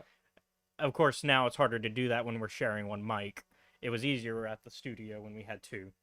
Is this what you wanted? If we had 2 mics, then yeah, because then we could just hold them. Yeah. Like, we could go full podcast. Like, this is like traditional, Yeah. like, this is like, oh, I'm like a guy on the street about to interview you. But we're not doing that. Yeah. I do have another mic somewhere, but I don't know how to set it up on OBS to where Yeah. we could use both mics at the same time and get the audio to function correct. Mm. I think I did it once. I think I did it for when we did Tales of the Jedi And then campaign. never again. Never again. Because the problem Oh is, man, I missed the I Tales of the miss Jedi Tales of the campaign. Jedi. I love. I love during that- I love the direction we were going, Yeah. and then Ethan was like, "Nah." Yeah, I love how Andrew was like becoming president of evil. He was the BB-8 of that, or the B9 of that Yeah. campaign. The thing is, I don't think he like did anything. He assassinated a guy. Oh yeah, that's right. I forgot. He just fucking went for it. Well, because he was told to by his master. Yeah. His master said, "Hey, can you assassinate this guy? Go kill that guy. And That he- way I can become more powerful, and therefore you become more powerful by association." Yeah, he fucking just went for it. I mean, it works. Do what you gotta do Yeah. when you're a Sith Lord, okay? Sith Lords be Sith Lording. Meanwhile, Meanwhile, our Jedi are falling down the dark side, except for Ethan. Ethan's Yeah. trying not to. But our Jedi are like, I'm just gonna murder this guy. yeah. Me, I'm over here like not killing people, but being like such an asshole about it. Yeah, and then you and Tori and Sky end Yeah. up heading towards where the Sith Empire is. Yep. And Ethan's like, I guess we're going there. Yeah. And he's like, doesn't want to go there at all. And he's like, look, we need to go back and report to the Jedi what we found. And you guys are like, nah, we need to investigate more. It's like, no, man, I need money. Also, that's also how we were going to connect everybody's plot lines together, because y'all had to run into Drew still. Yeah. Because y'all were not with Drew after 2 sessions yet. And I was like, Mhm. this is how y'all meet. And Ethan's like, nah. No, we're not doing that. It's like, we don't care. We're going to do it anyway. And yeah, and that's kind of why the campaign fell apart, Yeah. because I think everybody had different ideas of what they wanted Yeah. to do, and I That's think just one of those things that happens. yeah, I would like to bring it back Yeah. because I really liked helping Tori make her character Nemo the Ewok, Yeah. because we were using the saga. So for those who have not watched that campaign, we're just gonna kind of Yeah. get our sidetracks out of the way now. sidetracks. Yeah, get our We're gonna tangents out of the way speedrun. now. Bam, bam, bam. Get tangents out of the way now at the beginning of the show. Yep. And so the Saga Edition rules, which is what we were using instead of Fantasy Flight, which is what we've used for every other Star Yeah. Wars campaign. A system that I have taught Andrew and Tori how to use. They don't Fantasy like. Flight. They don't like it, but they know how to use it. They don't like it mainly because it's not a normal D20 Yeah. system, which Saga Edition is. Saga Edition Yeah. is your normal D20 system. It was made by Wizards of the Coast back when they held the license for Star Wars games. Because they did 2 systems. They did the regular Star Wars system, and then they did a Saga Edition, which was basically their second edition for it. Yeah. Which is close. The rules are basically 3.5 and 4E kind of mashed together into a Star Wars game. At least that's how I read it. I'd see it as like 3.5. More or 3.5. Pathfinder Yeah, it's more kind of mix. 3.5 Pathfinder, but it has a little bit of 4E in there. Yeah. Like the way they explain flat-footed and stuff, that's 4E. That's very 4E unless Pathfinder 3.5. Pathfinder and 3.5 both do. But it's flat-footed. like it's a little different the way they I think. But yeah, it's very 3.5 heavy in Pathfinder, which is Pathfinder first edition. Second edition is an entirely new beast. Yeah. And so they like they keep a lot of the 3.5 stuff, but you can see the hints of 4E because it's coming out Yeah. in that time when they're switching Yeah. D&D version like editions. So like it's in that because it's 2005. Yeah, that was a weird time for D&D. Because 2005 is when it's Because it coming out. decided to try and be a video game for a little bit. Yeah, which is what 4th edition is. 4th edition is, hey, we see how well MMOs are doing. Yeah. Because Want to do that. Because this is also the rise of like WoW at the time. Like WoW is becoming very popular at this point. And also Star Wars Galaxies is out at this time. Yeah, there's just a bunch of And stuff. yeah, and I mean, I think you still had Ultima Online at that point. What So we had Ultima Online is it's never going away. nobody plays Ultima No. Online. Also RuneScape, like Yeah. it had all the popular like MMOs of the time. That's like when they're really becoming Yeah. big, and so,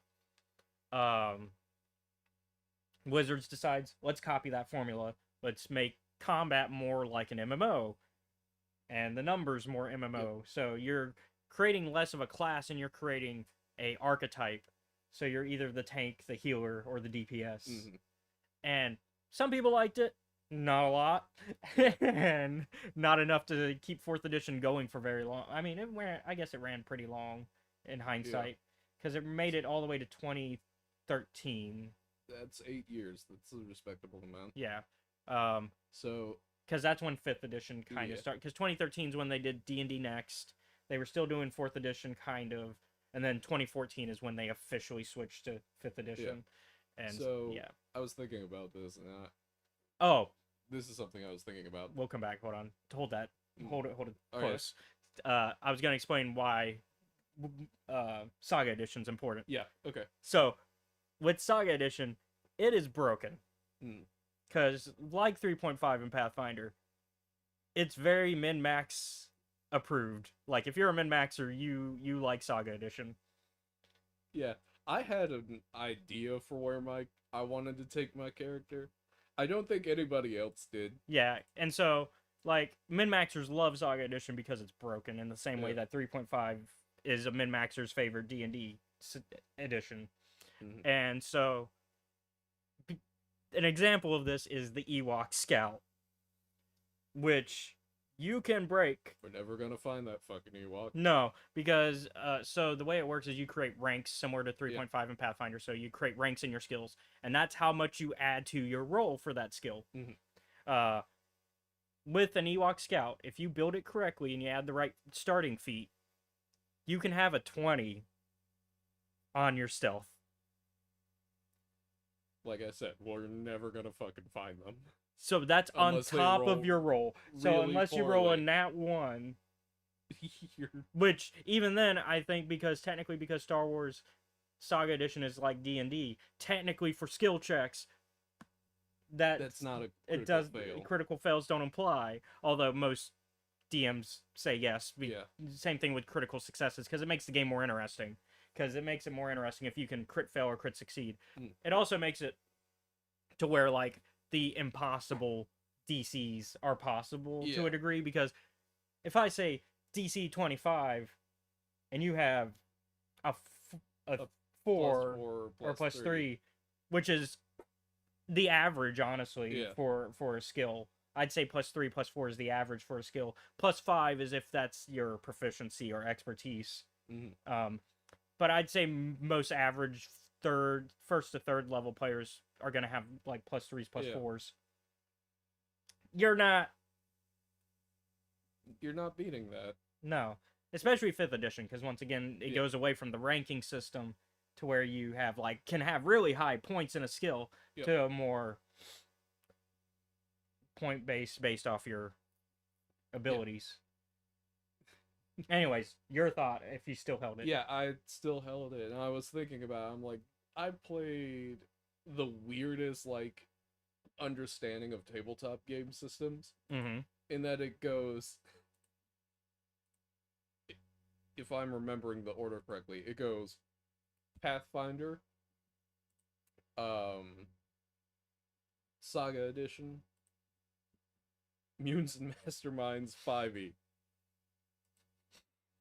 Sorry, Munes and Masterminds 3 3rd edition, and then Oh yeah, D&D 5th edition. Yeah. And then eventually Fantasy Flight somewhere in there. Yeah, sorry, Fantasy Flight is supposed to replace Saga Edition. Saga Edition. Was like the last one you learned, but that I mean it was easy to learn because it's a combination of things you already knew. Yeah, and I was like, I was just like, oh, I know how to do this. Yeah. I've done this before. I know Saga. I know 3.5 Pathfinder. Yep. Okay, but I yeah. was raised in the Pathfinder. So that's Molded by it. So that's our tangent. What have you been up to this week? I guess starting off, Baldur's Gate 3 dropped patch 5, so I've been Yeah. I had to do that. Because you got the murder blood a bit too strong. Yeah, I think I got literally the worst ending. Mm. If you want to check it out, I posted it yesterday. It was a surprise video because I was like, it wasn't originally on the schedule, but I said, oh well, they dropped it, so I might as well Might as well. make a quick video, and so I posted that yesterday instead of what was supposed to come out. Oh. Yeah. So, You can look. Yeah. On the channel. Yeah. If you're already watching here, Yeah. it's probably right underneath Mm. on the like if you look at the videos that are out. So, I beat the DLC for Remnant from the Ashes. Woo! I'm trying to move on to the next one, but the game won't let me. Oh, like, is Like- there like a did you get like a bug or something? Like, it says that it's installed, but I don't know why it's not letting me go and do the thing. Have you tried uninstalling and reinstalling? I might have to try that when I get home. I was gonna say like that's the Just IT on-off version of switch. on-off switch. Yeah, it's like it's not working. Did you turn it off and back on again? Yeah. Did you uninstall and reinstall? No. No. Alright. It's the same. It's the same equivalency because then you're doing a fresh install and hopefully that'll clean it up. Yeah, Um, but I beat it. it's basically, and especially since on PlayStation on a PS4 you can't do a verify Yeah. installation like you can on PC games because on like Steam and GOG you can verify installations where it'll just go, oh, you're missing a file there. Hmm. And so I shot that weird evil plant bug man to death with fire and acid, and I prayed that it would work. And it did eventually. It took like 9 tries. but yeah, so He's dead now. Problem solved. Except it's not, because the weird evil crystal that we use for powers is still glowy and red and evil. oh, well, I mean they gotta have room for the sequel somewhere. Yeah. Otherwise, you can't do Remnant from the Ashes too. Yep. If you can't do your powers anymore, Oh no, I've made a terrible mistake. now I can't play more of this. What I solved the problem, but at what cost? did it cost you? Everything. Then me, you, and Andrew hit up a group playthrough of the original Baldur's Gate. Yeah, and so I was thinking about, I talked about it actually yesterday on the Baldur's Gate 3 video. Oh yeah, I gave a little talk about that and how like I'm excited to run y'all through all 3 yeah. because I fucking can't deal with bears apparently. bears are not your friend. No, They Seth kept walking right towards them, stopped moving, and then the bears would chase him. oh no, I've made a mistake. And so what you need to know in Baldur's Gate 1 is that bears are not they're strangely not like inherently like Hostile. hostile. They just sometimes take a minute to decide if they want to be hostile or not, or if you just walk past them, they'll ignore you. Yeah. Meanwhile, wolves will fuck fucking you up. hate you. Yeah, they will fuck you up. Yeah. They are. You were telling me before we started recording that you had started your own solo run, and you were like, "Yeah, some wolves got me." Yeah, not wolves were the start of the problem. I went through. At first, I was like, "Oh no, Imoen dead." Okay, Did wolves kill her, or did she just? wolves killed Okay. her, and then after about 5 minutes, they killed me. And then After going through Yeah. your companions, yeah, because they just chip down your companions. Mhm. Yeah, and that's why. They recruited Zvar and Monteron, and they Are you died. playing? Are you playing core? Or Yeah, I think it's like whatever the standard like difficulty is. yeah, because I think it might be normal actually. Yeah, I think I'm 'Cause- playing normal. Because I think it's story mode, easy, normal, core, and then hard and whatever the Yeah, whatever the most difficult one is. yeah, I'm doing normal. And- Because core is basically straight up D&D second edition rules. Yeah. They go, you are playing by the rules. You do not get to once you die sort of thing almost. Yeah. So Although the bad thing about core is your party members have a chance of dying permanently. Yeah. Which means you can't go to a church to bring them back. yeah, so I'm on normal because later on a further save that I got a lot further because I had everybody Yeah, you made it. You made it all the way to to the friendly arms. friendly arm. Yeah. Two things happened during the playthrough. The the assassin. The assassin The get you. assassin got me, but don't worry, I have the ability to stop and reset the timeline. So I went and did that, and I was like, okay, clearly me and Imowen, not enough. Let me go get the other two guys. Yeah. So some things you need to know Yeah, about Baldur's Gate 1 is that throughout it you are being attacked by Yeah. assassins. Like they are left and right and like up and even in down. Candlekeep, you get Even- 3 attempted assassinations. Oh, I think it was. Oh, it's because the guards are like, "Hey, we'll teach you how to fight." Yeah. But the That's why I thought yeah, it the was- actual attempted assassinations are both inside of a house. Yeah, So one of them is like, "Hey, are you so and so?" And it's like, "Yeah. What about it?" or like, no, and it's like, "Well, I'll fucking kill you anyway." Yeah. And then the other one is like he already knows, like he already's like, Yeah. "I know who you are. I'm coming to kill you." And it's like, "God, what did I Damn it, do?" what the fuck? I've been here 30 seconds. Technically, I lived here all my life and never had anything like this happen Yeah. before. Because what, we're supposed to be 18 theoretically when this happens. Although we talked about the Yeah. novelization and how the novelization aged not Abdel very up, and I good. don't. Yeah, not a I fan. was talking about the friendly arm, and it's like, I've been here 20 seconds, man. And it's like, you die. Which is your third assassination attempt, Yeah. and the first one where you get a note showing what your bounty is, which It's is like pretty 200 impressive. It's gold. pretty I'm impressive like, for like just leaving house. what? Like you just left your house, and it's like 200 gold bounty. It's like, Uh, what did I do? But the two things I had to go to the church to get fixed is, first off, I put Did you put a cursed item on? a cursed item on. I was like, that is why you always identify. I did not do that because I was like, why would I need to do that? That seems very dumb. And I forgot there was a certain point in history when it was encouraged to fuck your players. Yeah, Gary Gygax hates players. Yeah.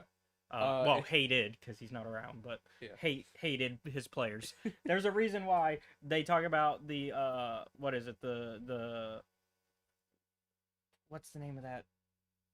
The really hated dungeon crawl. Oh, the Tomb of Annihilation or the Tomb Not- of Horrors? Tomb of Horrors. Yeah. Annihilation people like. Annihilation is fun. Tomb of Horrors is such bullshit. Tomb of Horrors is literally how do I fuck my players over the As hard as I can. like, because Gary Gygax built it to be like kill. Yeah. Like you walk through a door and you You die. die. It's supposed to be a puzzle game, but it's not. Puzzles are bullshit, Yeah. and The- the answers are death. So the two things that happened, I picked up cursed item, and it was like, and now you're a girl. And Oh I'm yeah, like, you got the belt. okay. You got the belt of gender swap. Yeah, I'm like, all right, that's cool. I don't really care about that. Can I take it off? No. No. I'm like, okay. I was hoping that I could keep the belt of cold resistance on. Even though you I'm didn't more- want, even though you didn't want it, and Yeah. when me, you, and Drew are playing. Well, because I 'Cause- was like fire, and I realized that no one's just fucking using fire, so I was like, why not? I have this empty slot. Yeah, because it's so the belt of cold resistance gives you 100% cold resistance, but doubles the amount of fire damage you take. But so far, no one's been using fire, so I'm like, why not? So that happened, and I Mhm. got to the church, and I like fixed that. and And I then- put it on Montserrat because I do that too. It's funny. yeah. The other thing that happened, I decided to explore kind of the outside of the Friendly Armament a little bit after that. Once I had like full party, Yeah. Glee, So- Jaheira, Montaron, Zvar, and Imoen with me. There you go. Full party. Yeah. So And- we go. Although, probably not for long because Montaron and Jaheira are going to have at it. Yeah, they're gonna be Because fucking with each other later on. the way Baldur's Gate 1 works is if you have, because it follows the rules a little bit more to the letter Yeah. than, say, Baldur's Gate 3. Baldur's Gate 3 follows 5e rules, but not Yeah. strictly. 5e rules are but looser. Yeah. I don't know where Like that they fucking accent came like for from. example, they do a lot of what a lot of DMs do for home rules, which is potions are half act or a bonus action rather than Yeah. a full action, which is what a lot of home rule DMs do. Yeah. If they're nice. And then so but with second edition and with Baldur's Gate 1, they do your party alignment is important. Mhm. And you currently have 2 evil Yeah. aligned characters in your party and 2 straight up good aligned characters. Yeah. And that once your reputation goes up a bit, because you have that reputation system. So your reputation system implies what you're like, if you're really following your Yeah. alignment or not. So if you have a high reputation, that means you're more lawful good, etc. If you're less, like, you can have a negative reputation. If you do, then you start to hit like your more chaotic evil run. And I believe at like 17 or 18, no, at a 20, so the maxed out. Yeah. That's when Montaron and Jar are like, fuck you, and they will start a fight. Mm. But I believe even without your reputation going up, eventually party members can fight amongst Yeah. themselves, and then you have to decide whose side you're on, or if you're just staying out of it entirely. And if you stay out of it entirely, then whoever dies, and that's on you. Yep. I have had that happen. Yeah. So I speak from experience. the current. So So what I guess going around, that means you fought some ogres. I and- fought some ogres. Yeah, because and- there's ogres around the. Yeah. And then And Zvar died. or hobgoblins rather. Sorry, Yeah, hobgoblins. Sorry. So there are hobgoblins around, Yeah. although ogres are nearby too, Yeah. in like a I different. fought one of them. That's where I got that fucking belt. Yes, because the ogre has 2 belts on him, and one of them is one you can actually turn in for a quest. For somebody at the friendly arm. Yeah. But yeah, you fight the hobgoblins, you get the ring, and then there's somebody that lives in Yeah. the fire friendly arm that owns that Yeah, I ring. could probably have like started talking to people before I was like, anyhow, I'm back. Time to sell shit because Zvar got fucking wrecked. Yeah, and then And sell then I shit, and then go to the church and be like, "Hey, can you Hey, heal Far?" Can you fucking get my dead companion back up? Yeah, I got him up, and I was like, all right. It's we expensive, shielded- too, 'cause- Yeah, 500 gold. it's expensive. Like you live another day. Reviving is so goddamn Yeah, expensive. as it should be. Yeah. Well, yeah, because Unlike it should in be one of my because games. it should be a rarity. Yeah. It should be a rarity. Unlike in one of my games where money is meaningless and you have to go and do a side quest to get someone back and be very careful who you ask. Yeah. Yeah. But money should be tight to a degree. I think after a certain level, like Acquisitions Incorporated, which is my D&D game I'm Yeah. running, you're going to have a little bit more chances to make more money because you're running a business. But, so. Anyways, that's what we've been up to. Baldur's Gate 3, for our trio run, we are flying through. Yeah, because Andrew's Andrew's like, I want to do main quests. Let's go. Andrew's like, Yeah. he's locked in. And So that party consists of you're going with your triple class, Mhm. mage, fighter, thief. yeah, it's what do they call it? It's fighter, mage, they don't, thief, Yeah. because it's not rogue. Yeah. Yeah, It's fighter, mage, thief, I think is the order that it puts it in, but it doesn't matter. and then Andrew's over here like this gnome priest of Lithania. Yeah, and gnome cleric, which Yeah. he's actually doing well for Yeah. I'm surprised because magic in Baldur's Gate 1 and 2 it's a learning curve. Yeah. Not because magic itself is hard, but because the way the combat Yeah. works, because it's real time with pause. So every time we're in combat, I'm like, okay, we gotta pause, Yeah. What are we doing? We've initiated the system of talk with each other, make plan, go. Yeah. And after every fight, quick save. Yeah, because we there was a problem. We learned some things. Yeah, we didn't even leave the prologue at Candlekeep, and there was a crash, and we were Yeah. like, yeah. Okay. Crashing can happen. so we were just gonna save more often. Yeah. And so and then after we die, we did TPK on against against a bear. Against a bear. And 'Cause so- the bear was fucking ready. And since it TPK'd us, I was like, okay, from now on, after every fight, quick save, because quick save is easy. It's And I've it's learned literally the valuable Q. experience that since I piss bears off, I can just lead them through people. Which is what we did on that second Yeah. attempt. Round 2.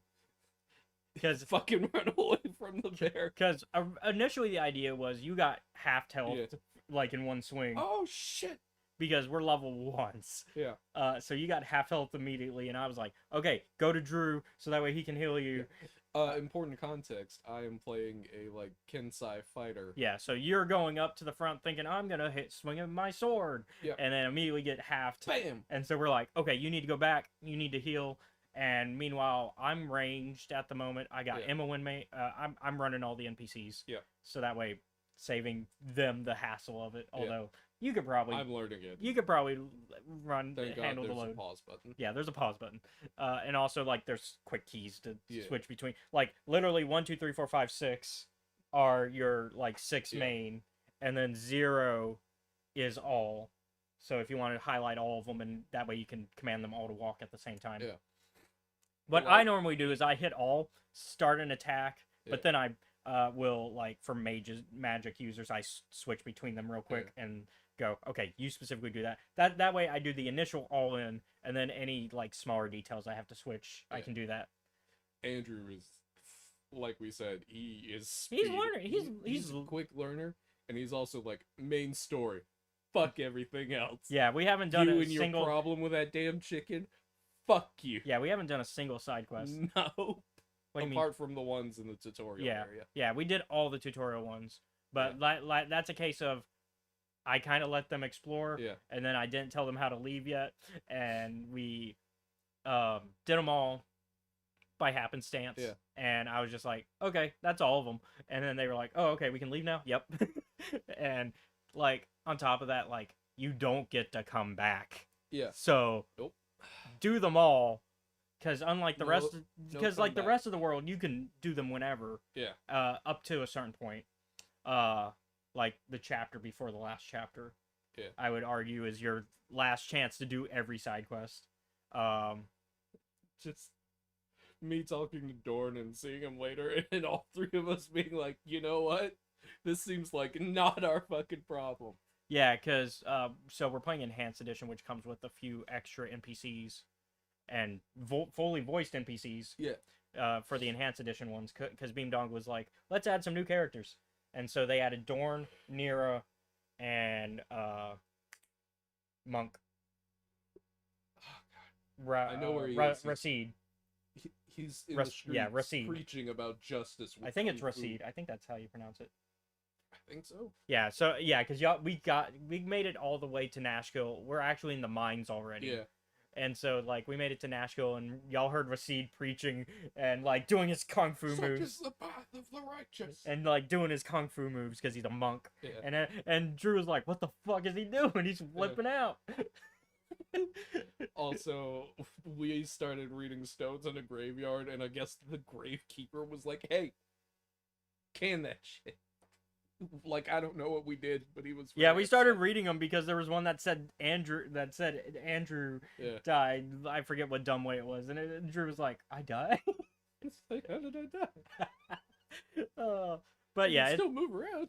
yeah, it's a fun run though. Yeah. We've already made it to I said chapter 2. Yeah. Yeah, we've made it to chapter 2 out of 7, Yeah. not including the prologue. The prologue is its own thing. The good news is, like, because of how me and Andrew and you have kind of designed our characters, the equipment we need is like very non-existent.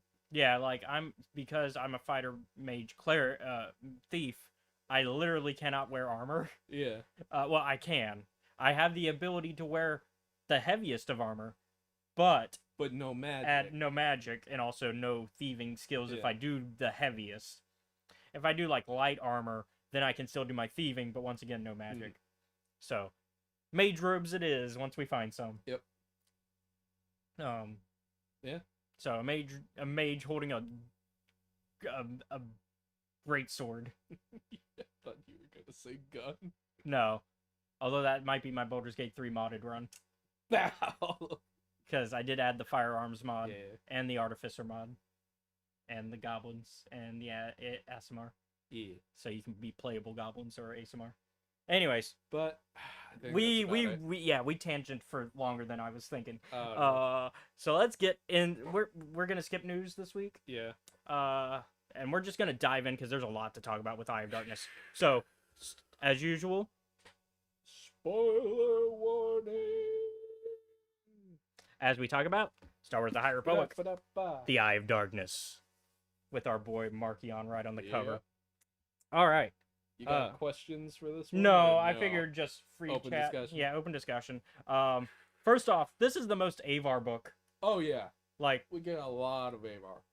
it feels like this is actually Avar's book, because strangely enough, like Light of the Jedi, you would think would have been Avar's book, but it Well, really is yeah. not. It's really more I would say more Elzar's. Yeah. I would say this is also partially Elzar's book. Actually, if anything, Light of the Jedi might be more Bell's, Yeah.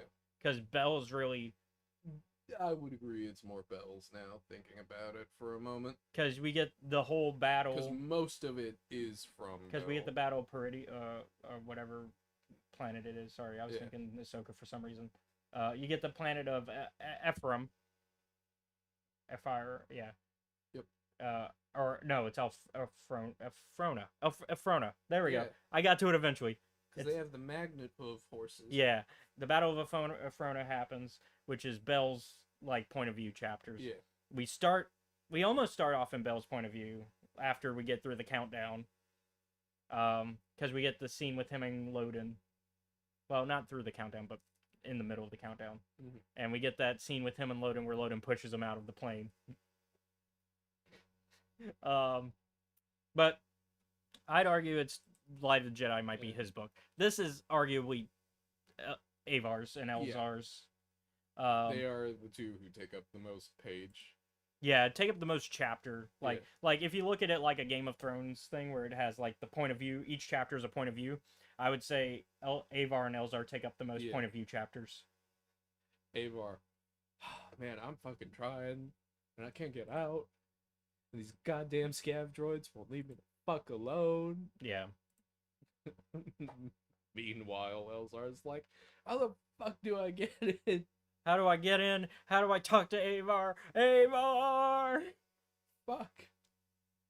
And nothing we are trying is working. we get some tie-ins to the comics that are going on right now, which we haven't talked about on the show yet, but I've been reading a little bit of. So there's some tie-ins there, just like with in previous phases. I'd say this is the first phase though where you have to read other things before you You get need here. context for this. At the very least, you should read phase 1. Yeah. Phase 2 is optional, although it's gonna tie in pretty heavily pretty quickly Mhm. because they've already tied in some stuff, like because they mentioned some names from phase 2 in this one. Yeah. And I was like, oh, I'm surprised they mentioned this person or that person. Like they mentioned Creighton. Cause Yeah. off the bat they're like, oh yeah, Creighton's son and our buddy the Blade Yeah. were buddies. Porter Yeah, Angle. Porter Angle were buddies. So they reference a ship that crashed in phase Yeah. 2 that Porter's like, oh yeah, we can get an EX droid, which is like a scout droid Yeah. that they used in phase 2. Because Porter Angle has a plan. back in the Because he's the best Jedi ever. so let's talk about the setup for phase Yeah. 3. So So important context. basically the space Berlin Wall, Basically, yeah. except if the Berlin Wall could also blow up and Explode. kill people as they tried to run through Yeah. Which I'm sure would have happened if we had the technology for that. it. So yeah, so that's the setup because at the end of phase But one, Markion Row is not Markion- taking down this wall. yeah, at the end of phase one, Markion sets up his little Berlin Wall, which they call the occlusion zone, is like all the territory that the Nihil now own. And the storm wall is the actual Yeah, minefield. and so the storm wall basically takes up all of the outer rim. Yeah.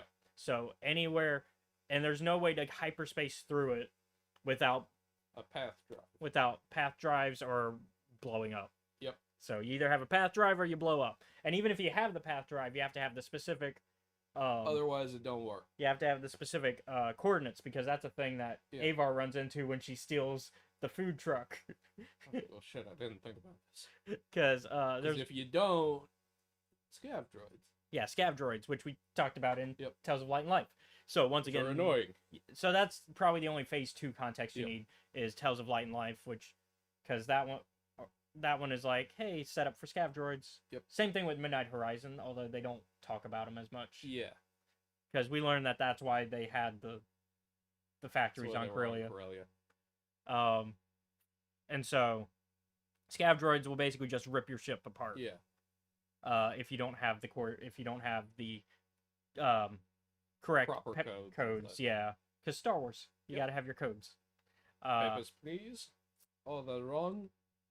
Die. Yeah, We'll take your car apart. Anastasia. There's a problem. Everything is in red. We've got blue. If you ever seen Anastasia. Fuck. When the problem with Soviet Russia, everything is in red. I don't know if you ever saw Anastasia growing up, but No, but that is very true. It's like, why is... Oh, never mind. yeah. So the joke in that film, old film, although now there's a Broadway musical based on it, but they falsify their papers Yeah. and they make one in blue because that's what everything is at the time when they make them. Yeah. And then they get on the train and then of course then they're looking at everybody's papers and one of the characters sees, oh no, it's red now. And so they make the joke. It's not going to go well. Yeah. Oh, God. So, But yeah, so you And essentially Bell- Bell. So Bell and Burry are like On the basically edges. on the edge, being like, okay, what we need to do is save as many is people. Yeah. save as many people as we can. That's priority 1. Priority 2, get at least one Nihil ship with a working path drive. That way we can like copy it. That way we can reverse engineer this shit and figure out how it works. Which of course we learn in like the Star Wars comics that we've been talking about. Yeah. That eventually there is one that's just hanging out. Yeah. But yeah, so let's talk about the perspectives real quick. Mm. So we got Avar's and Elzar's, obviously. Avar's is from behind enemy lines at Yeah. the end of the occlusion zone. She's kind of going through it. Yeah, she's Her- going through it. She's having her like- emo face. She's Batmaning people, let's be honest. But she's like in an emo phase to get to Batmaning. Yeah. Because she's like, I have failed everybody. I'm Yep. the reason Starlight failed Beacon everybody. fell. I fucked up real bad. And I so don't feel good about it. because of that, she's taking it out on herself, which then she takes that anger out on the Nihil. But she's trying very hard not to kill them. Yeah. Very much Batmaning because she's like, I'm like, a lot of people think the don't kill thing is important, and it is. However, But not for I'd the like reasons to we point think. out to you, it's not for the reasons we think. I'd like to point out, you can do a lot of brutal shit to people without killing them. Yeah. I mean, I think the importance of the not killing is less for Like, the for sake of the Jedi, I criminal. understand. I would say like it's less for Batman. It's less for the criminal and No, the of course it's less because for the- it's because Batman knows he's too crazy yeah, like I can't start killing people because once that happens, 'Cause he has his all own- bets are off. because he has his own mental problems and he's like, Because that's gonna domino into some really bad shit. which is why I think it's kind of dumb that he tries to stop other people from doing it because Yeah. they don't have his issues. Yeah. But he's like, oh no, if you do it, then you're just as bad. No. This is a Not you how problem. This works. This is a you It's- problem. This is a Uh, your personal issues. Yeah. Although Jason Todd did fuck up, but Yeah. for different reasons. Cut Jason a little bit of slack. Jason was He- trying to start a mob, Yeah. essentially. Yeah. He tried to To be rule honest, it's not like the way he tried to rule the criminal underworld was, I I'm gonna kill most of them, and then I'm gonna make them pay me, and then I'm gonna do what the old school mafia did, which is no drugs. Yep. No drugs, no children. Yep. That which is old school mafia. Like if you've ever watched The Godfather, like the first film is about how the fight against moving forward to drugs because like the other families want to start doing drugs. Meanwhile, Vito Corleone's like, nah, No. we don't do drugs. That's the nasty shit. Yeah. We do the extortion and the bribery and the murder, Protection racket. but we don't do drugs It's bad. because drugs are bad. Okay. Elzar. But yeah, Avar's thing is doing that. Yeah. She's basically like taking out the Nihil where she can, Yeah. trying to help Help people where she can. Yeah. And one of the chapters we'll get into is how she takes a grain shipment, Yeah. and that's where the codes problem comes in because she takes the shipment thinking, oh, it's got a path engine, we'll be able to go wherever we want, and then the pilot's like, no, you killed the guys that had the codes, or you So- knocked out the guys that had the codes. And you jettison them out into, say, space in an escape pod. I don't know what the fuck to do now. Because I didn't have the codes because they didn't trust me with them. And he's Like, he's a fun little Ugnaught who Yeah. does the I've spoken, Mm. which is great. yeah. Callbacks. Then Elzar's is basically panicking of how to get like messages out. Like he's basically trying to get messages out into the occlusion zone while Yeah. also trying to find a way through it. yeah. And And basically he's working like alongside Lena Chancellor So, Lena So, yeah. and the rest of the Republic Defense Coalition. Which is also who Bell and Yeah. Bell and Burry are working And with, the RDC. They're trying so hard and they're like, what the fuck do we do? Which we also get some like discussions of like potential peace treaties Yeah. because like within the Lena So story side of the story, we also get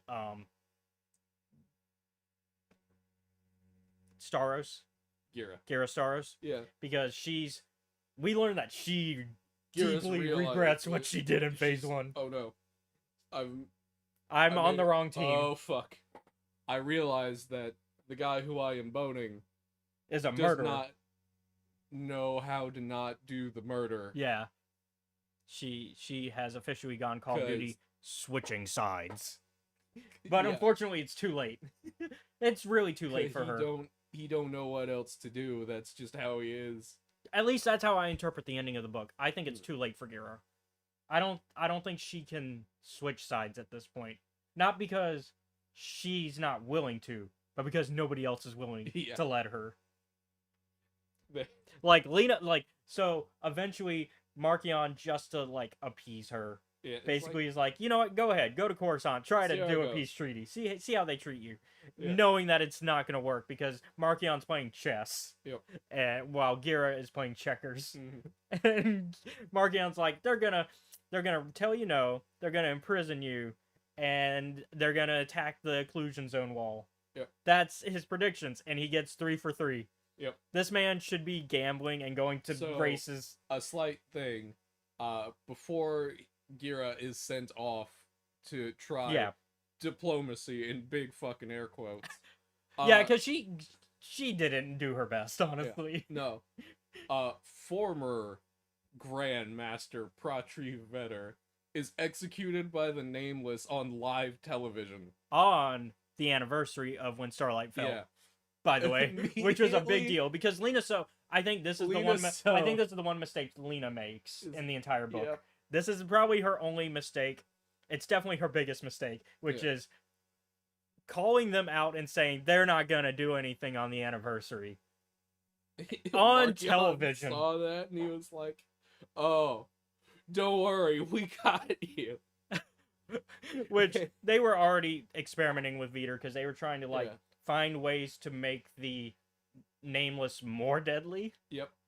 And so they've been kidnapping Jedi when they can and Yeah. experimenting on them. That's something we see even in Phase 1.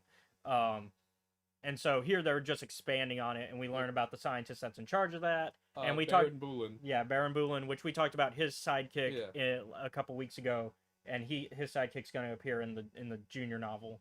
Mm. And so Who is doing some weird science shit. Yeah. And 'Cause so that's why he was brought on board. yeah, and so like Gira has attempted to kind of civilize the Nihil, Yeah, which the Nihil are very much against which this. is not going to work. We already see it falling Yeah. apart, and already two of their main things are by the end of the book. Yep.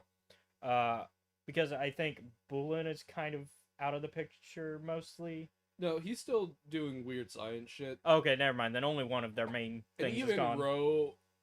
Markion is like, is this guy fucking with me? Oh yeah, because he thinks Bulin is, which Bulin is working for himself at the end of the day. Yeah. It's made clear that he is doing his sciencey shit not for the sake of the Nihil, but for the sake of his own research, Yeah.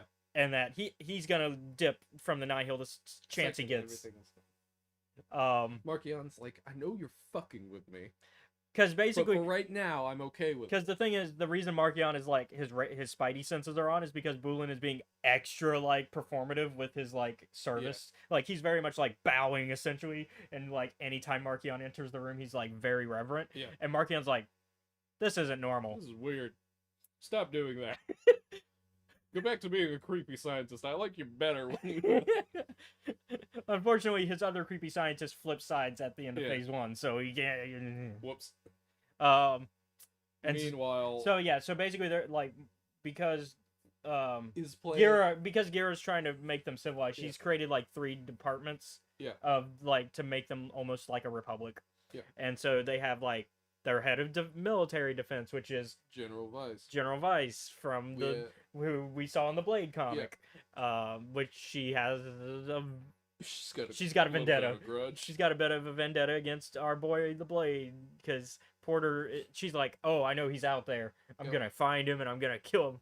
She also takes credit for bringing Veter in, even though she did not do that. Yeah, And then her wannabe. yeah, and then we got our Minister of Science, which is Bulin. Yep. And then our Minister of what's the last one? It's like information. or Information, some yeah, shit. something like that. And I forget who they are Yeah. off the top of my head, but yeah. So there's the 3, and then also we got our reporter friend, Real Daro. Real Daro, Who is being who's- forced to do propaganda. yeah, which I'm kind of upset at the ending of the book because it makes the most sense to have brought her past the occlusion zone, Yeah. but she decides to stay at the end because they do find a way out.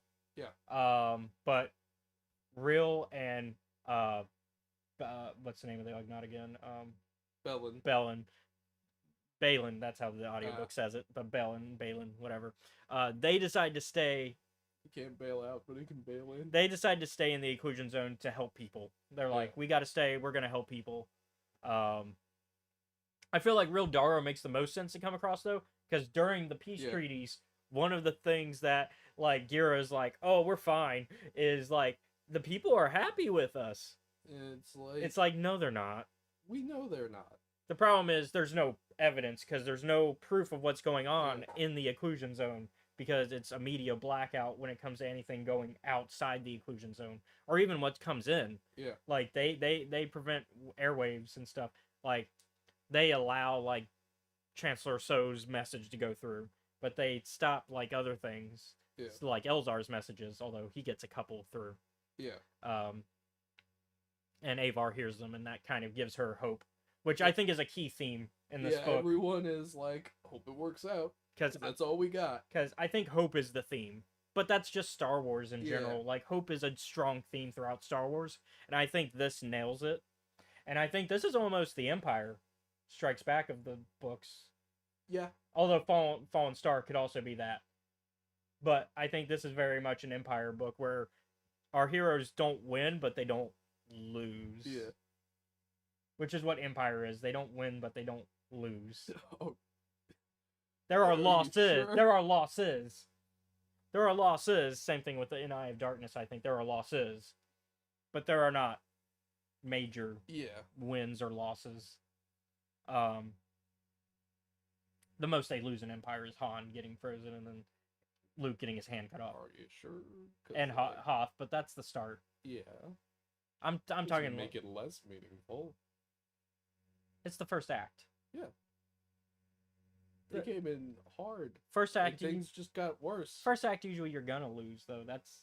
you lose in your first act, you lose in your second act, but the second act is where you start to do a little bit better than your 1st act, and then the third act is when you should win. They didn't. They didn't in this or Empire or Fallen Star. Yeah. I think they get a minor victory in this book, which is they get a getting victory. out of the occlusion zone and getting Avar back. Yeah. I think Rill should have gone only because I think as the lead propagandist, which is something that is the one piece of media that is coming out of the occlusion zone. It is hitting the main space. Yeah. I feel like It would be better for Rill to get out. well, not only that, it would be better as evidence of what's going on in the occlusion zone, because the problem is the reason that the peace treaty falls is because one, they just can't come to an agreement of like, because Gira is being optimistic about making the Nihil more civilized, whereas everybody else is way more realistic. Everyone is like, nah, man, that's not how the Nihil are fucking crazy. They are a hurricane. Specifically Markion. Yeah. Like, Markion's thing is, there is no appeasing Markion. Yeah. Without destruction. Other people without in the destruction. Group, other people in the group are kind of starting to realize, like a lot of the newer sign-ons, like the one that's guarding Rill. Yeah. What's the plan after all of this? Because there is a Nihil that's guarding Rill, and he flips because he's realizing I need an out. Yeah. Because... And he's not the only one. Yeah. Other members are realizing that. Some of them don't care, and the rest are like, what are we gonna do? Yeah, because if we don't get out, we're going to die. We're going to die, and the life expectancy of a Nihil is about a week. Realistically. Yeah. Maybe a month at most. If you're good at it. Yeah. And if you don't run into Porter. Yeah. Your chances dramatically decrease if you run into Porter Engel. You go from about maybe a month to 5 minutes if you're lucky. Yeah, because there's that scene I told you about. Because you were like a chapter or two behind it. Yeah. And you were like, oh yeah, he's starting to formulate his plan to get the EX droid. And I'm like, oh yeah, there's going to be a scene where he finally just starts killing these guys. Because you're like, he hasn't killed anybody yet. I'm like, he's gonna. I was like, oh man, it's really nice of Porter to give them the chance. And then he runs into that Twi'lek, the Twi'lek Nihil. And he's like, man, this motherfucker is tracking me. I've done killed all the low-ranked ones, and now they're sending out actual problems. So he goes into this warehouse, and he just kills all of them. And it's like he was gonna give them a chance too. Yeah. That's the worst part. He was gonna let them live, but the lead one that was there tried to do a sneak attack from behind, and he was like, nope, lightsaber throw. Yep. Into the chest. Yeah. And it's great. It's Porter. Don't mess with Porter. I'm like, this guy has got like over 150 years of fighting experience. What did you think would happen? Which is why General Vice is the most obvious antagonist in this book. Like, it makes... Like, Vice. However you want to, I think the audiobook is Vice, but yeah. Vice is like looking for him, and she's like, I know he's in this area. Because all of my guys are dying. Like, she sees Where the signs. Fuck is he? Like, she sees the sign, she's like, this is Porter style. I know this, because I've fought this fucker. Yeah. And they both kind of want their run back. Yeah, they want round 2. Yeah. Because Porter is still mad about what happened with his not sister. Yeah. And Vice is just pissed because she kind of lost. Yeah. She took the actual loss, whereas he took a more, like, what's it called? A Pyrrhic victory. Yeah. And so he's just mad about losing his sister, who is still on her vow or dead. I don't know, because they don't say. Yeah, I assume she's still alive. It depends how long lived her race is. Because she's a different... not something we don't... Yeah, I don't think we know. And so, it's in the air. But, yeah. And so, maybe she'll come back, because that would be an interesting turn for Phase 3, and maybe something that could conclude Porter's story. Yeah, so, I got a question. Yeah. What's the over-under on Porter being dead? Because Oh, yeah, you texted me, you were like, oh, he's surviving this. Yeah, I'm like, the only thing that's gonna kill him is old age. So, it really depends because we already Yeah. know we're getting a second volume of the Blade comic. Yeah. It make its own miniseries run. Mhm. So that depends if it's a Phase 3 era book Or a a Phase 2. or a Phase 2 continuation of what we saw in Phase 2. I think it's going to be a Phase 3 era though. I think it's okay. I think my prediction of Baresh being alive and maybe us seeing her come back, Yeah. even though I just made that prediction a couple seconds ago, I'm starting to lean more into it because as I'm thinking Yeah. about it, I'm like, it makes the most sense for Porter's story to go that way, because So like it feels like it's a proper conclusion yeah, I do feel like Porter. because he needs closure. Yeah, he do. 150 years will do that to a man. Yeah. We also get some Aslan Rail reference in Oh this book, yeah. And- which I told you what he's up to in the comic. yeah. I don't think they fully go into it, but they're like, yeah, Didn't you blow up like a city? yeah, he blew up a city. And they're like, and as the Yoda's like, don't worry about Well, it. that's before. That's before. Oh, this is before? Yeah, Okay. So everyone else is kind of like, why did you bring him here? yeah, because everybody's worried about Aslan because they sense the dark side in him. Yeah. Because being around the Nameless and the Shri Karai Karai thing in his head making him go crazy and studying the Nameless nonstop has. Because the thing is, the Nameless feed on fear. Yeah. That is the major thing that we know about them. And we know, of course, the big thing about fear is it leads to the dark side. We know. You know the thing. You've watched Star Wars. Fear leads to anger. Anger leads to hate. Hate leads to suffering. Or power if you're Vader. Or power. Because remember, Palpatine's like, or power. Or power. And Vader's If like, you just choose to otherwise. jerk. Yeah. Suffering or power. like, I'm not, Because we talked about that a couple weeks ago. But yeah. you know, And so, like, like, so because I of know that, the codes because, aren't canon Mm. anymore. oh, like the Sith code is canon, Okay. and the I'm like- Jedi code is canon. I understand both of them to an extent, and I don't disagree with either of them, but I'm like, man, you chose a very dickish interpretation of, like, the Sith one. I mean, to Because be I understand, like, because it should come from a place of, like, powerlessness and why you would want this. But I'm also like, wow, you fucking decided to go and twist it that far? But I'm like, because of how things are written. but also the way Palpatine's written, George has said himself Yeah. that he is the devil. yeah, There is 'cause no. of course, he why- is the irredeemable villain. There is Yeah. no redemption for Palpatine kill ever. him. There are you can redeem other Sith, but Palpatine But is not the this guy. Palpatine is the off limits redemption because Yeah. he has to be the bad guy. The evil. And But that's also- just the way George Yeah. has written him, and that's what he Neil- said. Yeah. Meanwhile, Elzar is freaking out because Aslan's like, "You're like me now," And and Elzar's like, "No." which I love that Elzar It's like, is thinking of Orla yeah, it's a like, lot, and because Orla would just fucking tell me. yeah, I love that touch because I loved Orla, and so getting to see that Elzar Yeah. still thinks back fondly on her teachings, Yeah, and uses them as a guiding rod, essentially. yeah, I like that. I think that's great. That one, it's a great callback to a great character. Two, The it's problem- showing Elzar's growth. yeah. Because Elzar's the if Anakin Tried. tried. Elzar- We've said this before, but it's if Anakin tried. Yeah, Elzar is trying. And I think Phase 3 we're gonna see the biggest growth. Yeah. We're gonna I do like the friendship that's going on between Lena So and Elzar because I'm like, thank God he has like a non-Jedi friend to talk well, to. I think it's because he's learning to take the Stellan role. Yeah, I think by the end of but Phase also coming to understand that he's not Stellan. I think by the end of Phase 3 he's gonna be on the council. Yeah, I think that's Elzar's journey. I think Elzar starts off as the outsider that the Jedi don't really want to promote ever, Yeah. and then become one of the greatest greatest examples of Jedi. I think that's a great journey for him Yeah. if that's where the story, because I think it's the best storytelling decision to Mm. make.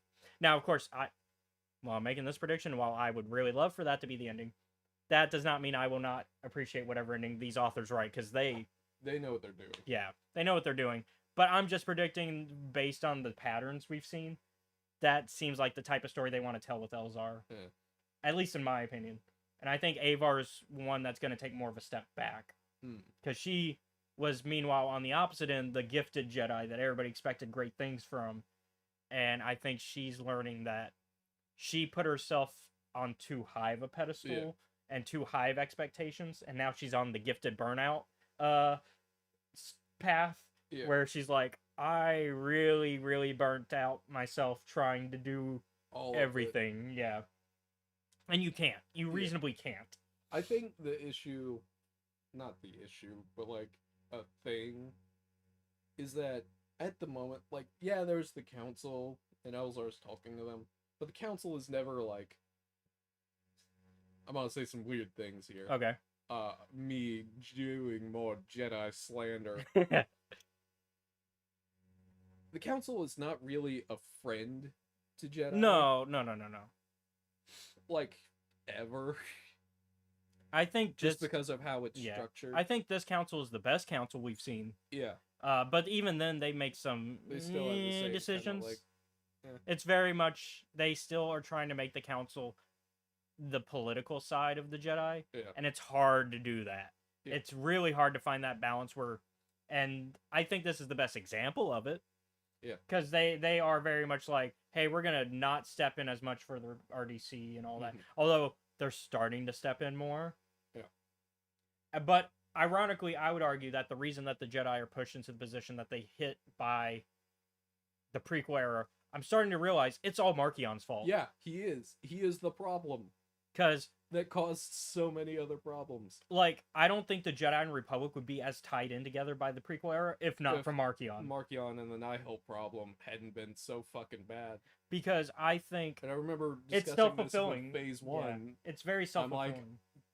we were pointing these things out, and I'm like, yeah, this is going to cause so many problems down the line. It's a self-fulfilling prophecy because Markion hates the Republic and he hates the Jedi separately. Yeah. But then he says, I hate you because you work together, which they don't at the time. Yeah. They work together in the same means as like a UN country Yeah. works with the UN. It's like, yeah, we work together, but we're not like Yeah. colluding entirely. Like there is no, the church and state are still separate. Yeah. When Markion enters the scene, but Markion's making claims that they aren't, and because he's making these claims, he's drawing them closer to where Yeah. they are the same, and he is the reason that they are the same by the time of the prequel era. Yeah. And so it's a self-fulfilling prophecy. He created this. He created his own problem. He created his own nightmare, Oh, God. which then becomes a problem for the Jedi because the Jedi were never meant to be that intertwined with any government. And then we got Bell and Briaga, and thank God Briaga is there for Bell, because Bell's getting so pissed off about it. Yeah. Like, to the point where he says, fuck this. I'll just take this whole ship and do it myself. Which Elzar is on board for that plan. Yeah. Which is the attack we referenced No, earlier. This is after the attack After the and attack. how it doesn't go so well. Yeah, so because there is that attack, because after After the Markion- Grandmaster after Mark- executes, Veter's executed, we Gira do- goes, and Gira- that don't work. yeah, Gira goes, peace treaty doesn't work. She gets Sent back. sent back. She was locked up for a little bit. Yeah. Because they were like, we don't trust you. But they Yep. sent her back because they decided we're just gonna tell Markion no, and the worst thing that we could do to you is send you back. Yeah. Also, like, the brief discussion between Elzar and Lena So about what to do with Gira. And Elzar it basically goes, don't fucking trust her. Yeah. And so, yeah, they send her back, and then Markion, like, as they're sending her back, the Yeah. attack happens. Because one of the buoys is, like, glitching. Yeah, because And they're like- Kevon has Kevin. Kevon. I think it's Kevon because I don't think it's meant to be just Kevin, but Kevin comes up with a plan that he thinks has a possibility of working. It's not a Yeah. full 100% plan. Yeah. 'Cause even he says there's a higher chance of failure than success. And they're like, we need to do something. And so they bring it to to Lena. Lena says, okay. And she goes, hey, Elzar, tell the Jedi. Tell the Jedi we're doing this. And so he tells the Jedi that they're doing it with or without us. Yeah. Jedi go, well, it's better if they do it with us. Yeah. And so they send Elzar. Yep. And everything goes to shit Yep. because it does not work. And it's one of those times where it's like, you made a plan, you stuck to the plan, you tried your best. Sometimes things just don't work. And so Markion just uses that Like, as ammunition. So So we send a representative out of the kindness of our heart to do a peace treaty, and y'all attack us. oh man, it's gonna be real crazy how we take the rest of this. Yeah, and so he expands the occlusion zone. Congratulations, you're under the new domicile of the Nihil government. Are you going for a Fallout thing or a start? I don't know. It what felt that like a was. Fallout thing. It felt like the Enclave. Congratulations, we'll be taking your stuff for the betterment of our society. Dun, dun, dun, dun, dun, dun, dun, dun, dun, dun, dun, dun. It's like, no, I hate the Enclave. Oh god. This is too patriotic. Stop it. Calm yourself a little bit. But no. So yeah, Markion's like, he knew this would Yeah. happen. He planned for it to happen. Yeah. In fact, he was like, "Oh, this is exactly what I predicted they'd do. I did this on purpose. I sent you knowing that they wouldn't That they listen to you, wouldn't care. and I knew they would attack while you were out there." Oh, yeah. And Can we talk about how Markion's got like a fucking Eye of Sauron thing going on Hetzel? yeah. So Hetzel is his home base now. Yeah. Which, it's kind of a twist. Yeah. In the Because he just fucking loves. Well, it's a twist of the knife because it makes everything that happened in Light of the Jedi even worse. Yeah. Because, that's the first place where the first attack Yeah. happened, the first major attack, Yep. and so Avar feels even more guilty about that. Yeah. How you doing, hero of Hetzel? Not great because I can't save the place that I'm a hero of. Yep. How you like it now? But yeah, so one of the fucked up things so there was a brief rebellion on Hetzel once the occlusion zone started. Until General Weiss turned on them. Until General Weiss sold them out. Because she was their general, which includes a pattern of Weiss just selling out people that she works for. Yeah. Because she did that Oh, in the God. Blade comic, and then she does it again Yeah. here. And so after she sells them out, some of them keep fighting. Where, like, and they're like, all right, fuck this. You want to keep rebelling? Okay, let's kill 20% of, like, the workers for all this grain that you guys do.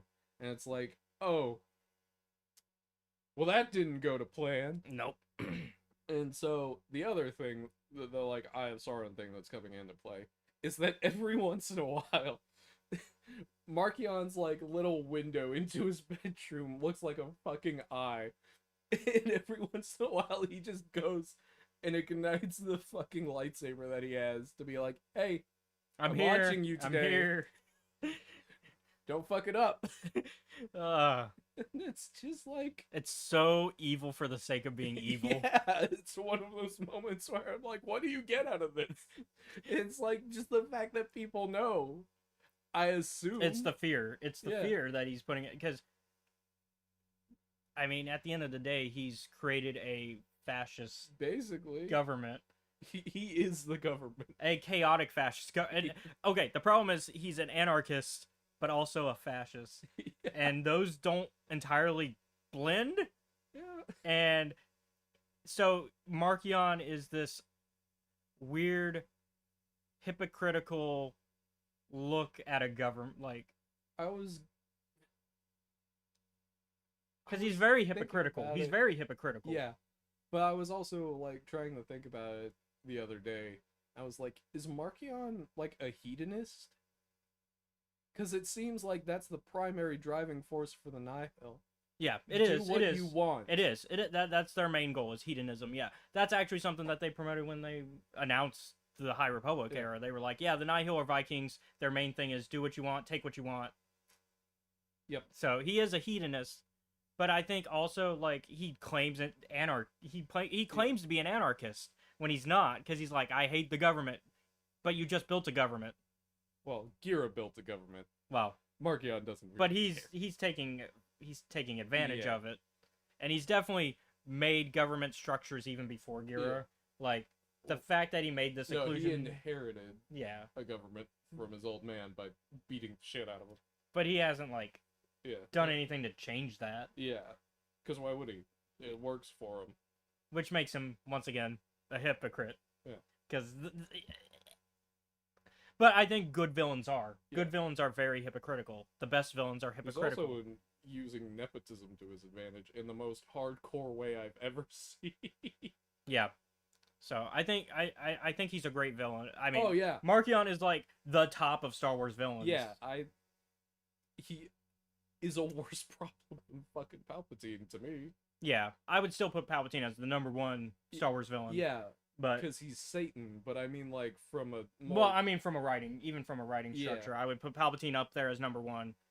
Vader probably is number two, and then Markion's probably right underneath him. yeah.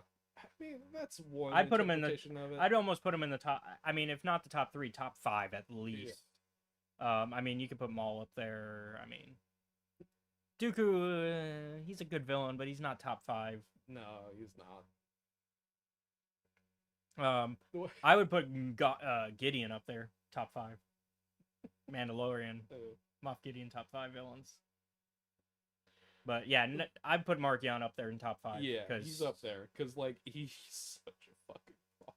Well, he's just so well written too. Like Yeah. he's even across like so many different authors. Dude just loves plotting Yeah, all the time. because I mean, at this point, we've got starting with Charles Soule.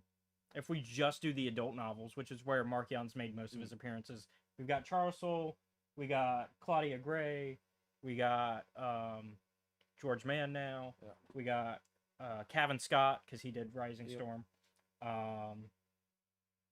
who did, and then he appeared in the manga as well in Volume 2, and a little bit of the Phase 2 one, Precedent. And I'd say across all these authors, Fucking that's hyper competent Which- villain. which is like 5 different authors right Yeah. there. Across 5 different authors alone, he's still a very well written, there isn't a lot of change to his character. His No. character is very well understood by these authors. Yeah. And I think it helps that they organized like they sat around at a table and said, "What is the story for the High Republic?" Yeah.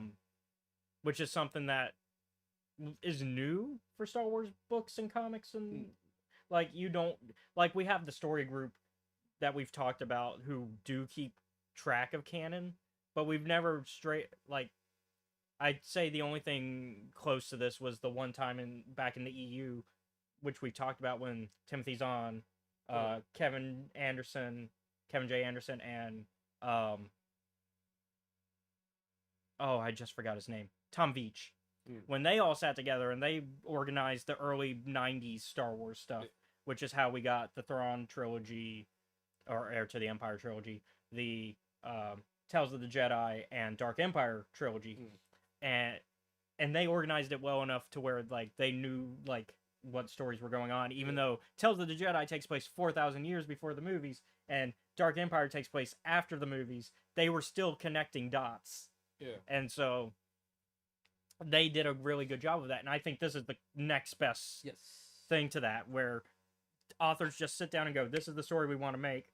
Here's the plan."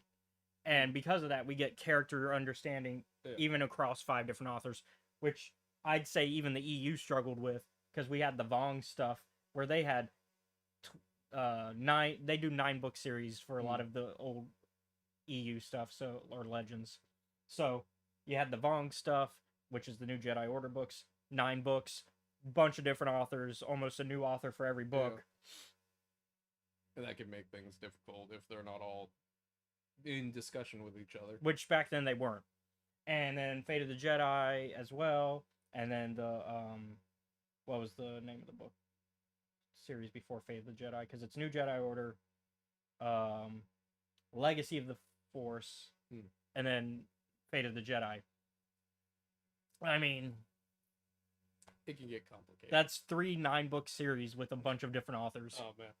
And honestly, New Jedi Order and Fate of the and the Legacy of the Force are connected inherently because they're the story of Jaden and Jaina solo, Mm. or Jason and Jaina solo, which is Han and Leia's kids in Legends, All right. and one of them becomes a Sith. Yeah. Well, you know, it's Yeah. a genetic problem. So They're predisposed to. yeah, apparently a solo, no matter what timeline, will become become a dark side Force user. But God, yeah, focusing. Back. yeah, back on Eye of Darkness. So let's kind of God. wrap it up because we're Porter is like, I have a plan. Plan as a go. Yeah, because basically, so Real has been secretly giving messages Yep. through the propaganda, so that hidden within the code. Thankfully, Avar brought KC Yep. with her, which also we get some touching thoughts about Yeah. our buddy Maru. He gone now. Yeah, Casey's original owner and one of the heads at the Starlight Yeah. Beacon. And And for Stellan the died. when Stellan died. And Casey is now developing the like, I don't want my masters to die because I'm on 2. I'm on 3 now. Well, actually, this is 2 because I don't think Casey worked for Stellan, just to stall Maru. Huh? But yeah, Casey's not happy about it. Yeah. Casey's like, nah. Same thing. Actually, there is a droid that's with Elzar that was with Stellan. Yeah. Because there was the one that Oh, Elzar that's gifted why I Stellan. got Yeah. confused. Because there was the one that Elzar gifted Stellan, To like remind him to like lighten up every once in a while. and then Stellan died, and then Elzar's working with that droid Yeah. now, which that droid did inherit a lot of Stellanisms. Yeah. Which is why like Elzar will think of something very Elzar, and then the droid will be like, not a great plan. What if I just roasted you real quick? Yeah, because that's not a great plan. Yeah. He's like, I'm just saying what Stellan would say, and Elzar's like, yeah, you're right. Yeah. Fucking got a point. Alright. But yeah, so Avar has KC. Yeah. And KC is able to like Eventually filter through the messages, filter through that. which her and Yeah. Balin and basically they all finally meet Yeah. up, except for Porter. Porter meets up later Porter meets up later. 'cause after he- they fall into a trap. Yeah. Because the Nihil do kind of put 2 and 2 together, and they're like, Yeah. yeah, one of ours has been hanging around that reporter lady. We should. Yeah. He's hanging around her too much. And so they kind of realize that some secret messages are getting passed. At first, he was the like guy that was suspicious. Like, they hooking up? Yeah. They banging? They're They're not banging. What are they doing? Yeah. And so they attack. They set a trap, and thankfully our heroes make it through it. Yeah. And then eventually they meet up with Porter, who's like, "Hey, I sent a EX droid. It kind of didn't work because Vise got it. But I But did. still have the parts. I still have the parts, and I also have a plan for how we can get out of here." So all we need to do is send it on out. It should be good. And so they enact the plan, which ends with Vise tracking them down. Yep. And Porter is like, "All right, time." Mel Shrike, who has been the biggest fucking pain Yeah, for Bell and Buryaga, because they've been chasing her yeah, all along the like outskirts of the storm wall. They eventually figured out her raiding pattern, and that's how they were able to get yeah. her in the midst of everything going wrong. Yeah, so we get that big fight along with the Porter rematch with Yeah. Vise, and so Porter gets onto Visa's ship and is basically like, "I'm just gonna blow it up." Yeah, fuck this. And so they get into a fight. They blow up. We don't see the results of. We don't see the interior, so we don't know if Porter lives. We also don't know if Vice lived. But on there. but it's more likely that It's implied. it's implied that she's definitely dead, because otherwise she would have reported back to Markion, and Markion's like, if she doesn't report back to me, she's dead anyways. Yeah. So either she died or she's going to die. And it's like, oh no, 2 of the really big names for both sides are MIA. Yeah, and so, but it's implied that Porter probably lived. Vise is dead. Yeah. Porter got like a whole fucking sword through his shoulder and he just yanked it out. But Avar makes it across, and like we said before, Beelan and Beelan and Rill decide to stay. Yeah, because they say we can do more to help the people out by staying. Because when we did the grain shipment thing, we didn't go over that. Yeah, we should go over that.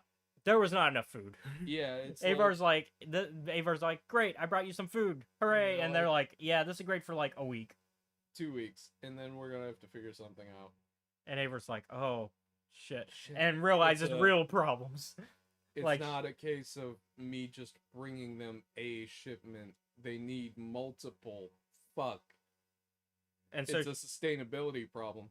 And Balin's like, why don't you go and use the rest of the like ground here to grow crops? And they're like, oh, because it's poisoned. we came to this planet where if we grow too much, it'll fucking start poisoning us. Yeah, because it's the ground isn't like the soil is poisonous or something. Like it's got like toxins in Yeah. it.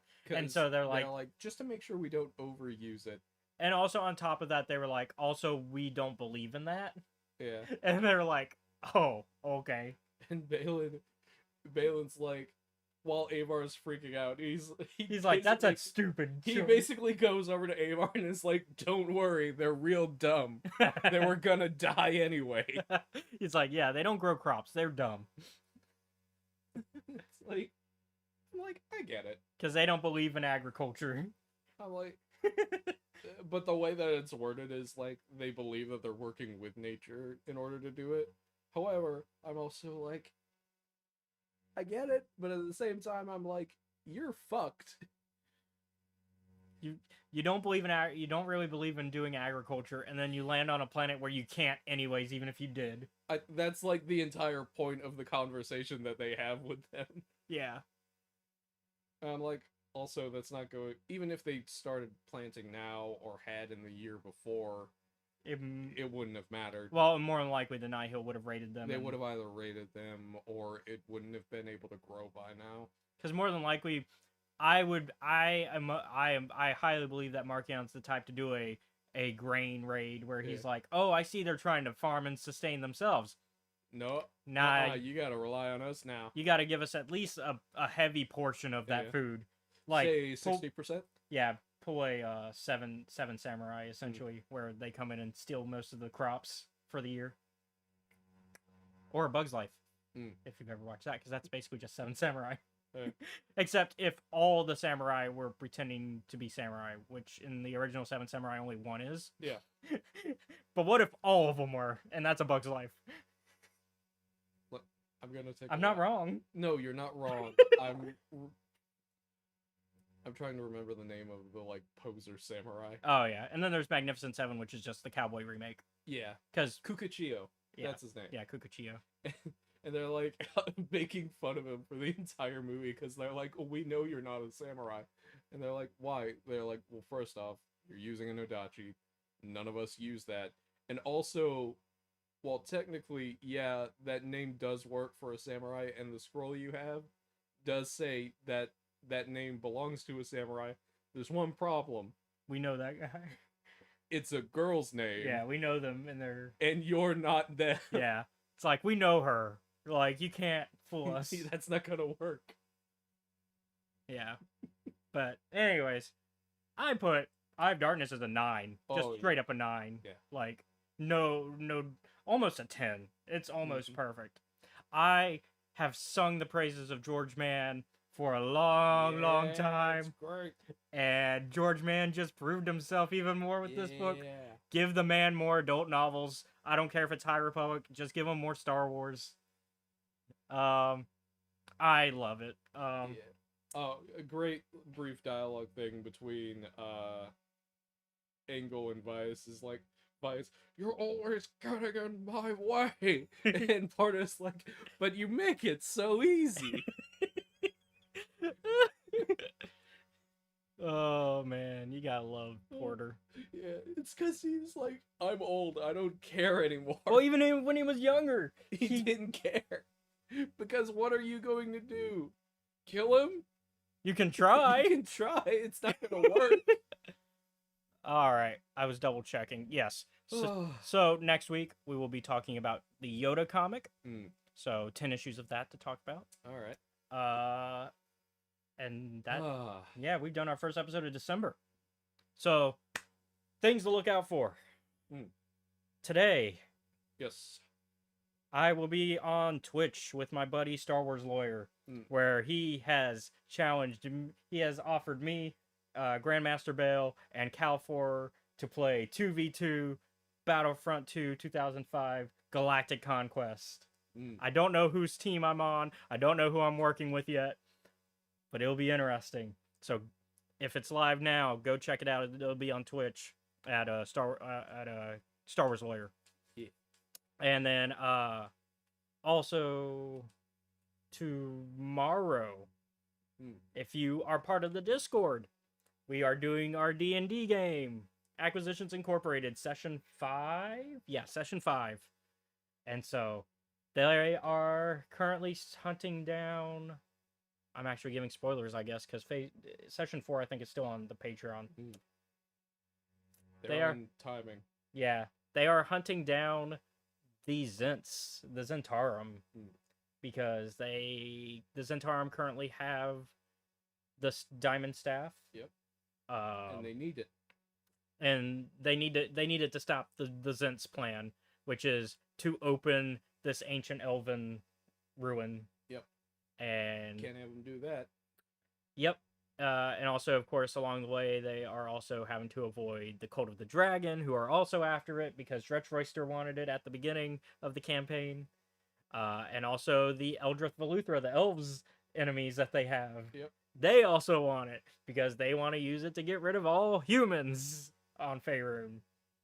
So, a lot of things going on. A lot of information they have learned about. They've learned about what the Eldrith Veluthra are completely up to, what their endgame is. If you want to know what that is, you should join the Patreon, because Session 4 is where that all goes down. And that is patreon.com/Escape Reality Films. And there you can learn what the Eldrith Veluthra are up to, learn some secrets about Thyassen, Matt's character, as well as some stuff about Mouser, Austin's character. There's a lot of things where people are learning about each other and also learning about the endgame. A lot sooner than I thought as a DM, honestly. And I'm kind of proud of them for how much they've learned and what they're doing. But yeah, so Session 5, we're going to continue with that. And that's tomorrow. And if you join the Discord, which is the link down below, you'll be able to... I'll do a @everyone tag, and you'll know when we're going to start recording. All we ask is that you mute your mic, and that way the players and myself can do our thing. And you just listen and enjoy the show. Yeah. And get to listen to it before even the Patreon. And that's free. So, free to hang out in the Discord. Tomorrow is also your game. You can catch me and some friends of ours every Sunday from 5 to 7 Central Standard Time over on Trials of Nebu. I don't know what happened last week. I'm not even sure there was a game last week. Yeah, wasn't there supposed to be a big thing? I think the plan was that... Wasn't that the big end game? Oh, Thanksgiving, that's... John was going to go and run a game and we were going to do that. But I have no idea what the fuck happened. Oh, okay. Because I also know that you mentioned last week that the big end game for that combat was like for the problems that you started were going to happen. I didn't start any problems. The problems were going to happen sooner or later. Yeah, but you did create an international incident. I kicked the hornet's nest that people were already kicking. You just kicked it hard enough that the hornets came out. Yeah. And we're... So the plan.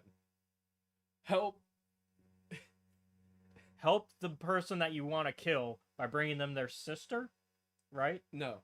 Help their sister kidnap the person I want to kill. And then kill them Get them outside of town.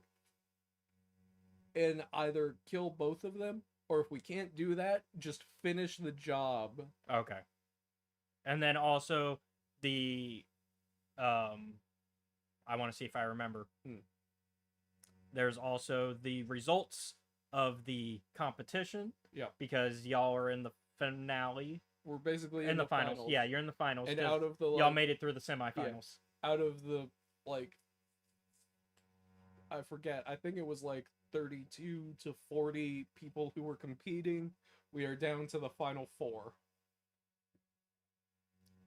See, I did remember. I listen. And me and me and Nick, we discussed how like we didn't know if we'd get this far, and Nick was like, "Yeah, I didn't think I'd get this far either," because Nick is like playing a magic user, Oh yeah. but so far we're doing pretty good. And then I'm excited because I want to do more Grim Hollow because Yes. D&D Beyond dropped gonna some Grim Hollow stuff. Fucking yell at the rest of them. I saw about that. Steve. I saw Steve just messaged saying, yeah, DJ Scuba. All right, He's- I'm gonna yell at them now, Yeah, we need to play. We need to play. cause We need to at least do. I want to at least do Let's the.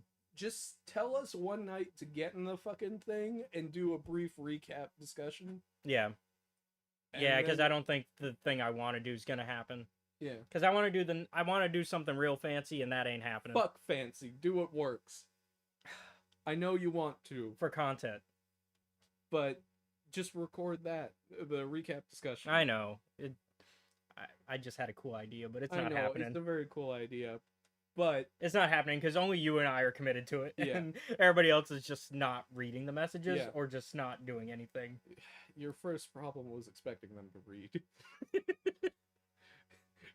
That's mean. They can read. They're all actually really good at it. But yeah, D&D Beyond added some Grim Andrew Hollows. just doesn't want to. D&D Beyond added the Layers of Athara stuff to Grim Hollow, and so I have that book.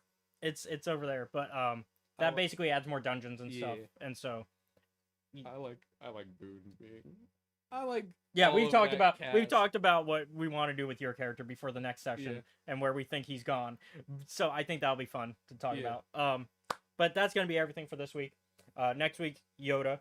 Yep. Thank you all for watching. Be sure to like and subscribe. Like I said, check out our Twitch, YouTube, Patreon. That's all at Escape Reality Films. So is our Yep. Kick, which is also what we're also normally streaming on. Yeah. And then Shout out to Jennifer Brantley. Thank you for supporting us. Yep, on Patreon. Woo!